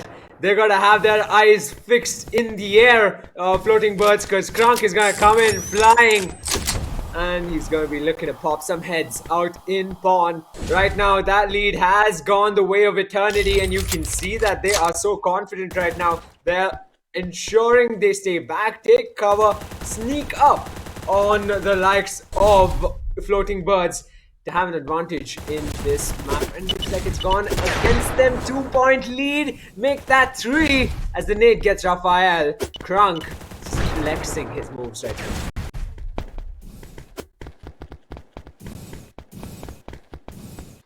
And yeah, onwards they go. The trip mine's in place as well. 2-point lead. It's trickled down to now with Eternity not as dominant as you would have thought, or as I would have thought at least. Clearly, Floating Birds putting up quite the fight to these heavyweights, taking nothing away from Floating Birds themselves. Clearly, they're holding their ground. Bach and Raphael, they're saying, come at us with all you got. We'll take you down to the ground as the mines come into place. That 3-point lead doesn't look pretty. Floating Birds will be looking to get that in their favor soon enough. Hand cannons are out and waiting for an enemy in that crosshair. Raphael and Bach dance in the crosshair of Crunk, and the points advantage lasted ever so less. And with that, that lead is still with Eternity, and it keeps on going. Yep. Floating Birds seems like they're still in this game. Eternity, though, having that 1-point lead could be all the difference for the next, few minutes in this game. As long as the fights are just going to keep on going, seems like it's not going to go anywhere anytime soon.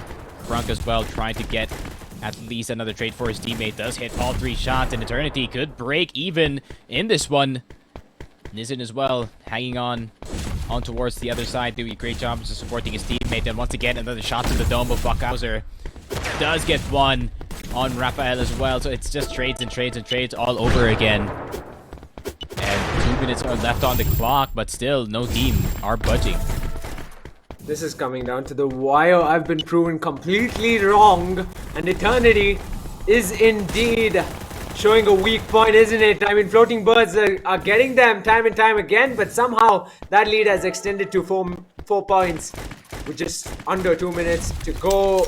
Hand cannon seems like the gun working out for Crunk, regardless of the distance, at point blank or far into the bottom left side of the map. It is Crunk with the hand cannon going off, but Bok is right there to wipe out Eternity. Still a 4-point lead to Eternity's side, make that 5, and the match is on. NIP skin in full display for merely a second, because Raphael gets wiped out by Crunk. Bok with the sniper, not what you want coming into the last minute of this matchup. 5 points the difference. He is on a roll, Biggie Smalls. Have it. Not gonna lie, I think Eternity might just have it with this much of a lead going into 1 minute left on the clock. Unless Floating Birds can really get a flurry of kills back in their way, it's gonna be an impossible task, especially with Nizin still fighting on the other side, no matter what's gonna happen in this situation. 1 HP on towards Raphael, but there might be a jump in from Mr. Crunk himself, not a stranger to these 1v2 situations. Not gonna hit all of his shots on towards Raphael, though. Instead, Bockhauser is gonna be tanking some of the shots. Now it is down to 2. Eternity, is this gonna be the switch up on your end? Nope. They're just gonna reposition in this one, knowing exactly where Raphael is. Raphael's on 1, Bok is on half HP. But 1 is gonna be the difference between these two teams as Crunk jumps in anyways, looking for the important frag. Great flick from Bok, but could not get Crunk with those headshots on that hand cannon, and I think they just hide as much as possible, but they still challenge Raphael here. Bok is gonna get one, but can they get the other? Crunk, can you survive? No, he can't, and it's gonna be a tie between these two teams, and first game already with these types of games. Close, but to think that, you know, the way it ended up being, I mean, my god, a tie to start off. Think about that. My oh my. What a way. What a way. Floating Birds, clearly I underestimated. And apologies for that, considering Eternity. It almost seemed like they had it, right? In the last minute. It was going their way. 4-point, 5-point lead. But quickly enough, Floating Birds picked them off.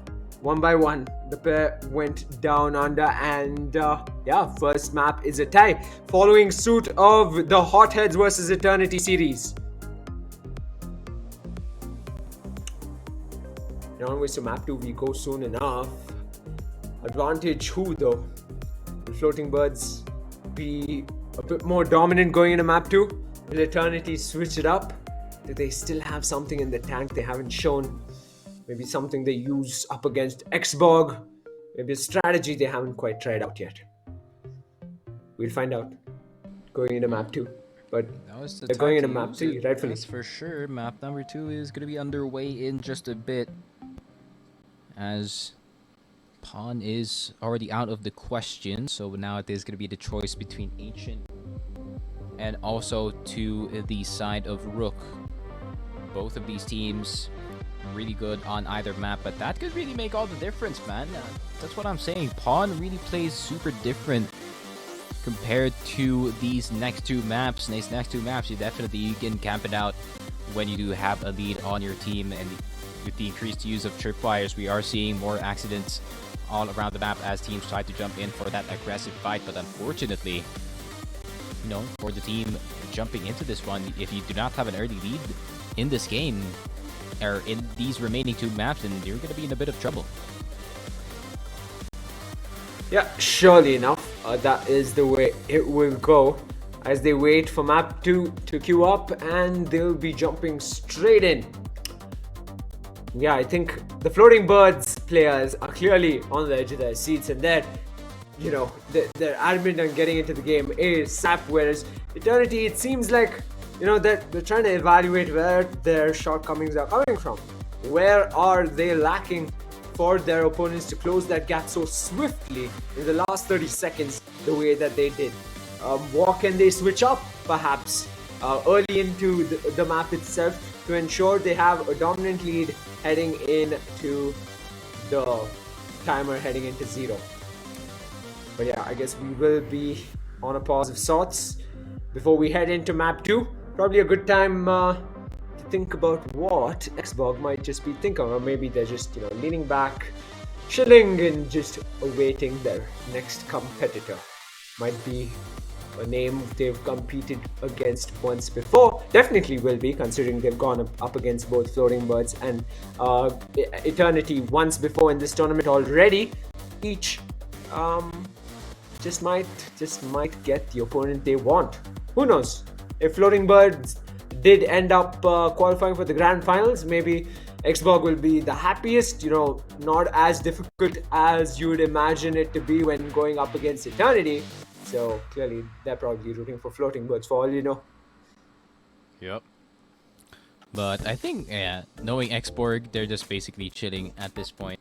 One player not being able to log into this game. So we're just gonna wait for that the entire time. This man wants the NIP AR in his arsenal. It's kind of like, it's kind of like an entirely new skin, that's for sure. So that's a thing to look out for.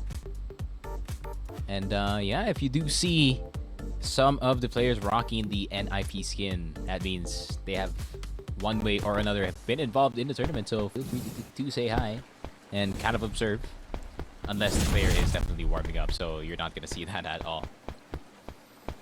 Yeah, straight into map 2 Ancient regardless. It is Crunk being taken out by the likes of Bok early into this match. LMS gets that frag onto Raphael, and onwards we go.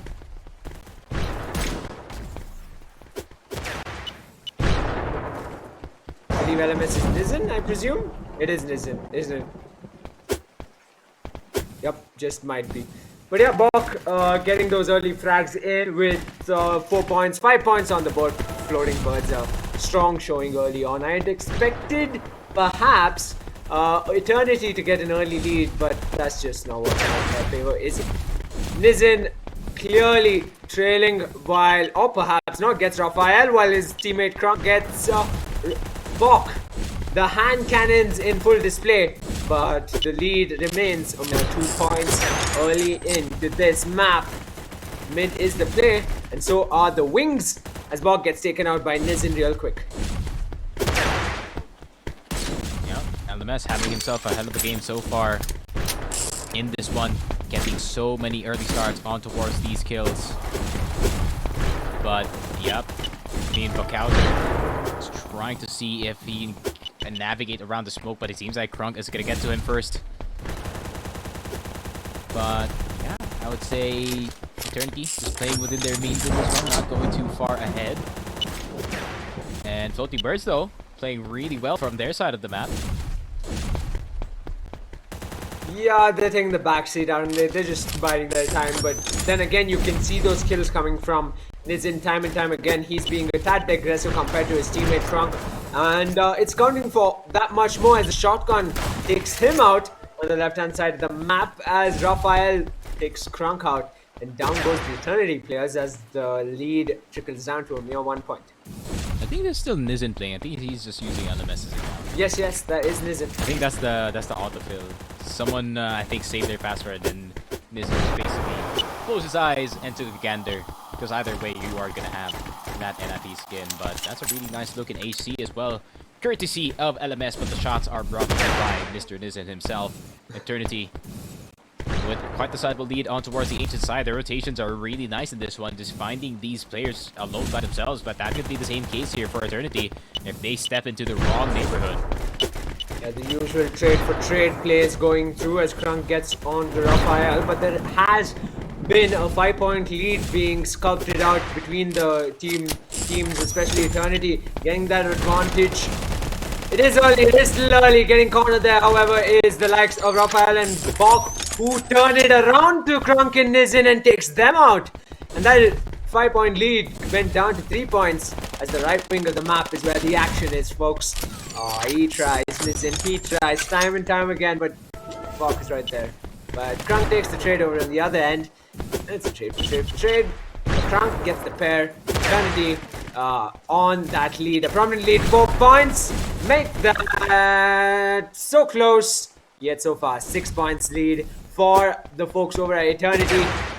5-point lead, in fact, and if we keep counting the lead, we'll miss out on this spectacular movement by Crunk. I mean, he is flying 1 second, the next second he's going through the teleporter coming behind you. Yep, Bach finding himself as well in this one. But it seems like he's going to be a bit confused. He's going to be in between two members here, and it seems like Nizin has found himself a shotgun. Is going to take down Raphael as well. Shotgun, one of the most powerful weapons when it comes to the Ancient side, and is going to increase their score almost onto that half limit of the kill count. But Floating Birds slowly going to look for something here, but it is going to be a tough one, especially when you push into Crunk. But with a sniper, Bach is going to do it. So Eternity still with a sizable lead, but Floating Birds definitely is doable on their end. It's just going to be a very tough one. Yeah, surely enough, they can make that comeback with 3.5 minutes left, but they got to start going. And going they did. It seemed like Bach got that frag onto Crunk. A few more kills perhaps will play into their favor, but we are heading into the last final 3 minutes. A cheeky spot Nizin is sitting in. Mind you, how much do they check this spot? Ooh, up close and personal. Bach, did you see him? No, you did not. But his nade sure did, and Nizin gets taken out.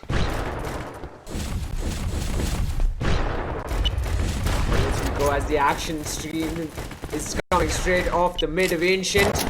Nades, impact grenades playing into the favor of Eternity, but there he is, Nizin, quick with a pair of kills. Impact grenade to ward off any opponent, as well as aid in sending yourself straight into the air. Raphael, as his teammate Bog gets that frag onto Crunk, will be looking to gain control of the right hand side of the map, making some space. He's got the trip mine on that spot, and yeah, right now Floating Birds still within reach of a lead. Yep, it's gonna be a tough one though, man. When you're pushing into Eternity at the moment, and they're basically red hot with their pistols, and they really want to extend the lead. I mean, look at Nizin even getting a kill with the trip mine onto Bach, and Raphael is gonna go down as well. Floating Bird starting to lose grip of Ancient slowly. 2 minutes left on the clock, and they have the better weapons in this one. Crunk is going to try to get close, but he is going to fail that initial impulse nade. Does have another one in the pocket, hopefully. Crunk in and around the corner is going to get Bach. Double TP to the front is going to get Raphael as well. Masterfully executed. And that's going to put Eternity on towards the 30 side of things, and Crunk is looking for more. And more he will get as he wipes out Raphael off the map, and so he will Bach as well. Raphael gets that trade finally after respawning. Regardless, Eternity with that lead, trickling down to the 1 minute mark. This was when Floating Birds just woke up, wasn't it? Last time out, a similar situation in Pawn. Can it repeat out here in Ancient, or is the lead just too mighty for Floating Birds to overcome? We'll find out, folks. It's the final minute on Ancient for these two teams. It's all to play for. Top tower, head to head. Crunk versus Raphael. Raphael wins that one. And Bach gets perhaps none, but will get Nizin. That is Raphael getting Nizin. Real quick, Crunk will make his way up the stairs onto tower, only to find an empty tower because Raphael has flown to the other side of the map. Gets him regardless, Nizin. And that lead might just be too big to overcome for Floating Birds. Eternity, they can play time, they can play it into their favor, and they just might lose that. 20 seconds on the timer, and a spray of frenzy of bullets coming through from Bach. He's trying desperately to somehow close this gap, but with 37 points on the board and a mere 9 seconds and counting, going down and down and down. Eternity proving that they're the better team on Ancient. The timer hits 0, and the map is theirs. And there it is, Nizin having himself a hell of a game. 22 and 13, Crunk 15 and 18. But I think he did more damage with that hand cannon in these fights. And damn, so far, so good for the squad of the Eternity clan. Having themselves quite the comfortable lead in this one. And now they're going to go into Rook, possibly. So, could be the same plays we see from the other squad, but I think there's going to be a bit more long-range fights in this one, that's for sure. But yeah, we're just gonna go straight into map number 2. And yeah, onwards to Rook, of course, the iconic map 3 in this tournament so far. And right off the bat, it's a frenzy of bullets from one side to the other as Raphael gets the first kill onto Kronk. And that is the first round, first point on the board for Floating Birds. That's a strong way to start, isn't it?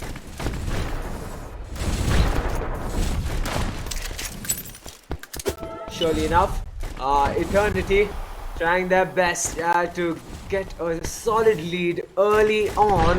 That's what you want in Rook. That is what will play into your favor come the last minute. Raphael up in front of you. What are you going to do? I can't believe he missed that. Kronk gets that frag with the help of a nade, and the sticky grenade being really nifty around Rook. And it is sticky for sticky. Raphael getting Kronk. But there you have it. Nizin cornered. Nizin wiped out, but Bok runs away. Somehow manages to keep himself alive. Yep. And Eternity, they have the lead at the moment, so now they have two choices. Either they play this one passive, but you do see Nizin getting Bok. He knew that he had to use the shotgun in his pocket, but he does get traded out with that shotgun, so he does lose access to it. But is this going to be Eternity just kind of playing a bit far back, making sure that they at least play within their means and just try and see if they can get these guaranteed fights, because the more reckless fights they take, the better chances for Floating Birds to get back into this game actually is. But Bok is on 1 HP, is going to get finally taken down, but Nizin, can you get the last few kills? And yes, he can, but it's a 1-for-1 either way, so lead stays at 1. Another awfully close match. Of course, advantage for Eternity. So far as we play out map number 3, Nizin just eradicated Bok off the map in mid. Top mid, Raphael alone in the corner, TP's out, somehow keeps himself alive. Wasn't hit by too much damage as the trips and the mines come out. Wiped out, frag for frag. I mean, Nizin didn't stand a chance against Bok there.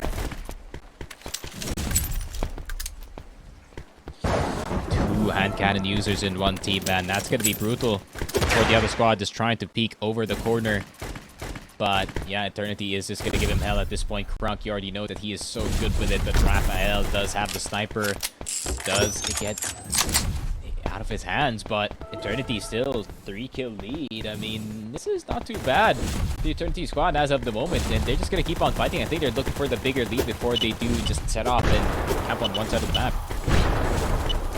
Yeah, and a 4-point lead is what it's led up to for Eternity so far. Floating Birds, however, will go on the offense and ensure they get the frags they need to level that out, because they don't want Eternity running away with this. This is indeed a spot for the grand finals. Next up, whoever wins this one goes up against Xborg, and it sure as hell looks like it's gonna be Eternity with a 5-point lead. But then again, 4.5 minutes on the timer. It's still all to play for, and you can see strategically they're positioning themselves. Respawn after respawn. Raphael and Bok, they need to buck up right about now. 5-point lead needs to dissipate down to mere 1. So can they? Can they make that work? Can they turn Rook into a map of their own? Nizin getting that frag with, I believe, a hand cannon. He's been spectacular at it, hasn't he? Much like Kronk on the other end as well. Just about now 6-point lead. If that goes into the 10 points, you can sure as hell bet the Floating Birds will have a prominent disadvantage. Raphael gets taken out ever so close. Bok tries his best, but gets taken out and traded for almost.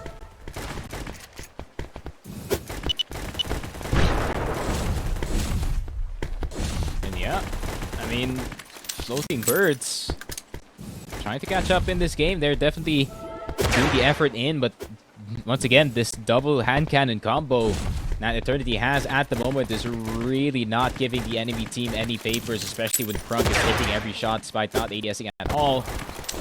Great shots from the Eternity squad, and now they have gotten themselves a 10-kill lead and a 1-map lead as well. So that means pressure is on to Floating Birds whether or not they can get the catch-up going, but Bok wants to start things off hot with this D. And yeah, this clearly is the matchup where we've seen two teams get as close as they have this many times at Rook. On this map, teams like to play from afar, and here it just seems like they're hunting each other. Eternity especially, they want to extend that lead, and rightfully so they have. It's over 11 points right now as the timer heads into the 3-minute range. And yeah, it's time for Floating Birds to buck up as they find themselves at a disadvantage. Respawn after respawn, 2.5 minutes on the timer. Krunk and Nizen seem like they're in their element, and indeed, Rook is their map. And yeah, I think it is safe to say that. I mean, 2 minutes left, 14 and 27, and with the way that they're playing at the moment, I think it is safe to say that we are going to be in for a rematch between Eternity and Xborg. Kind of attempt number 2 in that initial quarterfinal matchup. And Eternity not dropping any of their series for this one as well. They have been pretty clean so far, especially in this Rook map, cleaning it up by the very end, as we do see the lead starting to stretch away from 16. And yeah, it keeps on going. They're trying their best, Floating Birds, but maybe, just maybe, in vain. I mean, 1.5 minutes left. Maybe the confidence didn't, translate from the map number 2, didn't transition, in fact, from map number 2 and even map number 1, how close they got. These two teams got as much as they could. But yeah, you can see that Krunk, he's in his element with that hand cannon, and time after time he picks up where Nizen leaves off, and yeah, I mean, there's no stopping them. There's no stopping them. A mere single kill, a double at best for the likes of Floating Birds. But that solid lead can indeed lock up that spot for them in the grand finals. Eternity, they have their eyes set on this as the match resumes. Nades are out. Frag for frag. Raphael desperately trying his best to clutch a point after point after point in this final minute of this wonderful matchup. We've seen two wonderful teams make their run on the upper bracket, one on the upper bracket and one on the lower bracket. But when Floating Birds came to the lower bracket, Eternity showed them what it means to make this run for them. 20 seconds, 20 points, almost 20 points on the board, the difference between these teams. And as it heads into the 15 seconds range, Krunk and Nizen, they're just in a league of their own, and Floating Birds is left picking up the worms over here at Rook. They don't stand a shot. We can wrap it up, folks, as the timer hits 0. It is Eternity that will face off Xborg in the grand finals of the Web3 Esports Invitational EV.io tournament, and what a match it will be to come. The Eternity Clan, it seems like it is going to be that two regions clashing in the grand finals. We do have NA versus EU in this one. And it is going to be a banger, that's for sure. I mean, this is kind of like the story of old. I mean, Nizen's been around since the beginning, I would say, of EV. And Krunk, kind of the new kid on the block, he did play back then, and then he disappeared, and then he kind of came back, but he's still just as good, that is for sure. And you do see Xborg finally climbing on towards our stage, and they're just ready and roaring to play this grand final already. How quick will it be? Or will we see an extensive 5-map face-off between these two teams? What do you think, Stiki? I think this prediction at least might just... I think a 3-1? Maybe? Tricky? 4 maps only? Just maybe. That Ancient was something else, man, by the side of the Xborg boys, so not gonna really be the game changer here, to be honest. But yeah, we're just gonna have to wait and see, man. It's basically the best in the world versus the best in NA. We are seeing on towards the other side.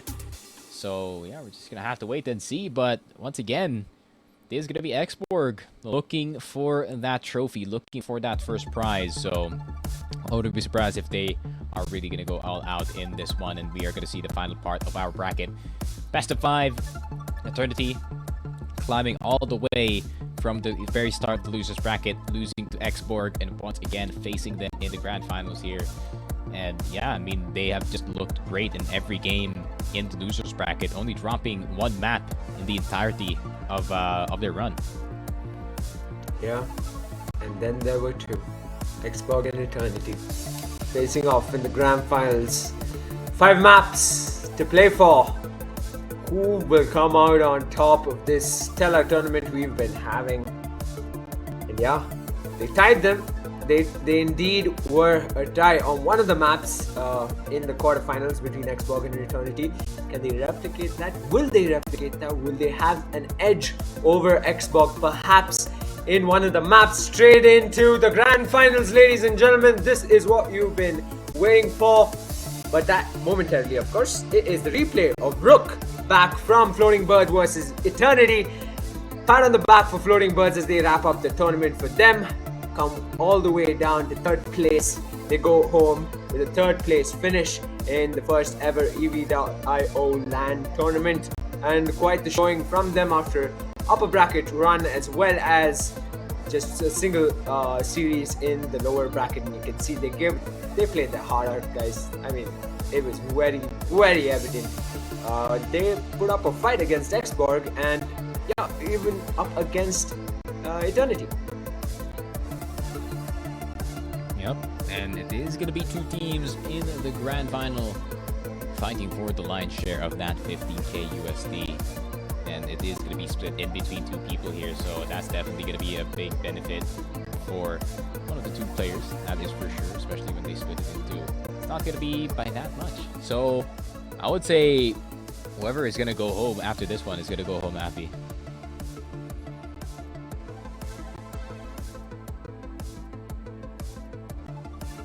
Yep, I am excited more than ever as I was for the lower bracket, for the semis, for the quarters. It is action after action, match after match here in the Web3 Esports EV.IO Invitational Tournament. But before the grand finals itself, we're heading into a break, folks. That'll be a quick, short 5-minute break. We'll see you on the other side soon enough. Don't go anywhere.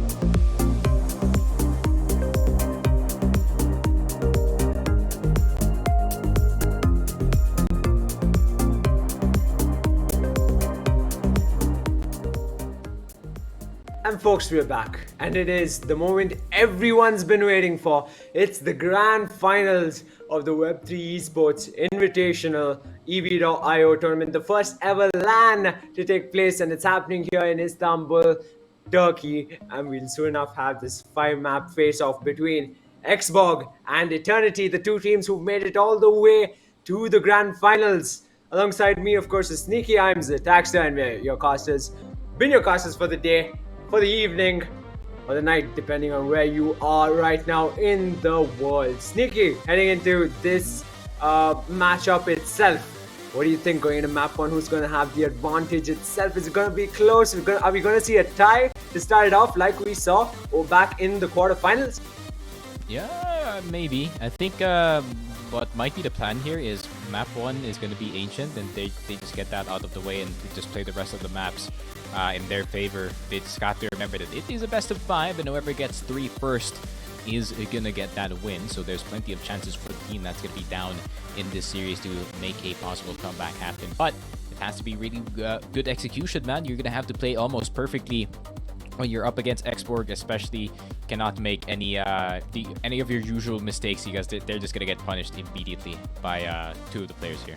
Yeah, surely enough. I mean, it is indeed Lex alongside Eski, and I mean they're going up against the likes of, I believe, I hope I get this wrong, right? I mean, I hope I get this right, Kranka, and as well as alongside him, of course, is Lizen.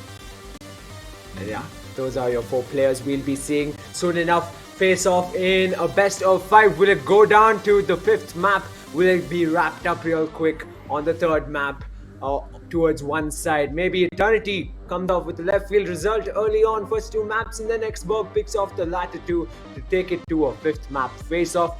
Maybe the other way around. Who knows?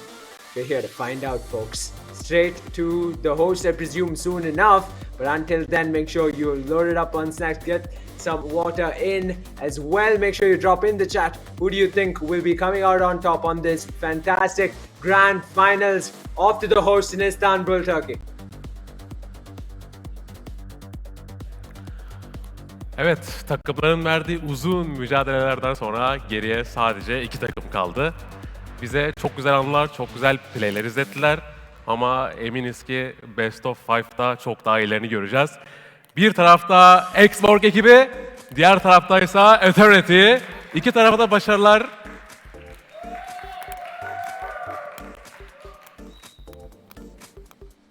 There we go, the 2 teams facing off for that championship title here, the Web3 Esports Championship Invitational. And there you have it, folks. Xborg versus Eternity. There you have it. Man, 2 teams that made it to the very end. Clash of the Titans, man. Best in NA versus the best in the world. Eternity having hopes of an entire region. Xborg having hell of a lot of expectations for them to just finish this one off with a win, going back in towards their way. And it seems like we have a special guest in this one, and it is gonna be your boy Lex, aka Cyborg Arm at the moment. So he is gonna switch up that skin, maybe gonna flex his logo up above right on him. But it seems like this is kind of a sign from Lex, right? It's kind of him saying, oh, this is me going Cyborg mode at this point in grand finals of all things. Yeah, if it's the best moment ever, this is indeed the best moment ever for him to switch it up quite a bit. And indeed, right off the bat, scores 11. They pick up a RPG, and Cyborg Arm Lex, he is in full form. Crunk rendered useless within a matter of seconds by the likes of Cyborg Arm. My oh my, he is really getting into the form with that name, isn't he? And on the other side, of course, Eski getting those frags on, and Nizen. Sniper in play at point blank, but Crunk was cheeky enough to get that 1 and get that 2. And down goes the pair of Xbox to level that scoreline once again. Yeah, but I think it's Lex is gonna look for some kills in this one. Crunk is gonna be on very low HP out in the open. LMS gets the first shot on towards Lex, though. Eski from behind. LMS, the 3rd time's the charm with that sniper rifle. I think that is Isin once again. Have to correct myself, but Cyborg Arm so far, your boy Lex looking for these kills and successfully seeing them. Xborg down 1 actually in this game. Eternity having themselves a lead at the very, very start of the game, and Nizin's just going to try to keep on going. I think this is going to be the same double hand cannon combo that we did see from those earlier games in the Eternity side, but Xborg being down 2 kills is not going to be good news for them at all. Yeah, clearly enough, and that too on pawn of all maps. They're getting up close and personal with the likes of Nizin, but that is a bunch of shots coming headed their way as well. He gets 2 to his name, to his team's name, points on the board. Xborg, you don't want to be losing them early on, and an aerial sprint comes Cyborg Arm. Lex is in town, folks, and he's here for the picking. And he gets a couple on the board. And mind you, on the board right now, it is indeed Eternity with the lead, not Xborg. 2 points to lead. Make that a single with 5 minutes, just over 5 minutes left. Eski almost levels the playing field. He'll be looking to Cyborg Arm to do the latter. For now, Crunk swiftly out of the line of sight of Eski. Sprints away, TPs away, and that nade at a cheeky spot, but Eski gets Crunk regardless. Scores are level. Xborg versus Eternity, just under 5 minutes left. Yup, and oh, the crazy impulse nade into that very, very small spot could basically increase a bit of speed, but it can make it very unpredictable. Does not work on towards Nizin, though. He knows exactly what Lex is trying to do. He's going to try to see if he can make himself as unhittable as possible, but Flash is going to go through. Crunk is going to be low. A flash from Eski converts into 2, and Xborg back in the lead, back in control. So for how long though, as Crunk gets Eski with the hand cannon. He's making his way from the right hand side. Cyborg Arm gets up close and personal with Nizin, who comes out on top in that fight. Crunk gets a kill on Eski with the sticky grenade, but it's Cyborg Arm coming back with the AR and gets the pair from Eternity to level the playing field yet again. On pawn and through mid goes Crunk. He tries to spot an Xborg player, fails to do so, but he will take Cyborg Arm regardless. Crunk, meanwhile, Eski seems like he's trailing a bit, just a bit, because we can see Cyborg Arm, who's Lex, getting into form in pawn, and you can see Xborg pulling away, Eternity pulling away in terms of the lead itself. Xborg finds themselves in a rather left field situation, unconventional situation. We've never seen them like this before in this tournament so far. Yeah, but they're going to have to play catch-up here. But still, they're playing the exact same pace. LMS is going to get Eski through that tripwire, but this needs to be a quick 2-piece instantly from them. Eski can try to jump in, but he's going to spot Crunk first. Crunk using the TP is going to outplay Mr. Eski, but there's going to be Lex getting Crunk, but LMS gets away in time. Nizin's just going to hide in towards the corner, does not spot Eski. Eski, though, a bit too late in that situation, and Lex is going to go down as well. Eternity, big lead at this part of the game. Eski gonna get LMS, but is not gonna get Crunk, so these are still very favorable fights for the side of Eternity at the moment. And Xborg kind of down. I mean, if anything was a sign, was that earlier pawn game. It was one-sided in that second map, but their pawn looked a bit weak. Mind you, any gap we've seen before at this length was from Xborg's side, especially in matches with, even with Eternity for that matter.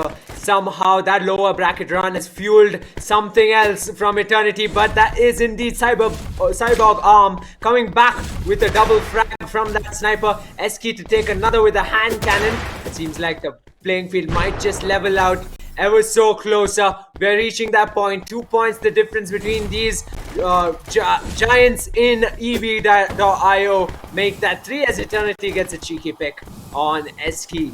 That was Nizin, and he'll be cautiously waiting for another one. Yep, might as well keep the lead up to 3. 2 minutes left on the clock. Not much time for Xborg to work with, but definitely a possibility that they can get back into this game, and it is going to be Lex jumping in first. That's going to be a regret, that's for sure, but Crunk is going to get both. And I think we are going to see Xborg dropping their first map in this entire tournament on towards the side of Eternity. Kind of a replay of that Ancient side, and if Eternity can go anywhere near their Ancient performance in that last series with Xborg, then definitely this could be a lead built slowly. But Nizin is playing almost out of his mind, but Lex is going to try to get the return, but Eski does get that last one. Lex trying to be proactive in these situations, but Crunk is being so annoying and really is unkillable at this point. He's hard to find, but it is going to get spotted by Eski instead, but Nizin's already there for the backup. These fights are not going to go anywhere unless Export can get a quick 2-0. Final minute, final countdown. It is off the map itself. That lead from Eternity, holding on 3 down while Cyborg Arm gets 1. He needs 4 more to level the playing field. Misses. Down to 45 seconds. Nizin is a prick, but a prick no more as he gets taken out, but takes Eski with him. 4 points the difference, make that 5. 35 with 35 seconds to go for Eternity. And Kronk is back, ladies and gentlemen. Kronk is picking them off one by one. Make that a 7-point lead with 30 seconds to go. Nizin as well on the other side takes out Cybercom, takes out Eski, and seems like Eternity came to pawn and decided this is the map that they will claim rightfully theirs. And what a map to start off this brilliant 5-map series with. Cyberarm comes back with that frag with a hand cannon onto Crunk, but a mere attempt at leveling the playing field at the last 10 seconds. Ladies and gentlemen, that's map 1, and if anything, map 2, map 3, map 4 are going to be just as intense, and we might just see map 5. Map 1 goes to the side of Eternity. Yep, Nizin Believers having a field day in the chat, that's for sure. What a stellar first game. And at the same time, just like we said, man, Export looked kind of weak in that initial pawn game, so this might be map 2 and 3 back in their pockets. Remember how one-sided the Ancient was? That could happen once again here once they do get their mental back in check. But that was a good start, at least for the side of Eternity here, right? That you got 1 map now, now you only need to get 2 in the next few ones, but you're going to have to face Export in one of their best maps here. Exactly, home turf for Xbox, but an advantage regardless for Eternity in terms of having that ability to pull off those early points. My oh my, am I seeing this right? Eternity has a points lead in Ancient against Xbox, their home turf, I'd argue, but they come right on back and level the playing field. Mid is where you'd expect the fights to go on, but mind you, the right-hand side of the map was the point of interest, especially for Lex as he wipes out Nizin off the map. Trunk with the quick pair of kills, ensuring the lead sticks on Eternity's side. Xbox and Eternity side by side facing off, ensuring this matchup is quite the one to watch. Ladies and gentlemen, you're seeing gameplay on Ancient in the first ever EV.io LAN tournament as Xbox takes point at tower and he gets decapitated at point blank. Crunk is out of tower and Eski dominates that one and will wait for the Eternity players to come on into his crossfire. Oh, this is not looking good for the side of Eternity. Export getting themselves a 4-point lead, but we are still pretty early in the game, that's for sure. We cannot just say that Export does have it in the bag, but Eternity is going to try to make it as difficult as possible for them to get this game.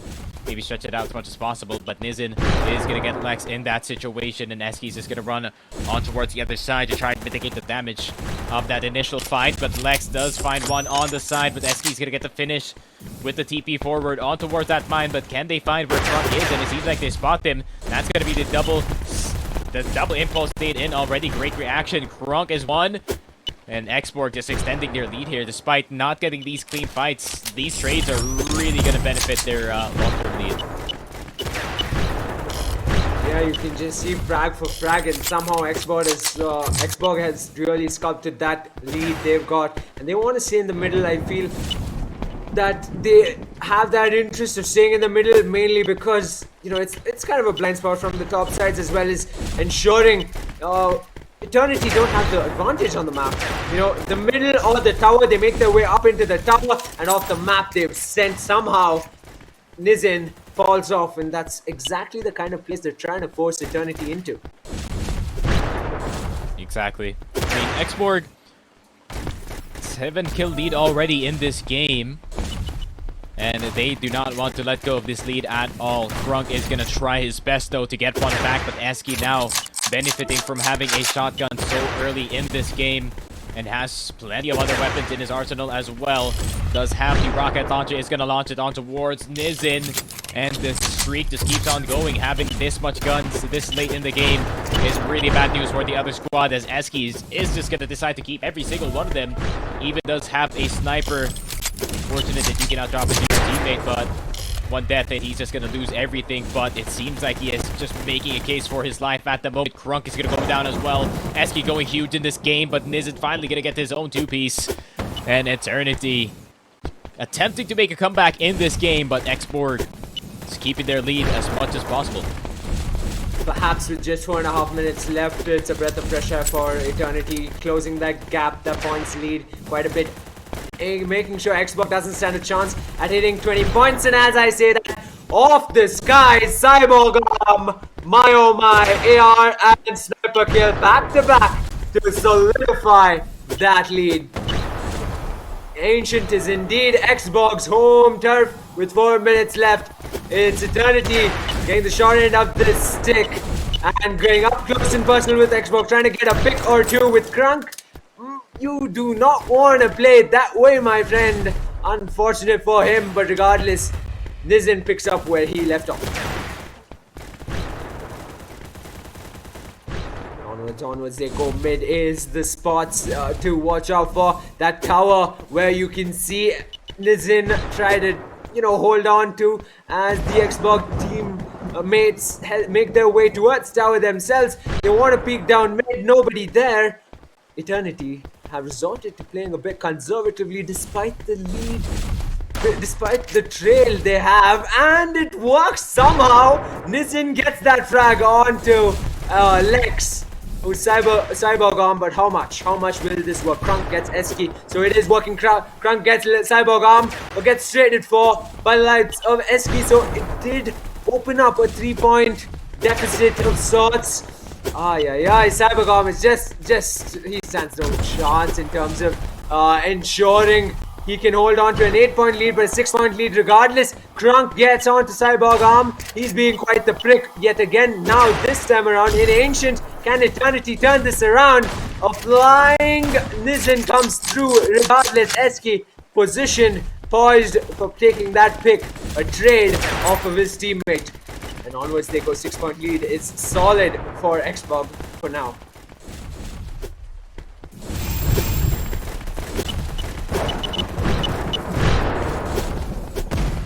You can see Crunk's mistakes on and on and on. He is taking himself out multiple times and not taking a frag along with him.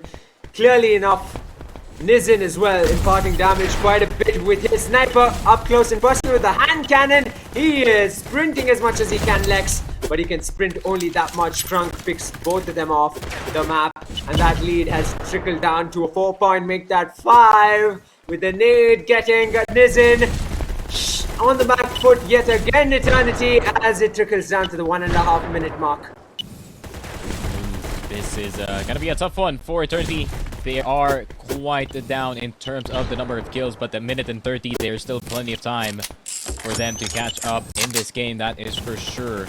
Lex having himself a hell of a game, but Eski is kind of the star of the show and in Ancient at the moment, but not trying to get outshined. Lex is gonna get his own still, but Eski still, man, these trades are so clean from Eski so far, but with the way that Eternity is reacting here, they're just gonna jump in again and again and again, and the lead is just going to get bigger here for the side of Xborg, and especially they are now about to hit the upper limit of the kills, so Eternity needs some clean fights on towards their end, or this is just going to be Xborg getting the second map and making it a 1-to-1 affair in this best of 5. The last 45 seconds, though, for either side. Xborg looking for the win in this one, but Eternity barely have anything in their hands, but that's also the case on towards Xborg.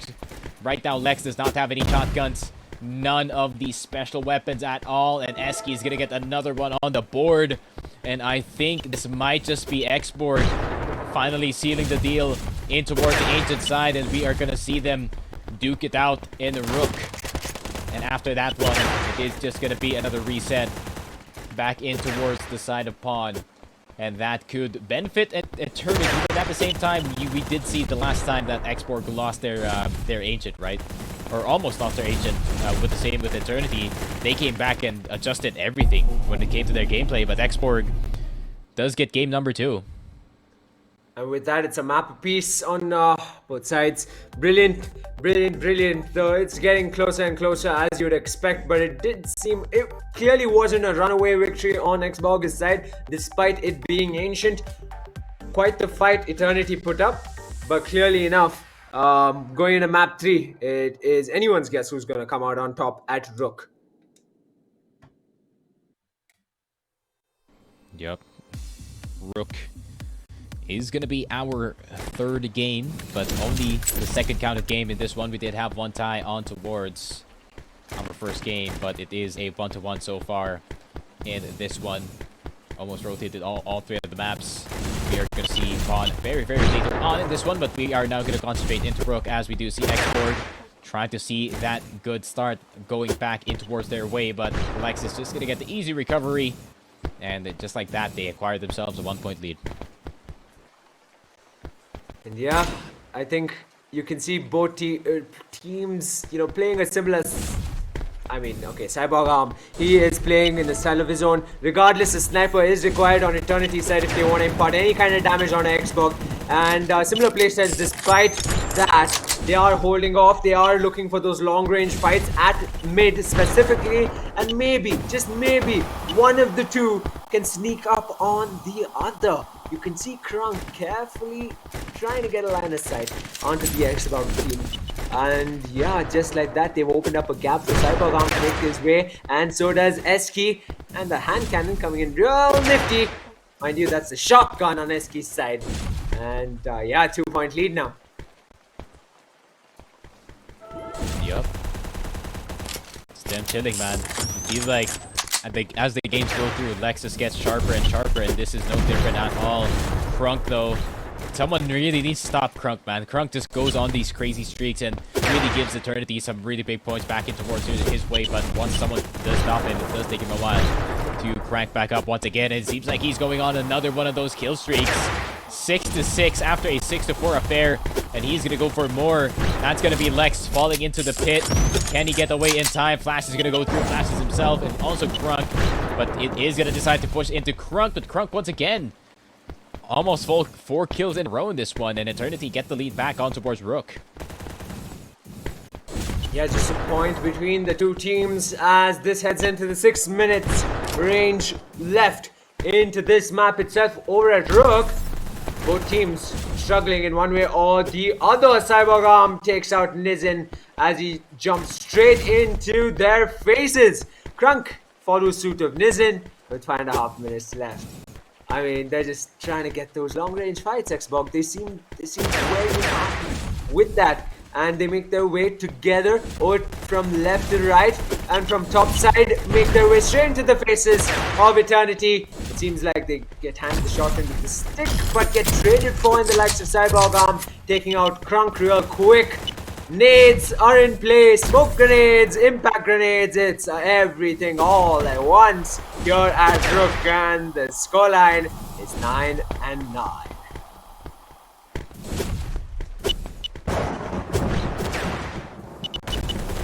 Mine is in position, of course gets wiped out mid-air, possibly. Yes, he will. Cyborg goes from Nizin, and Eski follows suit.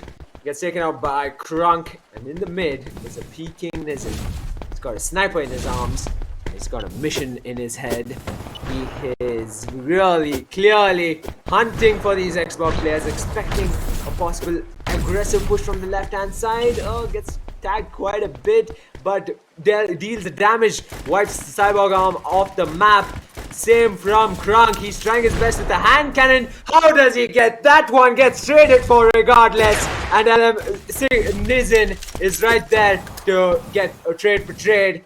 It's a 5-point lead for Eternity as a flying Xbox pack coming right in the face of Eternity. It is still a trade for trade, and a solid lead at that for the pairing of Nizin and Krunk. Yep. Nizin is going absolutely bonkers in this game, that is for sure. Hitting every single shot with the hand cannon, with the sniper. Does have one in the chamber here. Could at least add one more to his team's lead, which is already a pretty big factor already halfway into our game, but this sizable lead could really translate into a late game scenario where Eternity are going to be the ones kind of hanging back in this situation. But Nizin is really just starting to heat up as well, and even Xborg are kind of getting run over in all these smokes, all the flashes, all the nades that are flying back towards their way. And this is probably the biggest lead anyone has had over Xborg in their entire existence as a team. And Eternity are really making the case happen here in game number 3. Yeah, clearly enough, they have extended that lead to an advantage which Xbox cannot close in. Or if they do want to close in, they're going to pull off something spectacular out here at Rook. They're getting hunted. Right now, the hunters have become the hunted, and you can see that from the likes of Nizin. He's on a mission, as he has been from the beginning of this map, from the beginning of this series. Map 1 went in the favor of Eternity, Map 2 went in the favor of Xborg, and Map 3 seems set to go in the favor of Eternity once again. Trade for trade for trade, much like we've been seeing throughout this tournament. Peekaboo, Nizin's right behind you, gets 2 in the process. Cybergam and Eski gets taken out. My oh my. Yeah. It's such an interesting storyline as well in between Xborg and Eternity, right? I mean, Nizin at one time he was considered the best player in EV, and then Lex came in. But it seems like our old friend Mr. Nizin, he wants the throne back, that's for sure. With the way that he's playing in this Rook map, he is literally just fragging everyone that's right in front of him. Look at this guy, just refuses to stop fighting, and I think this is good for Eternity. They want to keep the tempo of this map as high as possible because Xborg, they want to slow down once they have the lead, but Eternity doing the exact opposite.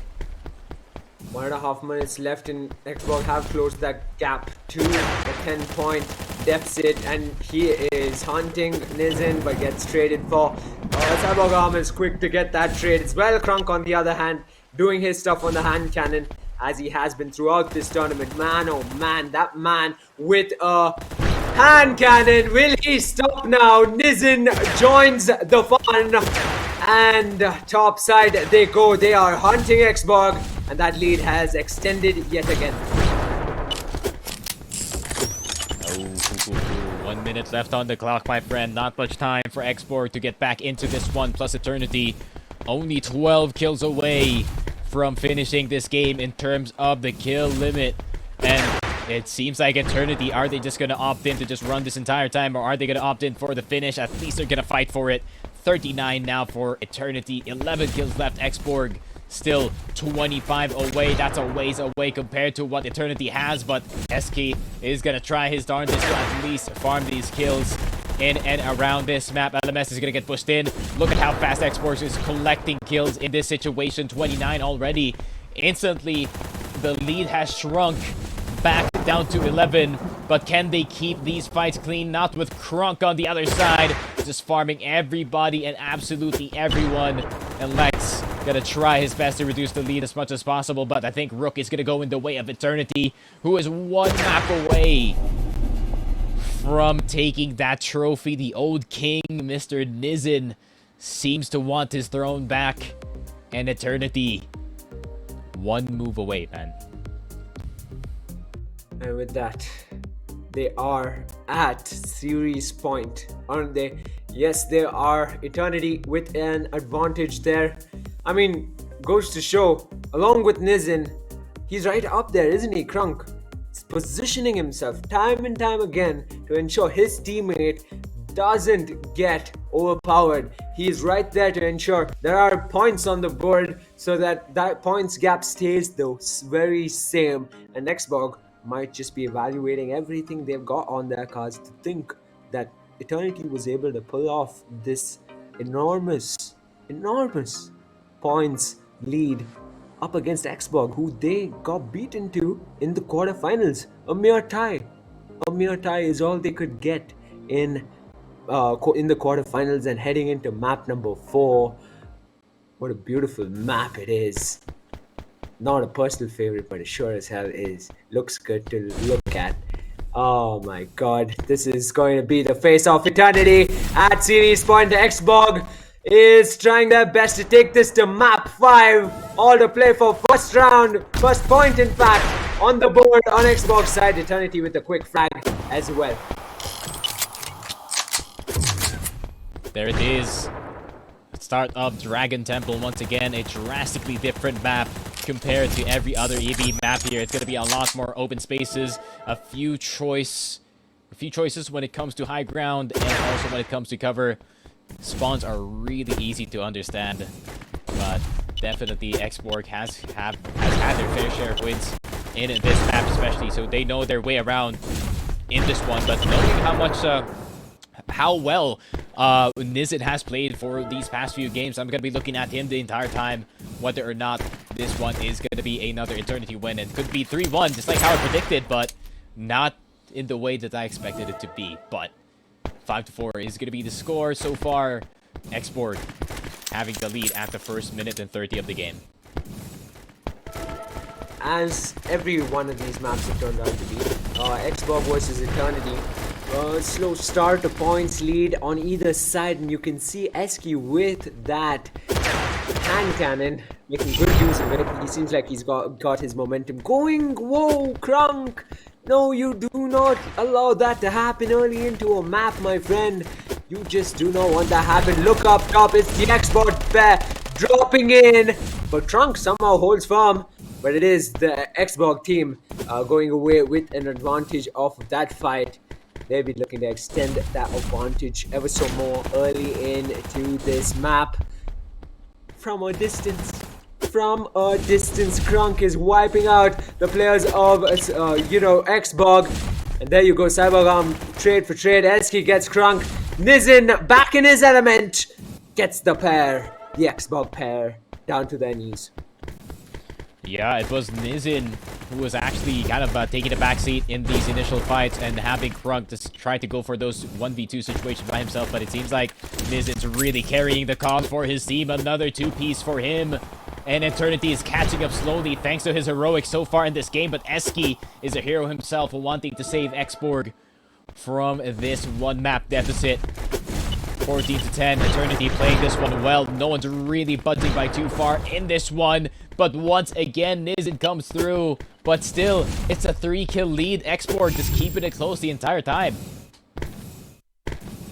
Yeah, I mean, time and time again, we see these spectacular plays. Even that aerial drop off of the impact grenade from Xborg. Well timed, well executed, got those frags to ensure that lead remains. They extended their lead to ensure the lead still remains 3-point lead, and you can see it despite losing out on gunfights, despite, fumbling every now and then. Xbox somehow is ensuring right now map 5 is evidently in sight. Ooh, jeez, man.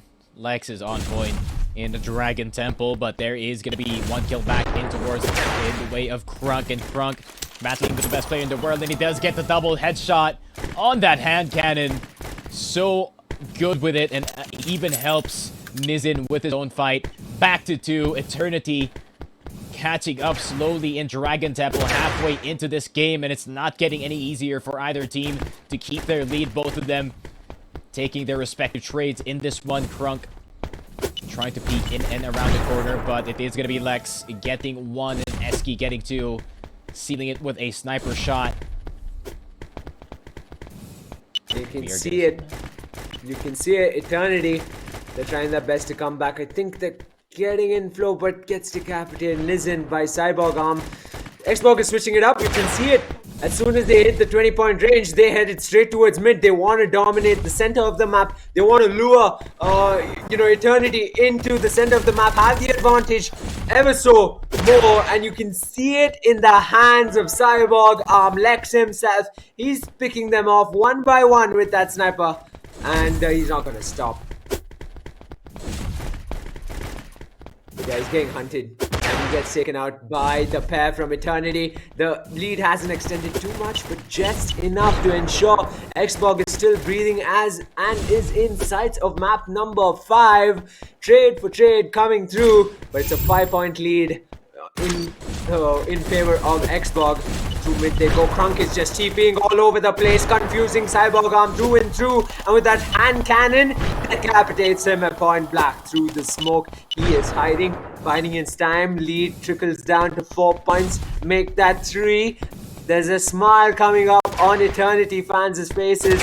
There's a smile coming onto the Eternity players' faces. But can Xbox wipe that off even before it comes on?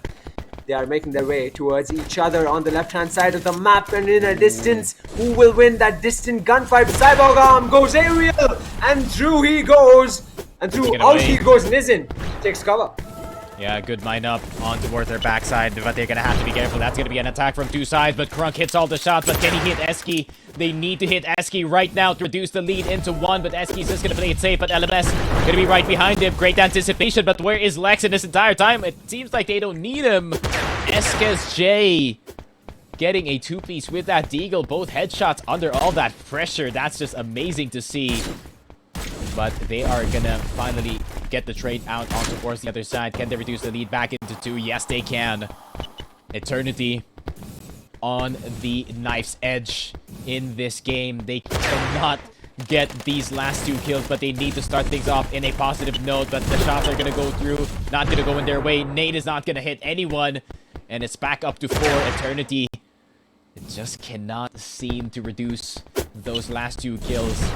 And Xborg doing a really good job of just babying their lead as much as possible here on Dragon Temple, using the high ground to their advantage, even using the TPs. But oh, Nizin's gonna get 2, back to 3. But it's gonna be a tough one. They need to get one more favorable fight back in their favor, but Xborg's making it near impossible every time. They're just taking smart fights in this one. Yeah, and we come down to the final minute, and you can see Eternity just struggling. They're trying, though. They don't want to give up. They don't want this to go to map number 5, do they? But Xbox, they have complete control, ground and air. And as I say that, they just got annihilated off the ground. Nizin back in form, but can he keep it going? Last 30 seconds, 4-point lead in the favor of Xbox. This is indeed series point, game point, tournament point for Eternity. But I don't think they'll be able to wrap it up just yet. Xbox playing time, gambling with that 4-point lead to ensure this series heads to map 5 after all. Because in the Dragon Temple, it isn't Eternity's. It indeed will be Xbox Temple, and a ray of hope for them to take it to map 5. They will. And a ray of hope. Sudden death, map 5, 2 minutes sure. as well. My oh my. This is gonna be brutal. This is whoever has the better mental at this point. I think both of these teams really playing at their limit. But there it is. We come back from the side of Xborg, not out just yet in this game. We are gonna go all 5 in this one. It must be nervous for some of the players here that are on stage at the moment. Remember, this is the first EV.io ban, so some of these players, it is their first time playing in this type of pressure, but it seems like all of them are playing out of their mind, man. All of them are hitting the shots that they need to do, and it seems like it's not sudden death. Instead, we are gonna go into good old Bishop in game number 5. Bishop it is. First point on the board, Xbox. Second point, Eternity. Already level. And a cheeky kill at that from Nizin. Cyborg Arm, of course, takes the trade onto Nizin, and 2-2 as it stands. You can see them, throwing a bit of weight into mid, biding time ever so often when they find themselves at a disadvantage. Crunk did. Seems like he has misread the opponents because they're headed towards his teammate. Might want to recoup with him now. And recoup he just might. Cyborg Arm takes Nizin with him. However, falls to him. Oh, so close into this map early on. 7 minutes left on the clock. It's the final map of the entire tournament. It is Xbox versus Eternity in all authenticity. It's the 2 best teams of this tournament going head to head in one final bout against each other.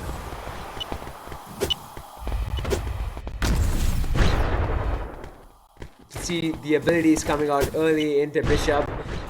Just over 6.5 minutes left. But yeah, Cyborg Arm as well as Eski seems happy in this top campsite.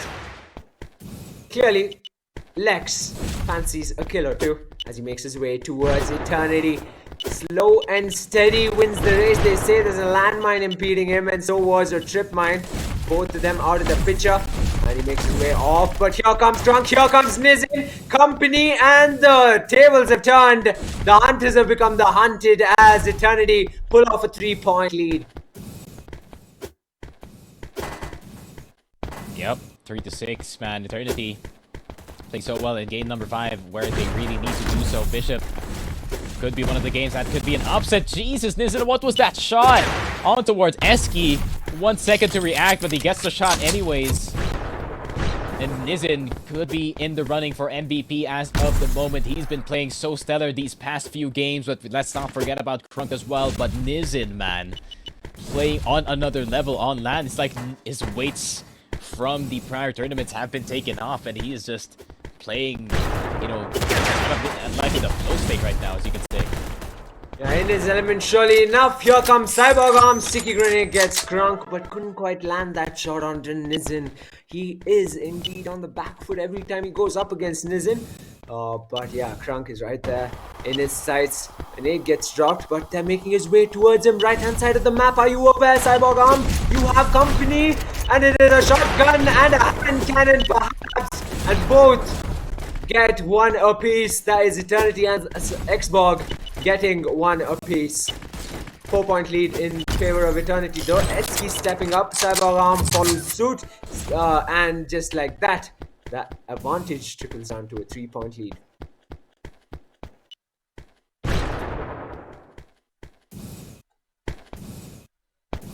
Bit of space being made while they wait each other out. Come towards them.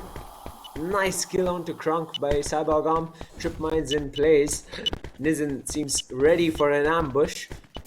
Everything on the defensive on his side. And when I say everything, I mean his abilities themselves, as well as Eski on the sniper. A quick refill in terms of the loadout with respect to the hand cannon itself. They're trying to figure out where is Nizin, because they know he is the real problem, but Crunk soon enough will prove to be a prick in the mix as well.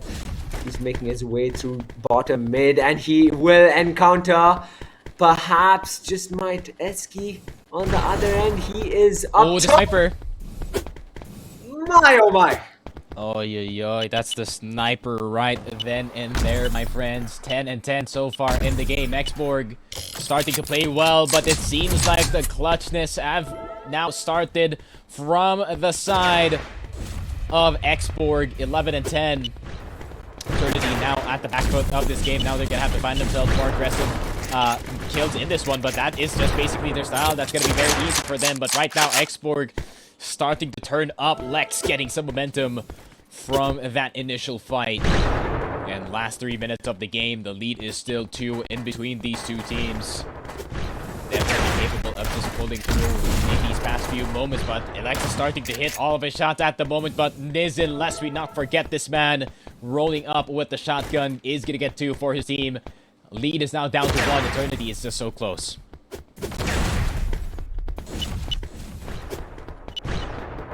And you can see that Eternity, they're giving it their all. They are well aware, as is everyone here. Eternity, it's essentially their last hope. 2 points. The lead is plenty to hold for Xborg. Make that 1, and Eternity's back in the picture. Crunk getting up close and personal. Listen gets that frag on Eski. Meanwhile, Cyborg Arm dealing his damage trade for trade, and that 3-point lead remains the same. Xborg is back in a position of advantage as we head into the final 2 minutes of this tournament. Cyborg Arm, what are you doing, my friend? You are annihilating the competition, and it isn't even legal, but gets traded for by Crunk. Regardless, what a shot that was from Cyborg Arm onto Nizin. Yep, they're gonna start to move in last 2 minutes of the game, and we are gonna see a lot more kills just flying across the kill feed at the moment. Nizin is gonna spawn Eski, but there is Lex nowhere to be found in and around that situation. You want to keep the 2-kill lead, then might as well play it a bit safe. Shotgun is going to be acquired. I think he's trying to preserve that as much as possible, and they're just going to anticipate the fight. going in the way of the pillar side. And as time is slowly ticking, Xborg, they're just taking their time, man. They're not really in a hurry in this situation. But both of them are playing the perfect spots, especially one. If one's gonna get spotted here, there's gonna be a nade flying in towards the side of the pillar, and they can double TP out. Maybe get some shots with the hand cannon in, or even with that sniper, if ever choose to do so. But that's what I'm talking about, man. Cyborg arm, great bait on towards LMS. He's gonna peek that one, but is he gonna get the second one? Yes, he will. Down to 1 is gonna be the score. Nizin clutching up in this final moments of game number 5. The old king wanting to sit on that throne once again, but Xborg's denying him again and again and again in this one. But Xborg making sure that they have the 1-point lead by the end of this game. Shotgun in the hands of Nizin. A Hail Mary is about to come. Slide is going to come in as well, get the momentum from that one. But what a reaction from Lex in the headshot. Krunk is going to die of recklessness as well. Back up to 2. Eternity can just hope for a tie at this point. They're just going to get whatever weaponry that they can as much as possible.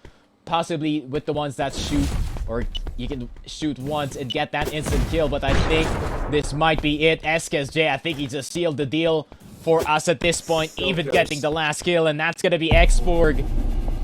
It was a tight race for the champions, but number 1 once again, and they did it on land this time, so you know that they are the real best in the world. Xborg now a bit richer with some skins as well, and a trophy to bring home. Xborg proving why they're on top. There you have it, folks. Your first ever Web3 Esports Championships Invitational Champions is Xborg, as they bring down Eternity in the grand finals matchup of the first ever EV.io LAN tournament. It's lovely to see the enthusiasm out of the players. They are clearly on top of the mountain, and you can see that enthusiasm in their face. And there you have it, folks. The trophies being handed to them, and soon enough we'll go to the hosts down in Istanbul. Raise them high, boys. You deserve them. What plays you pulled off here. Lex, as well as his teammate. My oh my. What plays?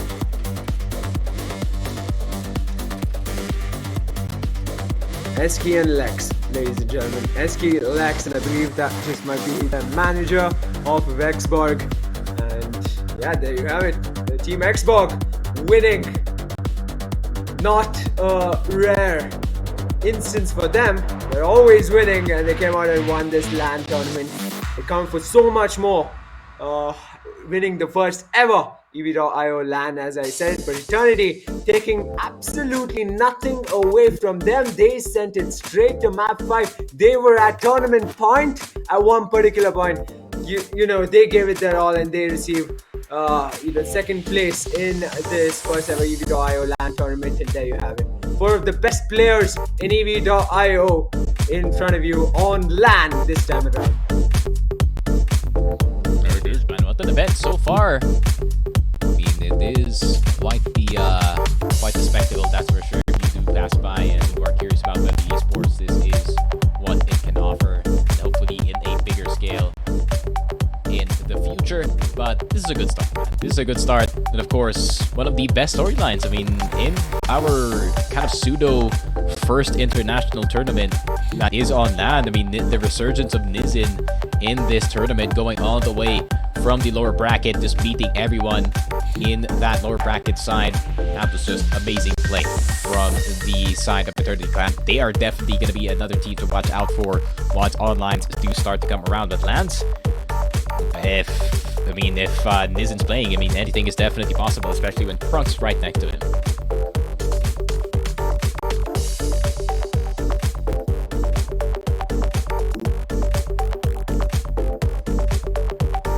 And with that, there you have it, folks. It is the Xborg team raising their trophies high and mighty. A brilliant win for the organization. And let's go straight to the host there at Istanbul.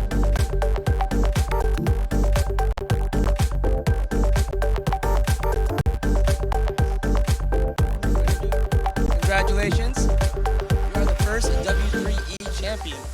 How do you feel right now? Well, honestly, I didn't expect the games to be so close because we fought them in the first match, right? But we are honestly surprised. They played way better than online, and honestly, it was also a fun event. Very well organized, had a lot of fun, and props to the W3 team. We're glad to hear that. So yeah, that was an incredibly tense game. Like I wasn't sure which way that was going to go. Was there a particular map that you were having a harder time with, or a certain strategy that they were using? Well, even on Rook, which we lost by a lot, it's mainly just because we got tilted. Like we kept getting them low and pushing and pushing and pushing. We're just used to playing online, and it's not quite the same. So we had to adjust, and not really. I feel like it was just who got a better start, who got more momentum going. All right, sweet. You guys looking forward to another LAN tournament? Oh, of course. We're looking forward to holding another one, so it'd be great to have you guys back. Congratulations. Congrats.